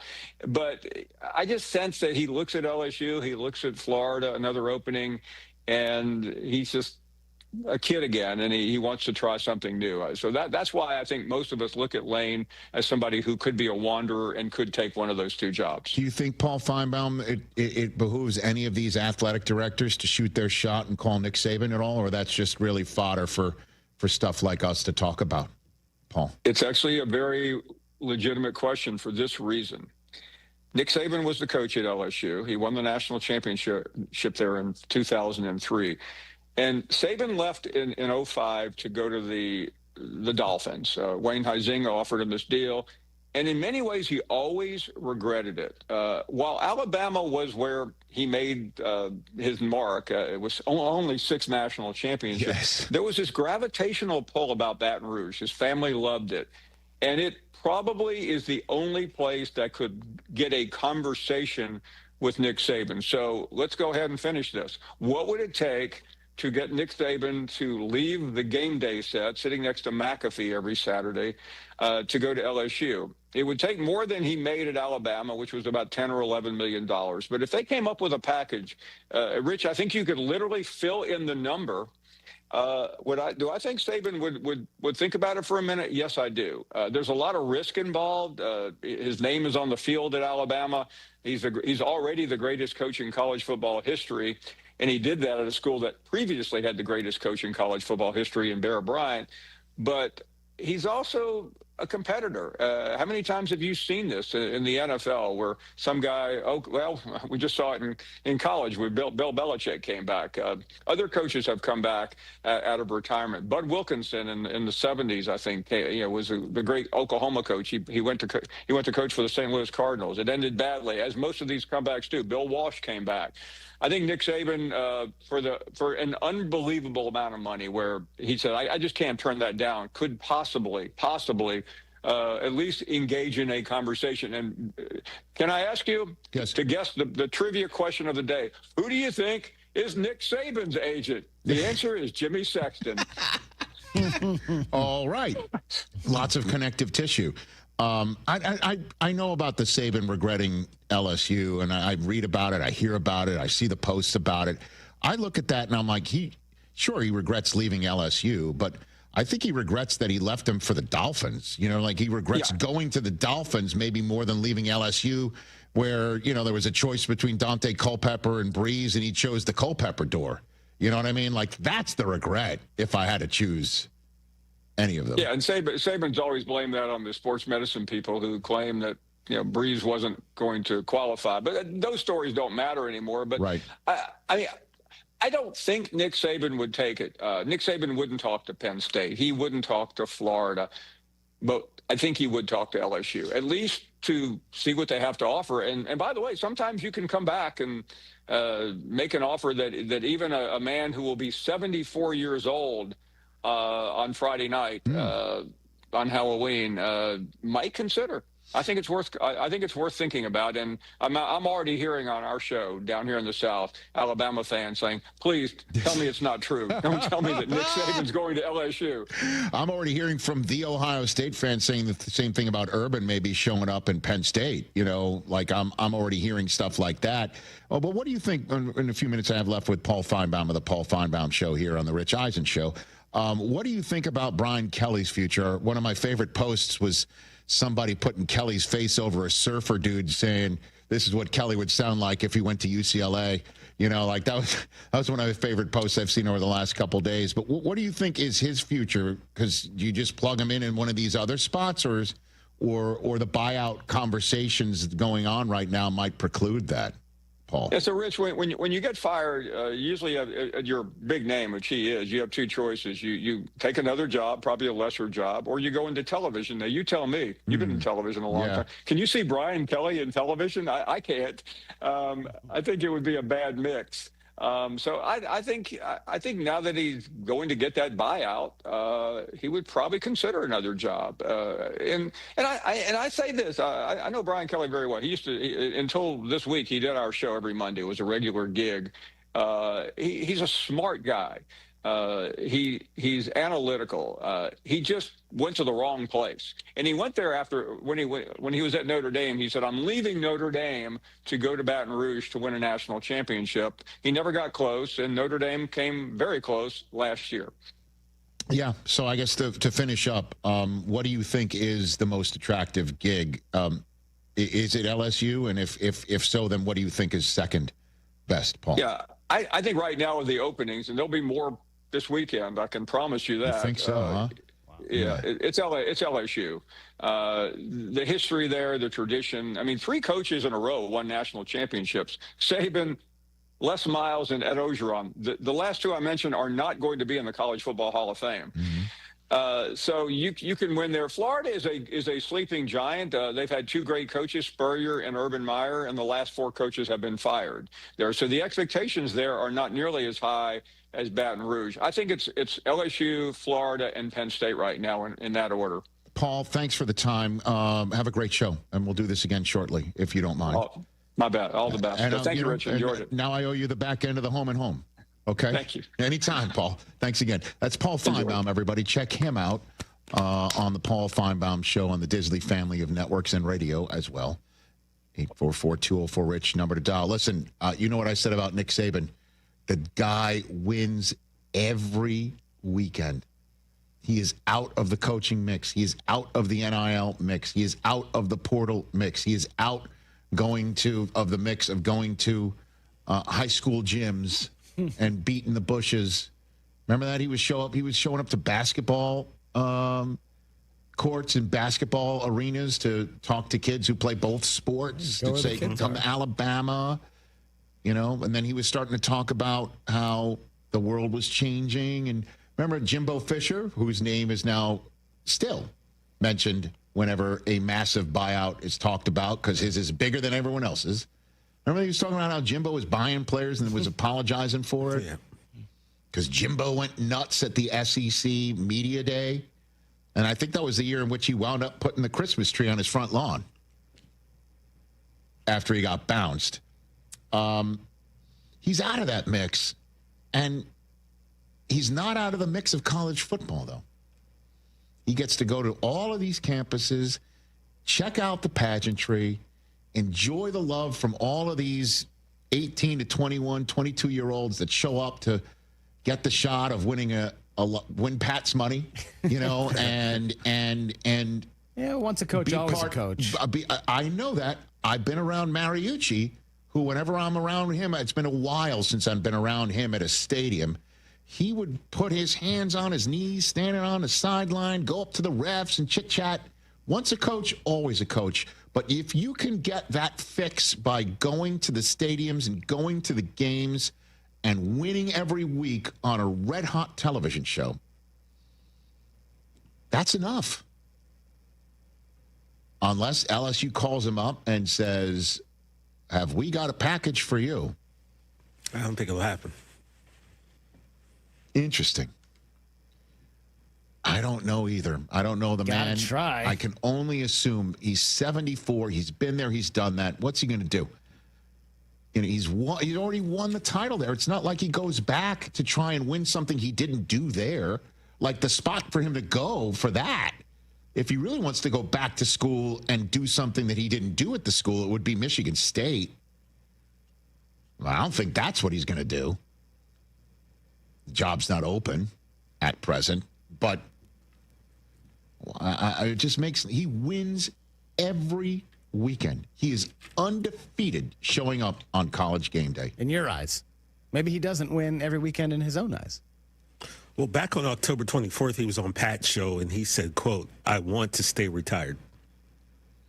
I'm not interested. That is, please, someone make me an offer.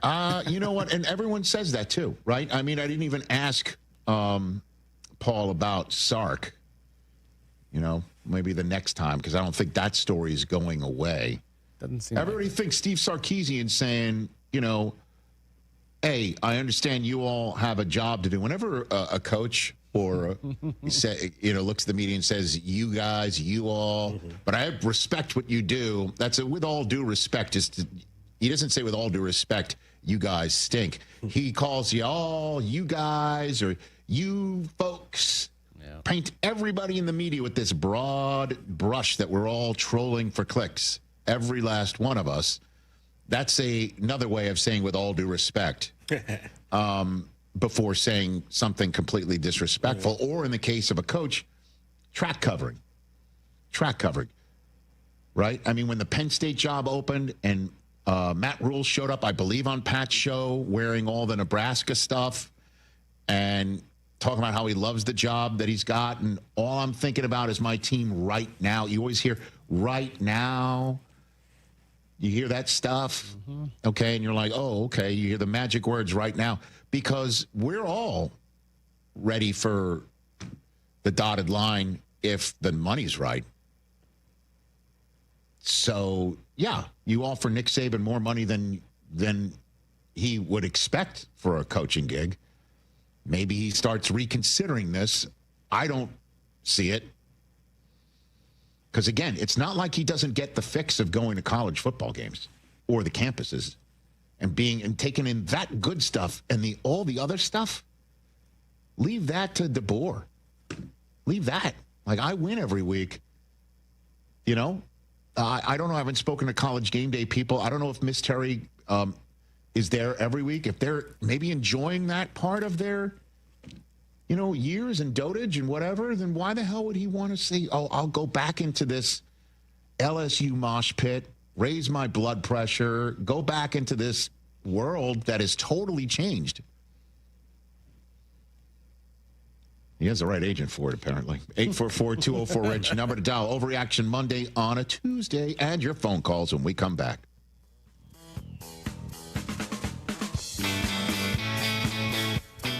From kickoff to cash out, ESPN Bet has the tools you need to score more on game days. Bet smarter with stats at your fingertips. Get personalized parlays built just for you. And with your fantasy team synced right in the app, you can back your squad. Right now, new customers get $100 in bonus bets when you bet $10. Sign up with promo code USL to get started. Must be 21 plus. Gambling problem? Call 1-800-GAMBLER. Terms and conditions apply. See app for details. Offer not available in New York.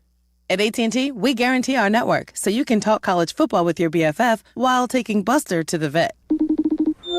Hey, yeah, I can't believe he ate the whole thing of chicken wings. And I can't believe we're staging a comeback. Touchdown! Yes! Yes! Staying connected matters. That's why in the rare event of a network outage, you'll automatically get a bill credit for a full day's service. For wireless downtime lasting 60 minutes or more caused by a single incident impacting 10 or more towers, must be connected to impacted tower at onset of outage. Restrictions and exclusions apply. See att.com/guarantee for full details. Hey guys, it's Mitch Lyons with Mitch Lyons Wealth. You hear Yurko, the good kid, talk about me all the time. And yes, I did play in the NFL, but to be honest, these days I'm more into spreadsheets than playbooks, and I'm solely focused on making sure my clients win retirement. Look, retirement's not about gambling on stocks or chasing crypto tips from your brother-in-law. It's about smart planning, steady income, and ultimately enjoying every day like it's Saturday. So if you want less guessing and more confidence, visit MitchLyonsWealth.com. Stock up with big fall savings at Menards.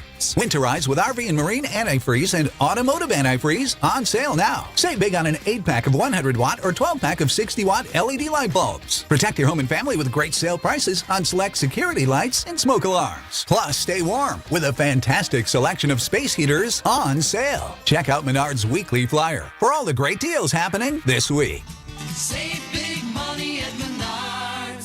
DraftKings at Casino Queen Sportsbook, an official sports betting partner of the NBA, brings you King of the Court every Tuesday. Here's the deal. DraftKings puts up $1 million in bonus bets each week. Opt in, apply your token, and place a $5 pregame bet on the NBA star you think will dominate each Tuesday. If they finish the night leading the league in points, rebounds, and assists, they're crowned King of the Court, and you win your share. Download DraftKings Sportsbook and use code WMVP for your shot at a share of $1 million in bonus bets with code WMVP in partnership with DraftKings. The crown is yours. If you or someone you know has a gambling problem, crisis counseling and referral services can be accessed by calling 1-800-GAMBLER. 21 and over. Illinois only. Eligibility restrictions apply. Pass-through of per-wager tax may apply. 1 token per customer that expires at the start of the final NBA game when offered. Winning shared as $1 million in non-withdrawable bonus bets that expire in 7 days. Restrictions apply. Terms at sportsbook.draftkings.com/promos.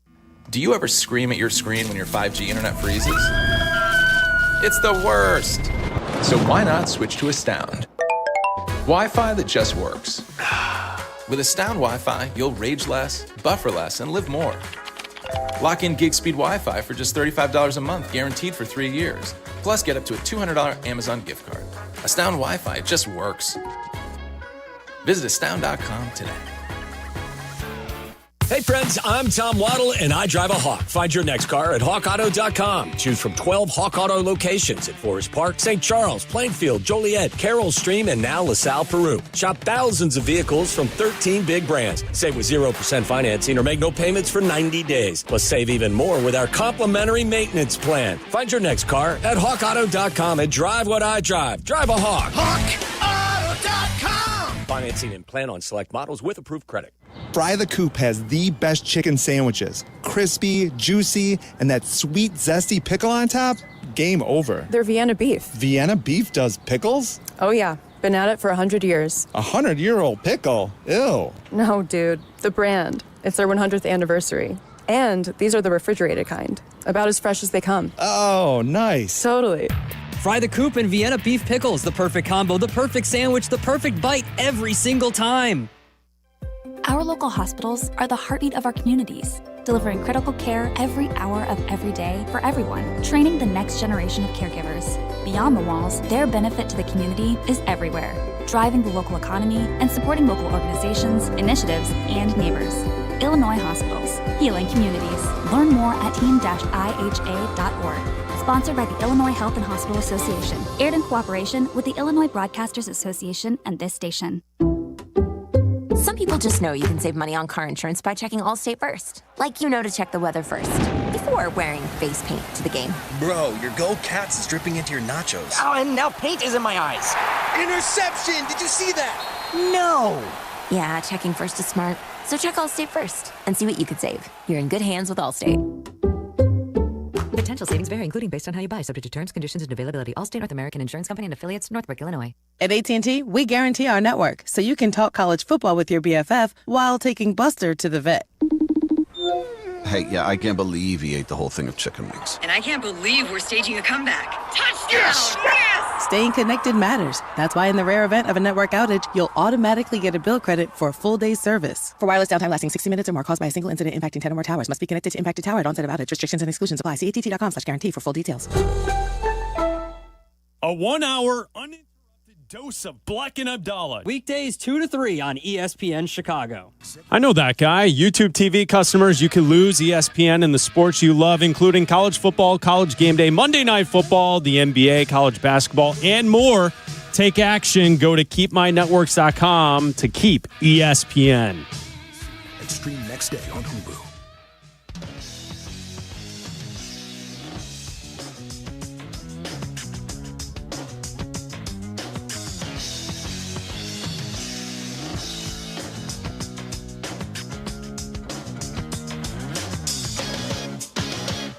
Here with that nonsense.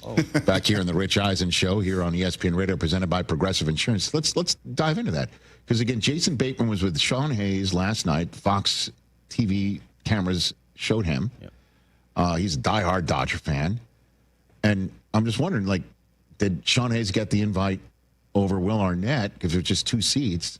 Because Will Arnett is a Blue Jay fan, and I'm like, so it's Yankees Red Sox, Chris. You have the 2 seats.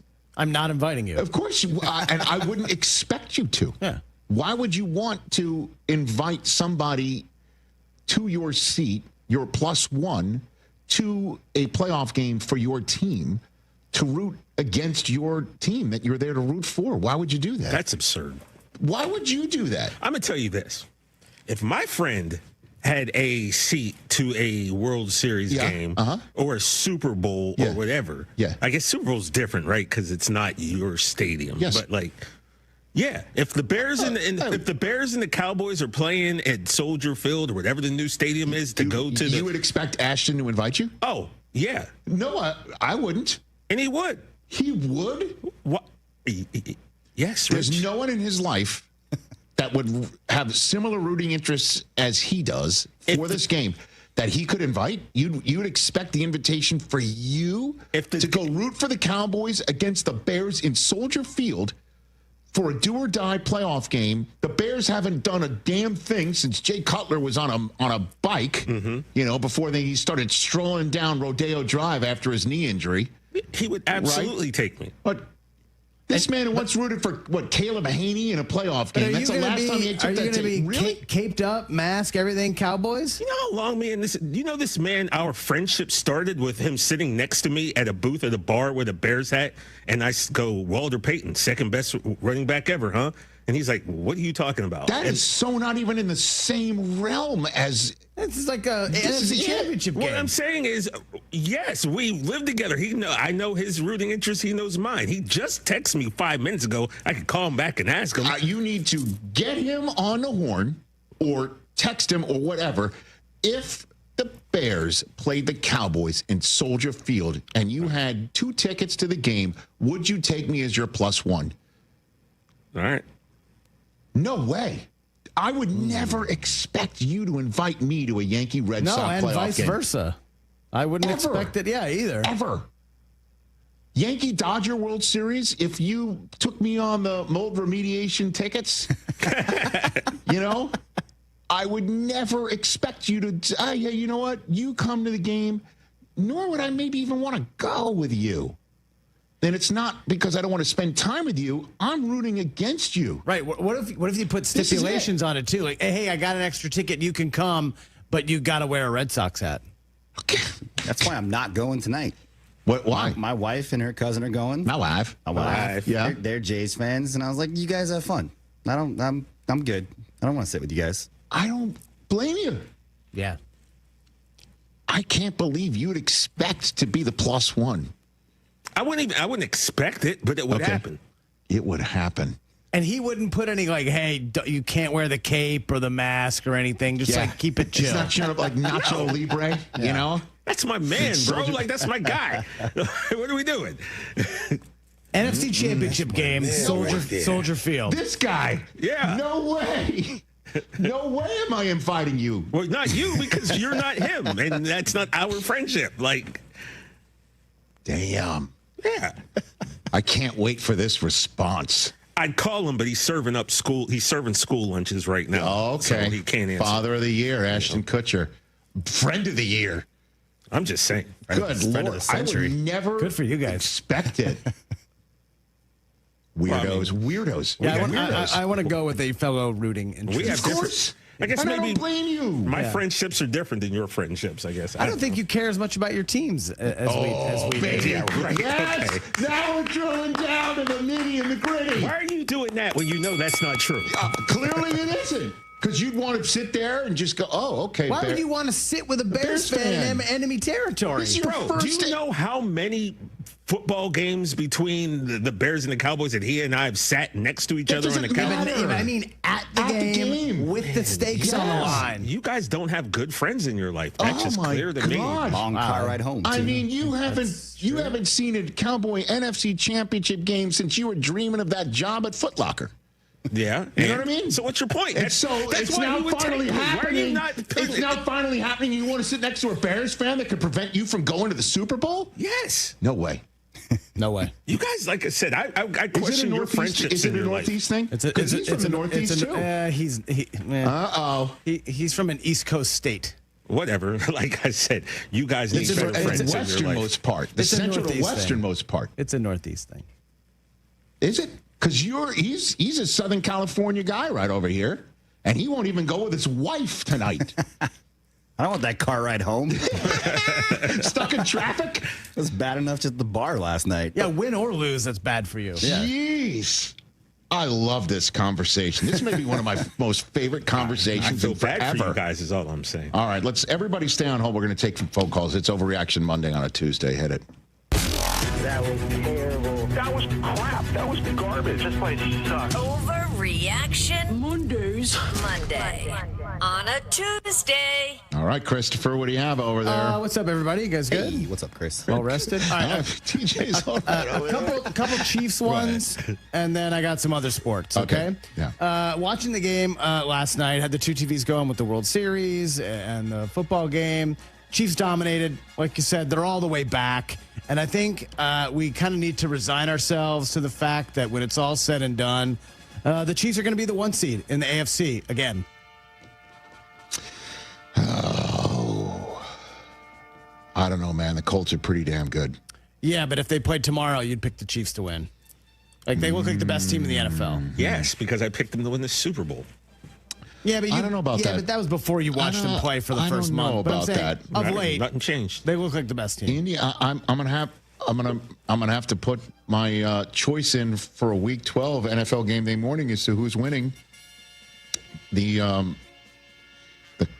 The Colts or the Chiefs, and I might choose the Chiefs just because it is in Arrowhead. Yeah. But if this game's in Indianapolis, I don't know, man. Although Alex Smith did have a big lead in Indianapolis that one time before Andrew Luck had that massive comeback. Yeah, remember that when he reached the ground, he slam dunked the ball across the goal line? That was a great game. Luck, man. He was so good. I don't know. I'll call this an overreaction for the moment. The Colts look so damn good. Yeah, but, Rich. I know, yeah, but they're two in front of the Chiefs right now. Even if the Chiefs win that game, they'll still be a game behind the Colts. That's fine, but when it comes to the playoffs and you got a guy it's the 1 seed. That's not the question about who's making the Super Bowl. The question is who's the 1 seed in the American Football Conference. True, okay. And so I'll just call this an overreaction for the moment. Now, we're talking about Chiefs winning the Super Bowl. Well, they're the betting favorites. So that would just show you that I was right going into the season, and so are you, TJ. See, we could sit at the Super Bowl together in that regard. Yeah, but here's the difference. You wouldn't take me with your +1. Why would you say that? Because you wouldn't. Jeez. This guy. What? We've never gone to anything together. So why would you now say, all right. Cowboys, Chiefs, you got to take them. Deal? Of course I would. There you go. Yeah, but he says of course he would because that's not going to happen ever. Well, I don't know why you taking me. The Cowboys going to the Super Bowl. I'm willing to say right now, if the Cowboys make the Super Bowl, I will definitely make sure you're there. Boom. Yeah, look, he just bit his lip. Do you see him? No, I'll make sure you're there. I don't know if it's with me. I'll send you an Ashton. Okay. Now I'm gonna hold you to that when we go to the Super Bowl next year. Just don't call Bert Kreischer's ticket guy. for $150,000. Nice. All right. So last year, we're watching the game, watching the Super Bowl. Travis Kelce, he probably should just retire, right? Go into the Hall of Fame with his brother. You thought that. That would be pretty awesome. I don't think I was alone in thinking that. And then you watch him early in the year. I don't want to say the W word, but he looked a little slow, right? Last night, all the way back, best game of the season. Travis Kelce looks phenomenal. Yeah. And this year is not going to be his last. I hope not. In KC. Oh, man, that would be awesome. That would be great. There was no way he wasn't going to ball out on tight end weekend. Oh, his tight end touchdown. His TD prop was an absolute lock. I figured that was Terry the easiest. Rozier. I got the inside. That was the easiest money right there, right? You knew he was. They were going to get him in the end zone. Him and Kittle. Well, this is the end of his contract, so he'd have to re-up. Yeah. Which, I mean, see what's up with my piece. I would love it. Right? I would love it. Really good last night. I would love it. That's something to think about. That would be great. And again, I'm walking around Hyde Park. I listened to the entire Taylor Swift new album, and it's fantastic. So if he's in any way, shape, or form amused, I think it would be a match made in heaven. Well, one song in particular. I heard about that, and I listened to that song, and there were a lot of trees around. I guess so. In Hyde Park. Also, I want to point out, you check out his haircut lately? He got the fade back. Oh, he's got it all working. Kelce fades back? I'm pretty sure, unless I was looking at an old video, it looked new, and the fade's back. So that's old Killer. That's Killer Travis. Yeah. Killer Trav back. I'm so happy for that guy, man. He's just truly one of my favorites. Great dude. So I hope this is right, and let's hope it's right. Look at you with a feel-good overreaction Monday on a Tuesday. He didn't mean it to be that. I understand that. I didn't get a lot of sleep last night. When somebody really aggressively pushes back on something, or like an idea about it, it means you know what that means to me. Touched a nerve. It means that there's probably some truth to it, and I think Steve Sarkisian is going to be coaching in the NFL next year. Oh.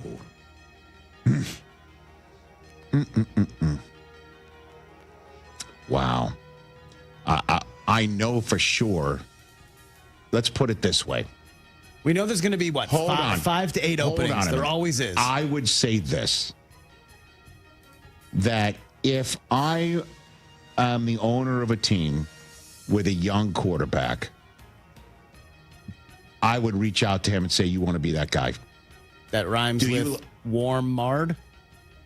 I don't know what Cam Ward. Oh, that was. Well, I mean, that was where that was. I don't think that was accurate. Yeah. It's like I'm like, wait a minute, who's what's this? The Bard, Shakespeare, Wham Board, Bam Card. I mean, we could leave that stuff to me.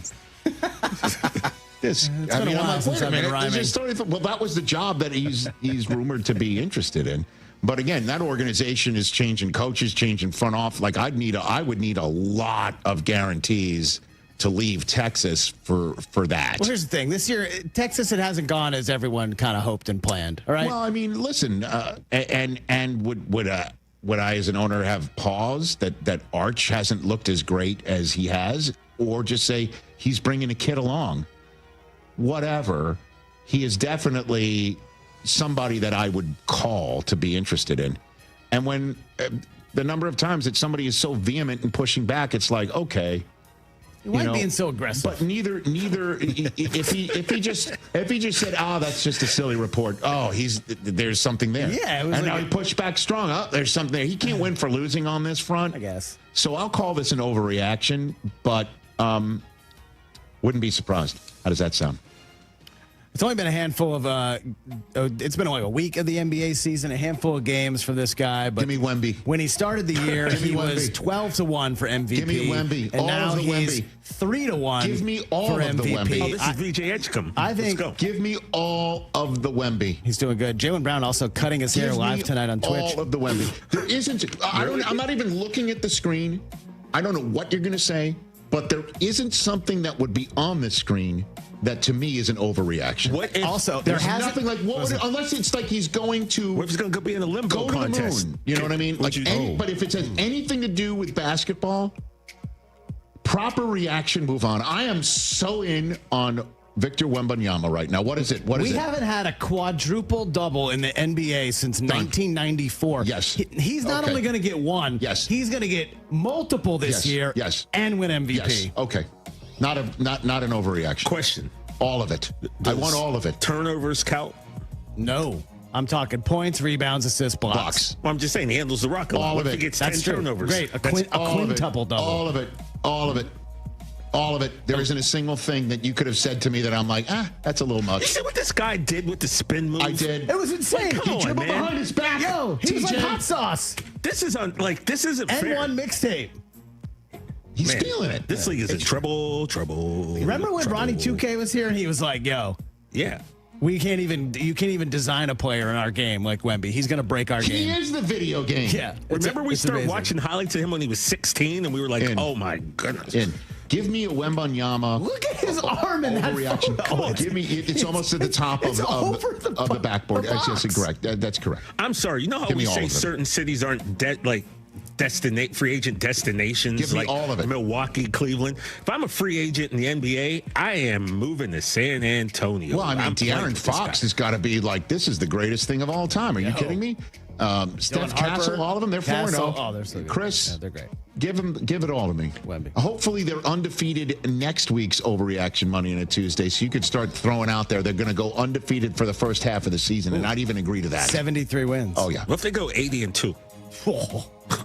There's not a thing that you could say to me that I'm not at this point in time because I'm so head over heels all in. There is one I said earlier, like, could he win a limbo contest? But even so, he might be able to. Maybe, you know. A couple baseball to finish this up. Look, John Schneider, I'm with him, and he's true to his word. Ohtani should never see another pitch in this series. Just every at bat, just put him on base? Yeah. The only pitches he sees are the ones he throws? Exactly. Understood. All right. The pitch coming back from Will Smith. I'll buy it. After he threw it in. I just want to see if he intentionally walked to start a game.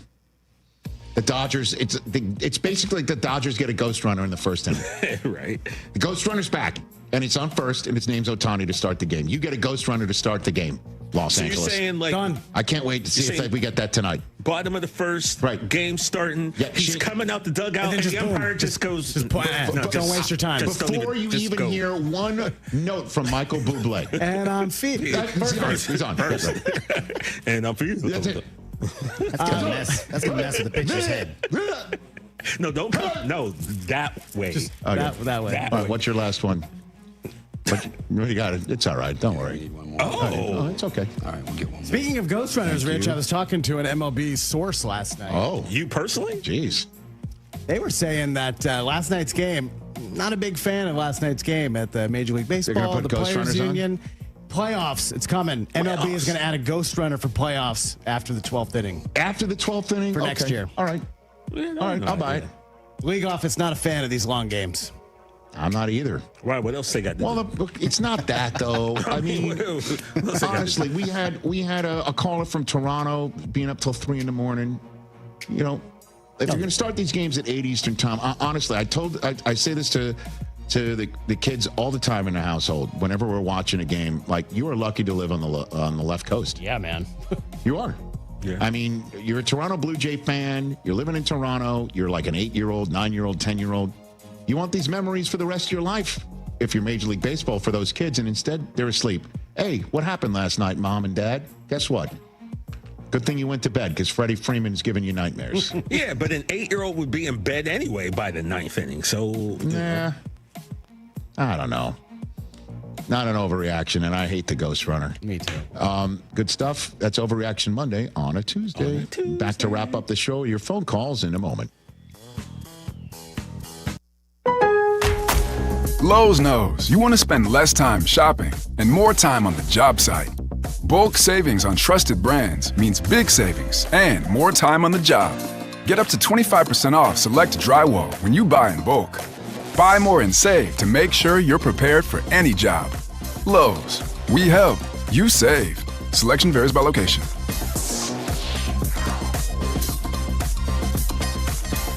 Rich Eisen here for Sonos, the speakers that bring every game to life in my own house. With studio quality sound, Sonos makes you feel like you're right there in the stadium. Whether you're cheering on your team, binging your favorite show, or listening to the hottest songs, Sonos fills every room with incredible sound. Setup is easy. Just plug in, open the Sonos app, and you're ready to go. Want stadium quality sound at home just like me? Because I love Sonos. You will too. Explore soundbars, speakers, and more at Sonos.com. Sonos. They look as good as they sound.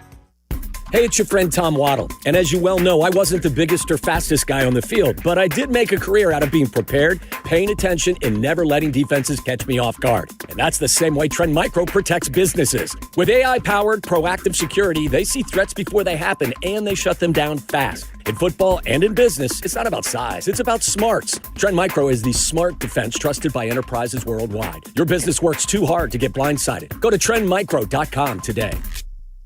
Hey guys, it's Silvy. You ready to take your sports action to the next level? You need Circa Sports Illinois, the world's largest sportsbook, now right at your fingertips. Circa does it the right way. High app limits, low holds, incredible customer service, and no bet fees, ever. Other books might charge you to get you in the game, but not Circa. With Circa, every play is your play. Download your new bookie today at circasports.com. It's the only place I play. Got to be 21 years or older. Gambling problem? Call 1-800-GAMBLER.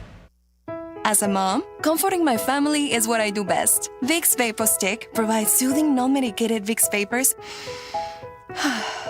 in an easy-to-apply stick, and it dries fast, so there's no mess. I use it to comfort myself and my family.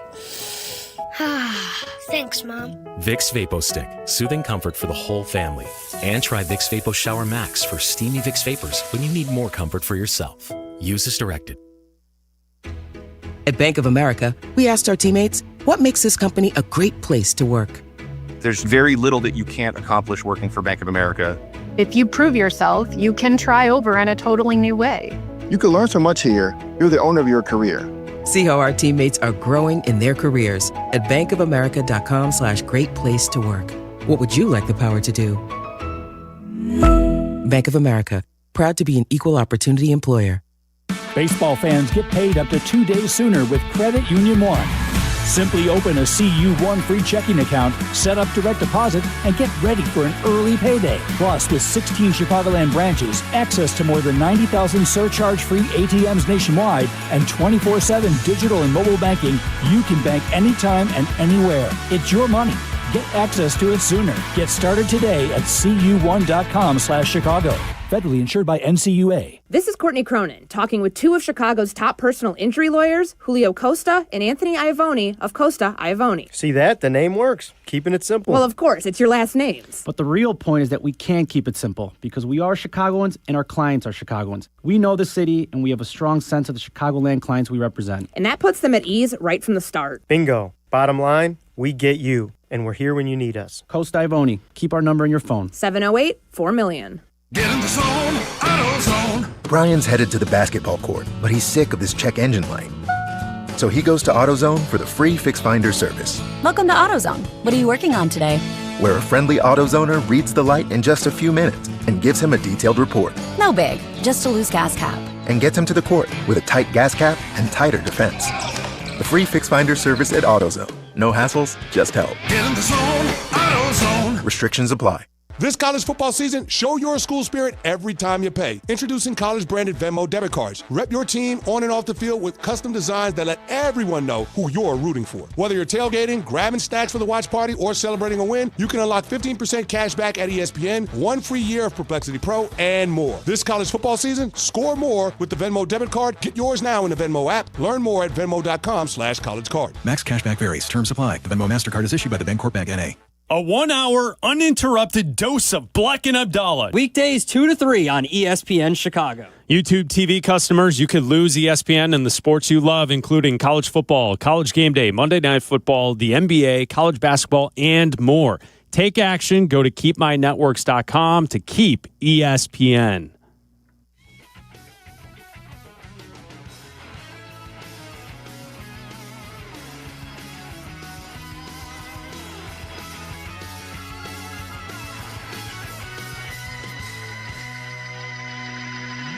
Bleck Abdalla coming up next.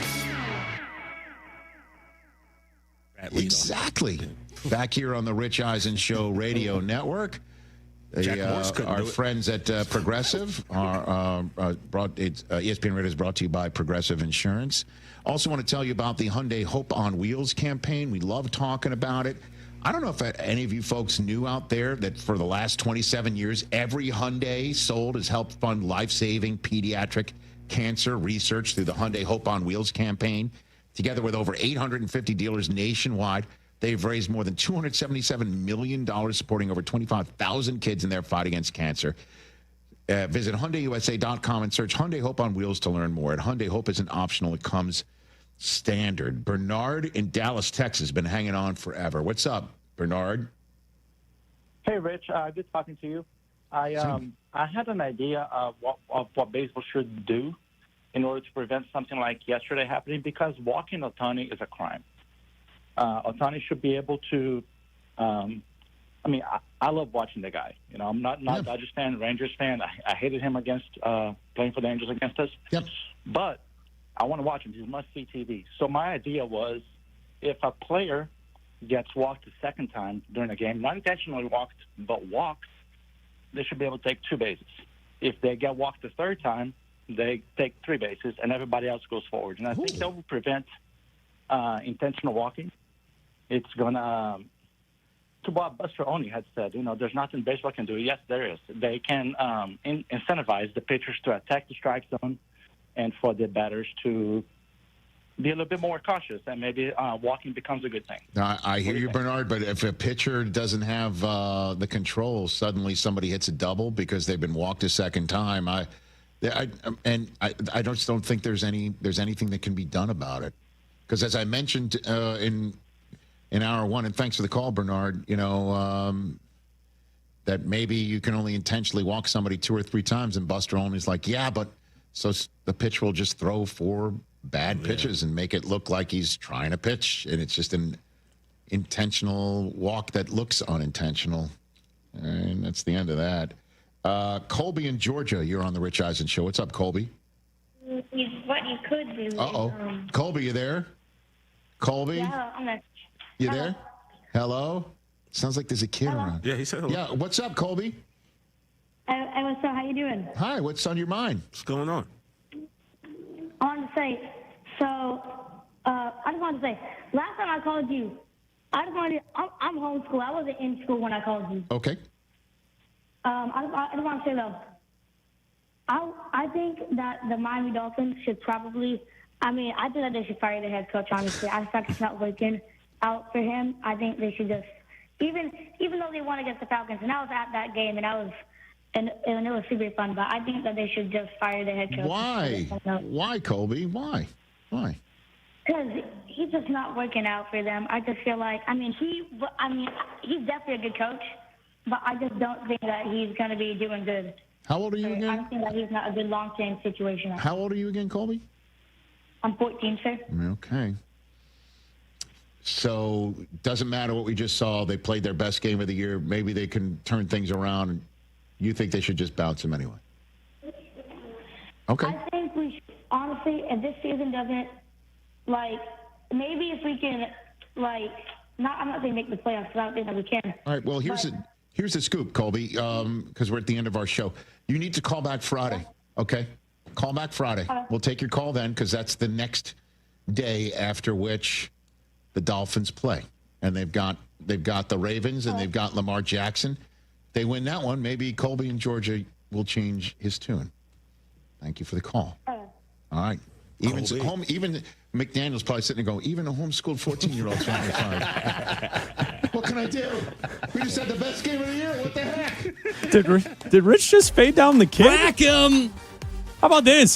Fridays, all calls welcome. Rich knows. Yeah, what's a Friday on a Tuesday? It's Bleck Abdalla. Yes, it's Bleck Abdalla coming up in 5 minutes here live from Chicago. Lots to talk about. The discussions about Caleb Williams and his development, Abdalla. People have their opinions. Yeah, there's lots of opinions out there. Opinions are like, I don't think I can say that on the radio, but everybody's got one of them, of those things. Haircuts? Some people have haircuts, some people don't. Okay. Some people don't have hair to cut. All right. I was trying to think of something that everyone has. Elbows. Okay. Everybody's got 2 of them. All right. Some people, actually, no, I don't think Some people don't have arms, so I guess technically they don't have. All right, we should probably go back to break, and we'll start this up in 5 minutes. Jason McKee will join us. We have a great song of the night. Jack McGrath is here with baseball thoughts. Big show coming up in 5 minutes here live from Chicago. Okay, all signed up. Easy. Now let's run payroll. What the? Hey girl, I'm you with more gusto. Nice. Who's that? New social media manager, hired and onboarded with gusto. And spoiler, we're kind of famous now. Wait, we're famous? Oh, well, I'm famous. Payroll, benefits, and HR. Designed and built for small businesses. Choose a future with gusto. Some people just know you can save money on car insurance by checking Allstate first. Like to check Kirk Herbstreit's pregame analysis first, before talking to your brother-in-law. In this game, the key thing to watch will be the offensive line versus their front seven. If they can get pressure without blitzing, this could be a long night. Okay, Kirk. I know stuff. Ooh, checking first is smart. So check Allstate first and see what you could save. You're in good hands with Allstate. Potential savings vary, including based on how you buy, subject to terms, conditions, and availability. Allstate North American Insurance Company and affiliates, Northbrook, Illinois. Hey guys, are you craving that legendary Chicago pizzeria taste without the wait or the price tag? Meet Connie's Frozen Pizza. Premium pizzeria-inspired pies from your freezer to your table. Oh, yeah. Born in Connie's restaurants, now in your freezer. Connie's brings that unmistakable flavor that says, I could have gone out, but why? Hosting, dodging cooking, or are you just hungry? The solution is Connie's. Find Connie's Frozen Pizza in your local freezer aisle. Connie's Frozen Pizza. Authentic Chicago taste without the pizzeria prices. This is the take care of my family goal. This is the enjoy the life I've built goal. This is the set up a foundation goal.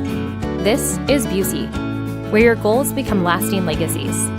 Through bespoke plans that maximize your wealth, through partnerships that give you peace of mind. Because building wealth, tending to it, and passing it down secures a brighter future. Busey Bank, building business, growing wealth since 1868. Member FDIC.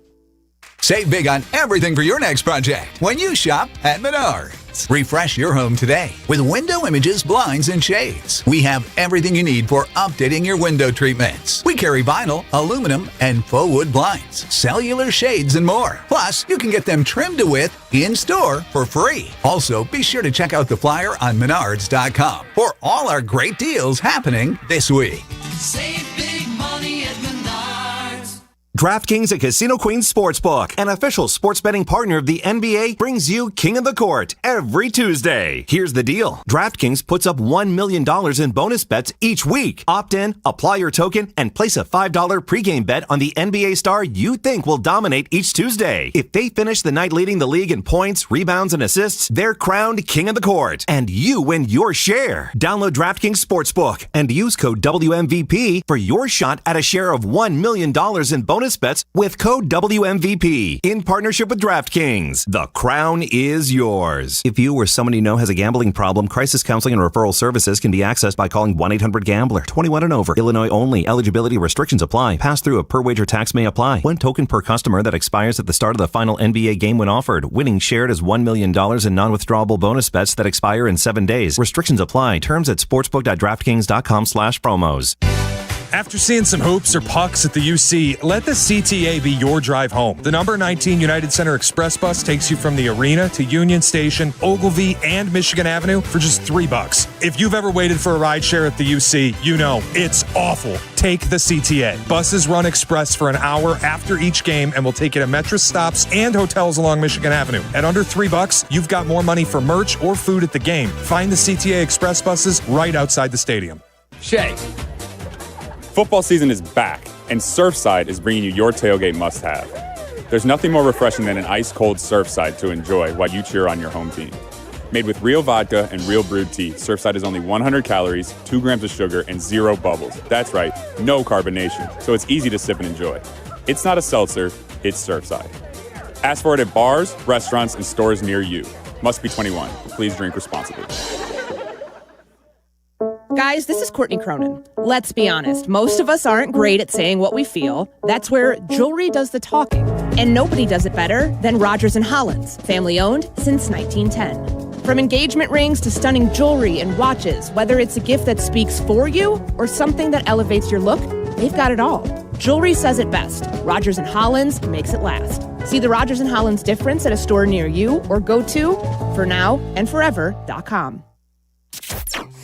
Live from State Street in the heart of Chicago, this is the home of the Chicago Bears, ESPN Chicago. And this is Bleck Abdalla, WMVP, WTBC, HD2 Chicago, a Good Karma Brands radio station.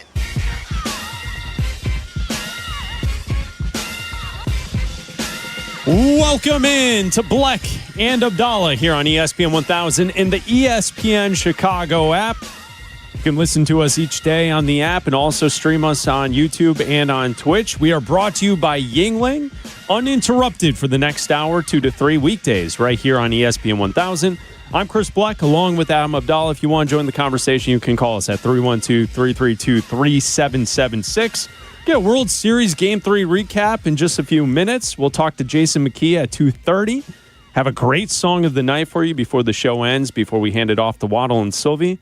But Abdalla, let's start with the Bears as they are off today up at Hallis Hall as they start prep tomorrow for the Bengals this upcoming weekend, Week 9 in the NFL. The Bears looking to get back in the winning ways.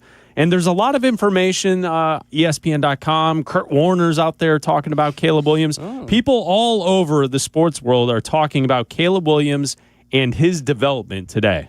Yeah, I think that, once you get a day or two away from the game and the loss, and you can analyze the tape and all the YouTube quarterbacks and former quarterbacks and everybody get a chance to look at the tape, you can kind of see, what's going on. And I think quarterbacks who used to play who now have YouTube shows. Yeah. Those are YouTube quarterbacks. Yeah. But also, like, Kurt Warner's a Hall of Famer, and he obviously played at the highest level, and but also, like, we heard from Ben Johnson, who watched the tape and, knows what's going on, knows what everybody involved in the play is supposed to be doing, not just Caleb Williams. He knows what DJ Moore and Rome Odunze and Joe Thuney and Theo Benedict and, Colston Loveland, and knows what everybody involved in the play is supposed to be doing. And I think that in the moment when we come in here on Monday after a loss, everyone is very emotional. And everyone is very quick to blame and judge. And the second the game ended, right, I got a lot of text messages and a lot of quick judgments of Caleb is done. I'm done with him. This is it. It's over, right? Whereas, you don't always have to respond to all of Nick Friedell's texts, right? I understand that, but as people who know and have listened to this station for years, he's like the number one hater of any Bears quarterback ever. But I feel like when he texts, I have to he's a friend of ours. I have to respond to him. I'm just joking. He actually didn't say anything this time, but I'm guessing at some point he will. He will, and I understand that. And I understand that people want to see more progress. And I get that you want to see, especially with Ben Johnson, like there was a lot of hype going into this season, and you want to see more progress, and it's not there yet. But people need to understand that this is a long season. There's going to be ups and downs. There's going to be highs and lows. We kind of thought that this game would be a little bit better than it was going to be. We hope that this game against the Bengals is going to be better. They're the worst defense in the NFL. You should have a game against the worst defense in the NFL. The game against the Giants, you should have a good game against the worst defense in the NFL. And now, with Ben Johnson, the head coach, kind of bringing up accountability with the players and them taking ownership of these pre-snap penalties and things that are going on, you kind of want to see all of this come together in this week here as they have the day off today. Maybe some soul searching is going on, whatever they're doing, and getting together and trying to figure this out, because you've got Wednesday, Thursday, Friday before you play a game on Sunday against the Bengals. Yeah, for sure. And I think that's where you mentioned the initial reaction yesterday, post-game on Sunday. A lot of people seeing the play from Caleb in the last 2 weeks specifically and suggesting that he's not developing. He's backsliding. He's not getting what Ben Johnson is putting out there for him. You mentioned Ben Johnson yesterday telling Jeff Joniak that he's working his ass off, and he thinks that he had a better game on tape than what he thought on the sideline coming off the field in Baltimore after the loss. I think Caleb's going to get it at some point. I also can realize and admit that the guy didn't play well this past week, and he didn't play well the week before. And that's where we get to this piece on ESPN.com. Benjamin Solak, one of our friends, he's been on the show many times. You may remember him around draft time. He gave us this classic phrase about Colson Loveland. After the Bears drafted Colson Loveland, he said that he's a, quote, Colson Loveland is plug and chug. He's a plug-and-chug player. Colson Loveland is plug and chug. I'd like to see him do a little bit more chugging. I'll tell you that. No blank. Colson Loveland is plug and chug. But He's doing a lot of plugging and not a lot of chugging. I'll tell you that. Benjamin Solak talking about Colson Loveland. Colson Loveland is plug and chug. I don't even know what that means. I just said it. Like, I don't even know if he's doing anything. Colson Loveland is plug and chug. I don't know if he's plugging or chugging right now. So Benjamin Solak has a new piece on ESPN.com. And it's titled NFL Takes on Drake May, Caleb Williams, plus Trade Offers. And he starts the column with Caleb Williams. And this is the headline at the Caleb Williams section of this piece. It's titled, Caleb Williams is fine, everybody relax. And so what Benjamin Solak does is he's really good at breaking down film. He's really good at figuring out how offenses are supposed to be called, how they're being called, how to operate. He's very good at dissecting the plays of the All-22 and everything that goes into offensive football. He's really good at it. And what he points out in this piece is that even though there's frustration with Caleb Williams and there's disappointment at this point, he leads off by saying that Caleb hasn't been bad this year. Not just decent, but better than decent. He's been good. And he lays out the case to why Caleb Williams, to this point this season, through 8 weeks of the NFL season, has actually been a pretty good quarterback, despite the conversation around Caleb Williams being maybe he's a bust. He's been disappointing. He's had a couple bad weeks. So what Benjamin Solak does on ESPN.com today is he lays out the stats. He looks at EPA per dropback, looking at Baker Mayfield and how Caleb isn't too far behind Baker Mayfield. Mm-hmm. And Baker has been an MVP candidate for much of this season. Yeah. He also talks about the success rate and how Caleb's is below most of the league average. But then he points to perhaps chemistry issues with DJ Moore and how there have been situations on tape where the receivers are not running to the places that Caleb is expecting them to be in. You could fault probably both sides to that, but it's a reason why the success rate is not quite there. And then he also talks about how Ben Johnson is coaching up Caleb Williams differently than how the young quarterbacks around the league are being coached by their head coaches, specifically Bo Nix, specifically Jaden Daniels last year. And what he lays out is ever since Theo Benedict has been starting since week 6, the Bears offense has essentially been called to protect Theo Benedict.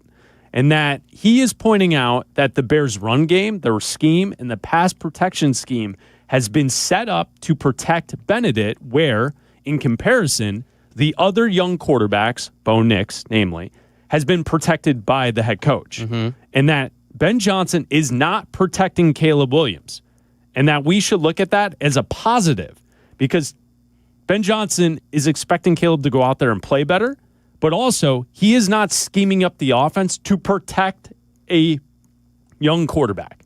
And I think that's what's interesting about the piece from Benjamin Solak is that he's pointing out the approach from Ben Johnson and the way he's calling this offense is different than the approach that other teams with young quarterbacks, who perhaps are those same people texting you, Abdalla, saying, hey, our guy's a bust, but look at this guy. He's having a great game on a Sunday, is that Ben Johnson is not protecting Caleb. And it eventually, when Caleb starts to get it, this offense is going to be way farther along than some of these other offenses. Yeah, and I think that, we talked about this a lot last year where Jaden Daniels was having a great year. They went to the NFC Championship game and everybody was saying, well, why can't Caleb look like that? The guys, the Bears picked the wrong guy. Why can't Caleb look like that? And it was, well, one, look at the dysfunction. Look at what went on with the Bears last year. They did something the Bears have never done before. They fired their head coach mid-season. They had to let go of the offensive coordinator even before that. He had to go through a new offensive coordinator and a new head coach. But also the way that the Bears were approaching the development and giving Caleb Williams, plays differently than Jaden Daniels. They were giving him everything at once, whereas Jaden Daniels was given more of what he was going through in college, and then they were adding and adding and adding because, Cliff Kingsbury was doing a lot better job of developing Jaden Daniels, and he was paying off. He was playing great, and he was playing well at the beginning of this year, and then he got hurt, and then, we saw a little bit of regression this year from Jaden Daniels, but he's still playing really well when he's out there and healthy. Now, unfortunately for him, he's hurt, and his team is not playing well as a result of that because Marcus Mariota, we saw yesterday, just can't play anymore. Like, he's just not good, and that's why he's the backup. And if you look at Drake May, obviously, Josh McDaniels is a great offensive coordinator, and that's all he's going to be. Like, you don't have to worry about anybody giving Josh McDaniels another head coaching job. He's going to be the Patriots OC for as long as he's there. Probably, yeah. No one's going to give him another run at being a head coach. Unless another owner is like, you know what? I think this is going to work. I highly doubt that that's going to happen.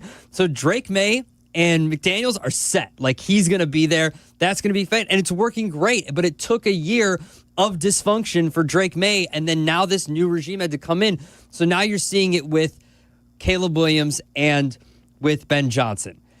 You had his dysfunction last year, and people want to know why this year it hasn't clicked, because you've got people that are doing the same thing.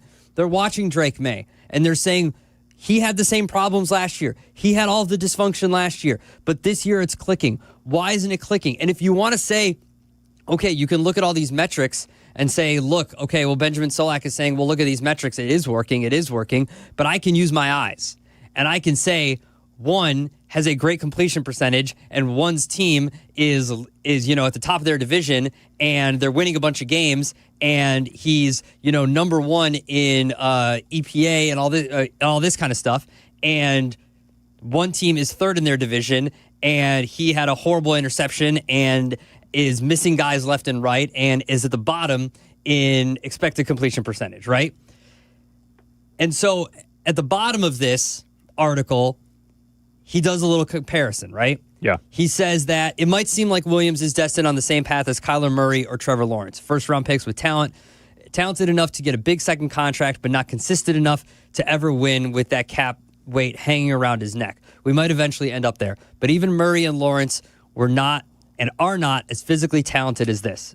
As such, I have an alternate arc comp to make. And people have been making this comparison a lot when it comes to Caleb Williams. Yeah, it's a big point of conversation I heard on the morning show. It is. And it's that, could Caleb Williams become Josh Allen?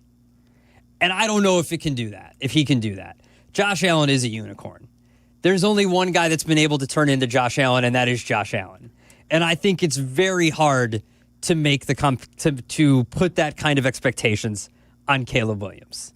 Like, if he turns into Josh Allen, that's like... I don't think it's unfair to put those expectations on him. He was a Heisman Trophy quarterback that went number one in the draft, and his arm talent is as good as Josh Allen's.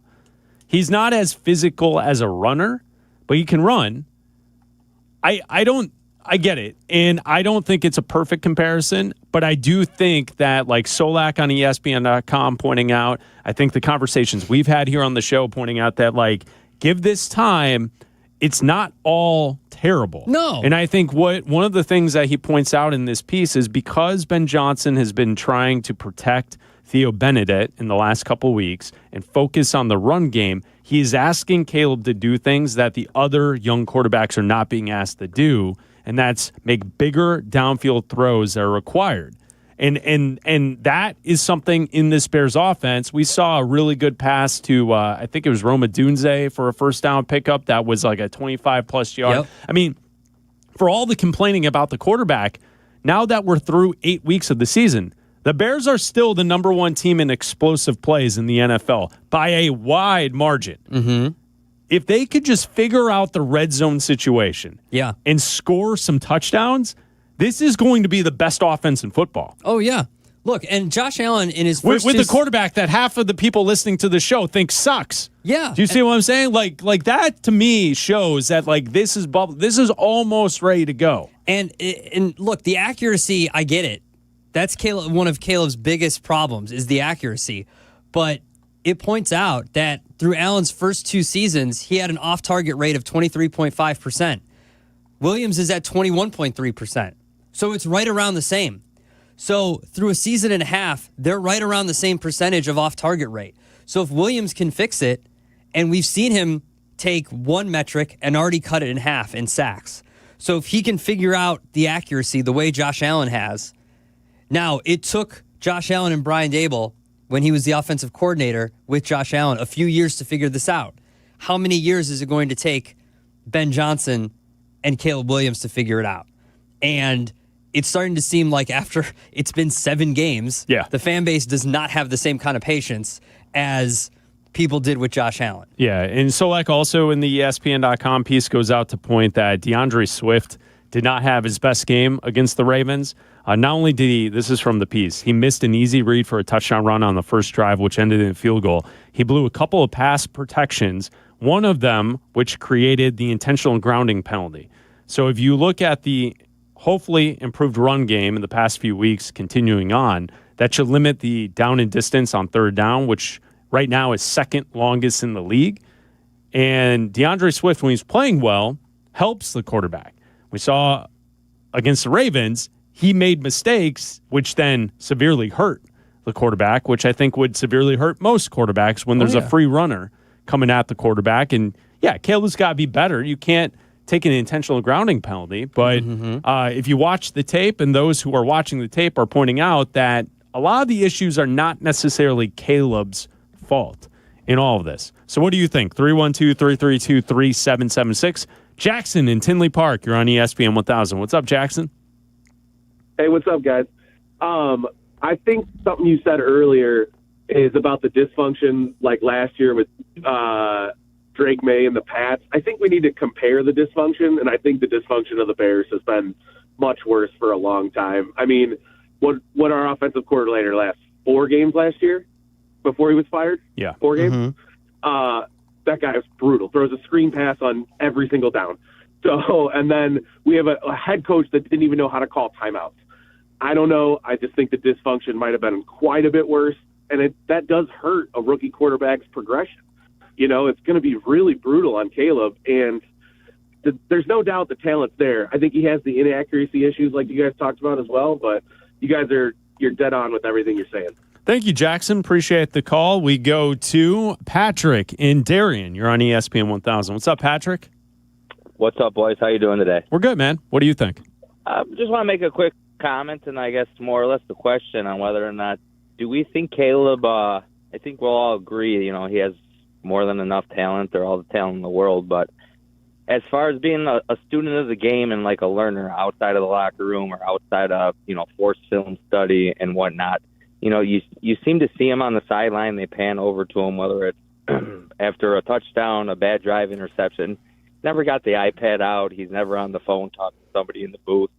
It just seems like, you know, this could be a generational type thing too. You know, some of these young guys coming out of college, they got all the talent in the world, but they're not, you know, they're not putting the time in at home, watching film, putting hours in at home. So I just wanted to make that comment and see what your guys' thoughts are on that, or if anybody has any information, you know, within in the locker room on what type of guy he is. So Thanks for the call, Patrick. Appreciate it. I know Ben Johnson said yesterday to Jeff Joniak that Caleb is working his ass off. Direct quote. Yeah. I don't know. I think, how can I say this? Ben Johnson's not in the business of protecting people. Well, okay, yeah, that's one side of it. I also think people continuously going to the Surface tablet that the quarterback may or may not be looking at on the sideline. They don't show you him sitting there the entire time. I get it. A lot of times on camera, he's just sitting there. But usually they look at that stuff the moment they come off the field, and then they wait till they're back on the field. I don't know. I feel like it is a talking point that a lot of listeners really focus in on, and I do not think it matters. Yeah, I agree with you. Or he comes off the field and they go right to him when he comes off the field and he sits there, and then they show you the defense for 15 minutes and we don't get a glimpse of Caleb for the next 15 minutes. Yeah, that's my point. So we don't know what he's doing for 15 minutes. That's my point is unless you have some kind of, field pass camera angle where it's just fixed on that one player. You know how sometimes they do the super broadcast for like the college football championship game? Yeah. And like you get the 30 different options you can go through and find that one feed you want to watch. Mm-hmm. Like unless you have a specific feed or you're at the game sitting there specifically behind the bench only watching Caleb. Yeah. I don't know if you can really go off of what they're showing on TV. Yeah. Are we still using the phone? What phone? Like, are they still using the phone to the booth? I think so. I think when it you just go exists. talk to Ben Johnson? Yeah, right. Like, well, the Bears probably don't. Like, I mean, maybe he does occasionally talk to Declan Doyle, but Yeah, but I would you just imagine go- you would just talk to Ben Johnson when you're standing there. He would just go talk to Ben Johnson. Yeah, which he does. Yeah, exactly. I don't know. It's something that I do not get bothered by for any quarterback. I don't. It's not something like it's just the cut-ups of the plays that they're looking at. So Yeah.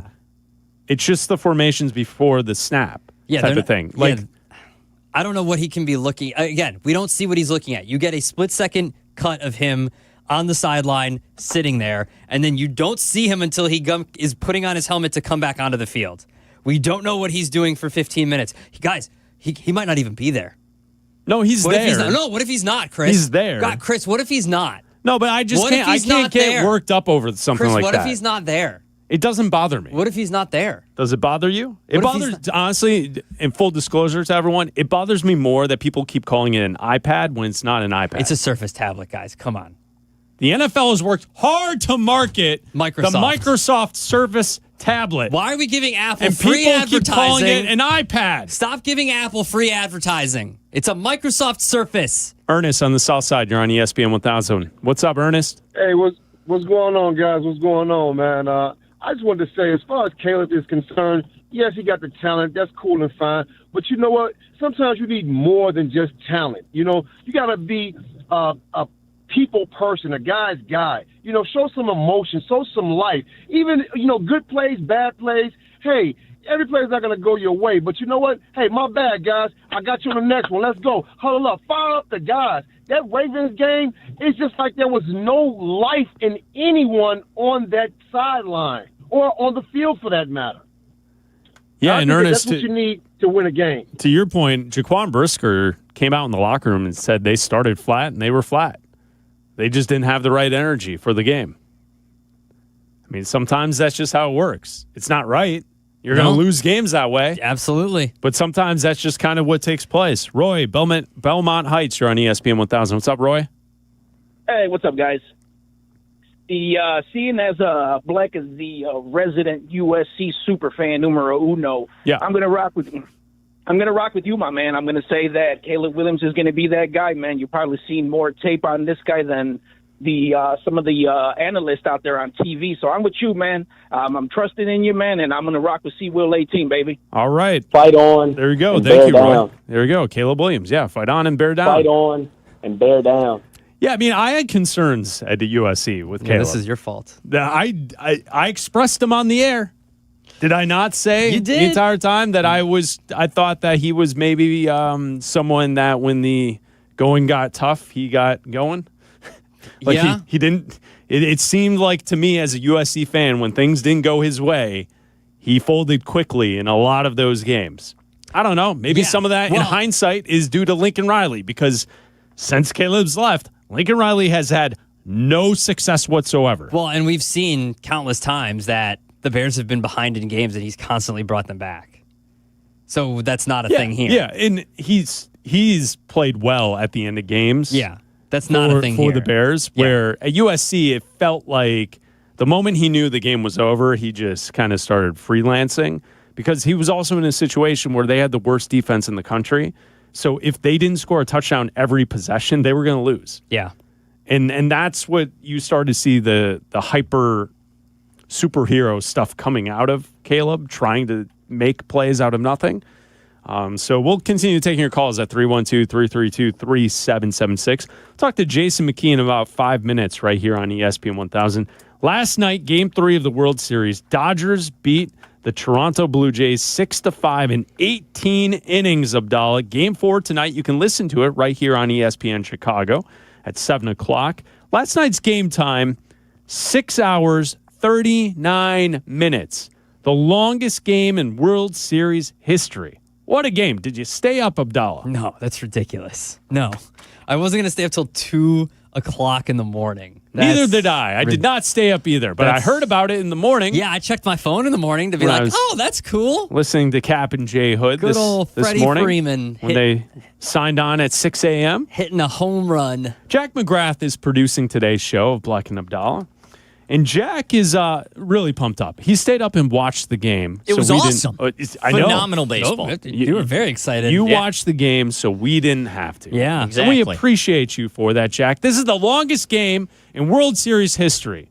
Do you perhaps have the shortest recap possible for us? Shortest recap possible, 90 seconds. 90 seconds. That's That's short. That's 5 seconds per inning. Do you know how recap. long our show is? Our show is only 60 minutes. Technically, it's only like 59 minutes. Wow. All right. Okay. You're all right. taking a minute and a 90-second half of it? recap. All right. Jack McGrath's 90-second recap for Game 3 of the World Series. Go ahead, sir. All right, well, we need the intense clock music here. Oh, now you're taking away seconds. We'll start at the. I don't need them. I can go so quick. Quit We'll wasting start his at the very time, beginning. Abdalla. Scherzer on the mound for the Blue Jays. Glass now on the mound for the Dodgers. Teoscar Hernandez solo home run in the second. Shohei Ohtani solo shot in the third inning. Freeman throwing out at home though to end the inning. So keep that in mind. So we're 2-0 in the third. Yes. Tommy Edman, pretty good fielder, makes an error on a possible double play ball. Alejandro Kirk, ba-boom! 3-run home run. Blue Jays up 3-2. You call a lot of college athletics as ba-boom one of your calls? Ba-boom is not. Tell me They ba-boom tack is on in your Zach repertoire. Fly. 4-2. You're wasting my time. Oh, Fifth sorry. inning. Scherzer's out. You're wasting my Ohtani time. doubles.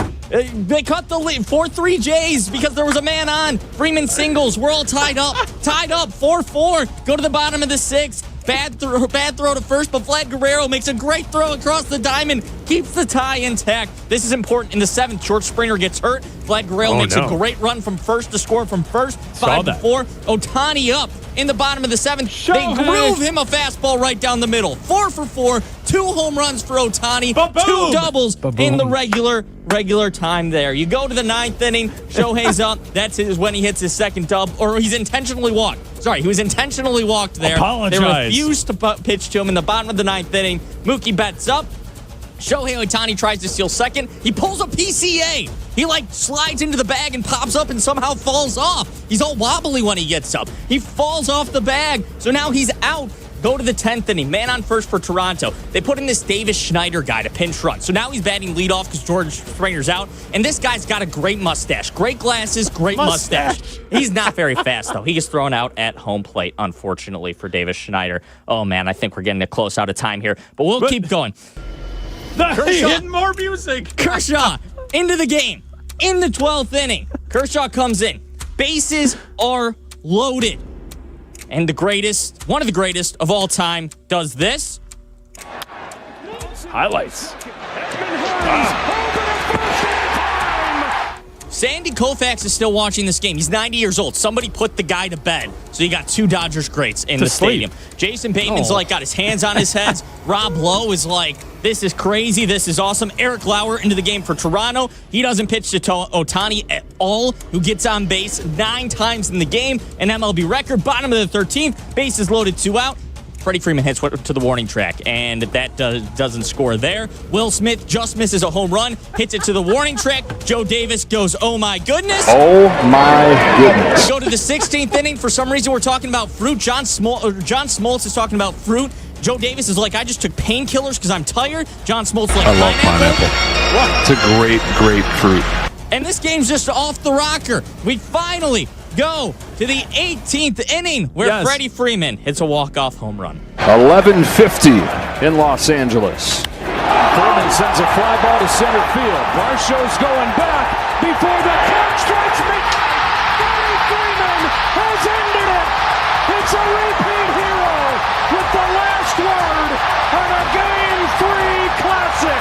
Will Klein, the hero for the Dodgers. He gets the win, pitched 70 pitches. Yamamoto was going to come in the game, which was even crazier. Will Klein, who only pitched 15 innings in the regular season, wasn't even on the roster the past 3 series, is the hero for the Dodgers. Thank you, Jack. Thanks, Ba-boom. Jack. Ba-boom. I love that. Ba-boom. That's Jack McGrath with the shortest recap. That really wasn't short at all. That was like 3 minutes. I feel like SportsCenter's recap was shorter. Yeah, I mean, if I wanted to watch that on YouTube, it would have been shorter. The MLB recap was shorter. 18 innings. 18-inning game, guys. A 6-hour, 39-minute game. The Dodgers win Game 3. They're up in the series, 2-1. Game 4 tonight, 7 o'clock from Chavez Ravine. Ohtani on the mound. Can't wait. What can't he do? I mean, it's going to be awesome. You're going to be tuned in. I'm going to watch. You can listen to it right here on ESPN 1000. He's we don't get to watch a lot of the best evers. Yeah. He's the best ever. You got to lock in, especially tonight that he's going to pitch after what he did. Yeah. Last night at the plate. YouTube TV customers, you could lose ESPN and the sports you love, including college football, college game day, Monday Night Football, the NBA, college basketball, and more. Take action. Go to keepmynetworks.com to keep ESPN on YouTube TV. It's Bleck Abdalla here on ESPN 1000 and the ESPN Chicago app. Uninterrupted until 3 o'clock right here on ESPN 1000. We now go to the Yuengling guest hotline, and we talk to Jason McKee every Tuesday at 2:30. We catch up with the former Bears fullback. He also works the sidelines for the Bears radio network. Every game you can listen to right here on ESPN Chicago. Jason, after the loss to the Ravens, how did the Bears kind of take what they saw in that game? It seems like they just didn't perform well over the fact that the Ravens just flat out beat them. How do they correct the mistakes that they had on Sunday? Yeah, it starts off with penalties, and you heard Coach Johnson during his press conference post-game and yesterday, talking about it's controlled by the guys in that locker room. The coaches can speak about it ad nauseum, but at the same time, the players are the ones out there running the plays. So we've got to understand that, hey, you know what, we can't jump, we can't false start. We can't have those self-inflicted mistakes that we can control.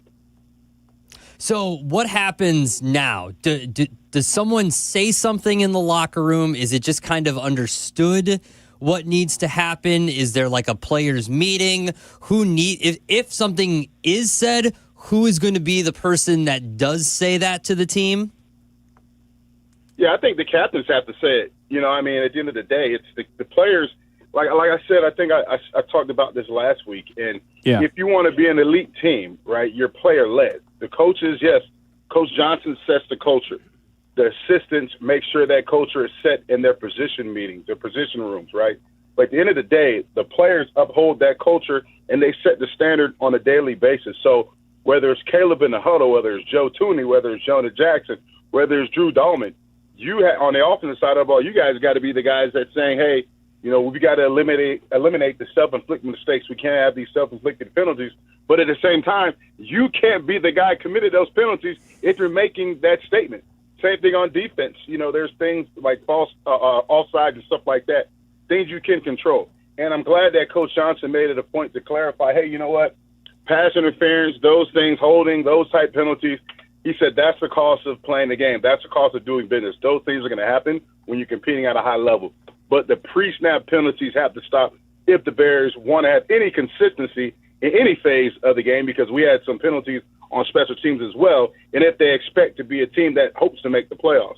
With the false starts and the procedural penalties pre-snap, Jason, when you were in the huddle and you were in a Bears uniform and you're waiting for the snap to take place, did you ever find yourself in a spot? Because I feel like the tight ends specifically and some of the wide receivers, they get a little jumpy. And they just are not settled with what the play call is or whatever the case may be. And that's where you're getting these procedural false starts and these issues pre-snap. Were you ever in a situation where what was going on in the huddle, and then when you would get into your spot to line up, it was like you had to remind yourself, wait a beat or wait for the movement?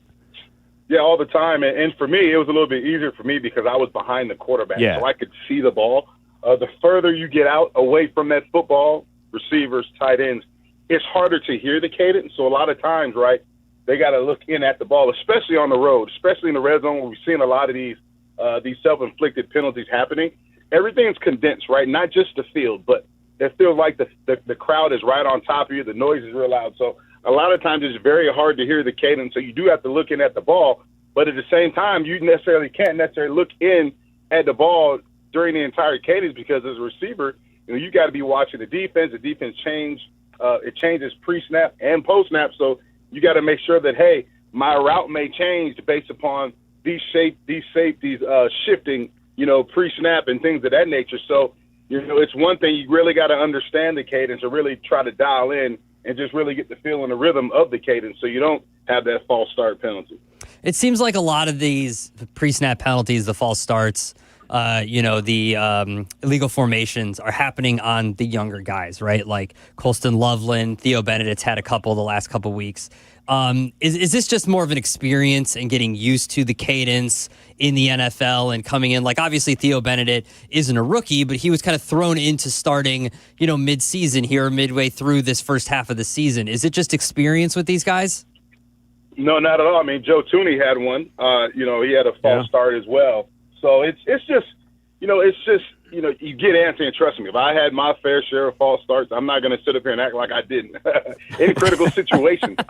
So it's a matter of, as a player, you get antsy. It's a critical situation in the game. You're down in the game. You want to make a play. You want to execute your assignment for your teammates, for the brothers, for your organization. And then, you get antsy and you're so excited, right? The adrenaline's flowing. The intensity's picked up. I want to go make my block, and boom, I'm on the wrong count. Next thing you know, I'm false starting. So it's tough. You really gotta hone in on what you're doing and hone in on the cadence and just make sure that, as a whole, and I'm not going to say you're not that guy, but as a whole, to make sure that you guys are operating, on an elite level and not having those self-inflicted mistakes that's going to continue to put you behind the chains, that's going to continue to not enable you to put points, touchdowns on the board in the red zone, and that's going to not enable you to win a game. Why did the offensive run game struggle unlike what we saw the 2 weeks prior? What did you see from the sideline that was different about the Bears' run approach this past week against the Ravens? I saw the same approach. So I saw there was some explosive runs. Like Carmen Jurko had a couple of explosive runs. DeAndre Swift had a couple of explosive runs. I wish we would have ran it more. I just think, I think Coach Johnson kind of went away from the run. Obviously you were down, but as it got later in the game, when the game was still within reach, I still feel like you should have handed that ball off to your running backs and to just to help Caleb a little bit. So I would have loved to see more volume in the run game. But in terms of, what we saw in past 3 weeks, I still think we saw a lot of the same things. I still think, guys were executing at a high level, getting their blocks at times. And I saw at times, hey, the Ravens, they win their matchups at times, and that's football. You're going to win some, you're going to lose some, but you got to win more than you lose if you want to be on the right side at the end of the game. Do you think it was just going away from the run, or do you think that groin injury is bothering DeAndre Swift more than we know? Yeah, I mean, based upon, the runs that he had, it didn't seem like it was bothering him. I mean, he had a big run in which he cut it back. I forget how many yards he got on that run, but it was an explosive 10-plus yard carry. You look at the screen that he got, the big screen that set up the 1-yard touchdown run that he had. It seemed like he was fine. Even, I don't think that was the case. I just think that, Coach Johnson just got away from the run game for some reason. I'm not sure. How can the Bears defense get more pressure with the front four? Yeah, I think, we saw it at times. You saw the sack by Dexter. Well, I don't know if they graded it a half sack between Dexter and Grady Jarrett. You saw Montez get one. But, I just think you got to try to find ways to, whether you're running different types of stunts and twists, to try to find ways to scheme your best pass rushers up to where they get a one-on-one matchup in terms of that offensive line and protection. And then, hey, you may have to bring some second-level pressure. You may have to bring Tremaine or TJ, even third-level pressure, Brisker, down there in the box and blitz him as well. We saw a little bit of it against the Ravens, but, hey, you may need more of it because you see when quarterbacks have time to sit in that pocket regardless of who's playing. You saw Tyler Huntley had a pretty good day when he had time, and regardless of who's in there, if you have an NFL quarterback that has time in the pocket, it's so hard to cover in this league. Everything is almost a pass interference call, and it's even harder when you have backups in there replacing, Tyreek Stevenson and Kyler Gordon. We ask you every week for your assessment of Caleb Williams. He's kind of struggled the last couple games against the Saints, against the Ravens. What do you think of him so far through the season, and especially these last 2 games?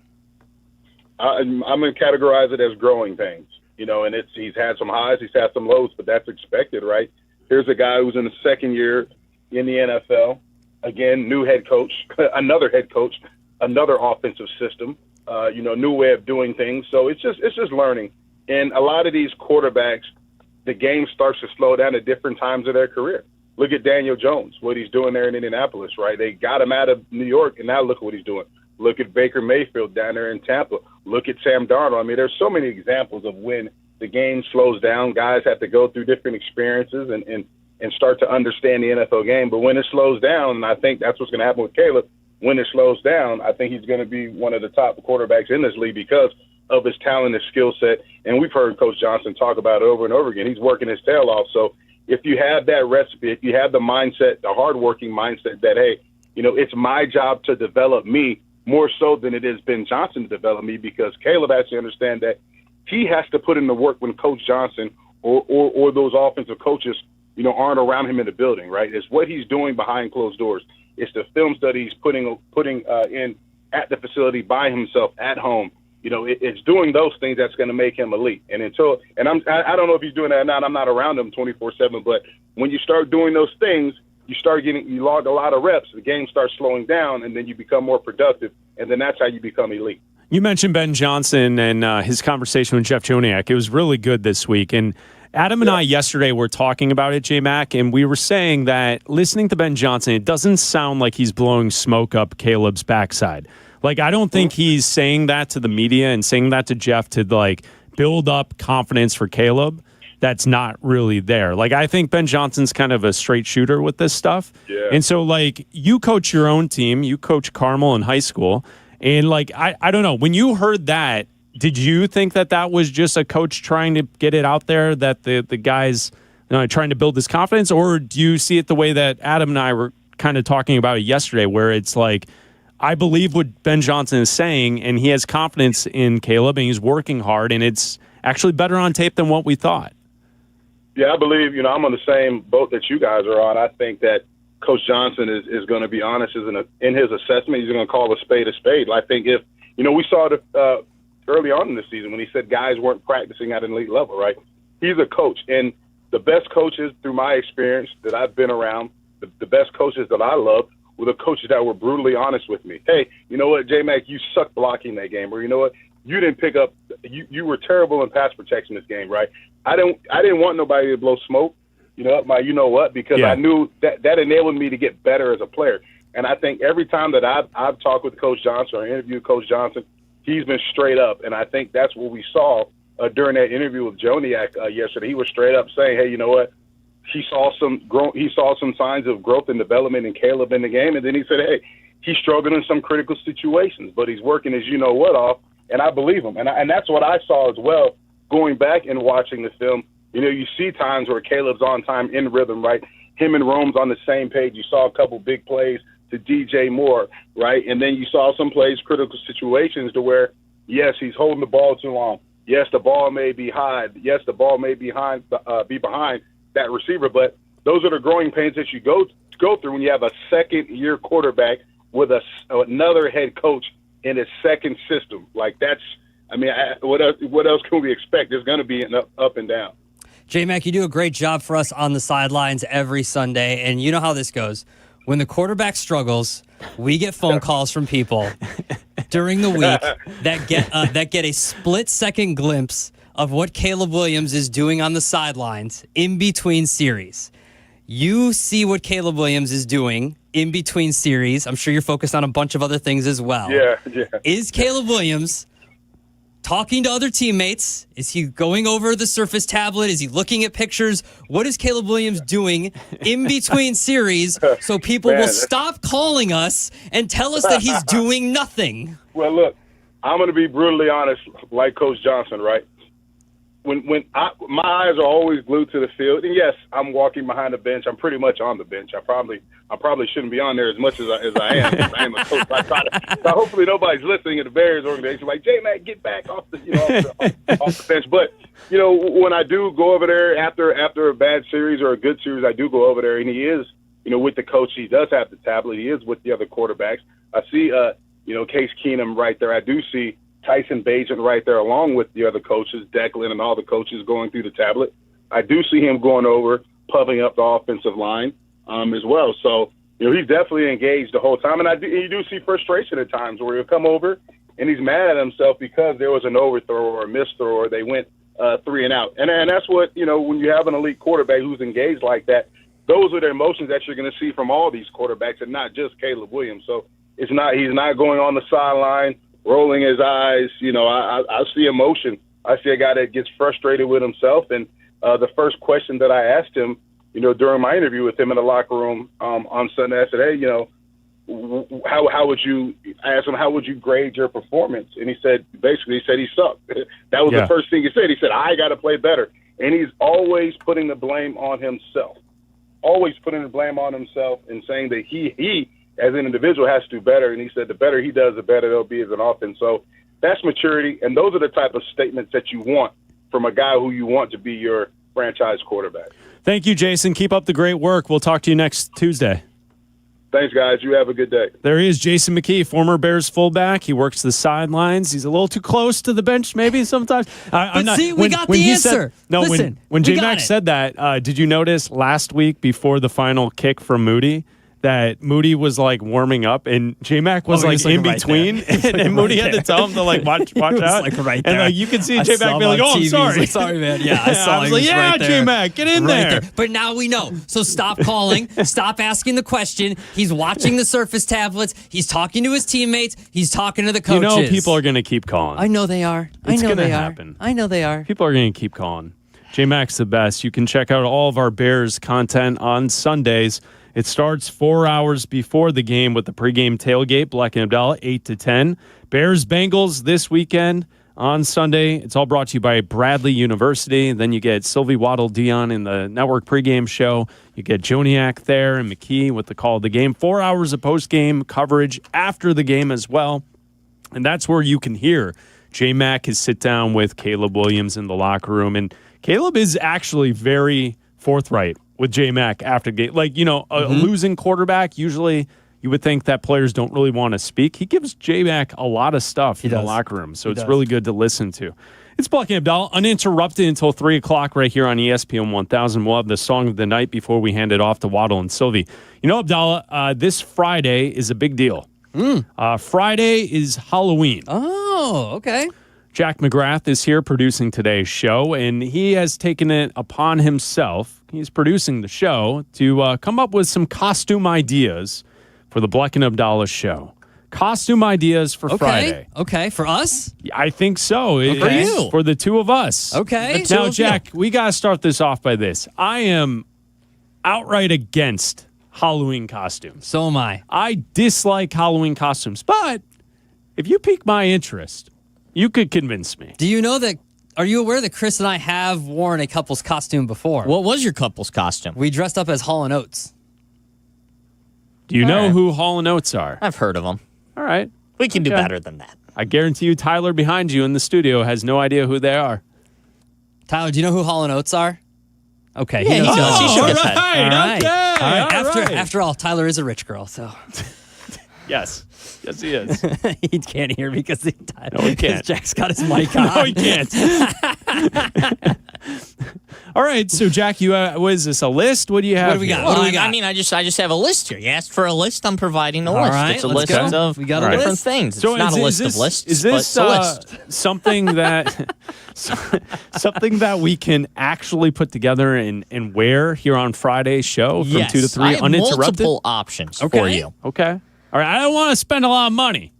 I'm not spending any money. I'm not spending like $600 for one of those T-Rex costumes that you see people walking down the street in. I got a story about that for you. Oh, my God. I was so annoyed yesterday. For someone. Anyway, keep going. I digress. Go ahead. All right. First off, you guys strike me as very Bert and Ernie. You guys can be Bert and Ernie from Sesame Street. All right. End the show. If you can put together a Bert and Ernie costume for us, I will wear it. No, I'm not dressing up as Rubber Bert and Ducky. Who's who? You're the one. Which one's got the longer face? Bert. That's you. You're obviously Chris. Bert. Is that an obvious? Yeah, you're obviously Bert. Which one is Bert? You're the curmudgeon.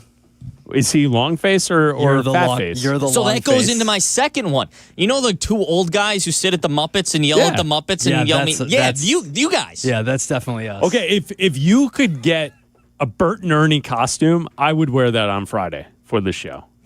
Well, I have to get your costume for you? Yeah, produce it up. All right. That's something Bert would say. Yeah, you're definitely Bert. All right. Yeah, okay. So you know that the Phillies lady who took the baseball from the young kid? The Fanatic? No, she stole the foul ball and it was a viral video. Yeah. Okay. Yeah, the Yes. Phillies Karen. Yeah. The Karen in the baseball. All right, you're 1-1. You're 1-1 right now. That one was a swing and a miss. Is he the baseball? Well, I don't know. So Adam has more Karen tendencies usually. Oh, but man. I have never called a manager. And Oh, man. Chris has definite manager energy. No, I've never done that. I would never do that because I'm afraid that people are going to spit in your food. That's like if fair. you're a restaurant and you call over the manager, they're going to mess with your food. So I don't do that. Oh, he dropped off the line. My next one, Eddie from the North Side and Joey G from Melrose Park. Okay, I think I'm more of an Eddie. You're more of a Joey G. That's fair.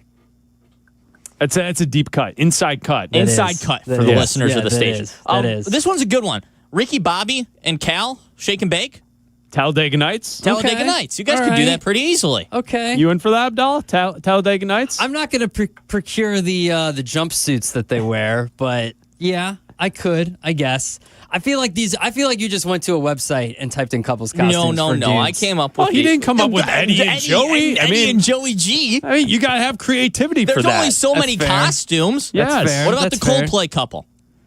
Coldplay couple? Oh, that's going to be so overdone. That's going this to be, week. yeah, I feel like that's That's going to gonna be be a lot of everywhere. so many Coldplay couples. There's going to be this so weekend. many of that. And Yeah. then Sully and Mike from Monsters Inc.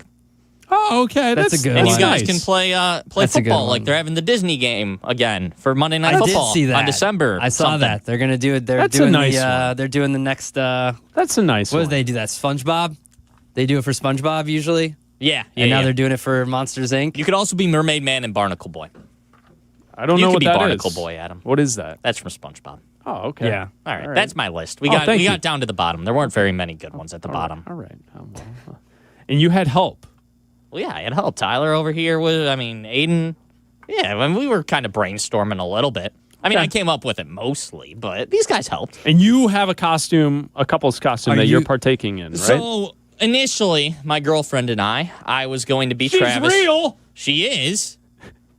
I was going to be Did Travis. we tell that story on She Carmen just and goes Yurko? to a I think different we high did, school. right? Don't worry about Yes, it. this was we told. told that story on Carmen and Yurko, right? Yes. She's real. The story- She's from a different city. She's not from around here. Of course. She goes to a different I high haven't school. met her yet, but she is real. Don't Sure. worry about it. Initially, I was going to be Travis Kelsey, and obviously, she was going to be Jason Kelsey. That's funny. But then we decided not to do that. That would Wait, well, that's you're a not good, doing it that's a anymore. good spin. Well, I like yeah, that. Halloween but is Friday. She How do you didn't not want know to what you're dress up doing? as Jason Kelsey. I don't know what to tell you. Why? That's funny. She could wear a beard. I'm not the boss. Oh, Jack, none of us are. It's a life lesson. You just I go, think we you should just go with the flow. That's the best advice I can give. I think we Just should dress say, up sure. as Waddle and Silvy. Waddle and Silvy? Okay. All right. You're dressing up as Waddle? I'm sitting in the chair. Okay. And I'll dress up as Silvy. I'm just going to bring a visor and That's I'm just going to he bring does wear visors. I'm just going to bring I'm a with you. visor and a vest, a puffer vest. I'll That's bring it. my what are they called? My joggers. I'll wear some joggers. Wear some joggers I'll be ready to go. I can just wear this. and an obvious shirt. Oh yes. Yes, I could wear an obvious shirt. There you go. That's it. All right, that would work. Costume done. Boom. Jack, you go as Tyler. You got to All wear a right. CDGA quarter zip. CDGA quarter zip. CDGA quarter zip. That's the way to Jeans. do it. Yeah, I got it. I'll bring my dog and he can be Charlie. And it'll be Char Dog. Char Dog. You got to be eating a bunch of prepackaged meat. Gus will go as Char Dog. Yeah, Gus will go as Char Dog. Right, there you go. Then we got the Waddle and Silvy show down. There it is. They're coming up in 5 minutes right here on ESPN 1000. Thank you to Jack McGrath for producing today's show of Bleck and Abdalla. We'll be back tomorrow right here on ESPN 1000 at 2 o'clock, 2 to 3, uninterrupted every day, brought to you by Yuengling. Can I have just like 30 seconds on the Chicago Bulls You got last 10 night? seconds for every win. Go. Hey, the Bulls last night, they beat the Hawks 128 to 123. They're 3-0 in the season. Their next game tomorrow night, hosting the Kings at the UC. I would assume another great game off the bench. He had 21 points off the bench. He went 4 of 6 from 3. Mm-hmm. Josh Giddey is playing really well. And I know that like the way the last season ended, like the Bulls don't have like a closer go-to guy. But they got a lot of interesting, fun pieces. Giddey, 18 points, 13 rebounds. Vooch last night. Somehow Vooch makes a lot of sense on this team. 17 points, 17 rebounds, 9 assists. Yeah. Like, you move away the Zach LaVines of the world and the DeMar DeRozans, and Vooch actually kind of makes sense with this young, fun group. You should go tomorrow and see the return of your guy. I might. Zach LaVine back in town tomorrow night. I'll look into it. But Tribute video? Bulls, 3-0. How about that? All right, let's get to the song of the night. Hey, Tribute turn up video. the volume and don't touch that I bet you they do. Of course they will. They're going to put him in the Ring of Honor. Dial on my phone. Yeah, it's just an never mind. Crank the volume because it's time for Bleck Abdalla's Song of the Night. Tonight's song. We go to Wolf Mother, Woman from 2005. It's your song of the night.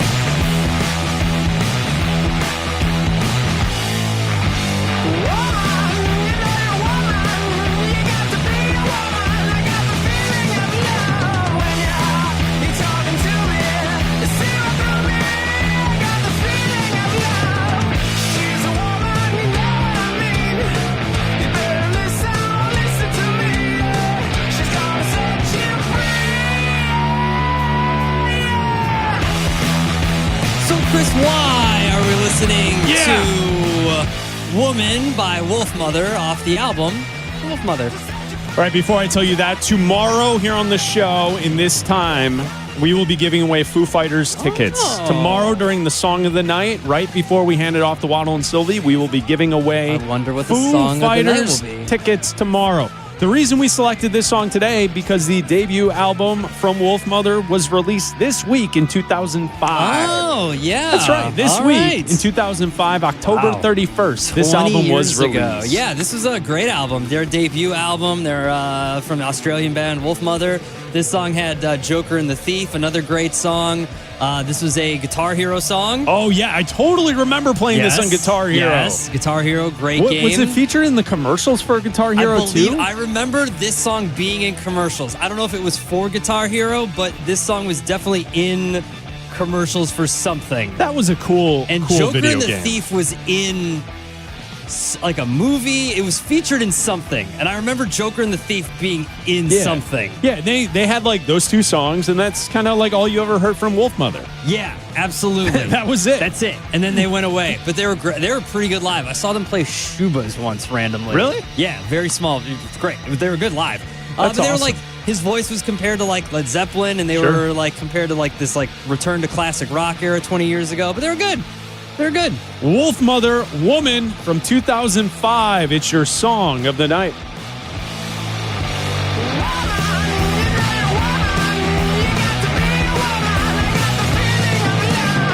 Oh, it was The Hangover. Somebody Twitch said The Hangover. Oh, good call. Yes.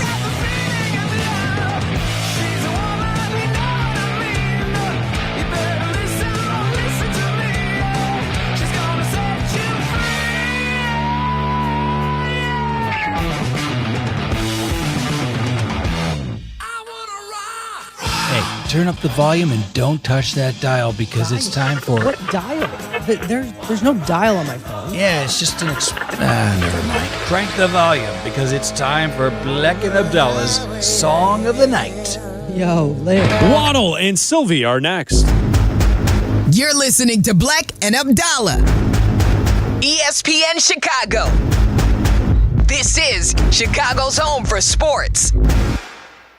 Hey, fans! Welcome back to Fansville's Cheers and Tears. Oh. Okay, so like everybody deals with losing, right? To a rival on a last-second field goal. Whatever, it's fine. I'm totally fine. But I cope with losing with an ice-cold Dr. Pepper. Those 23 flavors are like so delicious. They totally wash away the pain of your college football team taking a big fat L. College football, it's a pepper thing. A Progressive Home and Auto Bundle can protect you round the clock, but we can't protect you from those painful moments in sports. Oh, I can't believe we blew a 5-touchdown lead. Sure, but you got to feel like they were going to win for almost the entire game. But I was about to buy playoff tickets. So you were prepared for a good time. That's pretty nice. It's the worst loss any team has ever had. And you got to witness history. Okay, we're done here. Well, at least your home and auto are protected with a bundle from Progressive. Progressive Casualty Insurance Company affiliates and other insurers. Not available in all states or situations. This is ESPN Chicago, WNVP, WTBC, HD2 Chicago, a Good Karma Brands radio station. Hello, everybody. How's it going? Sweet. Goes back in. It's lifted to deep right field. Towards the corner. Goodbye. Ohtani goes deep. There goes Hernandez. There's a ground ball to short. Long throw. Hernandez not going to get there. Throw to third. Bang, bang. He's out. Vladimir Guerrero Jr. Ohtani. Oh, center cut fastball. Blast one. And ties it. Shohei. On a 3-2. Varsho pulls it off Freeman's glove and down the line. Trying to put off the heads for third. Evans throw.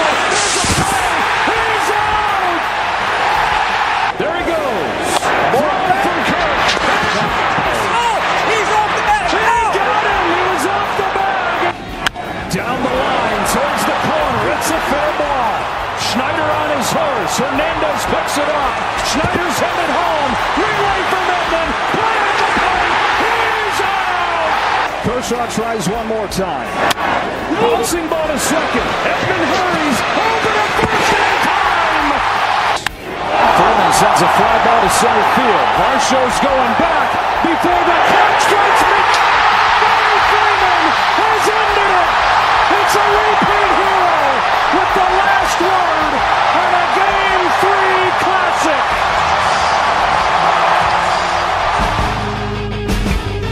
It truly was unbelievable, guys. Maybe this will be known as the game. I was gonna say the greatest game that maybe you really didn't see.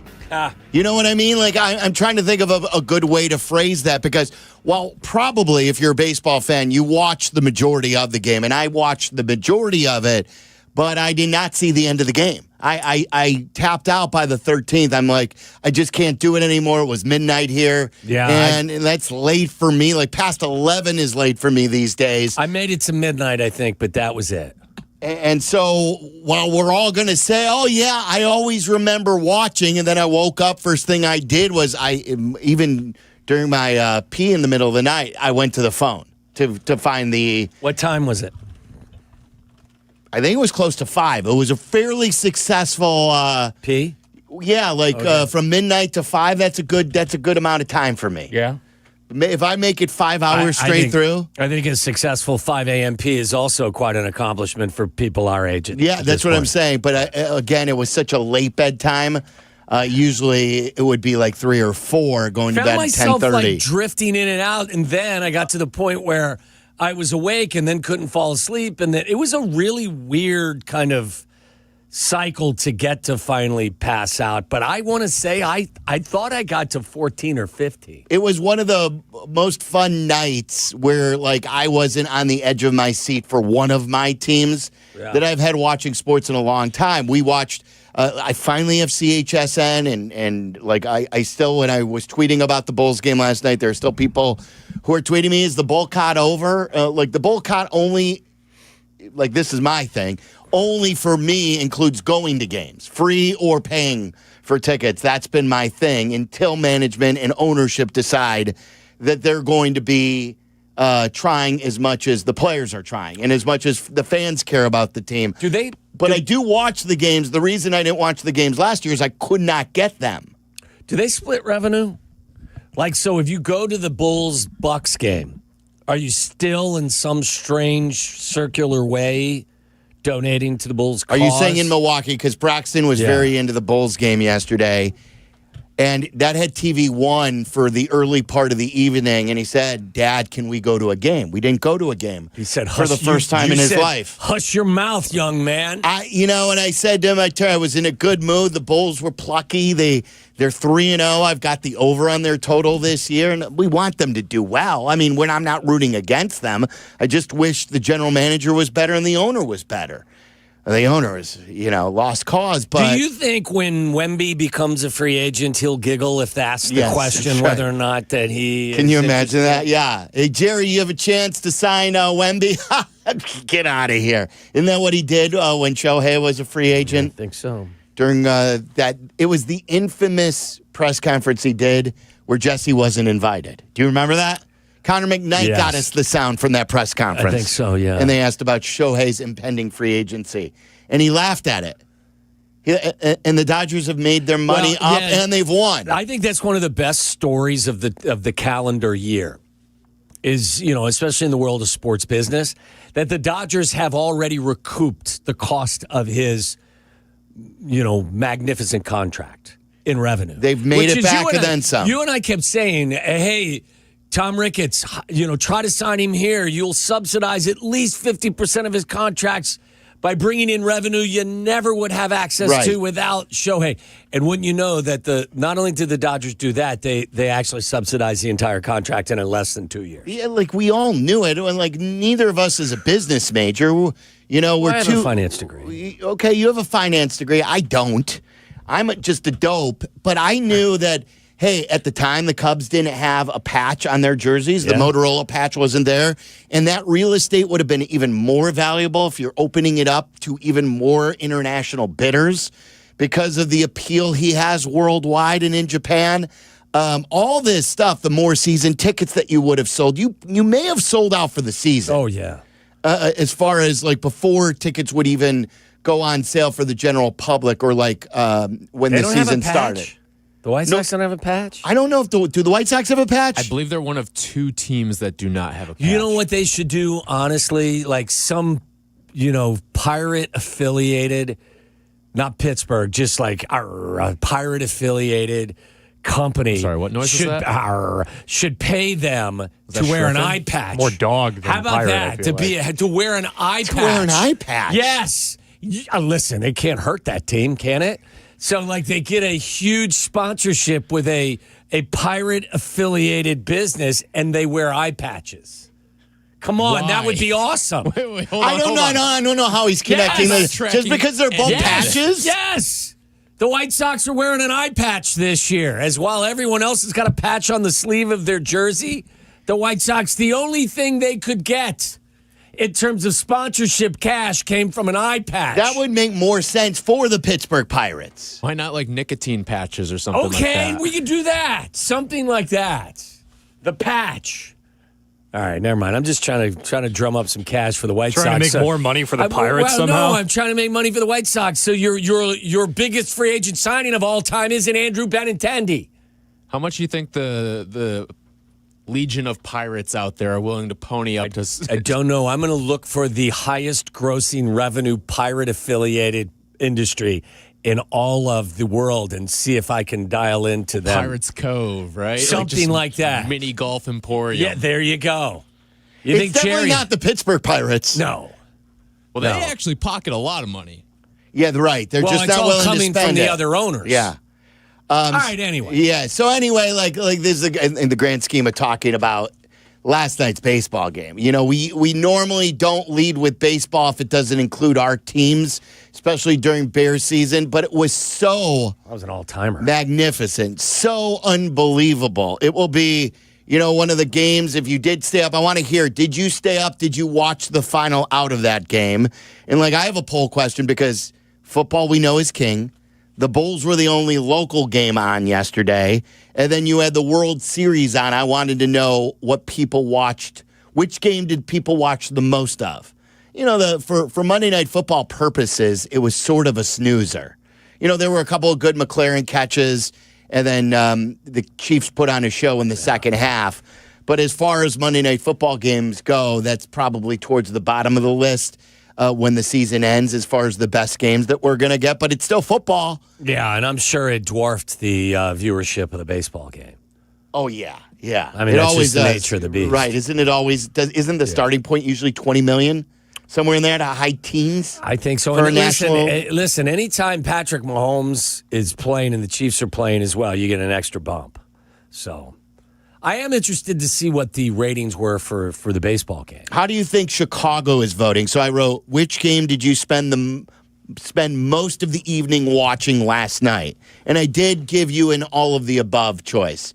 Bulls, Hawks, Monday Night Football, World Series. Or I watched them all. Bulls, Hawks? Bulls, Hawks is third, Really? 17.3%. Yeah, I figured that. Like, the Bulls still don't have a lot of hype around them, and not everyone gets their service. That's true. Well, football's always king, right? I mean, so I'll go 0 for 2. I'll say the football was the leading. That is second, but a close second. The World Series is leading the way at 38.3% of the vote. 35.6% of the vote to Monday Night Football, 17.3% to Bulls and Hawks, and 8.9% say they watched it all. It kind of goes against what the poll is saying, because I'm asking which game did you spend the most of the evening watching. Obviously, the baseball game took the most amount of time, well over 6 hours, late into the evening. I saw Jeff Passan do a hit this morning. I don't think he went to sleep. Boog is going to join us. Boog did the game. Boog Shambi, one of our great friends. You hear the game right here on ESPN 1000. He's doing the national radio version of it. We want to check in and just ask him what he thought of that game.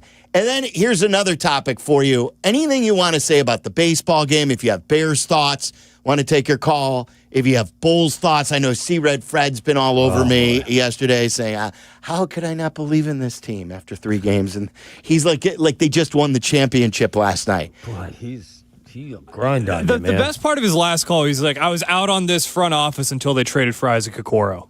Yeah, right, yeah. Okay. Didn't he score like his first Bulls points last night? He was scoreless in the first 2 games. He was on the 2. edge, but then that Isaac Okoro move.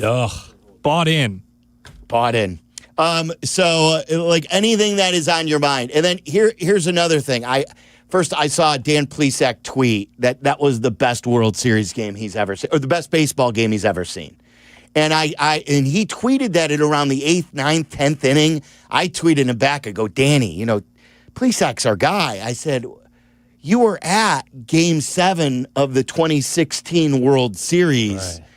And Jesse didn't want to really get into it because of the local connection. What that game had, too, is it was a Game 7, which you just can't duplicate. It was between 2 fan bases who had, like, the largest droughts for a World Series. 17-minute rain delay, which just added some sort of crazy The game started with a home run from Dexter Fowler. Yeah. The drama that went into all of it, the home run by Rajai Davis. It was like, it's incredible. It's by, like, I went to most of the great Bulls games. I was at all the games in the last 3-peat. I grew up going to Bulls games. Probably the best game I've ever been to is 2016 Game 7, as far as the pure drama and the ebbs and flows of that. So the question is, taking away your fan base, because that's going to be easy. If you say, if you're a Cubs fan, well, the best game I ever saw was Game 7, 2016. Or if you're a Bulls fan, Michael Jordan, the shot, or whatever. Other than your local teams, when I ask you guys, what is the greatest game you've ever seen in your lifetime that you remember watching?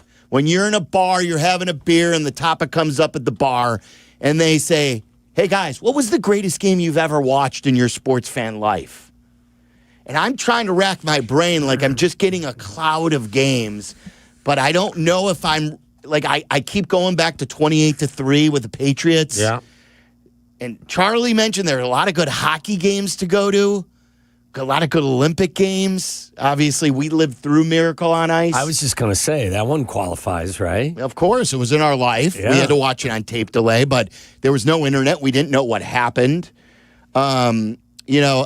So outside of that, and then, like, where does Shohei, guys, rank in what he's doing? Wilbon wanted to argue last week, and we got Wilbon on today, about you can't call him the greatest baseball player ever because of longevity yet, and because it's really hard to compare eras. But as far as a guy being on top of his game over a period of time. Yeah. Like an undefined period of time. Has a height ever been as high as Shohei? Because not only is he one of the greatest hitters ever, and he may be the best hitter in the game today, but he is, when healthy, one of the greatest pitchers in the game today. I would say this is probably the most difficult era to hit as well, isn't it? Because everyone's throwing 100 miles an hour with a tremendous amount of movement on the ball. It's a great point. And you're not getting the same pitcher usually the third time through.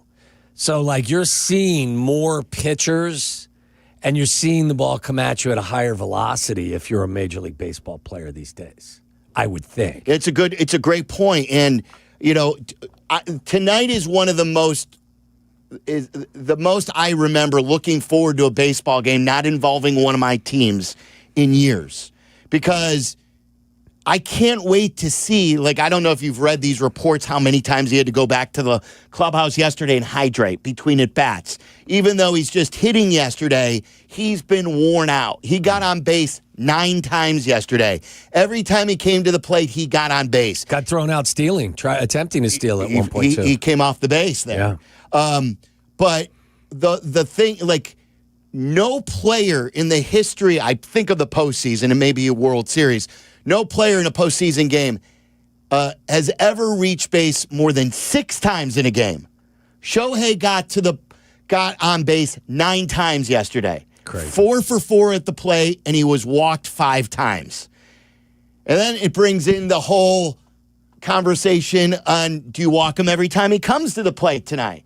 So I can't wait to see him go to the mound based on that game ending so late at night, doing what he did, and starting the it's not even very next day, starting the same day. And he's a guy that definitely relies on a large amount of sleep and rest. Now he's going to be asked to do 2 things, not just hit. So I don't know. Where's your play tonight from the gambling angle? Is tonight a night you play the Blue Jays because of that? It's such a great question, because I was thinking about this and I was about to say, maybe because of tired and the Blue Jays can hit, maybe this is a night they get him. And then it just clicked. I said, I can't bet against Shohei. I won't bet against Shohei. Even though that may be the smart play, I can't do it. It's WWTRD. What would Terry Rozier do? That's what we should do. No, you'd never want WWTRD. Yeah. What would Terry Rozier do? Listen, I would still bet the Dodgers tonight. And my guess is they're a pretty significant favorite, aren't they? Blue Jays are plus 165 on the money line. Dodgers are minus 195. Total runs, 8.5. Maybe you play the under because everyone's tired. Everyone's sleepy? But everyone's sleepy. Does that help pitching or the bats? Yeah, like, because everyone was used. Everyone was used last night. That's true. 19 guys went to the mound last night. Including Yamamoto, who was in the bullpen. He didn't get to the game. He had pitched the last game, and he was warming up. It truly was one of the greatest sporting events. And for me, it's the greatest sporting event I didn't see the ending of. There were so many crazy things that happened, too. You pinch run twice. Both guys get thrown out. One was thrown out at third. The other guy was thrown out at the plate. Schneitz. My wife was she couldn't believe it. She even got into the game, and she's like, how could they send him? He's fat. Yeah. He's running around. I think she called him a fat ass. But there were 2 outs. I understand you want to have them make a play. Well, but Vladdy's up. Yeah, you had Vladdy, another large man in the on-deck circle. So, Wavin Wendell Kim was on third base for the Blue Jays last night. I don't know if anyone's as old as we are, but if you remember Ron Say, the Cubs third baseman, used to play for the Dodgers too. Schneid's runs like Ron Say. The penguin, right? He runs like a penguin. He's got that, I wouldn't call him fat. He's a thicker guy, right? He's short and thick, it looks like. And the way he runs, you don't think of pinch runner when you see him. No, I didn't think so, no. But I never thought Birdie, just looking at Birdie, that guy can fly. He can. He looked like, he did not look like a guy that was fast, but he was very fast. John Birdie, right? Half a year for the Cubs. Right. But you remember how fast he was? Yeah, sure. I would have never known that Birdie was like a sprinter. Play that game where you just look at someone's face and you have to guess if they're fat or not. Fast or not fast. Fast or slow. All right, so ring it up. I mean, there are so many places we can go with this. The greatest game you've ever watched is where is Shohei as far as the most amazing things. Like, think about this, guys. This is like Barry Bonds in his peak.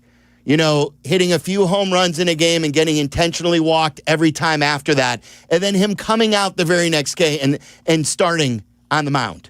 It's unheard of. Yeah. It is, and I don't know. Merck said to us yesterday in our text chain, he said, I don't even know if we truly know what we're witnessing. And I said to him, speak for yourself, Merck, because I am completely blown away at what this dude is doing.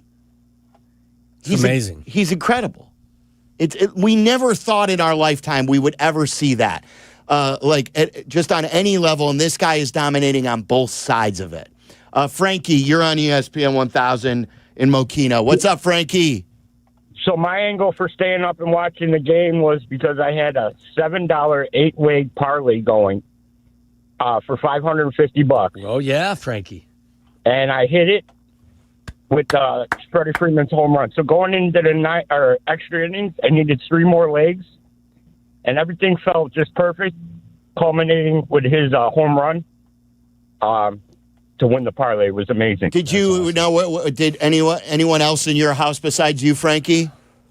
No, I was sitting up by myself listening to the radio. Oh wow! With my fingers crossed, just me and my cat. And when I jumped up when I heard the home run call, my damn cat almost had a heart attack. Yeah, I can imagine. Yeah, it was just great. A plus $7,800 plus $7,800 ticket. That's good. Nice. Congrats. Carmen Jurko do pin my with parlay. Your cat in your lap. Not a bad one. Making $500, $700 with a big cat in your lap. Midnight. And then that was the other cool part of the game too, not the cat portion, but I'm rooting for the Blue Jays. I'm not a big Dodgers fan. I don't feel like I have a rooting interest, nor do I feel like I'm rooting against either team. I like the underdog, even though they've won so much and they've got a high payroll too, and even though they have home field advantage. I appreciate what the Blue Jays have done in terms of spending a large percentage of their revenue on players' salary. You wanted to keep Vladdy, you paid him. I like the Blue Jays. But so when Freddie Freeman hits a walk-off, you're like, okay, I could get behind. Like, Freddie Freeman just seems like the nicest guy in sports. Yeah. You know? Always very talkative at first base. Yeah, have you seen the Halloween thing that goes around every time this year because of Halloween in the postseason? No. And when he was back in Atlanta on the Braves, he was trick-or-treating with his young kids, and there was a kid dressed up as him, and he runs into him. And he goes, let me see. He goes, ooh, you're me. You want a picture with me? And Freddie Freeman just seems like one of the nicest guys in sports, everything he's gone through with his family, what he went through with his parents. And then, he did it last year, and to do it again this year, it's incredible. And as much as I don't like the Dodgers, I'm like, good for Freddie Freeman. Have you seen He's modern day Sean Casey to me. Remember Sean Casey? Yeah. You'd get to first base, and he'd chat you up for, more than a couple of minutes. Have you seen the new fear with Braves fans? No. That he's not going to go in the Hall of Fame as a Brave? Oh, because now, is this like the old Chelios thing? Has he almost played as many games with the Dodgers as he did with the Braves? No. I mean, he played with the Braves. He played over 1,500 games. With the Dodgers, he's played 600. Okay, well, you would think he's going in as a Brave, don't you? But if you think about his greatest moments, he had the Grand Slam last year while he was injured. He had the walk-off this year. He's made almost as many. When it's all said and done, he'll probably make as many All-Stars with the Dodgers as he did with the Braves. There's starting to become a case now. Can you imagine the feeling of just hitting a walk-off in baseball in general on any day, and now to do it twice in your home ballpark in the freaking World Series? In 2 of the more iconic baseball games that we've seen in recent memory. Yeah. Are you a Brad Paisley guy, too? I saw this. Yeah, I don't think he's out doing his thing as much as he used to be. I mean, this was the Brad Paisley kind of era was a little bit ago, but yeah, he's still around. This stat is going around. There are 2 18-inning World Series games. The last one was Dodgers-Red Sox in 18. And he did the national anthem for last night's game, and he did the national anthem for that one. And if you look back, MLB, I think, just put something out there, too. I believe there are 5 games that he has sung the national anthem for, and that have gone extra innings. All postseason games, correct? Is this all World Series? Well, there's 4 extra inning World Series games that he's done extra innings, or that he's sung the anthem for. So if Paisley is singing the national anthem, you better Settle buckle in. Yeah. His wife's a Hollywood actress, so maybe that's why he's available out there. I was going to say, I'm surprised he's so in demand. I feel like I haven't heard from Brad Paisley in a while. Yeah. It's been a couple of days. Still good, though. Very friendly young man. Magical, is he? Apparently. Yeah, he's a very nice guy. All right, so ring this up. Like, I just think if you're a sports fan, and you probably are if you're listening to our show, like last night is a game that you sort of you savor and you remember forever, but then it had the unique experience where many of us didn't see the outcome. And then the Shohei factor, him starting tonight after getting on base 9 times in a World Series game. Waddle's got a question, too, about if Major League Baseball should make another Shohei Ohtani rule. I want to share that with everyone. Coming up next, we'll take all your phone calls. Greatest game you've ever witnessed outside your fan base. 332-3776. It is Waddle and Silvy. You're in the middle of the Waddle and Silvy Show. ESPN Chicago. Hey, it's your good friend Tom Waddle. You know, I'm originally from the Cincinnati area, Sharonville to be exact. So when my favorite team heads to my hometown, we gotta go. Bud Light presents the Waddle and Silvy Show live from Cincinnati. We'll be at the Holy Grail Tavern and Grill Friday from 3 to 6:30. Watch our Waddle and Silvy Football Friday show on YouTube or catch us Friday at 3 on the ESPN Chicago app. It's all brought to you by Bud Light. Please enjoy responsibly. Did you mention in that promo where we're going to be too? Holy Grail on Friday. I don't believe so, no. Kitties on Sunday. Put it up on my Twitter page if you want to check it out. If you're in the Cincinnati area or you're going to the game, we'll start broadcasting there on Friday. Hey, guys, are you craving that legendary Chicago pizza flavor without the weight or the price tag? You got to get some Connie's Frozen Pizza. You've heard me talk about it. It's premium pizzeria-inspired pies from your freezer to your table. Born in Connie's Restaurants, a legendary spot, now available in your freezer, right to your kitchen table, or we even have it here at the office. Connie's brings that delicious cornmeal-dusted thin crust taste with premium toppings, unmistakable flavor. And sure, you could have gone out, but why do you have to when you've got a pizza like this? Maybe you're hosting, maybe you just want to dodge dinner duties, or you're just hungry. Just pop into Connie's Frozen Pizza, and in no time, it's ready. Find Connie's Frozen Pizza in your local freezer aisle. Connie's Frozen Pizza, authentic Chicago flavor without the pizzeria prices.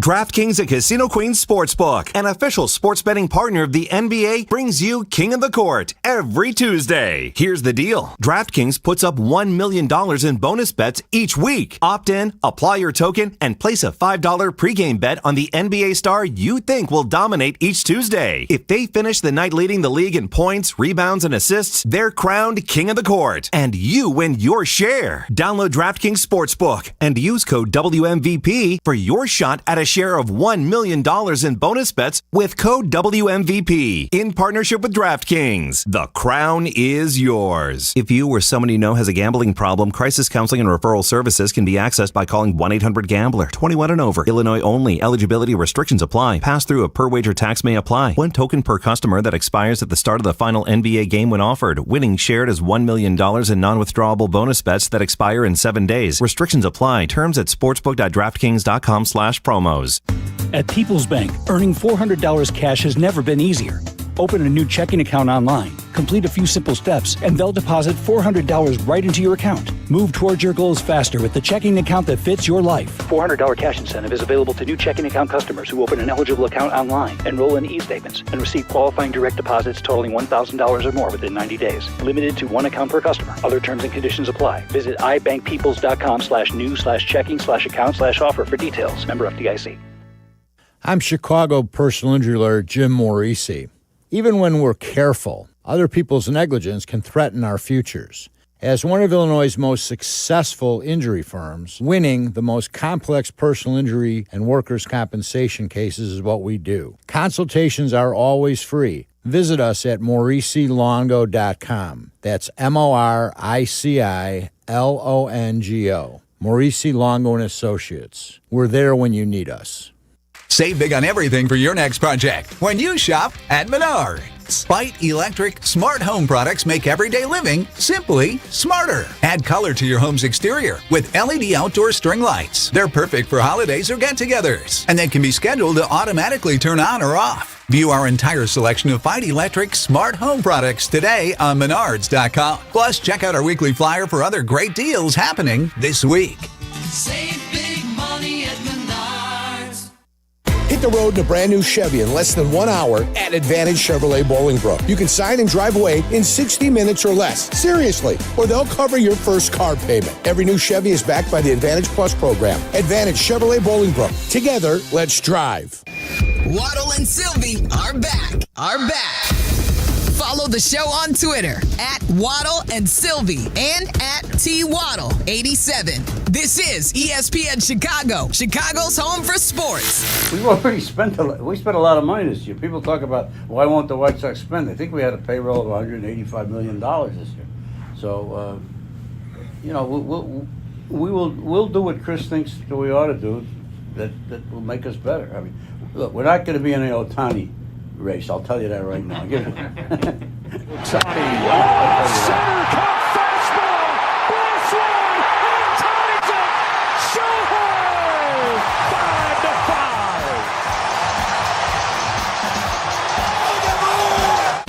5-5. You know, something you really want to brag about, laugh about.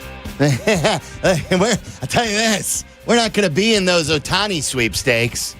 Like, even Albert Breer tweeted about it when Kap and J Hood told him about it this morning. He said he gave credit to those guys. He said, shout out to them, how it's already been recouped. Yeah. And like, it may be the best bargain in baseball. Like, it was an investment for an owner to laugh at that. Not that the White Sox would have even had a chance, but if you're an owner, and think about this, they recouped it in the 2 years that he didn't really pitch.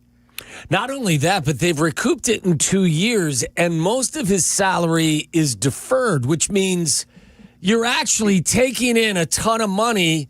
You can invest it and earn whatever interest on it without having to give it to Ohtani because most of it is backloaded for him. So you're basically taking in a ton of revenue before you even need to give it to him because of how his contract is structured. So they're getting the last laugh twice. It's incredible. So you've pitched this role because I said to you, I can't wait to go home, watch Shohei pitch in the first inning, and then he comes to bat. But there are questions if the Blue Jays will walk him to even start the bottom of the first, and they just may want to walk him every time now he comes to the plate. Like, I understand that from the Blue Jays strategy standpoint. It sucks for the entertainment factor of the game. You want to see him pitch and then come to the plate, and you want the drama for the sport. It's the essence of what you want for baseball. But they don't owe that. The Blue Jays are trying to win a World Series. So I'm not ripping the Blue Jays, don't get me wrong. And you pitched a rule. Well, I just think that Major League Baseball may be inspired going forward next year. You can call it the Ohtani rule. When you get to the postseason, or if you even want to make it World make it regular Series, season. Whatever it is. All the time. You can only walk one specific player, intentionally walk them one time a game. That's it. You got to choose wisely. That's right. So you can do it early. You can do it late. You don't have to do it at all. Nobody's going to intentionally walk the majority of players in all of Major League Baseball.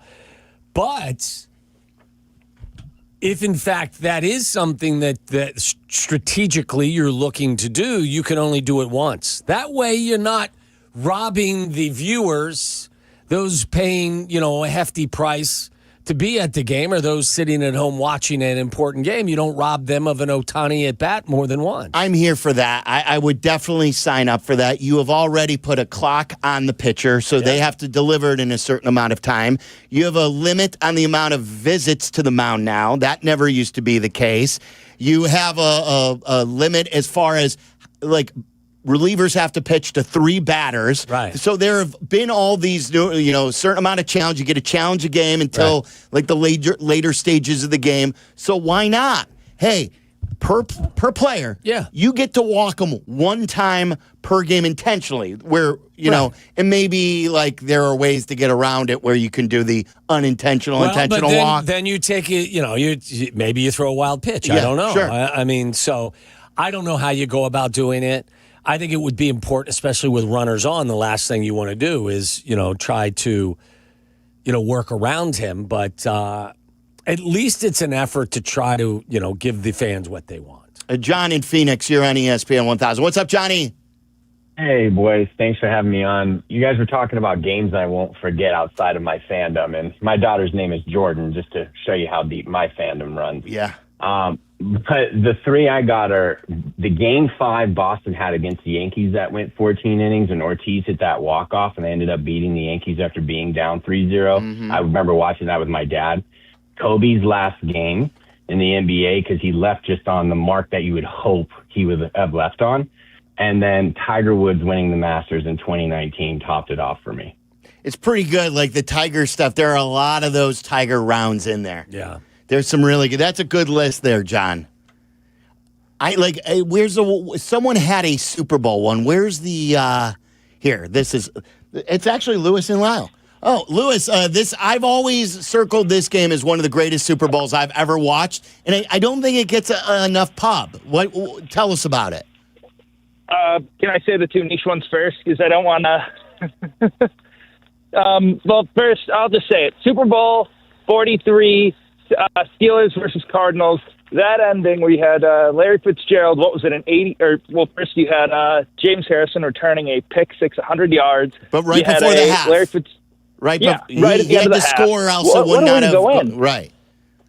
Yeah, what a way to go in. You had, what was it, an 80-yard reception by Larry Fitzgerald on what was a simple drag, just took it straight up 80 for a touchdown. Then the game winner, Ben Roethlisberger to Santonio Holmes. I mean, that was an incredible Super Bowl. It's one of the greatest catches in Super Bowl history. The toe tap in the back corner of the end zone, and the way Roethlisberger put it there for him. It was that I watched that game at Cubby Bear. One of the greatest. Do you have a game? I would still go back to Miracle on Ice. I mean, that's the one. It sounds like low hanging fruit, but I would definitely. And listen, I'm not a born and bred Cub fan, so I would also reference Game 7 of the World Series. That's the most magical sports event I've ever been at. That was crazy. And then for me, not being a Sox fan, I always go back to Game 163. So that's not, it's in what we talk about, but that 1-0 game was such a great tension-filled game with heroics by Jim Thome and Ken Griffey Jr., two Hall of Famers to get the White Sox into the postseason. Yeah, I mean, listen, going back to Miracle on Ice, I was sitting on the couch with my dad watching that. I was actually in the stadium for Game 7 of the Guardians and the Cubs, so that will by far be the greatest sports event I've ever been at. Carmen was talking about this morning. Before 2018 or whenever, I forget when it got beat, there was a time that Carmen and I could say that we were at the longest played World Series game ever. It was like 5 hours, 40 minutes, 14 innings, Game 3, White Sox, Houston. We were in Houston for that, and we stayed the entire time. And it was incredible. And that was the Jeff Blum home run game. I think, did Burley come in and get the save in that game? I don't know. I think that was the game, and he may have had a beer or two, as the story goes. Before he went in? Yeah, but because he was told that he was not going to pitch in that game. Right. Let me go to Nick. Nick in Mount Prospect, you're on ESPN 1000. What's up, Nick? Hey, guys, drive all day for work, so I love listening to you guys. Not to piggyback too much off of Waddle here, but the last year's Four Nations game, the final between USA and Canada, with the fight that led up to the final game, was just a great narrative to watch. One of the best hockey games I ever watched in my life. And as a huge Blackhawks fan, that's the same. So let me get your thoughts. Thanks, guys. It's funny, Nick, because I would put that game for me as one of the greatest games I ever watched that I wasn't anticipating would ever be one of the greatest games I ever watched. Because I had no we had nothing to base it on. We didn't know what we were going to get. I was in Mexico. I've told you this story, and it happened to be on. And we started watching. We're like, oh, my God, what? They're fighting? And then they're fighting again? And they played with such effort and want in an exhibition game. And, like, usually you're getting hype for Game 2 of the World Series, Game 3 of the World Series. That one I had no anticipation of what it would be, and it became something incredible. It's unbelievable. I mean that was not something I was anticipating either. Isn't that what every sports league could possibly dream of? Yeah. Like an exhibition game in the middle of the season that's like the most important game. Oh, other than its own It's what the championships. NBA's trying to do with what cup that they play for, or whatever it's called. Yeah, the NBA Cup. Yeah, the Emirates tournaments. Cup. I don't know. All right, let me go to Sean. You're on ESPN 1000. Sean on the South Side, what's on your mind? Guys, I was telling your producer, October 15, 1988, the Notre Dame Catholic versus Convict game during the day, which I was fortunate enough to attend with my buddy Banker Bob. And then off to Riley's daughter for a night of watching Kirk Gibson do his walk-off homer. Wait a minute. So, Sean, you were at the Notre Dame-Miami game, and then you guys drove back? Yeah, then we drove back. We went to Riley's daughter for the whole night, watched the Gibson walk-off homer. That's quite a day. What a day. Oh, yeah. I don't think I remembered. Did you know that they were the same day, these games? I did not know. I would not have known that. It's incredible. Sean, great story. Thank you. Guys. There you go. Like, I always remember, what is the famous day? Isn't it 1994, the O.J. Chase, the NBA Finals? Yeah. And was it Arnold Palmer's final round, too, that day? I think all three, or do I have that mixed up? I want to say all three things happened in one day. That I don't recall about Arnold Palmer. Maybe I'm wrong. There is some. Was it Jack? Maybe something. Maybe it was I Jack. thought there was like a third leg on that day. Yeah, I think that made it incredible. I'll Google it here at the break. Let me go to Justin in Dallas. You're on ESPN 1000. What's up, Justin? Waddle Silvy, what's going on? Living out here in Texas, but born and raised in Chicago, South Side to be exact. One that I'm surprised you guys, and I was telling Tyler, the last Blackhawks championships, the 2 goals in 17 seconds. I really think that's one of the most underrated, but it was special to me. I love it. Yeah, but you're a Hawks fan, right? This is sort of outside of, we're supposed to do like outside of the realm of our fandom. Are you a Hawks fan? Oh, okay. You're right. Yeah. I'm sorry. I'm sorry. I'm at work. I wasn't listening. I'm sorry. But No worries. Like that one is just it's incredible. Like, and it was 2013. It was their second cup, and to clinch it in that, it's one of the coolest finishes in Chicago sports history in any sport. You know, I very rarely remember where I'm at for most things, but I've told you this 1,000 times. I was at I was at a soccer tournament with my kids in Denver, and I ended up watching that game in the Denver airport, and there were people 5 deep around this bar. And when it happened, the whole airport shook. It was incredible. Steve in Naperville, you're on ESPN 1000. Hey, Stevie. Hey, guys. For me, Game 4, Red Sox, when Dave Roberts pinch ran on first base, everyone in the stadium, everyone that was watching knew he was going to steal, and he stole second base, and that just led to all the momentum that the Red Sox gained to win it in 04. You know, the funny part about that, Steve, was no one really put much stock into it at the time, but now it's become an iconic moment that shifted the series because you're just, okay, they got one, and it's 3-1. The Yankees are going to win the next game, and they're going to finish them off. But then it became such an iconic moment. Yeah, to your point, I mean, Game 7, Cubbies, I mean, how could you compete against that? Everything on the line for that game, but absolutely. I mean, but when it happened, it was a great game. Okay, we have another day to live, but it became something very important. But, you know, for me, because I wasn't a fan, and I had White Sox fans to my left and Cubs fans to my right, so there was the Chicago flavor there. But just the drama, I can't imagine being a fan of either one of the teams. So I was Switzerland. I was neutral. But to watch the Rajai Davis home run, and then you had the rain delay for 17 minutes. Like, there was so much that went on in that game. The emotion for me in that rain delay, I told you I went to the right field corner, and I sat in a little, hallway that wasn't populated.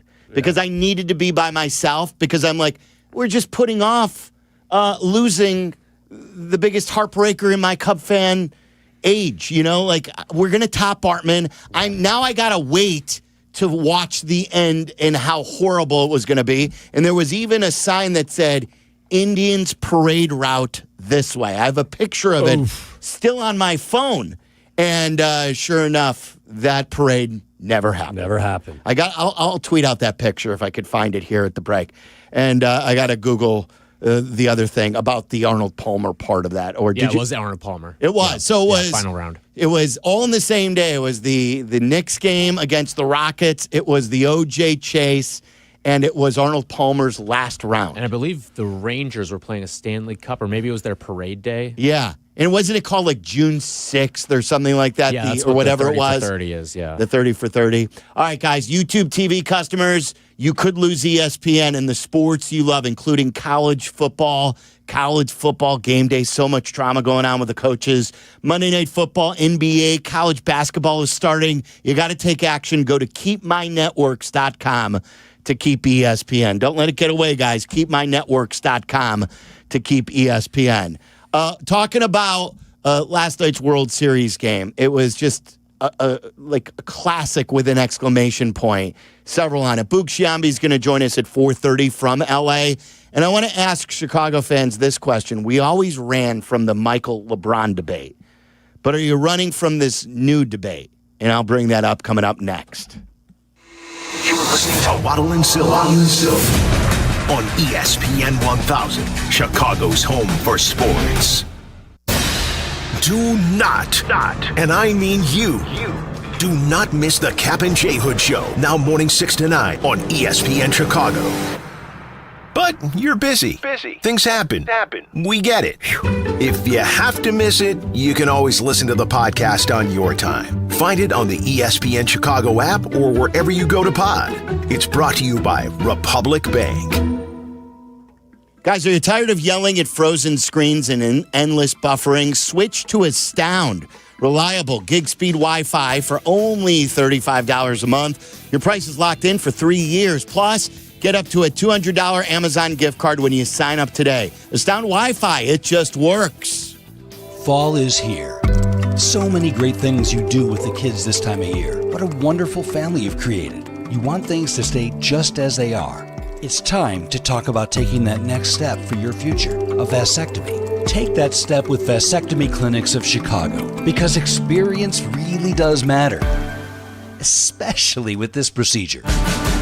They make it so easy with their 30-minute, no needle, no scalpel, in-office vasectomy. Log on to vasectomychicago.com, read their testimonials, and learn more about their procedure at Vasectomy Clinics of Chicago. And now, with the end of the year approaching, this is the perfect opportunity to maximize your insurance benefits or to use your remaining flex spending dollars before they disappear. 5 locations to serve you. Downtown Chicago at Lake Point Tower, also in Naperville, Tinley Park, Arlington Heights, and Barrington. Most insurance accepted. Visit vasectomychicago.com or call toll-free 877-877-4BAS. That's 877-877-4827.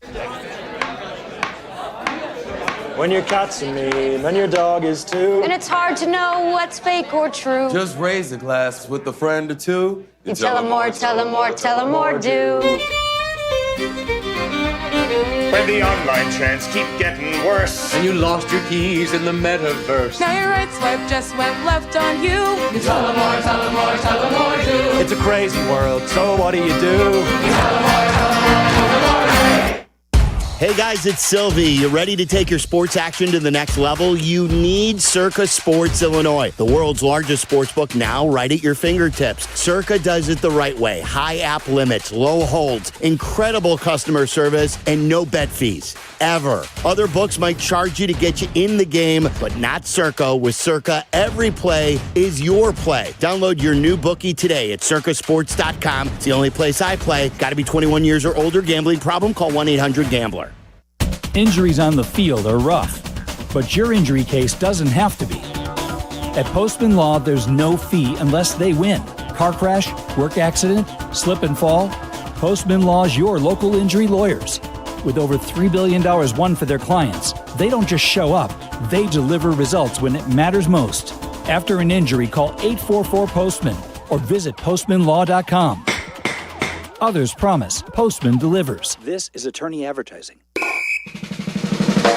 You know me, I love a moment of certainty. And when it comes to your home, Jeff has the solution. That's right, Jeff, because in this market, you shouldn't take a chance selling your house with just anyone. No commissions, no lengthy showings, just a direct approach from a local, veteran-owned company. Since 2007, we've been buying houses quickly in Chicagoland. Get your easy as-is offer today. Move forward with confidence, just like winning the coin toss. Visit JeffBuysYourHouse.com. From kickoff to cash out, ESPN Bet has the tools you need to score more on game days. Bet smarter with stats at your fingertips. Get personalized parlays built just for you. And with your fantasy team synced right in the app, you can back your squad. Right now, new customers get $100 in bonus bets when you bet $10. Sign up with promo code USL to get started. Must be 21 plus. Gambling problem? Call 1-800-GAMBLER. Terms and conditions apply. See app for details. Offer not available in New York. Coach Saban here. On the field or on your walls, coverage matters. That's why I go with Behr Marquee Interior Paint and Primer from the Home Depot. Exceptional hide, advanced stain blocking, and over 1,000 colors to choose from. Behr Marquee delivers one-coat coverage that stands up to real life. One-coat coverage, no overtime. Behr Marquee, only at the Home Depot. How doers get more done.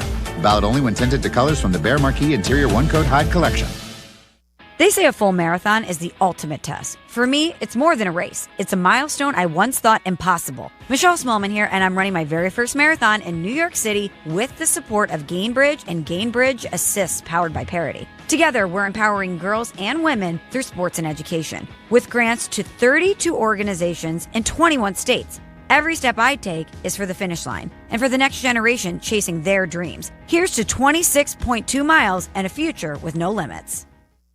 This college football moment is brought to you by ServPro. College football teams have moments they recovered from and made it like it never even happened. Like on October 2nd, 1993, when the University of California faced a 30-0 halftime deficit to Oregon. Cal went on a remarkable 42-11 run in the second half to capture a 42-41 victory, one of the largest comebacks in college football history. ServPro, like it never even happened. Follow Chicago's Home for Sports on Twitch at ESPN 1000 Chicago. Waddle and Silvy are back on Chicago's Home for Sports, ESPN Chicago. I don't know. Was that Cutler? Who was that? Yeah, Cuddy. We're talking about the greatest games you've ever watched outside of your fandom, where Shohei's going to end up ranking, all that good stuff from last night's game, and now he pitches tonight. Can't wait to watch. Get some Bulls rating stats to give you, too. They had a good night last night on Chizen. That's a fun team to watch. Right now they are, yeah. For sure. Well, I mean, yeah, they may wear on you as the season goes on, but right now, I mean, I love watching Matas. Trade Vooch now. Like, hey, he's playing well. Well, then where's the offense going to run through? That's right. Vooch was what, 19 and 19 last night? Yeah, or something he was really good, really active, out there most of the game. So, look, I don't think Bulls fans have run from this because that's what I said going into the break. But we fought, the LeBron comparison, and I don't want to get into that. But my argument is always, like, when it comes to, it's not about championships, it's not about this, it's not about that. It's just, your eyes tell you Michael was the better basketball player. It's not even close. It's just when you watch them play basketball, Michael Jordan is a more skilled basketball player and better basketball player. But anyway, Bulls fans hated that. And Bulls fans started hating LeBron, not just because he was a rival of the modern-day Bulls, but because of the Jordan rivalry, chasing the ghost. Do you believe if Shohei continues this and plays both sports, that he's going to sports? Both positions in the sport. Do you believe people will start calling him the greatest athlete, at least of the modern era, or like he did his job better than anybody in modern? I think when you say however you term it. Yeah, I think, and this is just hanging up and arguing semantics. I don't think the vast majority of overall sports fans look at baseball and think athlete, whether that's fair or unfair. I think when you say who's the best athlete, if you say the most accomplished, sports figure, maybe. I think immediately when you talk about athletes or use that word, people turn away from baseball because they don't view baseball players. Really? I think so. Because football players are more athletic, basketball players are more athletic for the most part. And this, again, just like from the perception of sports fans or even hockey players. Yeah, I think that, people see, a big belly Rick Russell going to the dish or Big Poppy. I don't think that people look at baseball players as overly athletic. I don't think they do that with baseball. I think they do that more with golf. Yeah, golf. Auto racers and people like that. When was the last time, though, anybody said, oh, yeah, that baseball player is the greatest athlete of all time? But you're talking about Barry Bonds could very easily claim that. Back in the day, he was probably up there. But strength is a huge part of baseball. Yeah, I know what you're talking about from an endurance standpoint, but I've always raged against that. I've raged against people saying that golfers aren't athletes. I'm with you. I'm just saying that's why I don't think when was the last time a baseball player was named in that conversation? Like the greatest athlete of our era. I think Shohei is. Well, that maybe now, but I'm saying leading up Barry to this Bonds, point. Did we ever talk about Bonds in that way, outside the juicing? I don't think so. I think all the conversation about Bonds was about juicing, unfortunately. All right, so would you feel, and do you think Ohtani, if he keeps going, can eclipse Jordan as the greatest modern day sports figure? And by the way, I would suggest to you that hitting a baseball consistently may be the biggest God-given gift or the most difficult thing to do consistently well of all sports. Well, ask Michael about that. Exactly. If anybody knows, it's Michael but I'm hitting saying, that. Pitching? To be able to hit a 102-mile-an-hour fastball that's moving. Yeah, and he's not like some reliever coming in the middle innings to pitch one inning. He is one of the great starting pitchers when he's healthy. And he's the greatest hitter going right now, him and Judge. It's remarkable. This is the reason why we watch. And this is exactly what baseball needed. And Tyler had the nerve to bet against me with regard to who the 2025 National League MVP was going to be. And I had Ohtani. You had PCA. Yeah, he did. PCA, yeah. That's a great play by you. He was going well there for a while. When we were thinking about 50-50. You played that with your heart right there. There was a minute we were thinking about 50-50. We thought, hey, Shohei gets out there, maybe gets shelled a little bit. He hasn't pitched in a couple of years. Oh, his WAR isn't anywhere close to what PCA's is. So let's get to all these phone calls a ton and a lot of good. There's a couple of college football games too that people are reminding me of some of the greatest games I've ever seen. Outside of our fandom. We'll sprint through a lot of these calls. We'll get to some Bears. Boog Shiambi is going to join us. We have a great Caleb Williams topic for you today. It's Waddle and Silvy. This is Waddle and Silvy on ESPN Chicago, Chicago's home for sports. Two men, Pat Boyle, Barstool Chief, ice in their veins, hockey in their hearts. ESPN's The Hockey Show is back, ready to rock the rinks with Chicago's best hockey knowledge. Brought to you by Chevy Drive Chicago. The Hockey Show, tomorrow night at 6:30 on ESPN Chicago and the ESPN Chicago app. Oh, yes, football season is the most wonderful time of the year. One of my guilty pleasures during this time of year, during the football season, is the game day feasts, eating dips with chips and wings and veggies, all while watching my favorite team play. And that means Daisy French onion dip and Daisy ranch dip as well. These are as delicious as a homemade dip, and they're made with real herbs and spices and other ingredients you'd find right there in your own kitchen. So do what I do. Put Daisy French onion dips on your game day roster. Look for Daisy French onion dip at your local grocery store. DraftKings at Casino Queen Sportsbook, an official sports betting partner of the NBA, brings you King of the Court every Tuesday. Here's the deal. DraftKings puts up $1 million in bonus bets each week. Opt in, apply your token, and place a $5 pregame bet on the NBA star you think will dominate each Tuesday. If they finish the night leading the league in points, rebounds, and assists, they're crowned King of the Court, and you win your share. Download DraftKings Sportsbook and use code WMVP for your shot at a share of $1 million in bonus bets with code WMVP in partnership with DraftKings. The crown is yours. If you or someone you know has a gambling problem, crisis counseling and referral services can be accessed by calling 1-800-GAMBLER. 21 and over. Illinois only. Eligibility restrictions apply. Pass-through of per-wager tax may apply. 1 token per customer that expires at the start of the final NBA game when offered. Winning shared as $1 million in non-withdrawable bonus bets that expire in 7 days. Restrictions apply. Terms at sportsbook.draftkings.com/promos. Save big on everything for your next project when you shop at Menards. Dynaglow vent-free infrared wall heaters are perfect for supplying indoor supplemental heating. They work with either liquid propane or natural gas and require no electricity to operate, making them perfect for garages, basements, and power outages. View our entire selection of Dynaglow heaters on Menards.com. Plus, you can check our weekly flyer for all the great deals happening this week. Save big money at Menards. Hey, it's Desmond Howard. You want to win the weekend? It all starts with the tailgate.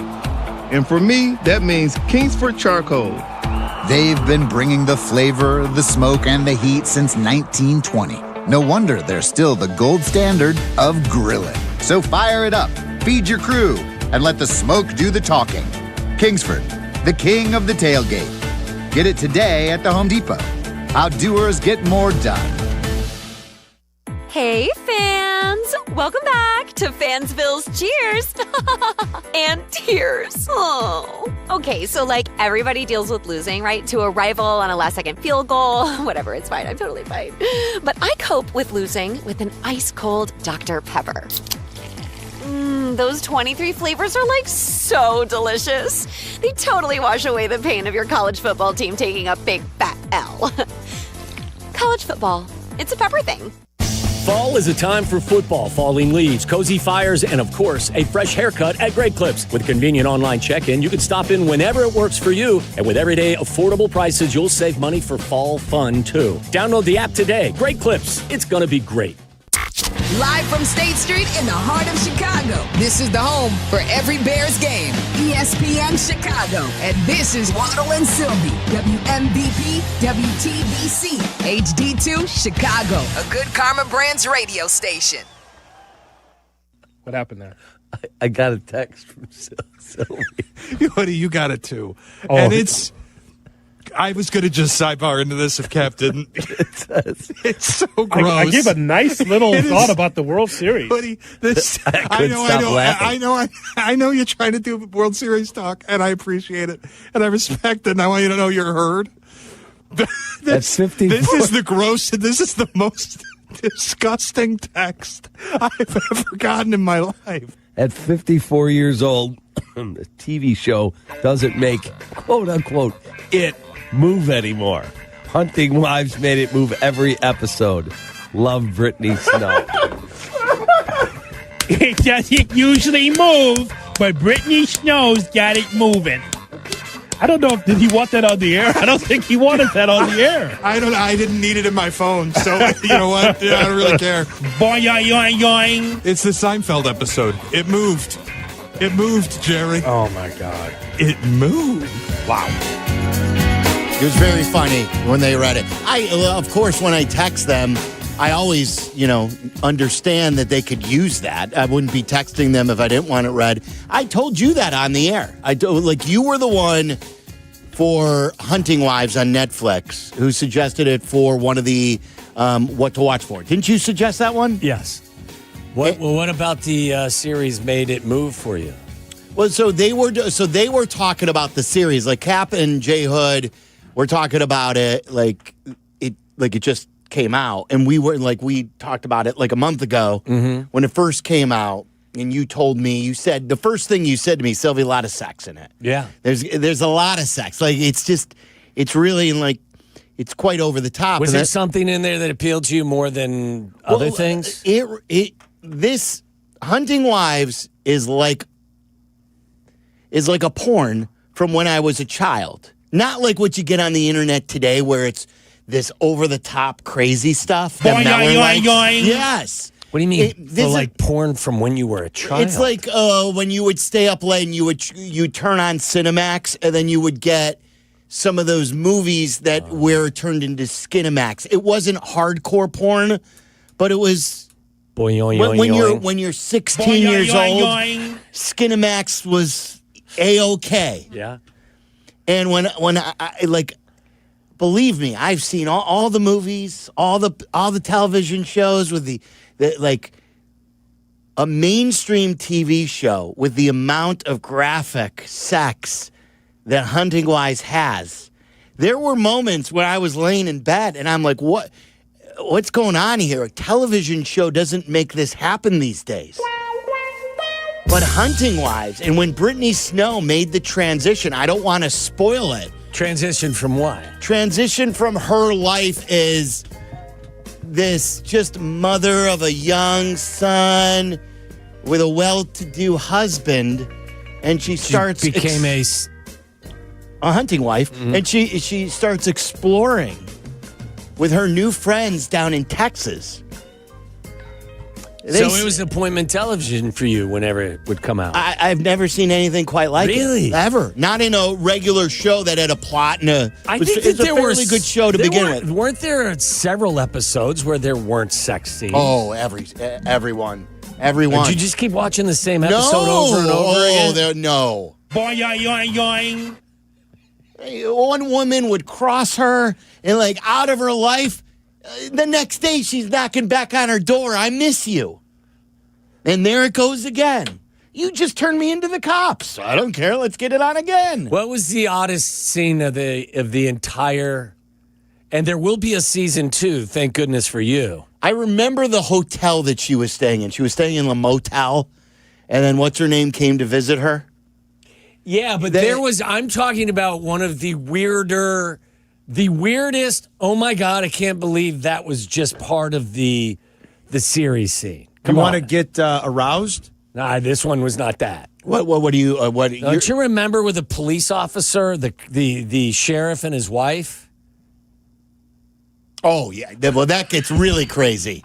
Yes. That's why. How could you not say that was by far the craziest part of the entire? It did not move for that. Of course not. I'm not saying that but it did. That's what I'm saying. I'm saying that was one of those. If you want to talk about a shocker of a scene, I guess at that point in the series, nothing would have been shocking. But that's what I'm saying. Like, what mainstream show on any streaming service these days had those types of sex scenes in it? I don't know. I've never seen a show quite like this. So you're happy I brought your attention to it. And it was brought to my attention by my wife. She's the first one that watched it. Yeah, I remember, and Kap was talking about it. Should I watch it? I think his daughter-in-law suggested it. There's no doubt Kap will love this show. Yeah, and like Kap's a PDA guy with his wife. Like, who knows what this could lead to? What are you insinuating? He's always in that bed naked. Well, that's not PDA, and that's in the confines of his own home. Right. Are you suggesting he's going to walk out of his house naked now because of watching Hunting Wives? What I was suggesting is if they're this out there with the PDA, that if this is going on in the private, so it could still be PDA, it's just private. Well, no, PDA instead of public. Oh, okay. Yeah, you know what I mean? The P just stands for private. Okay. Private display of affection. There's going to be some private display. But anyway, if you haven't watched it, guys, that's the best ad I could give for it. And Brittany Snow is in there. What was the singing movie that was very funny? Oh, yeah. There were 2 or 3 different episodes where they're in college. Anna what's her name was in it too, right? Uh-huh. Guys, you don't know what we're... Glee. Was it no, Glee? not Glee. Aiden got it. Pitch Perfect? Pitch Perfect. I was like, I can't believe this is escaping me right now. Brittany Snow, when she was younger, was in Pitch Perfect. And now she's one of the stars here. And just really, it moved. And the other woman... And I'm not ashamed to admit it. The other woman was the wife of... what's his name in Billions? Wasn't she married to him at one point in Billions? Oh, yeah. Okay. In the show Billions. All right. Yeah. Bobby Axelrod. It was his first wife. Okay, I understand. Okay. 312-332-3776. Anyway, we're talking about the World Series and Shohei Ohtani. I think this was the World Series of streaming television shows for you in 2025. It was very funny when I heard them. And, like, Hoodie can bring it to life better than anybody. With a boing, boing, boing, boing. Boing, boing, boing. Boing, boing, boing. Dueling banjos. Well, how did that conversation begin? about Kap bringing up that. Oh, so somebody had mentioned to him he should watch. He should watch, and so I texted them. I go, "You got to see Hunting Wives," because I'd mentioned that it moved on the air before when we were talking about it and on what to watch for. So I sent it to them, and they got a big kick out of it. Here's a couple of things: college football games, greatest games, not with your fandom. Auburn, Alabama. Is that the walk-off Tua game? Where Tua comes in and that was against Georgia in the Natty. Like I remember I'm that about game. the kick that was returned. Kick 6. That's the one. That's a good one, right? I was thinking of like these national championship games that were so outstanding. The Tua walk-off game in overtime where he throws that unbelievable pass. There was the I've gotten this from Downtown Dean and UPS Dave, I think, sent this in too. The Texas USC national championship was game. Fabulous. Yeah. Fabulous. Wasn't that with Vince Young and Vince Matt Young Leinart. scored a touchdown? It was incredible. Pete Carroll was the head coach, wasn't he? Yep. Mm-hmm. And then I remember another national championship game that maybe wasn't quite as good, but was hugely dramatic, was Ohio State-Miami in like the early 2000s. I think there were early fireworks going off. There's a controversial penalty. That game went into a few overtimes, 2 or 3 overtimes. And that Miami team was stacked. Jared Payton may have been on that Miami team. If it wasn't his team, it was right around his era when he was down there. Willis McGahee maybe too? Yeah, I think there's That sounds right. That sounds like the right year. Did he get hurt in that game? I remember Willis McGahee had a catastrophic knee injury, didn't he, in the national championship game, didn't he? I thought that happened when he was in the pros. Did it? No, it was he suffered one big injury when he was in college. Maurice Claret was the Ohio State running back. Yes, that is correct. All right, Nick in Atlanta, you're on ESPN 1000. What's up, Nick? Hey, thanks for taking my call. I'm a little late on this, but I don't think anyone mentioned the 2015 Patriots-Seahawks. No one did. It's a good one. When Malcolm Butler intercepted Russell instead of Pete Carroll running the football. It was an outstanding game, and then the controversial not giving it to beast mode on the goal line. Exactly. Yeah, incredible game. And I just want to say thank you for meeting you guys, Saints. My daughter's first Bears game. Pictures with you guys. I'll see you in Cincy. Thanks for, you're going to Cincinnati too, Nick, huh? That's yeah, great. I'll be at Cincy. I talked to Tyler yesterday about the bars. I know where you guys will be. All right, that's great. So I'm trying to think again. What did I say? I just posted it on my Twitter. I said it during the commercial break. Kitties on Sunday. Right. And then Holy Grail Tavern and Grill. And, of course, I'm giving you these Eastern times because if you're there in person, it's all based on Eastern. Correct. We'll be there 4 to 7:30. 3 o'clock to 6:30 Central, but 4 to 7:30. Holy Grail on Friday. That's this Friday. That's downtown Cincy as well. I believe they're both downtown. They're all down by the stadium. And then Sunday we'll be there. I guess they're supposed to be on like this plaza that is really, really cool and fun. And we'll be there Friday night. It's Halloween, so there will be some Halloween activity in the area from what I'm told by a couple of friends as well. All right. Kitties is 11 a.m. to 1 p.m. Eastern time, and that is downtown as well. By the way, in the 2003 Fiesta Bowl, McGahee suffered an injury after catching a screen pass. He tore his ACL, his PCL, and his MCL. Was that against Ohio State? Was that game? That was. Yeah. Hey, my memory's pretty good today with the Arnold Palmer thing, and then now this. It's very good. Good work. Shane in St. Charles, you're on ESPN 1000. What's up, Shane? Hey, guys. Thanks for taking my call. I think my favorite game of all time in football had to be Broncos-Ravens in 2012. That was the AFC divisional game. I think it went to double overtime, and it was just a shootout between Peyton and Flacco.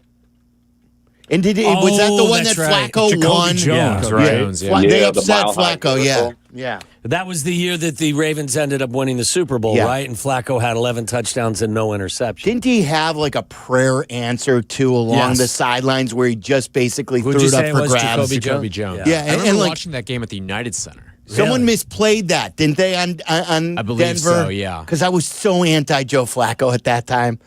My silly stuff. I love Joe Flacco now. He's the everyman. But at that time, I did not like him. Any status update on Joe Flacco, by the way? I know it's Tuesday. Yeah, I haven't seen anything today. All right. And they're probably going to play fast and loose with it anyway. So whatever status we get. That's how they do it in the AFC North. Yeah. Let me go to, let's see. Did I do that? James in Palatine. You're on ESPN 1000. What's up, James? Gentlemen, good afternoon. I'll just cut to the chase and make it quick. Cavs Warriors Game 7 of the 2016 Finals. That was the greatest game I ever saw. And LeBron's block, the block. I argue, is probably the greatest defensive play in NBA Finals history, bar none. I hated it because I was so rooting for the Warriors, but that is one of the greatest basketball games ever played, at least in the modern era. That's for sure. James, thank you. What game was it that LeBron had his shirt off at the World Series? Was that Game 7? He was in the booth? Uh-huh. Yeah. And I don't know of the Cavs players? I don't know if he truly had his shirt off. I think we somehow I think he was. That's what I thought too. Flexing. He was flexing. He was flexing, but I thought he saw had like recently, an Ohio versus everybody shirt or because something. I saw recently, and I don't know how this has manifested us thinking that he was shirtless. I thought he was shirtless. Me too, for all those years, and I just saw the replay. I think I had my son watch like the short version where it just goes to every highlight of the 2016 World Series, and I'm like, oh, he's wearing a shirt. Why did I think he was shirtless all these years? John in Maybe Maryville. we made that up. John, you're on ESPN 1000. Yeah, I was at the game, the NCAA Men's Championship game. I believe it was 2010, Butler Duke, when Gordon Hayward had that last second shot. It looked like wasn't it from half court or around there, maybe just inside. Yeah. It looked like it was straight on, and that it was going to go in. And it was just short. I believe that was the title that Shire won. I think Shire was a player in that game. It was, and it seemed like that ball hung up in the air for like 30 seconds. We'd seen the shot coming. You knew it was going to be so close, and then just to hear that bang off the rim, it was incredible. Yeah. John, thank you. That's good stuff. I just looked at the video. LeBron he had a shirt on. I don't know. And he was flexing. Yes, he was doing this. Yeah. I don't know how that has turned in our mind. Isn't that weird how, like, your mind can play tricks on you and you think something had happened and you've been telling it that way for all those years? Maybe it was, who was the guy that was the guard that was always on those Yeah, the J.R. Smith. J.R. Smith was always Smith shirtless. may have been shirtless. Maybe it was J.R. Smith shirtless. Collegiate golfer J.R. Smith. That is correct as well. Is he still golfing? I believe he's still playing. Is he? Was he playing for North Carolina? No, it was like North Carolina A&T. Oh, maybe. yeah.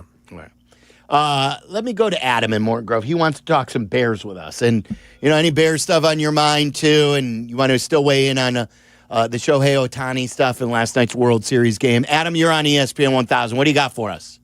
Hi, how are you? We're good.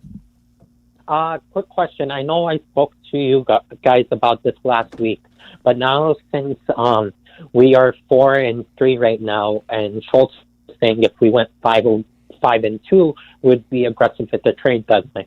Now 4-3. Do you think we'll be aggressive these coming days in terms of getting a cornerback or a pass rusher? And if so, will they be good or just like a minor rental? It's a good question. I think that I think that they will work the phones. I do not think they'll sit on their hands. Even 1 week from today, by the way. Yeah, even at 4-3, if you look inside the NFC, like you're in the hunt for sure.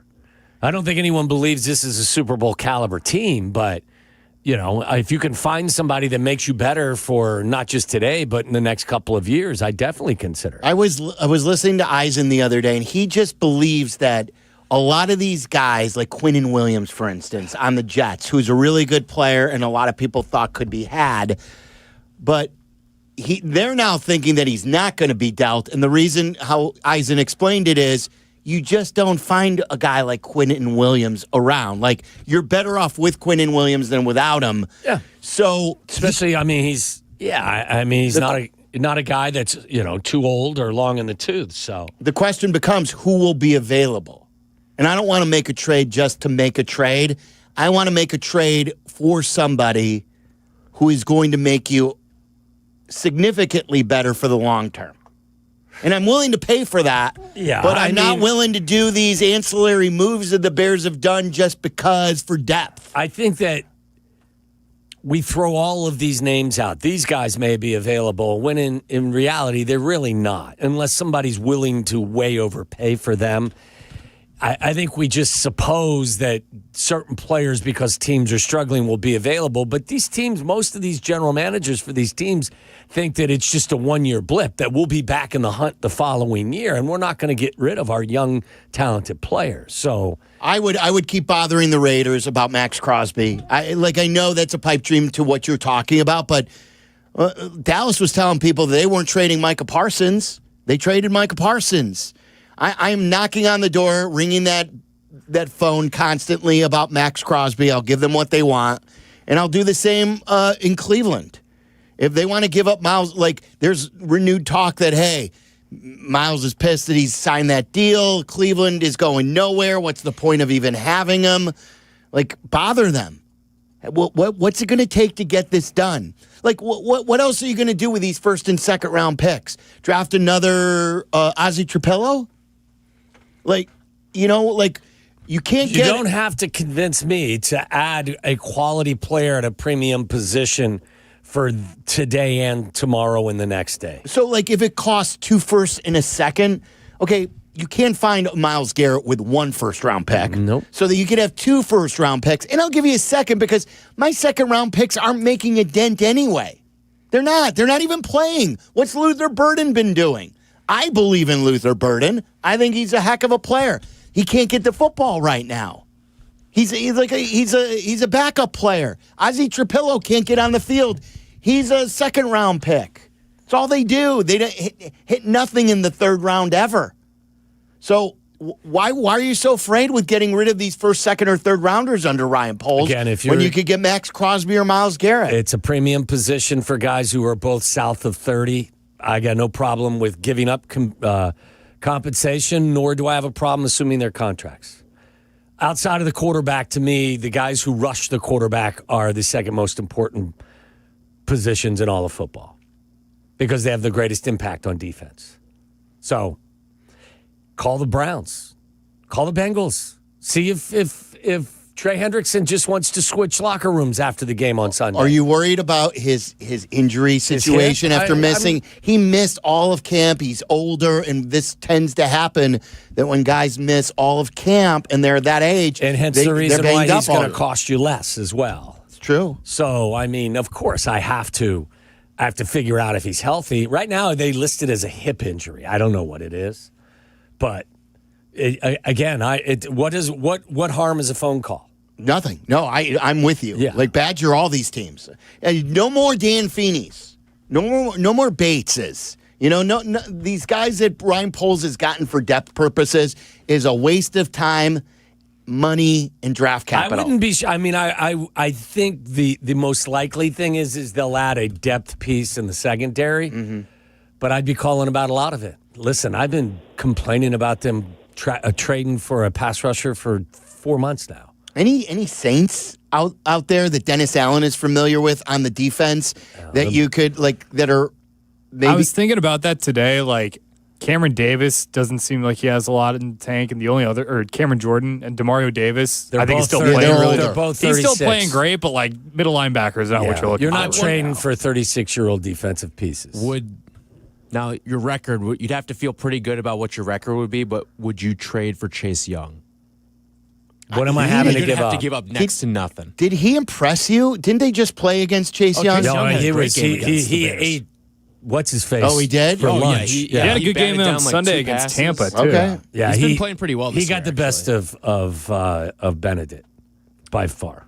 Scott in South Elgin, you're on ESPN 1000. What's up, Scotty? Hey, what's happening, guys? I completely agree on the second-round picks thing. Don't even get me started there.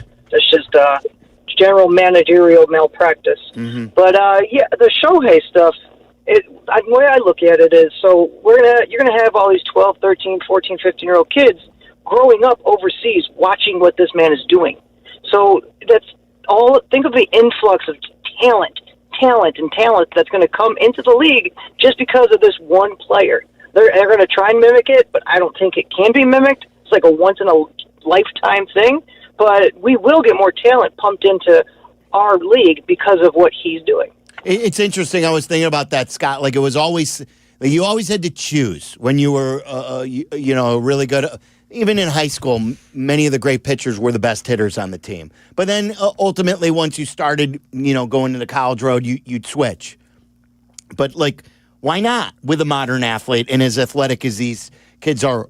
Will we start seeing years from now more players, maybe not to Ohtani's level, but doing both?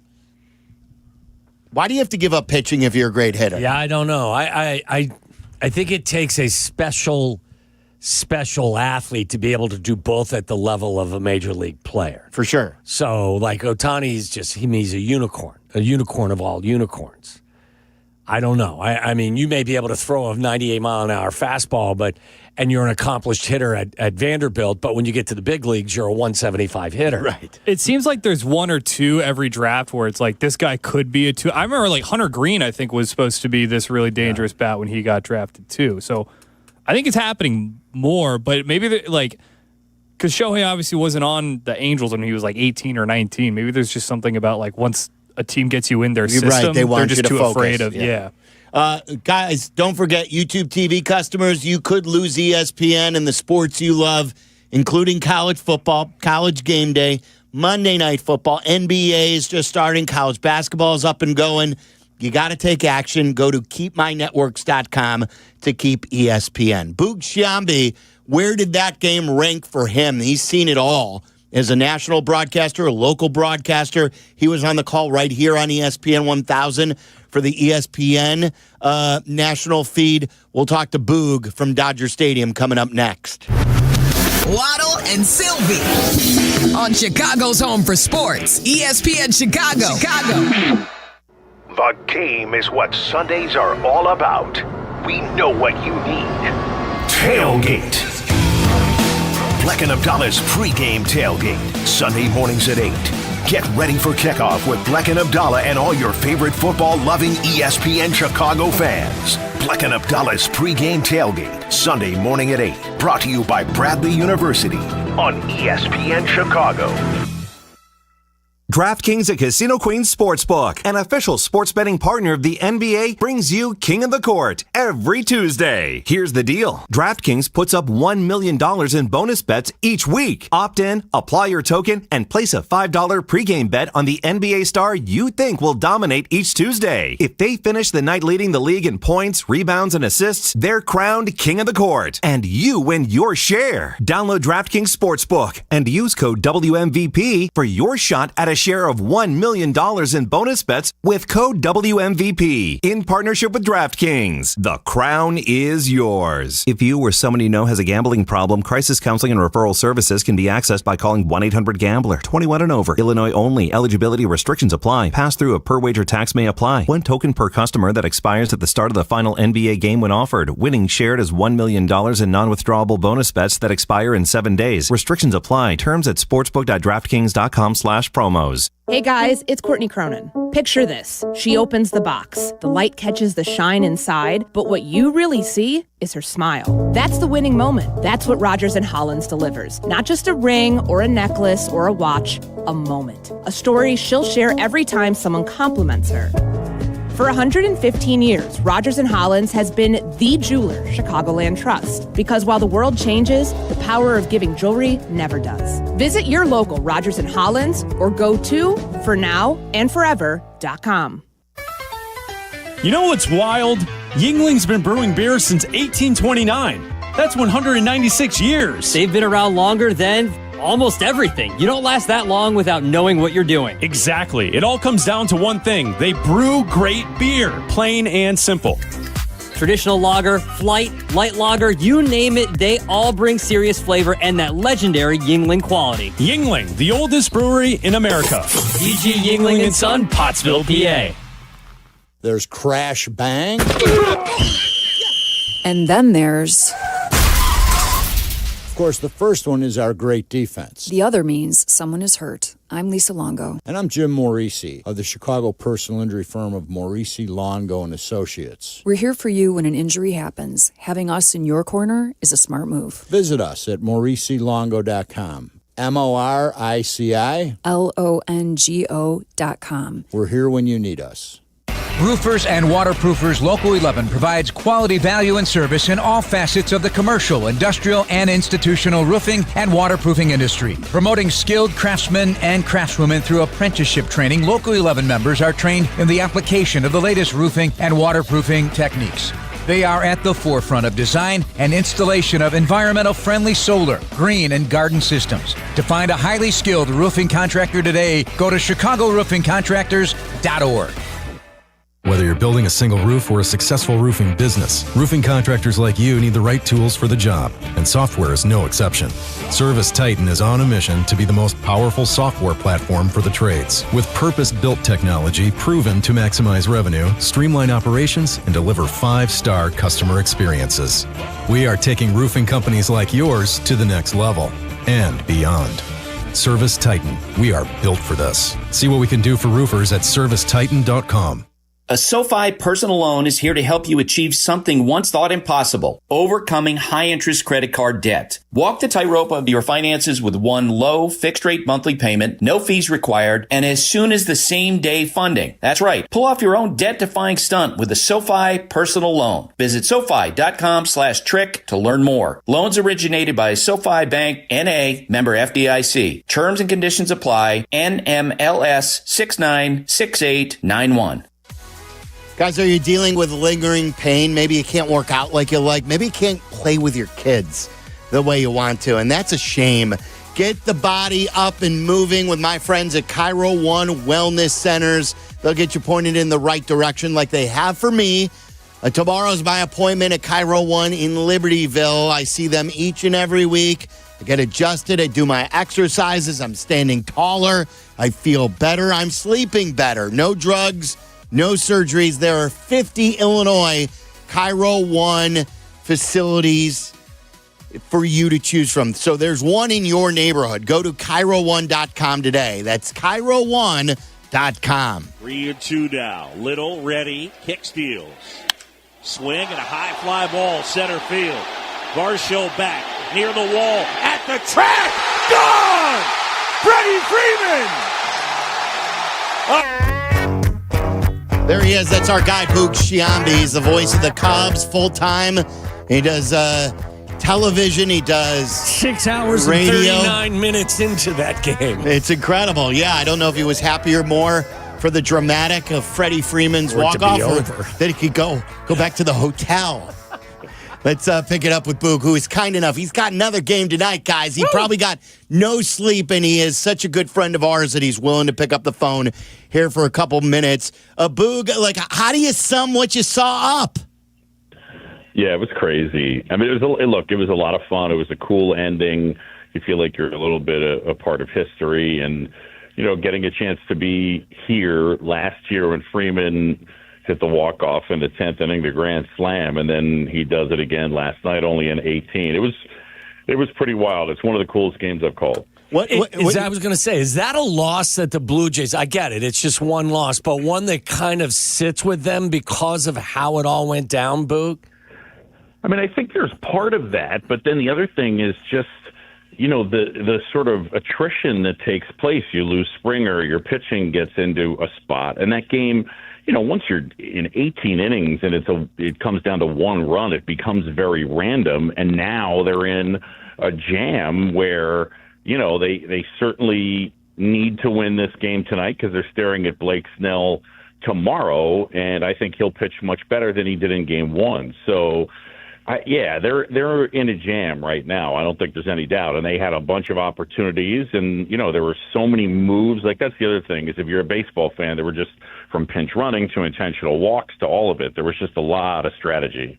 Boog, like I said to Waddle earlier, this is the most excited I've been for a baseball game that I wasn't cheering for in a long time tonight because, now we just turn around, we go back to our televisions, and now Shohei's on the mound. Yeah. It's truly incredible. Where do you believe, if he continues to be healthy over the years, do you think we'll be talking about him as maybe the greatest athlete we've seen? Yeah, again, you wait for it to play out. He's 31, but I mean, I think that until we start to get towards the end, then it's probably better to really address something like that. But tonight's a good example where, okay, so you go to last night and he was cramping on the bases. He was on his feet. I mean, you reach base safely 9 times, and now he's being asked to pitch.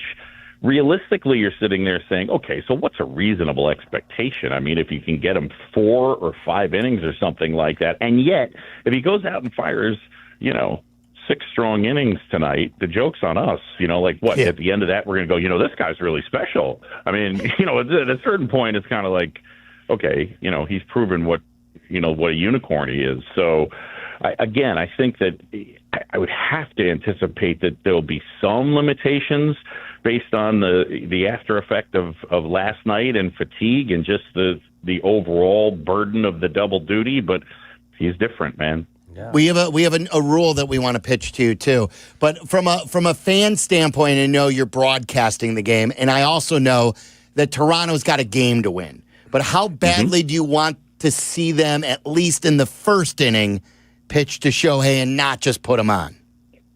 Yeah, they will. I'll tell you that right now. They're not going to intentionally walk him to begin the game. Oh, they won't, because that had been talked about. Yeah, I don't see. I think they'll pitch him to begin the game. Good. I don't think that they're going to put him. They're going to put him on like that. So, look, I think he's a great example, by the way, of the idea of people thinking that they can see who's hot and who's not, but you are until you aren't, and you aren't until you are. I mean, he was so ice cold and looked so lost in the same way that Mookie right now looks completely lost, and he is until he isn't. So, like, thinking you can see it in real time, you can't. And, right now it feels like he's hot, and he is until he's 0 for 4. You know what I'm saying? So Sure. It's one of those challenging things. But I do think they'll pitch to him the first time, and then I think you're going to see him probably walk, 3 or 4 times. Waddle's got a proposed rule for you. Yeah, I was, listen, I'm a moron, but I said next year you implement the Ohtani rule where in any game you can only walk a certain player intentionally one time.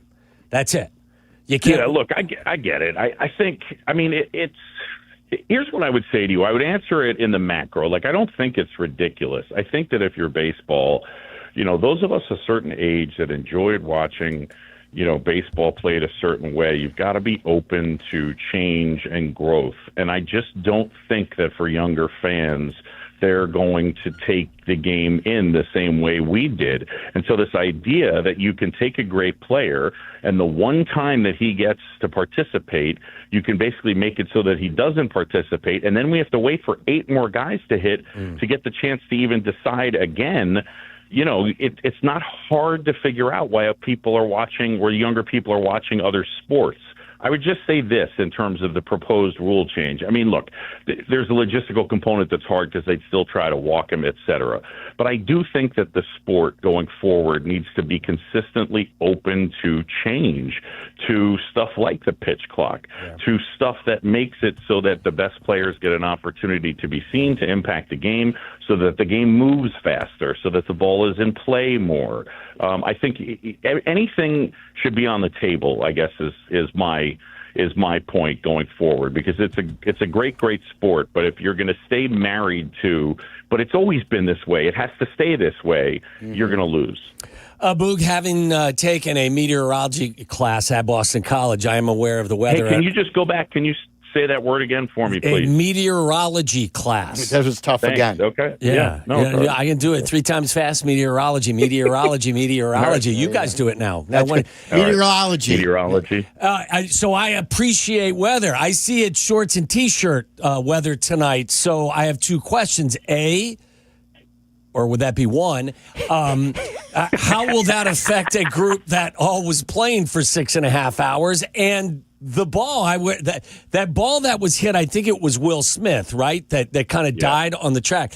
Does a ball like that fly out of the building tonight because of the change in the weather?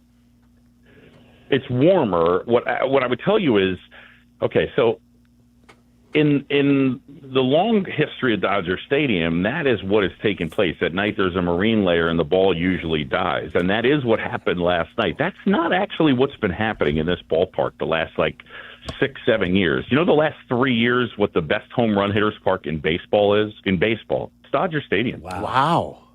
So, I think tonight I didn't realize that it was happening as it was happening. I mean, I think it wasn't just Will Smith. Freddie Freeman hit one. Muncy hit one that came really close. But my guess is the ball will jump tonight. So that's my weather. Did you take that class at BC as well?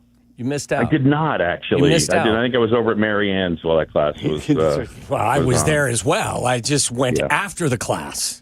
Yeah, I understand. Okay. I'm not judging you. All right. Sounds like you are. I want to hear about that, not to get too personal as we let you go here, because we know you've got a World Series game to do.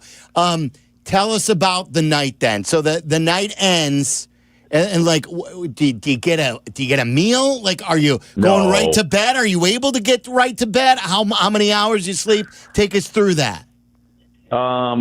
Yeah, I mean, we got back to the hotel. I probably got to bed 2, something along those lines, and then I think I was up by 8.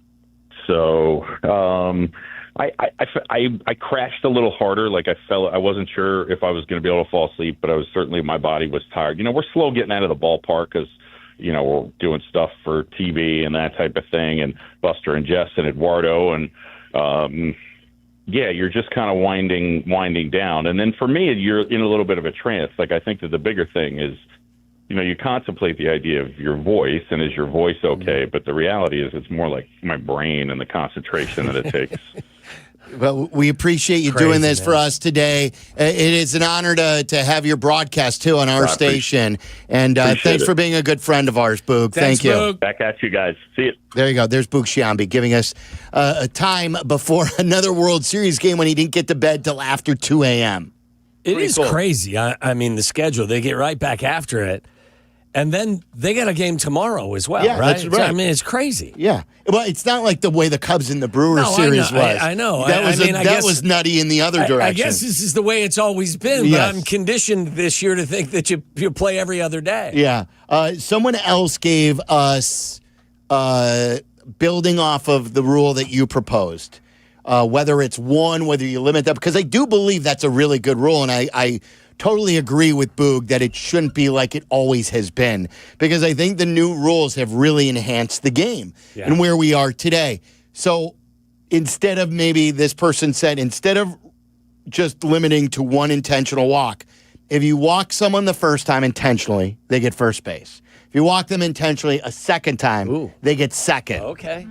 And then if you walk them a third time, they get automatically to third. And then, how about your fourth intentional walk? It's a home run. It's a home run. Okay. Yeah, I mean, so he was intentionally walked how many times yesterday? Was it 5? Well, it was 4 times, but then really 5. Yeah, it was because the 5th time they just didn't kind of pitched around him. So, and I what would limit it more? I mean, and maybe there is more strategy in weighing it. Hey, we do want to walk Shohei again.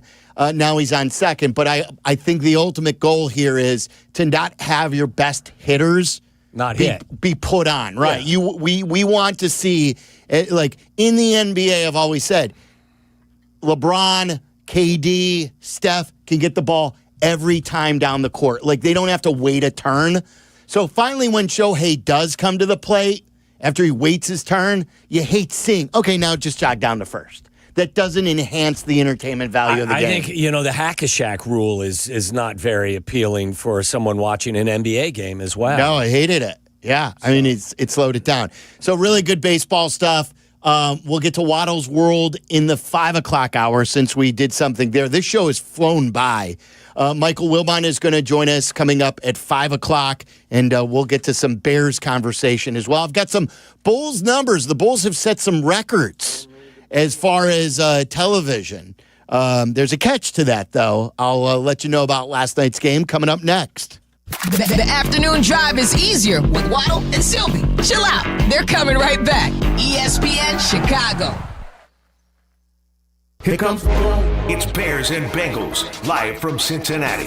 Sunday, starting at noon. This is the home of the Bears, ESPN Chicago. Yeah, you know what makes game day way better? When everything just works. Your TV, your phone, your tablet, even your Wi-Fi working together so you never miss a play. And that's what Xfinity does. Their Wi-Fi is smart enough to know when your devices need a boost. The equipment, top-notch, letting you stream multiple games at once with multi-view. And Xfinity Mobile, well, it gives you Wi-Fi whenever you need it, wherever you need it, and 5G everywhere else, so you're always connected at home or on the go. And the games themselves, all in one place with enhanced 4K, so it feels like you're right there in the stadium. No lag, no buffering, no switching apps, just pure game day action. Game day should be fun, not frustrating. Xfinity keeps everything running smooth so you can focus on the plays, the snacks, the hype, maybe a little friendly trash talk as well. So if you want to see what I'm talking about, get started today. Call them, visit Xfinity.com, or stop by an Xfinity store near you. Restrictions apply, new residential customers only, taxes and fees are extra and subject to change. Xfinity, imagine that. I'm Sammy Lubeck, Chicagoland's real estate agent, here to help you make your next move. With Baird & Warner, a Chicago institution for 170 years, my team has helped our clients buy and sell homes from Lakeview to Lake Forest, Bucktown to Barrington, Hinsdale to Highland Park, and 80 towns in between. Get exclusive access to private listings and smart strategies to win in today's market. No surprises, just results. Let's get started at www.sammy.homes. Once again, I'm Sammy Lubeck, and I am Chicagoland's real estate agent. When your life turns upside down after an accident, you need an advocate like Wallner Law. I'm John Wallner, and for over 50 years, Wallner Law has fought for people just like you, injured, overwhelmed, and searching for answers. We don't just take cases, we take care of people, and we win for you. From car crashes to workplace injuries, Wallner Law stands by your side every step of the way. So call us today, 312-8-MILLION, and win with Wallner. Hey, this is the Fat Jack, and football season is here. Are you ready to make money betting on sports? Are you ready to make a winning decision? Are you going to gamble for fun, or are you going to gamble for money? This year, make that decision that will build your bankroll all year long. Go to FatJackSports.com, and for less than $100 a week, make money betting on the games. That's FatJackSports.com. It's a personal portal. It comes to your email. It's hassle-free. It'll make you money. FatJackSports.com. Illinois State University's hometown of Bloomington Normal consistently ranks among the top college towns in the country for affordability and safety. Come see why students and parents alike love Illinois State. Schedule a visit today at illinoisstate.edu/visit. Hey, it's Joe Aurelio, and it's time for Aurelio's Pizza, Chicagoland's oldest pizza chain since 1959. Indulge in our crispy thin crust, signature sauce, and 100% real mozzarella. Visit Aurelio'sPizza.com for the location nearest you. Aurelio's Pizza, it's a sauce. Progressive knows there's so many great things about being a sports fan. Like scoring the company box seats. How great is that? Trick plays that actually work. Prevent defense when your team is winning by a lot. And even more preventative prevent defense as they're hanging on by a thread. And of course, saving money when you bundle your home and auto with Progressive. That's pretty great. Just like trick plays that actually work. Yeah, but how often does that happen? Complaining about sports. Not so great. Progressive Casualty Insurance Company, affiliates, and other insurers. Not available in all states or situations. Out here, days are getting a little cooler, and mornings are starting with a few more layers. It's the season for more time at the grill, more feed for your animals. Heaters burn late into the night, and the woods start calling your name. We appreciate hard-working hands, shared moments, and love for our land. That's why season after season, we're here for your life out here. Tractor Supply. Hit the road in a brand new Acura in less than 1 hour. At Advantage Acura Naperville, you can sign and drive away in 60 minutes or less. Seriously. Or they'll cover your first car payment. Every new Acura is backed by the Advantage Plus program. Advantage Acura Naperville. Restrictions apply. See dealer for details. Listen to us now, live on the ESPN Chicago app. Listen to the show in HD at 100.3 HD2 FM. Listen now on ESPN 1000. This is Waddle and Silvy, ESPN Chicago, Chicago's home for sports. Hooks it next to Cream it Abdul-Jabbar would be proud. It's in. Rebound Jones. Outlet feed. Touchdown to Herder. There you go. Got it to Jones at the last second. They left him open for a triple. Bang, bang, bang. All forward. Certainly got the size for it. Buzelis stop and go. Make him dance, young man. Make him dance. All right. Oh, it is. There you go. And the foul. Porzingis has 25. Dosunmu a three. Yes. Oh, bang, bang, bang. And the fourth quarter agrees with Ayo Dosunmu. Jones finds Giddey. That's a three. It's good. There you go. Bulls win last night against the Hawks in a play-in game preview. Adam and Stacy on Chizen. It was the first time I've seen a Chizen Bulls game. Oh, yeah? Ever. Like, I at least heard the sound. Like, maybe I was in a bar when the Bulls were on, but this was the first time we've consumed it at our home with Adam Amin doing the game. The other day we watched, but it wasn't Adam. It was, who was it? The voice of the Angels. Wayne Randazzo was doing the game with Stacy. So this was the first one. The Randazzler. That's right. So the Bulls are 3-0. This is what C-Red Fred tweeted me last night. He said, boy. That team that Silvy rejected has become the cornerstone. Do not persist in your unbelief, but believe. Cornerstone of what? Hashtag C-Red. There's so much weirdness in 2 sentences of a tweet. I was wondering the same thing. What do you think he means, the cornerstone? I don't know. Of you, maybe your sports fandom? I don't know. The team that Silvy rejected has become the cornerstone. Of the NBA? At 3-0 atop the Eastern Conference? Is that what he's saying? I don't know. And again, I mean, listen, 8 guys were in double figures last night. I got nothing against Ayo. I like rooting for Ayo. I like Trey Jones a lot. I think he's been really good for them since they got him in the Zach LaVine trade. We love Modest. You know, there are many guys who are likable on the team. My gripe has been with ownership. Anyone who doesn't understand that, it's ownership and it's their general manager / vice president that I've had the issue with. The Bulls have been my first love. Like, it was the Cubs and the Bulls, 1 and 1A, as far as the 2 teams that I absolutely love the most. I have boycotted out of love, not out of hate, because I love them so much. They have hurt me so much. They have held Bulls fans prisoner in this middle-of-the-road garbage where they don't go for anything, that I decided to take a stand. Whether it was a one-man stand for just me personally and made me feel better, or others wanted to foul, whatever it meant, it was what I needed at the time. You just want to be friends for now. Yeah, want to be friends. And like, I'll watch them from a distance, and we were rooting for them. Of course, I'm rooting for them. That goes without saying. But what I dislike friends is with benefits, maybe, if they continue to win. What does that entail? Maybe going to Milwaukee to watch them play the Bucks, or like maybe going to Indianapolis distance to watch them play the Pacers. Hey, just so no one knows here in Chicago, why don't we meet up in Milwaukee? There you go. You know, Yoing. We'll get a hotel room. The Bulls win again, 3-0. Hell, you took the kids to a game in Colorado to watch the Rockies and Cubs. Yes, right. You can put them on a plane and take them to go see the Bulls and Nugs. Oh, no more. That's it for Denver. Okay. Not that there was anything wrong with Denver. Take him to Salt Lake City. But we may do, we'll do another city or something like that. Before, Jerry's got to care. Michael's got to care. AK's got to decide to make some moves. But the current Bulls, fun last night and fun so far this year. Wins with Wallner, brought to you by Wallner Law. Bulls win again, guys. Wallner Law handles the toughest car accident cases in Chicago. Call my guy John Wallner today, 312-8-million, 312-8-million. Wallner Law, win with Wallner. And the more we read this, the better it is for all of us, and tell you about Wallner Law, because they bring you, winners. Winners. I've got, you want some stats from last night's game as far as the ratings are concerned? Yeah. Let's see here. The Bulls season opener was the most watched telecast in Chizen history, with more than 100,000 viewers.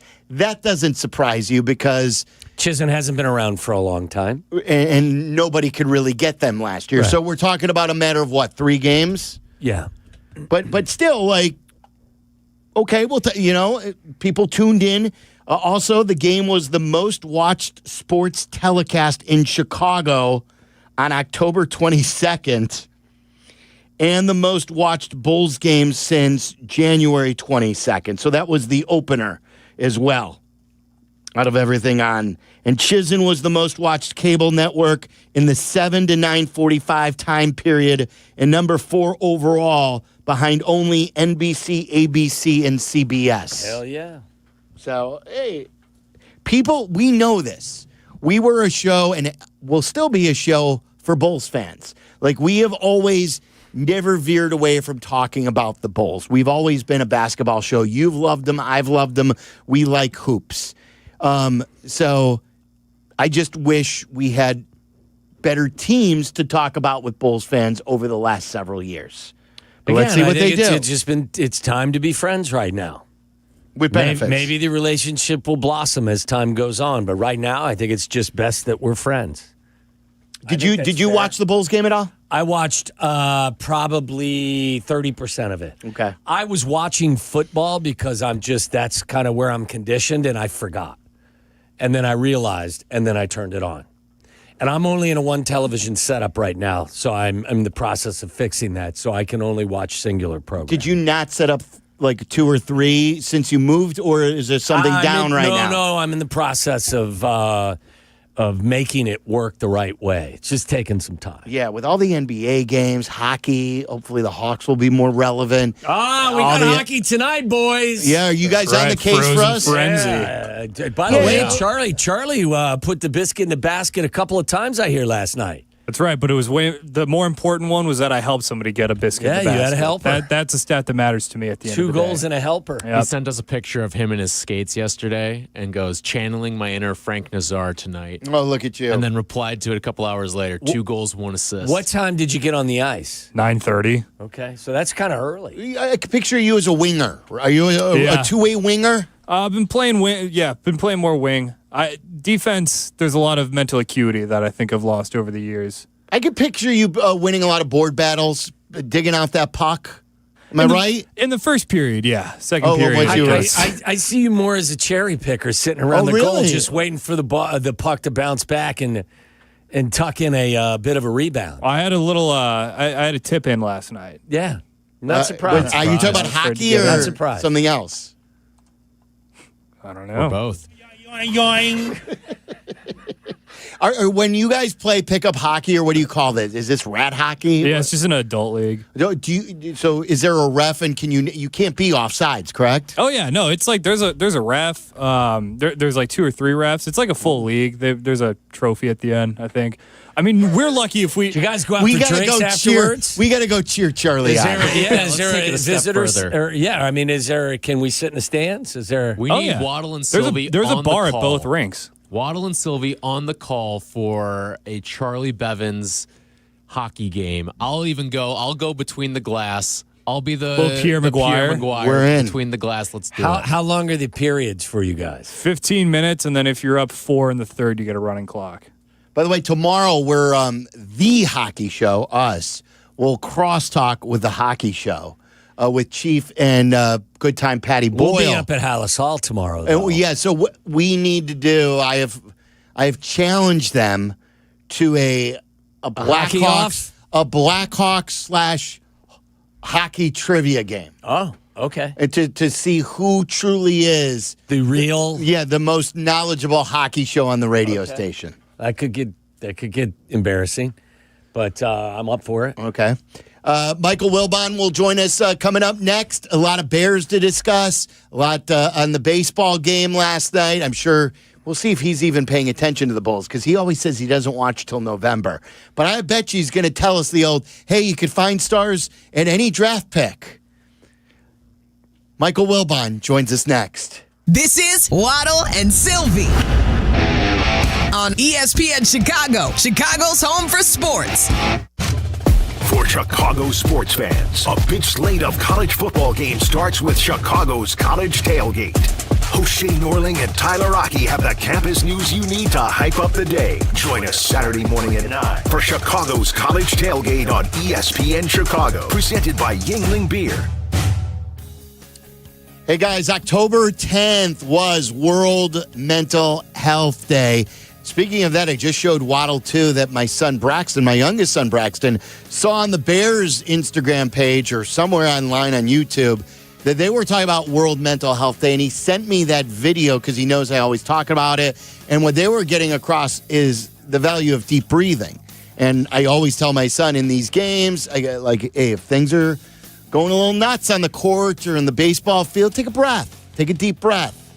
You're good. Control it. So whether it's that or whether it's seeing someone to talk about issues you may have, whether they're big and you're trying to get through something big in your life, or you just are better off talking to somebody, because we all need someone there for us, whether it's how to be a better dad, whether it's how to be a better boyfriend or husband, whether it's about being a better coworker or friend, or you just need someone to listen to you. BetterHelp.com is the place to go, guys.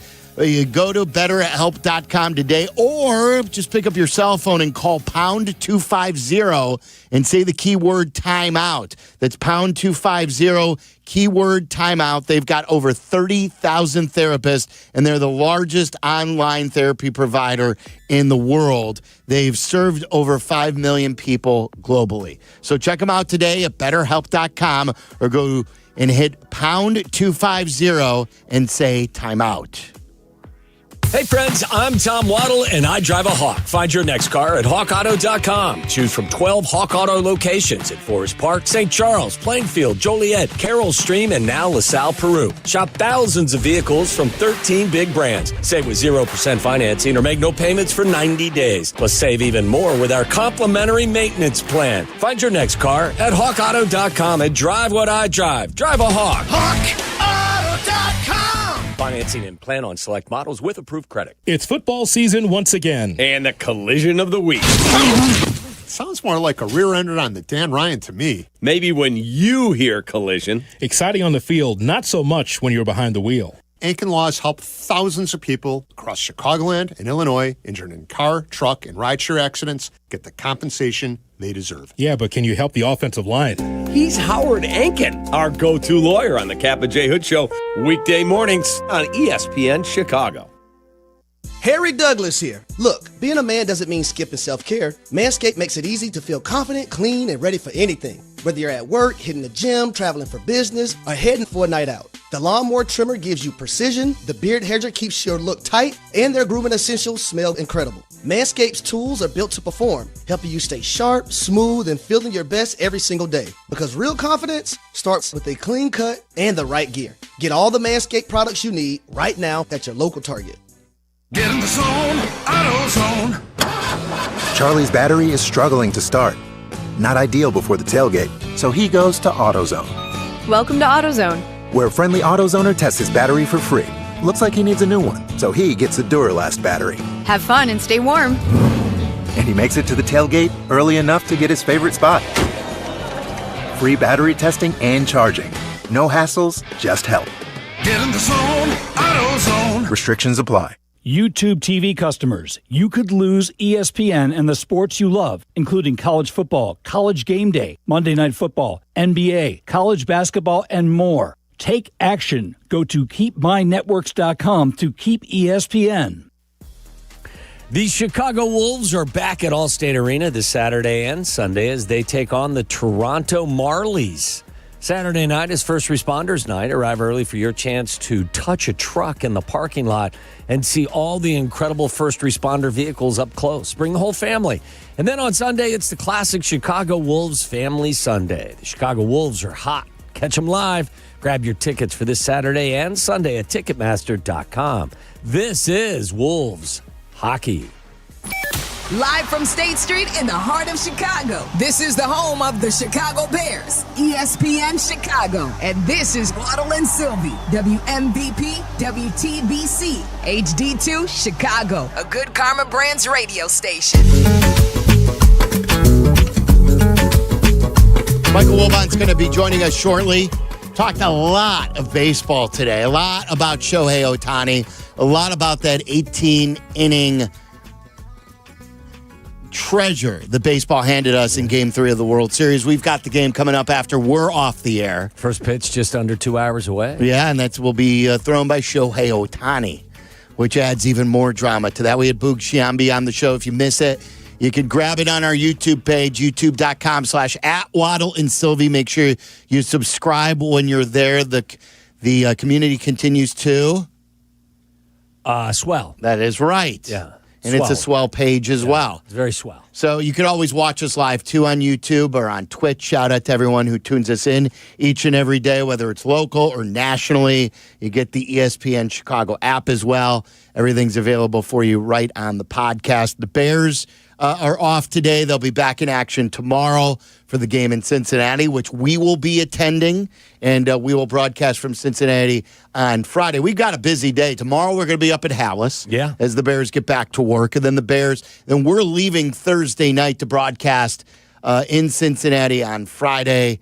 By the way, you know that dreadful Cincinnati defense, they had themselves a players-only meeting yesterday. That always solves things. Yeah, no question. So look out. They're going to be rough and ready to go on Sunday. Did we find out, too, that the Bears defense had a players-only meeting like after the second game of the year? Was so. It? And after then you the Detroit see some game? improvement. They did improve. You're right. Don't take these Bengals lightly. I don't think our Bears are in any position to take anybody lightly. So we're on to Cincinnati. Yeah, we're on to Cincinnati, where that team, especially if Joe Flacco at the age of 40 or whatever it is, they can still spin it. Yeah, if he plays. And that ball comes out lickety-split. If he plays and he continues to target Jamar Chase like he is, they've got weapons. Do you know the how many Bears times have to score, and they didn't score enough points last week. Do you know how many times he's targeted Jamar Chase in the 3 games that they've played together? Well, last game it was 19, correct? Were there 19 targets? I believe so. So I'll go 51. 54 times Joe Flacco has targeted Jamar Chase. Wouldn't you too? Of course. Especially you didn't know the offense well. You just came over from division rival Cleveland, and you're like, okay, I'll learn some plays, or I'll just throw it when in doubt to Jamar Chase. Listen, that offense, they're blocking for Flacco. I think he's only been sacked 4 times. Ball does come out awful quick. T. Higgins is having himself another big year. Noah Fant is a tight end that's getting the majority of the catches now because Gesicki has been hurt. The kid, the running back from Illinois, is good. That kid is Illinois' got some good player. players. Who's the wide receiver on Denver, too, who had a couple Pat Bryant? Yeah, he had a couple of touchdowns this weekend. Like, they're putting some guys in the league these days. I know this season hasn't turned out to be what a lot of people were hoping for Illinois football, but they've got some guys in the league these days. I guess the moral of the story is and I don't think they will. I don't think that's in their DNA up at Hallis Hall with this coaching staff. I wouldn't be taking this Bengals team lightly. By the way, they're going to be a desperate football team, too. I know they're 3-5, and they've got some horrific defensive issues, but they're trying to stay afloat until Joe Burrow can get back. And in that division, it ain't over. I mean, the Ravens are now 2-5, and they're the betting favorite to win the division. Yeah, I thought so too. Like Pittsburgh, to me, is just a fake team. They're a 9-8 team. He'll get them probably to 9 because that's what Tomlin does. But their defense is shockingly bad. Mm-hmm. They give up a lot. Oh, there is no defense being played other than in Cleveland, and that disappears at times too. But the AFC North, you used to think that's a rock'em sock'em defensive crew. Right. They're like 30, 31, and 32. They're not. It's not good. Not good, Charlie. Wilbon's going to be giving us a call here shortly. We're trying to get in touch with him. Usually right now, Tuesdays at 5 o'clock, Michael Wilbon joins us. I want to play you Albert Breer from this morning. He did not beat around the bush. Right away, they asked him the first question today as he joins Kap and J Hood every Tuesday. I still believe it's 8:35. Or was it earlier today? I'm trying to think. Because I'm still getting used to their new starting at 6, and when I hear the different things that I usually would hear, and I was up fairly early today. This was Albert Breer on his biggest takeaway from Bears and Ravens. They need to be better at quarterback. I mean, I think like we saw really where the formula was the week before, and what they did to the Saints and being able to shut down their running game, and they ran for, 230 yards. Yep. And, I just think so much of it right now hinges on their ability to do everything else well. And I think, the reality of it is, and, this is something that sometimes you learn when a guy comes to the pros. Caleb Williams was more raw than people gave him, than people wanted to think, maybe myself included. And, I think there's a lot of stuff he had to learn coming to the pros. And, I think so much of it is just learning how to play the quarterback position. And that sounds simple, but there's really a lot to it. And, I think that's why, there was such a process, and you guys remember this, over the month of training camp, before you get into the real season prep, where they were trying to figure out what he can do well and what he can't do well and what he's ready to handle. And that's why it looked bad. And I don't think Ben cared that it looked bad in the summer. I think he really felt like, he needed to go through a process of making Caleb drink through a fire hose. And then, as you get closer to the season, you scale it back to what you think he can do well. But, clearly he's an uber talented kid. I think he's a smart guy too. I think he's got all of that. And a lot of this comes back to what he's been asked to do and what he was asked to do as a college player. Now what he's being asked to do as a pro. And we'll see where it goes from here. It's a very different challenge for Ben than, coaching Jared Goff was, who, by the time, he got around Jared Goff was in his, I believe, his sixth year as a pro.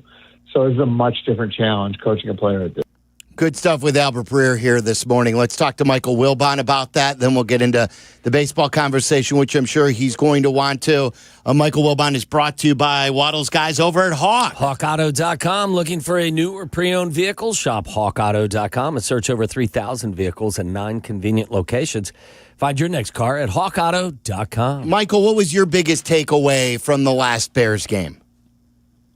That they had reached the peak that they can currently reach with 4 straight games, a couple on the road. That's where they are now. It doesn't mean that's where they're going to be by the end of the year or next year. But if people thought they were just going to roll out and win 7 or 8 straight games, particularly when they were playing a team on the road coming off a bye, of which they were 8-1 in the last 9 years, and a team that was more desperate than any team in the NFL last week in Baltimore. And I kept telling people, including those in my own family, no, the Bears aren't going to win this game. They're not ready to win this game, not good enough to win this game yet. And they weren't. There were some moments that made me crazy. The pre-snap penalties bother me more than the up and down 2 steps forward, 1 step back from Caleb, because that's just steps backward every week. What the hell is wrong? Why can't they get that right? Why do they play like a dumbass team so often? The penalties, and especially the pre-snap stuff, that's concentration. Those are unforced errors. We're not talking about missed tackles. But they do. They just play like a dumbass team too often for my taste. Well, and so it's like, okay, how do you let's talk about fixing that.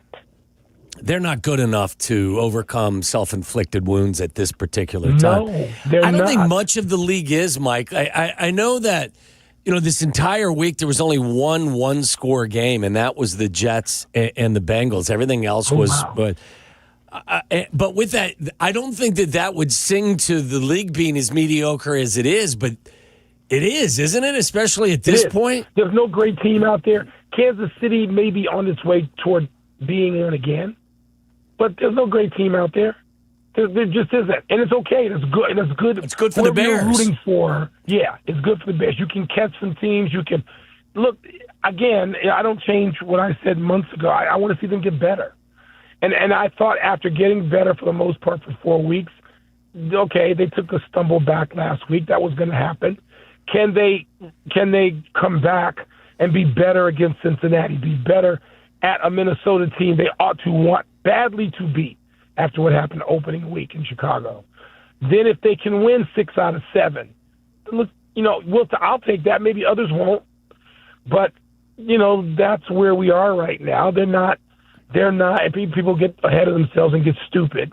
And they get ahead of themselves on every team. People did this with the Chargers early on, and you can go up and down the league and look at the number Denver.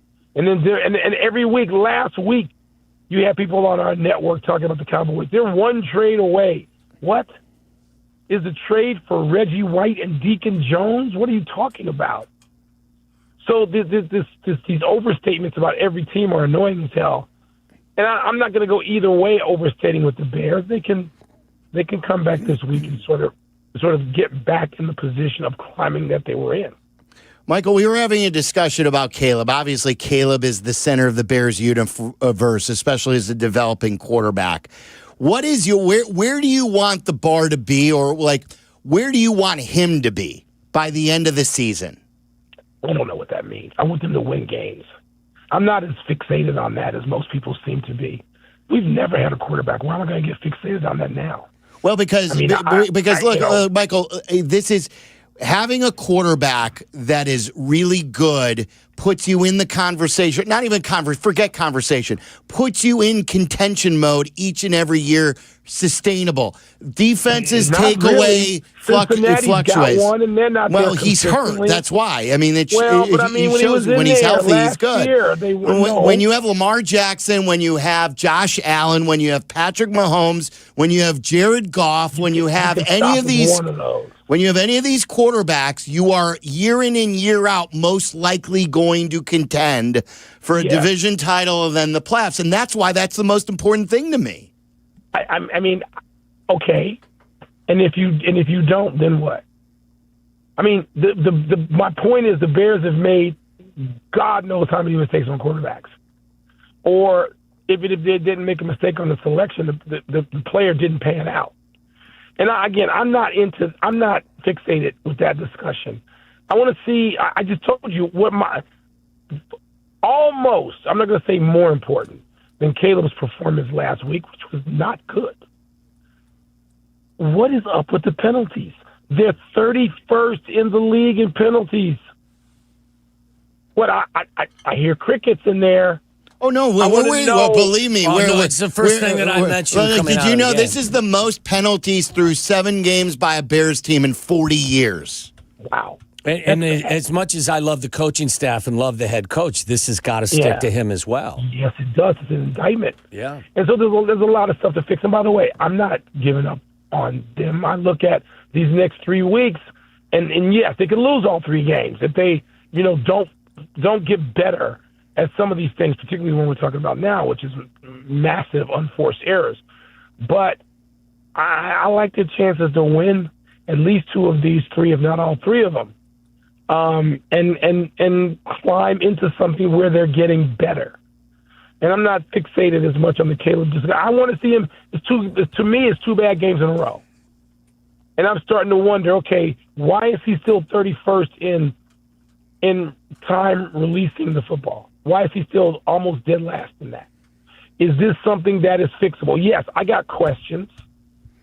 But also, it was interesting to just hear Albert Breer talk about how when Ben got Jared Goff, he was in year 6. Mm-hmm. And so, I remember seeing Jared Goff early on. There's a reason why a team was ready to trade him and give up on him. So I want to see Caleb get better at these things. I hope he can. I'm not going to Vegas on it. I just hope he can get better at these things. And in the meantime, I hope that, the team can stop being 31st in penalties. Are they 31st this week in penalties? I mean, they're bottom 1 or 2. I think there's only 2 teams in the league that have committed more penalties, and one of the teams has played 8 games, not 7. So, we got to be. They haven't been Mike. They haven't been a smart team, and I think that. I think situational awareness is also something the coaches talked about with regard to the quarterback. Knowing where you're at. You're 5 yards deep in your own end zone, and you're trying to make a hero throw instead of hitting the wide open running back in the flat. Know where you're supposed to be. There was a play. There's no question that his mistakes are penalizing a team in a different way. Yeah. I'm talking about bonehead stuff up and down the roster. That's got to end.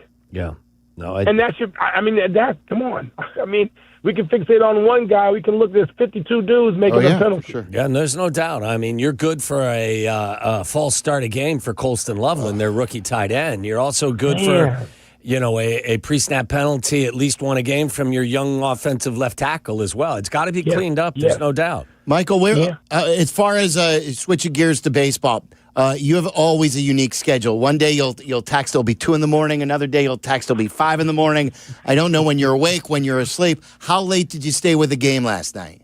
So I fell asleep. I had a 5 a.m. car pickup this morning to go to the airport to travel, and I had a 4:45 wake up call. Ooh. So I got in bed at like midnight. I'm like, God, can I get a 4-hour nap? And I fell asleep in the 15th, and I missed the 15th and 16th innings. But I woke up in the top of the 17th, and I was just like, what is going on here? And I was able to stay awake long enough to see the home run. Wow. So I saw Freddie's home run. But I didn't stay awake through every pitch. I missed innings 15 and 16. It was an amazing thing. It is both why old people love baseball and young people don't. And as part of baseball's, having to go to a pitch clock. And, there's a lot of interesting back and forth about how this plays. And tonight, but Shohei alone is just worth the price of admission. My God, to watch this guy, to do what he did last night with the 2 home runs and a double, 9 times on base, come on. So I'd watch just for him. I think, too, like about the old guy, young guy thing, that Shohei and the superstar that he is does bring more of the younger viewers in and creates a younger, just the things that we're seeing in this modern era to pitch hours after that game.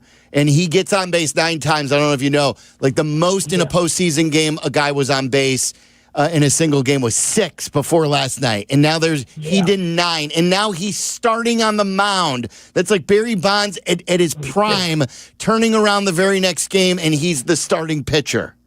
It's amazing. I can't wait to see it. There's 2 dudes. I think I may have said this to you guys 2 weeks ago. There's 2 dudes. Shohei and Wembanyama. Those are the 2. That every time you can see them, if you really care about sports, I don't care. I'm not talking about your team or your town or your colors. I don't care about that crap. If you care about sports and you can watch Shohei or Wembanyama, then damn it, do it. And so I can't get enough of either one of them. And part of me is thinking, are the Dodgers really going to let him go out there in an hour and a half and take the mound? Are they really going to do this? Or are they going to say, wait a minute, we're going to move him to tomorrow? I guess you can't, because tomorrow night's starter wouldn't be ready to go tonight. It's amazing. Mm-hmm. It's amazing. And their bullpen is shorthanded now too, so you may need them more than you usually need them. Well, both teams, 19 guys took the bump last night. Yeah, I wonder what they do, because you don't want to risk him, but he has been going a little. He's been creeping further into these starts since August. So again, how do you take your eyes off this? You don't. The 3 a.m. is the only way you take your eyes off. You just fall out and go to sleep. By the way, I'm so thrilled that Major League Baseball has different rules for the postseason versus the regular season, because that ghost runner would have ruined the entire night last night. Yes, for me. Would have. It would have. I wanted to see. I didn't. Yeah, I wanted to see the entirety played like the old rules, and obviously that's what we get. So, Tommy, I'm with you on that. I wanted to see, just sort of real baseball that reveals our ages. Yeah. Matthew ducked in and said, "Are you serious?" Here's a kid who played Little League Baseball, whose favorite player goes back to Starlin Castro. He got his start loving baseball. And the reaction that he and his classmates all have, who play something. They all play something. Now, a lot of them are really good. They're going to be Division I athletes. And their reaction is, "Are you serious? Like 6 hours and 49 minutes, really?" And so, it's just, baseball's at an interesting cultural crossroads. In that, do you just ignore that and hope that those kids are going to sign on their own? Or do you just say, you know what, we'll take the old people, let them go? They're just watching clips anyway. You know, I don't know what you do. I'm going to talk to Bud Selig later this week. I can't wait to hear some of his. Waddle's got a proposed rule, too, to make to modern this thing up even more. What? No, I think that there should be a limit in any game. You can only intentionally walk a player one time. Ooh, I like that. Yeah, you tell then the you feature him more, you know, like Tommy, I like that. Yeah. Well, we both do. You know, and you know what? Look, with the rules as they are, I would have walked him coming out of the dugout. Yes, exactly. Lead off hitter, walk him, put him. I don't blame him. No, like they're trying to win. Yeah. But if you want to bring the young fan in, you can't have. Yeah, you have to force them to pitch to the best players. You can't have your young stars being taken out of play. Yeah, I agree. Okay, wait. There's one thing I can't let you guys get away with without mentioning briefly. I told you 6 weeks ago I thought the Bulls were onto something. I'm not going to go crazy. I'm not going to make declarations, but I told you I think they're onto something. I'm not fully. I don't know what I think they're onto. They don't even have their best player yet, and they beat 3 playoff teams. Those 3 teams are going to make the playoffs in the East. I know 2 games are at home, but last year the Bulls were only 22-19. Well, they've been a fun watch early too. That's my point. And the best player hasn't even suited up yet. Yeah. What's the latest on Kobe White? When is he? What do we He hear? had a 2-week. They were going to take it for 2 weeks and then let him start up again. And calves, you know, can be tricky, especially in modern NBA. You've seen this with the Achilles. You don't want that. Yeah, you don't want that. And look, I had all 3. I have 3 TVs in the basement, and my 9-year-old was with me. He plays travel baseball, so the World Series was on. You know about the Chiefs and Mahomes and the factor with kids.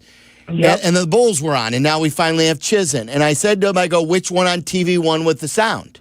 And he said, I want to watch the Bulls game. There we go. And we watched, and he just loves the speed of the athleticism in basketball. He plays basketball too. He was cheering, and it was great for me. It was fun, and to have a kid that invested in that team, and they have been plucky. I got to give them credit. More of this, please, and make this a relevant season. We don't know how sustainable it is, right? Enjoy it. Just looking at what the roster offered and looking at how seriously they took the preseason, the pre-preseason, I just thought this is a good sign. Now, in a week, you know, if they go 0-4, they got the Knicks coming up and the Heat are. I mean, you know, in a week, I could just say, okay, never mind, that was stupid. But I'm liking it. Well, and I know this isn't a short conversation, so forgive me for bringing this up late, and you've got a voice issue too today. But how serious do you believe the NBA is taking what happened last week, or at least what was publicized last week, to heart? I'm sure the commissioner, and I've talked to enough people in the NBA office to know they're all taking it very seriously. But do I think that the general public cares? No, I don't. I said that on PTI the other day. No, I don't think they care. I don't think they think that games are being fixed. I think they look at it and go, wow, what in the world was Chauncey Billups doing? The general public, or even people who identify themselves as basketball fans. But do I think that is going to deter them from wanting to watch Wembanyama play against Cooper Flagg? No, I don't. I don't think people care. If this would have to be a whole lot worse. First of all, a guy who makes $26 million really coming out of game early, and a couple $100,000. It didn't affect the game. Now, if you're a bettor, I guess if you got an app on your phone, but here's the problem: when everybody walking around has an app on the phone and is betting and is legal, you know what? You signed on for this. You did, yes. This is what you signed up for. So own it. And I don't know. I'm trying to think of scandals I think are worse. But I'm the wrong guy. I didn't think Tom Brady and the inflated. I didn't think that was a big deal. I just didn't. That's just guys trying to get an edge. Yeah. Yeah. Now that doesn't apply to these two gambling things. That's just it's unbelievable to have that much money and make that much money and still make yourself susceptible to that. It's crazy. Okay, so let me clear up where I stand on it. But do I think that the NBA is facing some existential crisis? No, I don't. No. Okay. Well, Michael, great stuff. Get that voice healed up, okay? All right, you guys. Be good. There he is, Michael Wilbon. It is a crazy schedule. I just saw Barstool Sports tweet this out. We have World Series Game 4. We have 16 NHL games. Every team's in action, correct? Because of the frenzy? Correct. And we have... Frozen frenzy. We have 5 NBA Charlie's games. got his pants off in there. And like a lamp. Yeah. 5 NBA games and 2 college football games. All tonight. I have an update for you, too, on the NBA betting thing. You want to do that in Waddle's world to start? There is some eye-popping stuff related to Terry Rozier. Ooh. All right, so Waddle will lead that off with Waddle's World next. You're listening to Waddle and Silvy on ESPN 1000, Chicago's home for sports. Hey, it's your friend Tom Waddle, and I drive a Hawk. Find your next car at hawkauto.com. Choose from 12 Hawk Auto locations in Forest Park, St. Charles, Plainfield, Joliet, Carroll Stream, and now LaSalle, Peru. Shop thousands of vehicles from 13 big brands. Save with 0% financing or make no payments for 90 days. Plus, save even more with their complimentary maintenance plan. Find your next car at hawkauto.com and drive what I drive. Drive a Hawk. Financing and plan on select models with approved credit. Hey, it's your good friend Tom Waddle. You know, I'm originally from the Cincinnati area, Sharonville to be exact. So when my favorite team heads to my hometown, we gotta go. Bud Light presents the Waddle and Silvy Show live from Cincinnati. We'll be at the Holy Grail Tavern and Grill Friday from 3 to 6:30. Watch our Waddle and Silvy Football Friday show on YouTube or catch us Friday at 3 on the ESPN Chicago app. It's all brought to you by Bud Light. Please enjoy responsibly. Great Clips believes veterans make us great, and that's why this Veterans Day they're offering free haircuts to all veterans and active duty service members. Here's how it works. If you served or are serving in the military, simply visit a Great Clips salon on November 11th to get a haircut at no cost to you with your military ID. Don't need a haircut that day? Stop by for a free haircut card to use later. Not a member of the military? Any customer who gets a haircut on Veterans Day will also receive a free haircut card to give to a veteran or active duty military member in recognition of their service. It's just one small way Great Clips is saying thank you for all the sacrifices you as service members make to protect our country. Offer valid while supplies last. Learn more and read giveaway rules at greatclips.com/promotions. Great Clips, it's gonna be great. Crash, bang, suddenly you are on the DL. If that happens as a result of somebody else's negligence, we can help. I'm Jim Morisi, Chicago personal injury lawyer. Our experienced attorneys and support staff will talk with you during a free consultation, tell you your options, and ensure that you take the right steps throughout the entire process. Visit us at MorisiLongo.com. That's MoriciLongo.com. Your future is our priority. Hey guys, it's Silvy. You ready to take your sports action to the next level? You need Circa Sports Illinois, the world's largest sportsbook now right at your fingertips. Circa does it the right way. High app limits, low holds, incredible customer service, and no bet fees. Ever. Other books might charge you to get you in the game, but not Circa. With Circa, every play is your play. Download your new bookie today at circasports.com. It's the only place I play. Got to be 21 years or older. Gambling problem? Call 1-800-GAMBLER. This college football moment is brought to you by ServPro. College football teams have moments they recovered from and made it like it never even happened. Like on September 24th, 2016, when Tulsa found themselves down 31-0 to Fresno State. With 10 minutes left in the second quarter, Tulsa fought back to tie the game at 41. And then won 48-41 in double overtime. ServPro. Like it never even happened. Who knew caffeine could taste this good? With 5-Hour Energy shots, caffeine just got a serious flavor upgrade. We're talking big flavor, from watermelon to strawberry banana to sour apple. Packed into a tiny 2-ounce bottle, you'll get as much caffeine as 12-ounce premium coffee with 0 sugar and also 0 crash. And with 17 bold flavors to choose from, there's a shot for every mood. Find your favorite flavor in-store today or grab a variety pack online at 5hourenergy.com or on Amazon and give your caffeine a flavor upgrade. The 5 o'clock hour of Waddle and Silvy, the Power Hour. It's brought to you by Steinhoffels with 7 Chicagoland locations, including the newest in Maryville, Indiana. Shop in-store today or online at any time at steinhoffels.com. It's the only place I shop for my furniture. Shop Steinhoffels today.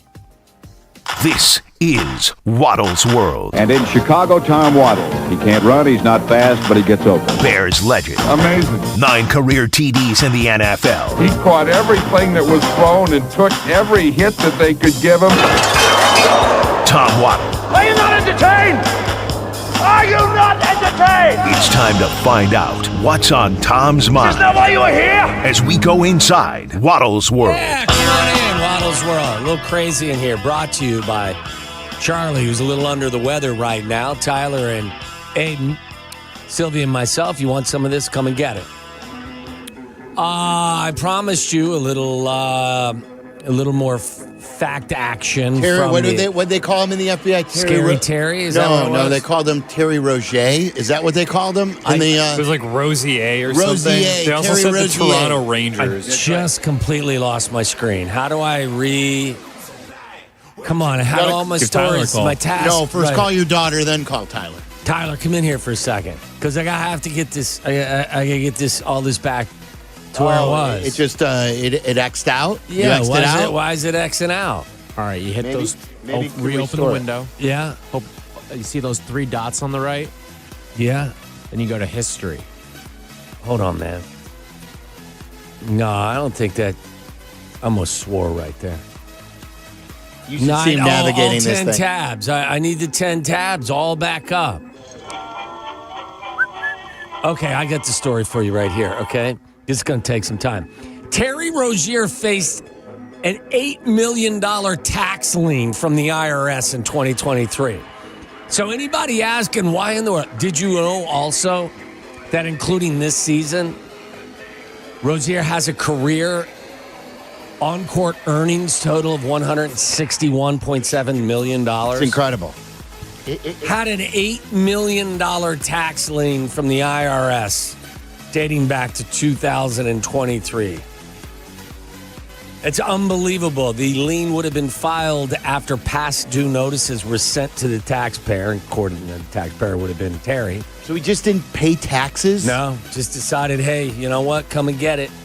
Not like just like Waddle's World. Not like Waddle's World, where we're paying taxes, but we are open to any sort of funding.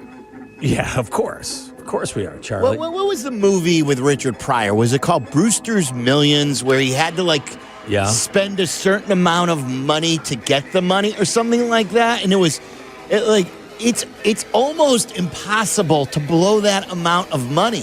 I know many guys have done it, but wouldn't you have a hard time blowing through? Now it's $160 without taxes, but $80 million? I give it a GD good try. Yeah, exactly. I got another story attached to this. This is from the New York Post. Gambino mobster and NBA gambling scandal denied $5 million bond as the judge feared what he'd do if he was released. Ooh. Retribution. Accused mobster, son of legendary mafioso named Quack Quack. I ain't calling him that. Nope, neither am I. That did not come from me. Nope. I'm just reading the You're prompter. Just quoting. Waddle is just quoting the story. Yes. Denied bail today over concerns he'd return to his witness tampering ways. Lawyers for Anthony Ruggiero Jr., 53, had pushed for a $5 million bond insured by his family and friends during his bail hearing. No-go. So that was not granted. Just want you to know that. So get you up to speed on all of the nonsense going on in the gambling stuff. How about about some power rankings in the NFL? Let's go. Power Ranking Week Tuesday. 9. Week 9. All right. Let me get my NFL. Yours, did you peak, Charlie? You're a peaker. Did not peak. Charlie's a peaker. Too focused on puck these days. Are you? You said puck, right? Oh, yeah. Charlie is not a peaker nor a creeper. You think he's a creeper? I don't know. Charlie, you either? You're not a creeper, Charlie. Okay, so where do you, we'll start with Charlie. Slack, Waddle. Where do you think? They moved up a lot last week to like 14. Last week they were number 14. Where do you think the Chicago Bears find themselves in the Week 9 ESPN Power Rankings? Charlie, you're first. 17. 17 for Charlie. Tyler. Go 18. Aiden. What'd he say? Oh, he's a peaker. Oh, you're a peaker. Aiden's a peaker. I'm going to go 19. I'm going to go a big precipitous fall. Your Chicago Bears find themselves at number 16. Wow.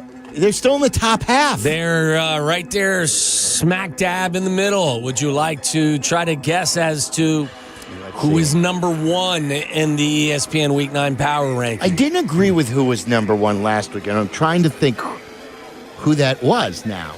This is a tough league at the top with what the Colts are doing. Number 1 last week was the Detroit Lions. They had a bye, didn't they? They had a bye? A little bye? Yes. Yeah, they were on bye.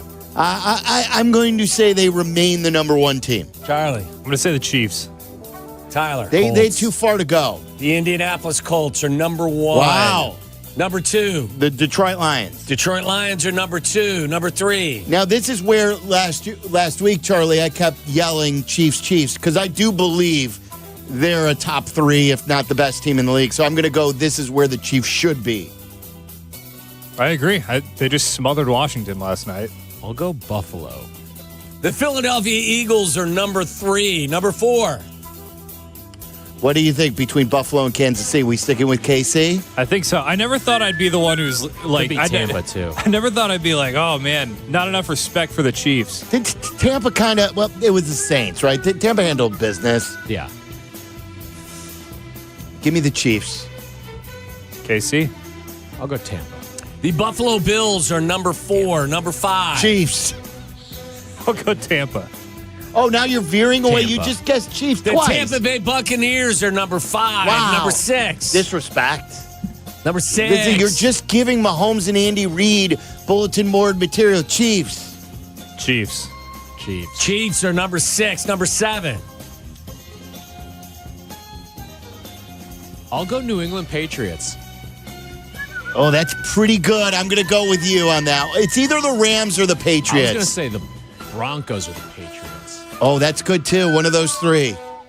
I was thinking Broncos. I'm going to go Denver. I think you guys are missing out on a team. San Francisco? I think it's because you don't want them to be where Green they Bay. are. The Green Bay Packers are number 7. Number 8. They're very Jekyll and Hyde. Yes, like they are. that first half, they looked like, what are the Packers doing? And then the second half, they're like, ooh, the Packers can be good. You just never know with them. Nope. Number 8. Who was it? It was the Rams in Denver. I'll go Denver. I'll also go Denver here. I'll go Denver. Rams are number 8. Now number Denver. 9. Now Denver. Yeah, Denver. Denver, yes. And finally, number 10. New England. Either New England or San Francisco. The Drake Matriots. It is the New England Patriots. Well done. Was that a new thing that I saw with Drake May throwing to Rob Gronkowski? Throwing a deep ball to him? And I didn't see that. I saw it. I don't know if it was a commercial or if it was like a feature. He was throwing him deep balls, and Gronk was raving over his deep ball, saying, man, I wish I had a quarterback who can throw the deep ball like you can. Oh, yeah, they've been busting balls for quite some time. And this, I think, is kind of the story of the day. Woman admits to booty call arson attack. A New Jersey woman has pled guilty to the 4 a.m. torching of a man's home after he fell asleep inside and stood her up on a booty call. That's terrible. In a court hearing Friday, he stood her up. Tajia Russell, 35, copped to aggravated arson, a second-degree felony. In a plea deal, prosecutors have agreed to recommend an 8-year prison term, of which Russell will be statutorily required to serve 85 months. Russell was indicted on 5 other charges, including attempted murder and aggravated assault. As part of the deal, prosecutors will move to dismiss those counts when she's sentenced. As detailed in the court records, the woman had traveled to the home of the victim, Curtis Stokes, who told cops he invited the defendant to his residence to have sexual intercourse. Stokes added that Russell was a side chick with whom he had been having sexual relations. Did you just say side chick? That's what it says here. That's what it's in quotes. Those were the words he used, not my words. That's just an idiotic comment. The pair's pre-dawn communication had consisted of Russell texting Stokes hello, to which he romantically responded, "Bring your ass." But Isn't that what Anthony Edwards says? Yes. You got that for me, Charlie? Let me read this to you again. The pair's pre-dawn communication had consisted of Russell texting Stokes hello, to which he romantically responded, "Bring your ass." Exactly that. Exactly that. But by the time Russell arrived, Stokes had fallen asleep and did not respond to her at the door. Incensed, Russell sent a text complaining that "you wasted my money to come out here." Receiving no reply, Russell then texted a series of threats. "You smoked. I see you want to die. I swear to God, I hope you die." Oh, boy. Russell then went to a Conoco gas station and purchased lighter fluid, matches, and a cigarette lighter. She returned to Stokes' home and set a fire outside the rear apartment's sole entrance. How do you like me now? Stokes. Holy smokes. Yes, literally. Stokes told police he awoke to the smell of smoke and was unable to leave via the door as the fire was too intense. He did suffer some burns. I think he's going to be okay. But this is all due to him not being awake for a booty call. Yeah, it's a good. I think that's probably the story of the day. That it is, happened there's in New no Jersey, doubt about not it. Florida or Ohio. It's better than the Terry Rozier story. I've told you that the show on Apple TV called Smoke is a good series about arson. I may watch that tonight. It's pretty good, and it looks like there's going to be a second season the way they left it hanging. She went to a Conoco gas station right to away. pick up lighter fluid, a lighter. Who was Anthony Edwards talking to, Waddle, when saying "bring your ass"? Bring your ass. Wasn't he talking to Chuck and the crew on Inside the NBA? Very, very good, as they were in the conference finals. Yeah. Bring your ass to Minnesota. Yeah. All right, so when we Really come good back, stuff. I guess we're going to tone it down a little bit and get to Meller's waiver wire. Is that what we're doing? Bring your ass. All right, that's what we'll do. Gone when we but come not back. forgotten. Stop. Jeff Meller. Would you stop? That's next. This is Waddle and Silvy. Waddle and Silvy on Chicago's Home for Sports, ESPN Chicago. The Chicago Bears. The Cincinnati Bengals. Sunday, starting at noon. Turn the TV down and crank up the hometown call on the ESPN Chicago app. It's Bears and Bengals, live from Cincinnati. This is the home of the Bears, ESPN Chicago. Glorious game days are filled with dips and chips and wings and veggies, all while watching your favorite team play. And that means Daisy French onion dip and Daisy ranch dip as well. These are as delicious as a homemade dip. They're made with real herbs and spices and other ingredients you'd find right there in your own kitchen. So do what we do. Put Daisy French onion dips on your game day roster. Look for Daisy French onion dip at your local grocery store. All your favorite NBA players are back, and DraftKings, a Casino Queen sportsbook, an official sports betting partner of the NBA, is the place to bet on NBA stars this season. DraftKings, the #1 sportsbook for live betting, is live when others aren't. New customers, bet just $5 and get 3 months of NBA League Pass. Plus, score $300 if your bet wins, paid in bonus bets. Download the DraftKings Sportsbook app and use code WMVP. That's code WMVP. Bet $5 and get 3 months of League Pass, plus get $300 in bonus bets if your bet wins. In partnership with DraftKings, the crown is yours. If you or someone you know has a gambling problem, crisis counseling and referral services can be accessed by calling 1-800-GAMBLER. 21 and over, Illinois only. Pass through a per wager tax may apply. Eligibility and restrictions apply. Bet must win to receive bonus bets which expire in 7 days. Minimum odds required. NBA League Pass auto renews until canceled. Additional terms at dkng.co/audio. Limited time offer.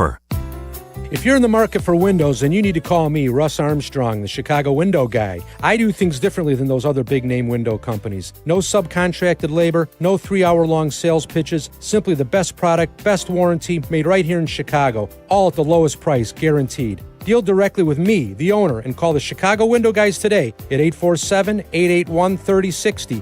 And check out our 5-star reviews at ChicagoWindowGuys.com. ChicagoWindowGuys.com.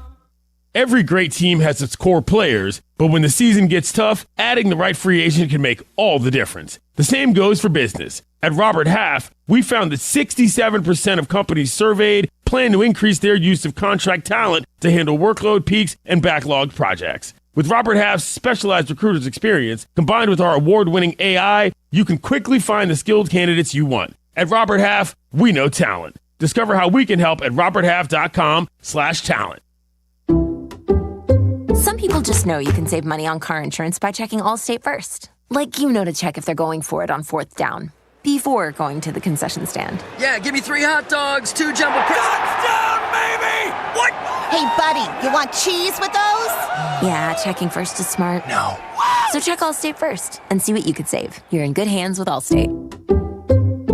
Potential savings vary, including based on how you buy, subject to terms, conditions, and availability. Allstate North American Insurance Company and affiliates, Northbrook, Illinois. Actual price will depend on product and subscription plan. Featured products are compounded drug products, which the FDA does not approve or verify for safety, effectiveness, or quality. Prescription products require an online consultation with a healthcare provider who will determine if appropriate. See website for details, restrictions, and important safety information. Want a boost in and out of the bedroom? Hims has you covered. Introducing a new 2-in-1 approach to level up your game. Tadalafil for better bedroom performance and zinc for testosterone support. Put it all together and you've got what you need to turn things all the way up. Getting started is simple. Just go to hims.com/joy to start your free online visit. Through Hims, you can access ED treatments including pills, chews, and more. 100% online.